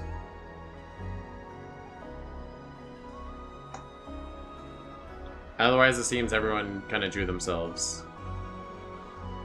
I don't know who drew Columbina. Maybe Ether drew Columbina and Paimon drew Ether and Paimon. You did mention that you'd like a portrait done, so I took the liberty of creating one for you. Or Albedo did it. I, meanwhile, did the portrait of Mr. Albedo. And Mr. Varka did the same for me. Oh, they're gonna explain it. But it was fun to speculate. I mean, I think my work was pretty true to life, don't you think? The picture of Ashfru was my doing. The two of you seem to get along rather well. Wait, was I the only one who did a full-body picture? That's so embarrassing. No. Inefa and Aino are full body down there. And Alice, if you want to count. I did pictures of me and Inefa. I did my own portrait and one for Hat Guy. Mm-hmm. Plus, there's the two mages, Arlecchino and Sandrone. So, if you ever miss us, just flip the card open and we'll all be right there with you. I don't know what to say. Thank you so much, everyone. This whole moon prayer night was more than I could have ever asked for. It is the greatest gift I have ever received. Loma, I figured it out. Oh? Figured what out?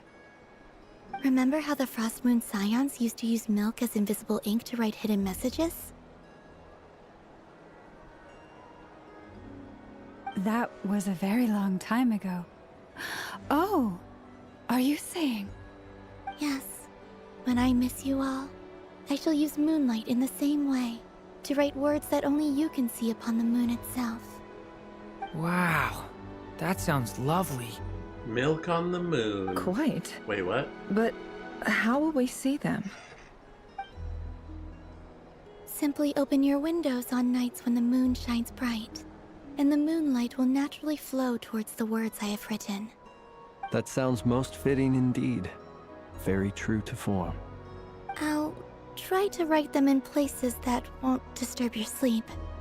I, for one, would sleep all the better for having read one of your messages before settling down for the night.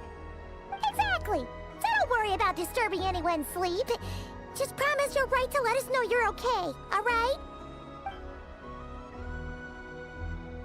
All right. I promise.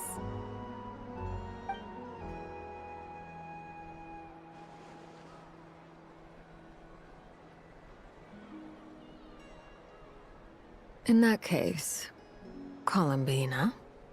I'm ready. Let's go. I'll stay with you to the end. Very well. Let's go.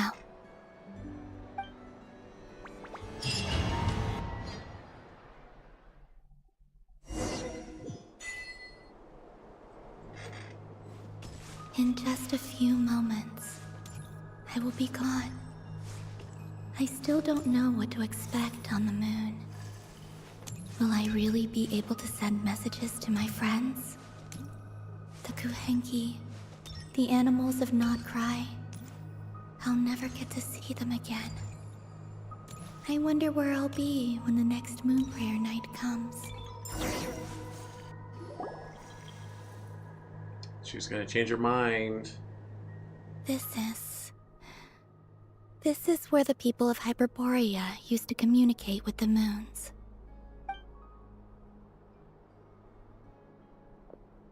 Eternal moon, frost moon, iridescent moon. When the power of all three converge... The gate to the moons shall open. Mm-hmm. Moon marrow preparations are complete. Only the final step remains. I'm sure Nasha Town is livelier than ever at this moment. Yeah, it's a shame you couldn't be there for it, but it's now or never, right? It's fine. I'm more than happy with this. My last piece of luggage. My only piece of luggage.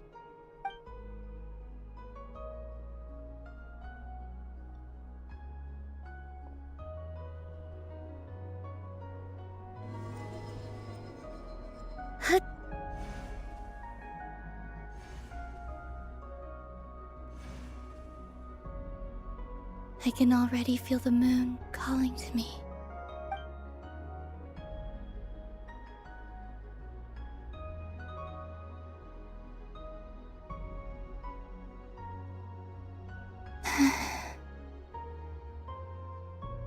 Your home lies on the far side of this light, Columbina. From now on, we will at last have a reason to pray to the true moon. Columbina. Yes? I'm listening. Be sure to come back and see us when you get the chance.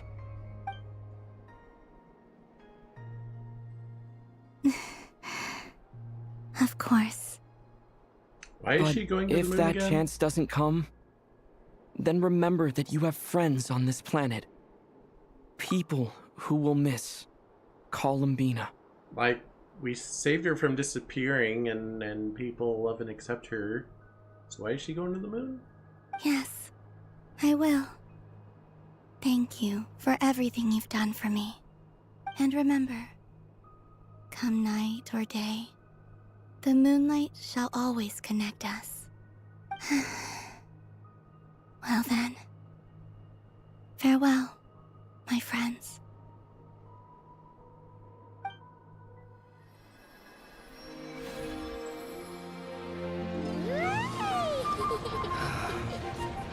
That's not...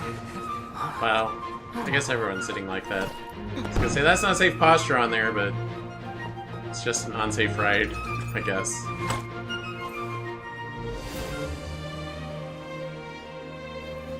Thank you. This was my happiest night in Teyvat. Farewell, Columbina.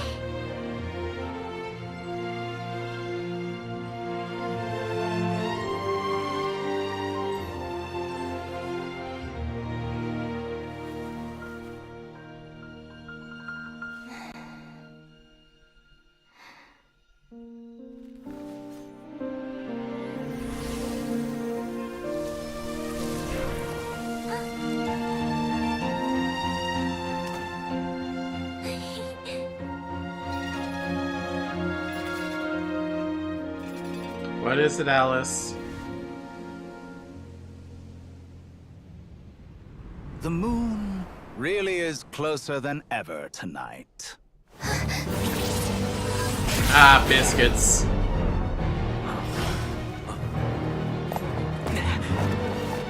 Columbina. Is that the doctor? 3 moons in one place. Time for one final experiment. Reason, life, death, time, and space. That's the doctor. They all believed I would fail.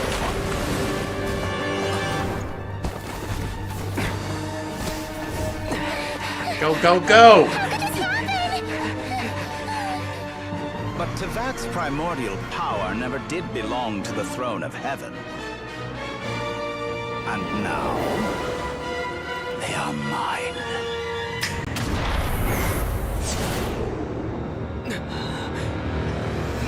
Oh, everyone's frozen but me!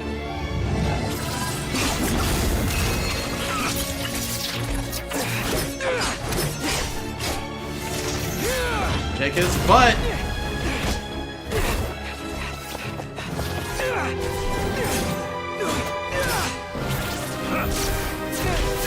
We've taken down Harbingers before. As long as I'm here, the Doctor is free to wield the 3 moons' power.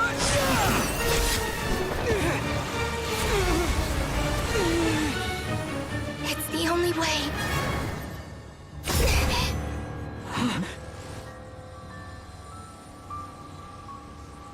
I guess I won't be going home today. Columbina! No!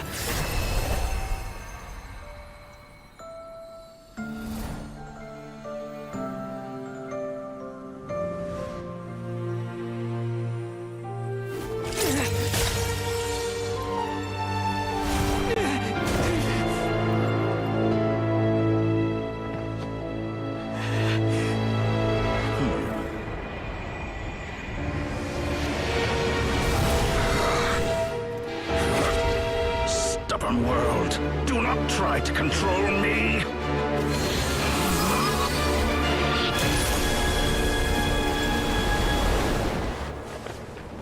Columbina.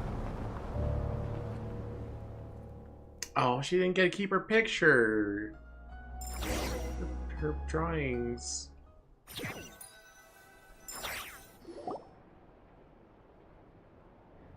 There's a lot of loading noises.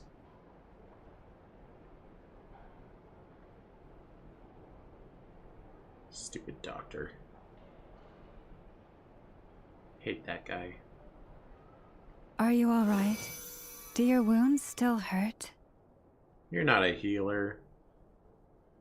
You can't heal me. I had someone prepare a little medicine that could prove effective. Take it if you need to. Thanks, but I'd rather talk about what just happened. In that case, let me relate the contents of the call we made to Alice after the incident occurred. That Dottore is a crafty one. He distracted the Hexenzirkel by creating a huge fuss at Tevat's borders. I'd assumed that the cause was an abyssal intrusion from the outside world, which in fairness is a rather common occurrence. But after learning that you managed to influence the phantoms in Nod-Krai, I realized that perhaps this interference could have come from within Tevat instead. But we weren't able to change their fates. True, you couldn't change how their stories ended, but you did build some variables around yourself. Variables?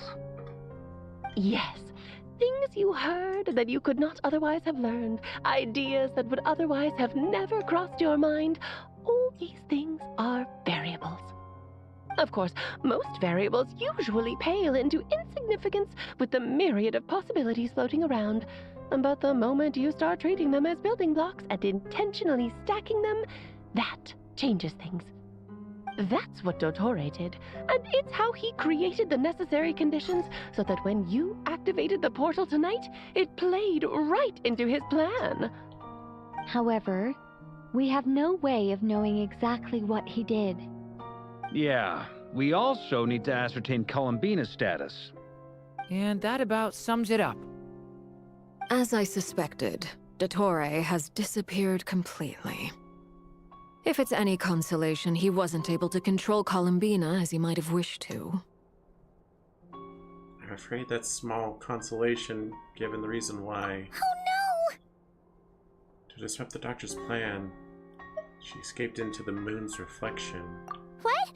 She did what? Wait, didn't any of you see her do that? No, Ether, they were all frozen. All we saw was Dottore appeared and used some kind of power.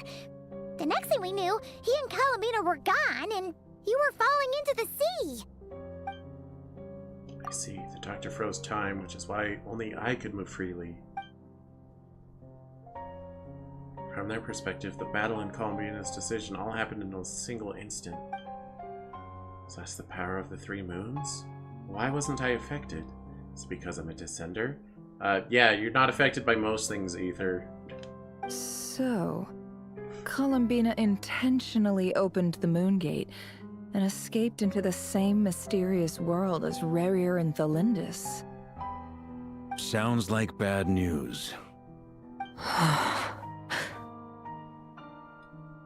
This must be why Dottore's been lying low this whole time. He was biding time until he could execute his plan. Seen in that way, the trilunar syzygy and Rerir's emergence, Dottore might have been pulling the strings in both cases.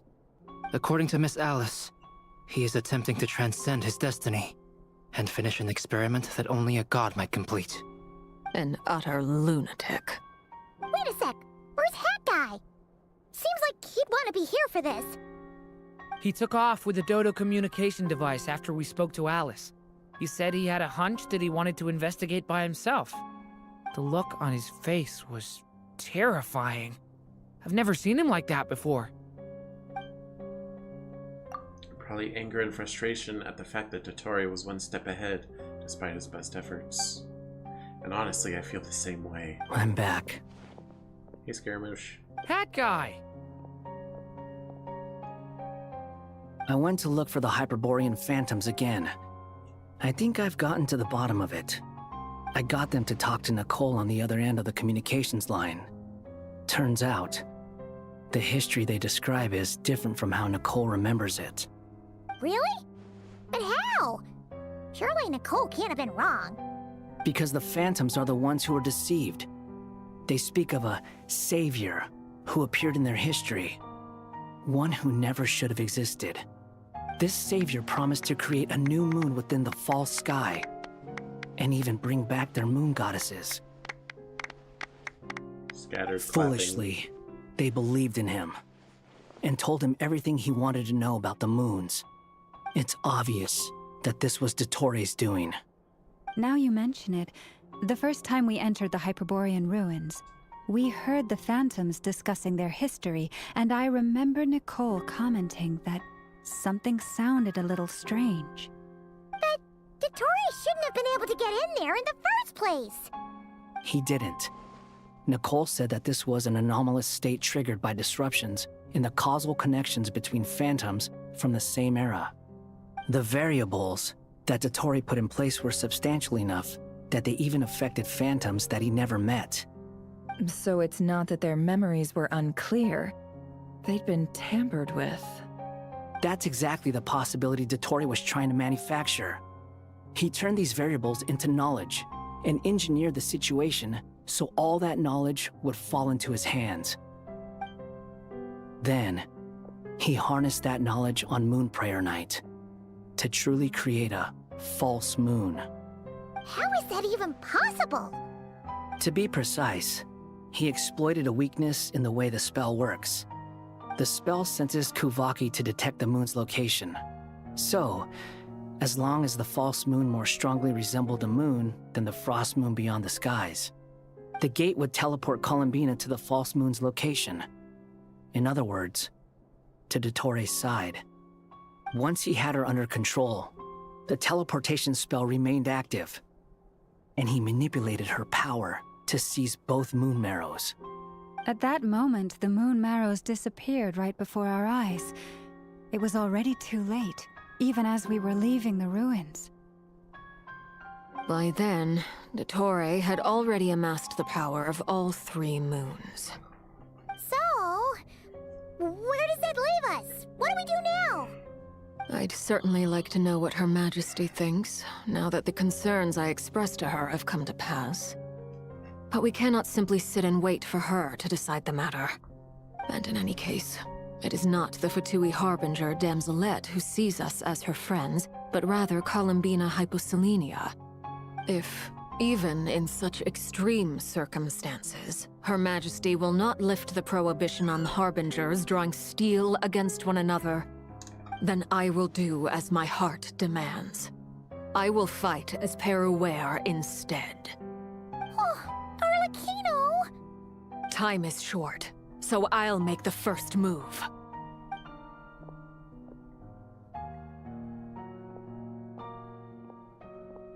Whew. Even Arlecchino seems to be losing her cool now. I'm sure she feels partly responsible for this, and so do I.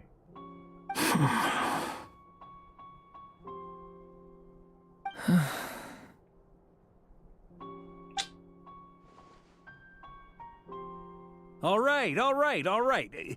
Lose those dejected looks for a moment and let me get a word in. No. It looks bad, I won't lie. Very bad, in fact. So Dotori's pulled some real dirty tricks to gain the upper hand. For now. And yeah, it's to the point where even the mages say that his variables have affected destiny. I'm not so sure, though. Many have told me that Tevat's destiny is fixed, and that does appear to be the case. Well, what makes Dotori so sure he'll be the exception? And since he was able to stack these variables up, who's to say we can't do the same? You of all people should not be discouraged, traveler from afar. This isn't over yet. Still, I can't help but blame myself. And you're not alone in that. Everyone here does, whether they've spoken thus far or not. But none of us are the type to sit back and wait for the sun to shine again. That's exactly how a knight should roll. If they knock you down, you get back up and get back in it. Don't forget, Honorary Knight, you're a legitimate member of Mondstadt too. Mark is right. This is far from over.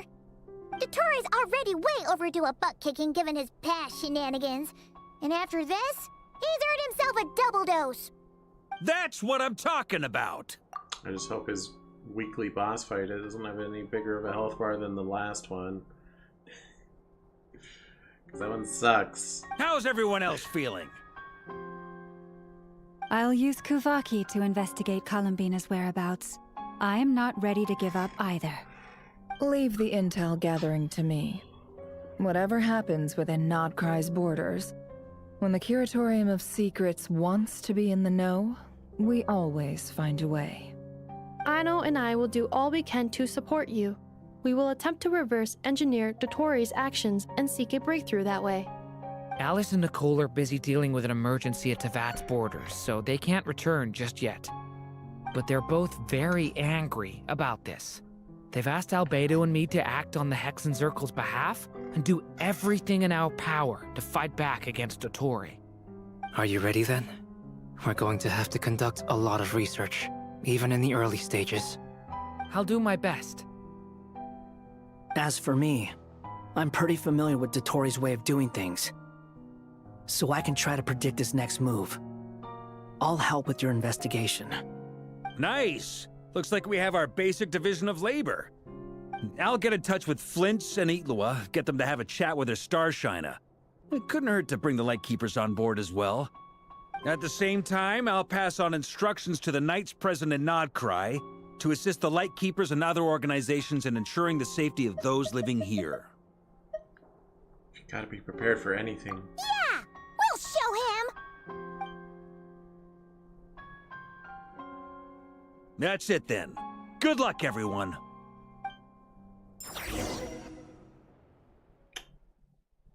Well then.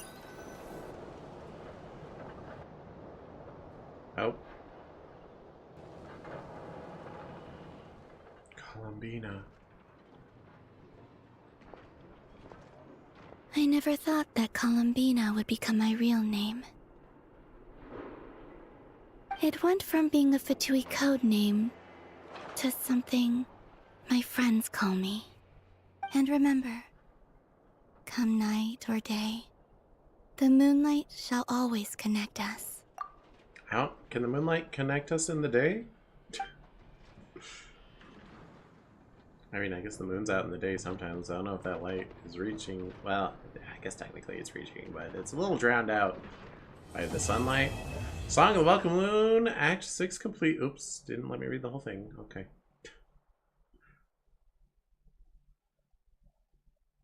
Oh.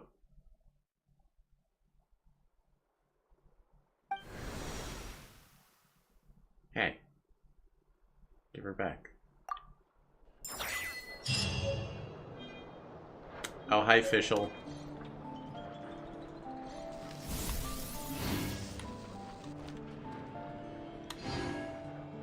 You didn't like that? Why not? It seemed like good things were happening. We unlocked a new story quest? Oh, I guess this was locked before.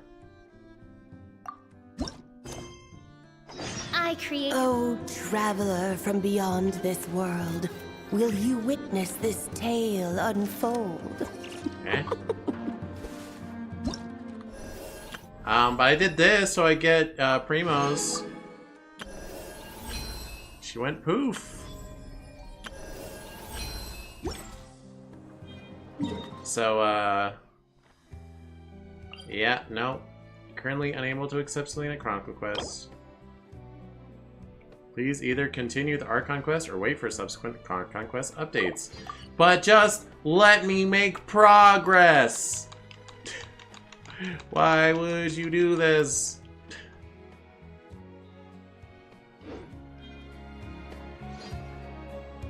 Alice? Oh, sorry, Paimon. So we got a statue thing, we got these things. Oh, we can look at that one over we want. That's cool. Goes into our inventory because she lost it. Oh! Huzzah.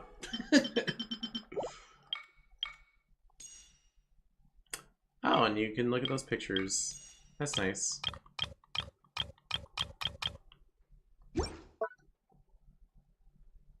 So mean of them to lock that off. Yeah.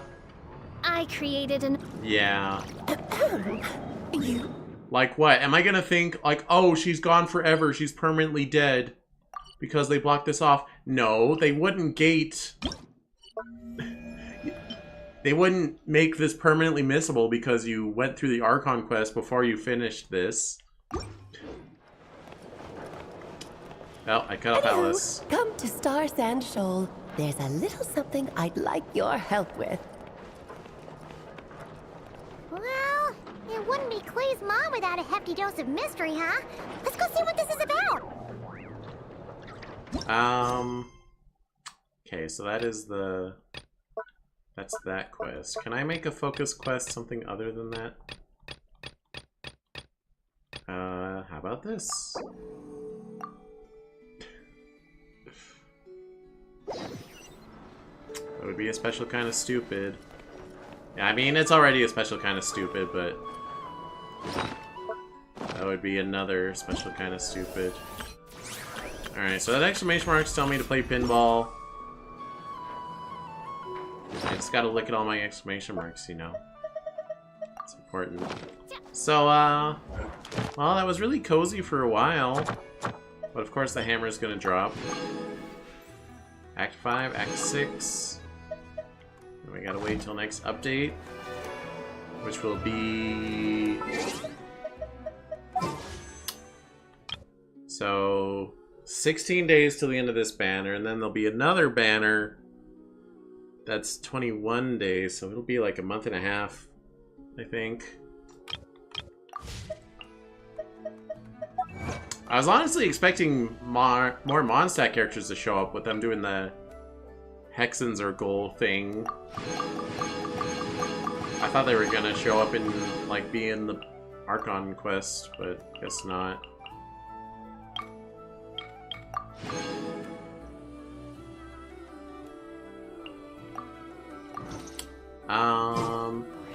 Oh yeah, one thing I was thinking about earlier, I wanted to show off my Dodecos that are in my teapot. Which my teapot is not very well laid out, I just kind of throw things around.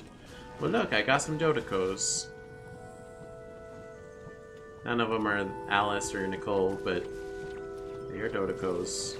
And this is a Jumpty Bumpty, but it's part of this Dodeco, I think. They are quite cute. Got some other random crap strewn about. I have some cardboard cutouts of Nalo and Walani. Because whatever. Oh, and I have a little moon thing. If Columbina ever wants to come here, she can hang out on that. Because I know she likes hanging out on moon things. This realm is... Gotta accept my things. It's important. I mean, I don't have to do it on stream, but it's too late. It's been done. If you ever... So, another thing I was thinking about, I was meaning to show it, but cutscenes kept going and then I forgot. Or maybe I never even got control again after I had the idea. But, so Durin, apparently after you beat his character quest, he gets a new costume. And you can look at it here. And, yeah. The only difference, as far as I can tell, the little thing on his chest is a little different, and he gets like a little black hairband. I created another universe. Fischl, quiet. Paradise for I, Fischl, and the Prinzessin der Yeah, you be quiet. So that's a little silly. I guess those are the costumes of his two different battle modes, or some such. One's light mode and one's dark mode, some such. I don't know. It's giving shiny Pikachu. A little bit.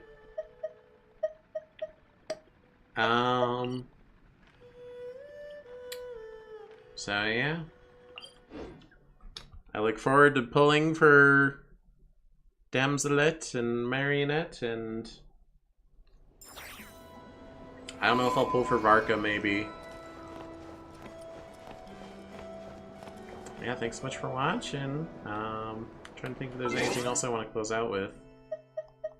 I don't have any fates for a gacha. I could pull the weapon banner, but nah. I already pulled these banners on stream. It just wasn't a Genshin stream. It was a Sonic Superstar stream. So if you want to see it, go watch that at the end. Yeah. Cool story stuff. I don't know if they're gonna wrap up this story before the new year, which it'll make it a little tough to rank Nod-Krai in the year-end ranking, but It's good stuff. Good story beats, very likable characters. Yeah, just wish I should have some of those characters out. Don't mind Lisa, she just wants to be included. Yeah. Okay. Mario vs. Donkey Kong tomorrow. I don't know if it'll all be one stream or if it's a two-parter. I think I'll probably hit credits. Oh, but you have to, like, to truly... You, like, hit credits twice. It's like, you beat the game, and then it's like, okay, now do it again on hard mode, and to actually beat the game. So I don't know if I'll get all of it tomorrow or what, because I do have a time limit. D&D. Unless it's cancelled. I haven't looked. It might be cancelled.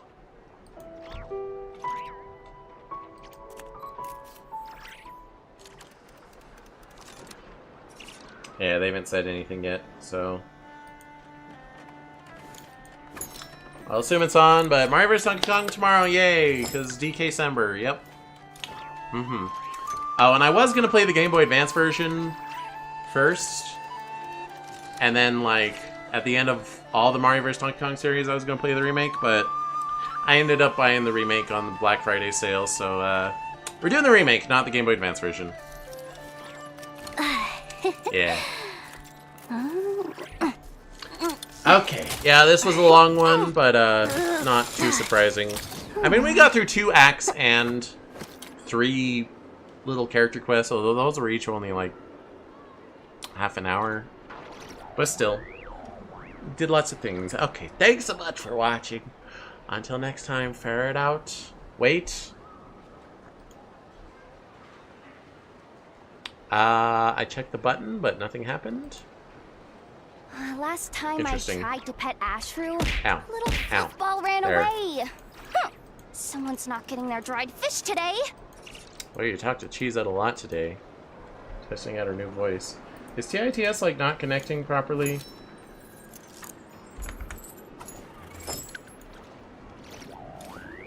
Okay, it didn't connect to VTube Studio. That's a little odd.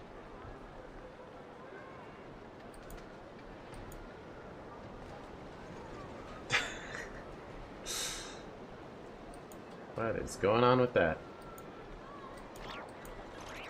Why is VTube Studio not connecting?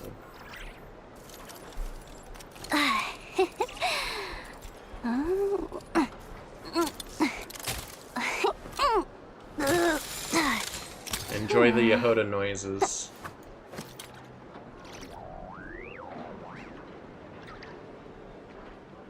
It's working when you threw it earlier. Yeah, it was.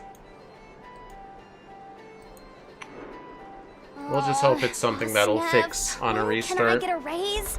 There's so much stuff I want to buy. Okay, until next time, ferret out. Goodbye.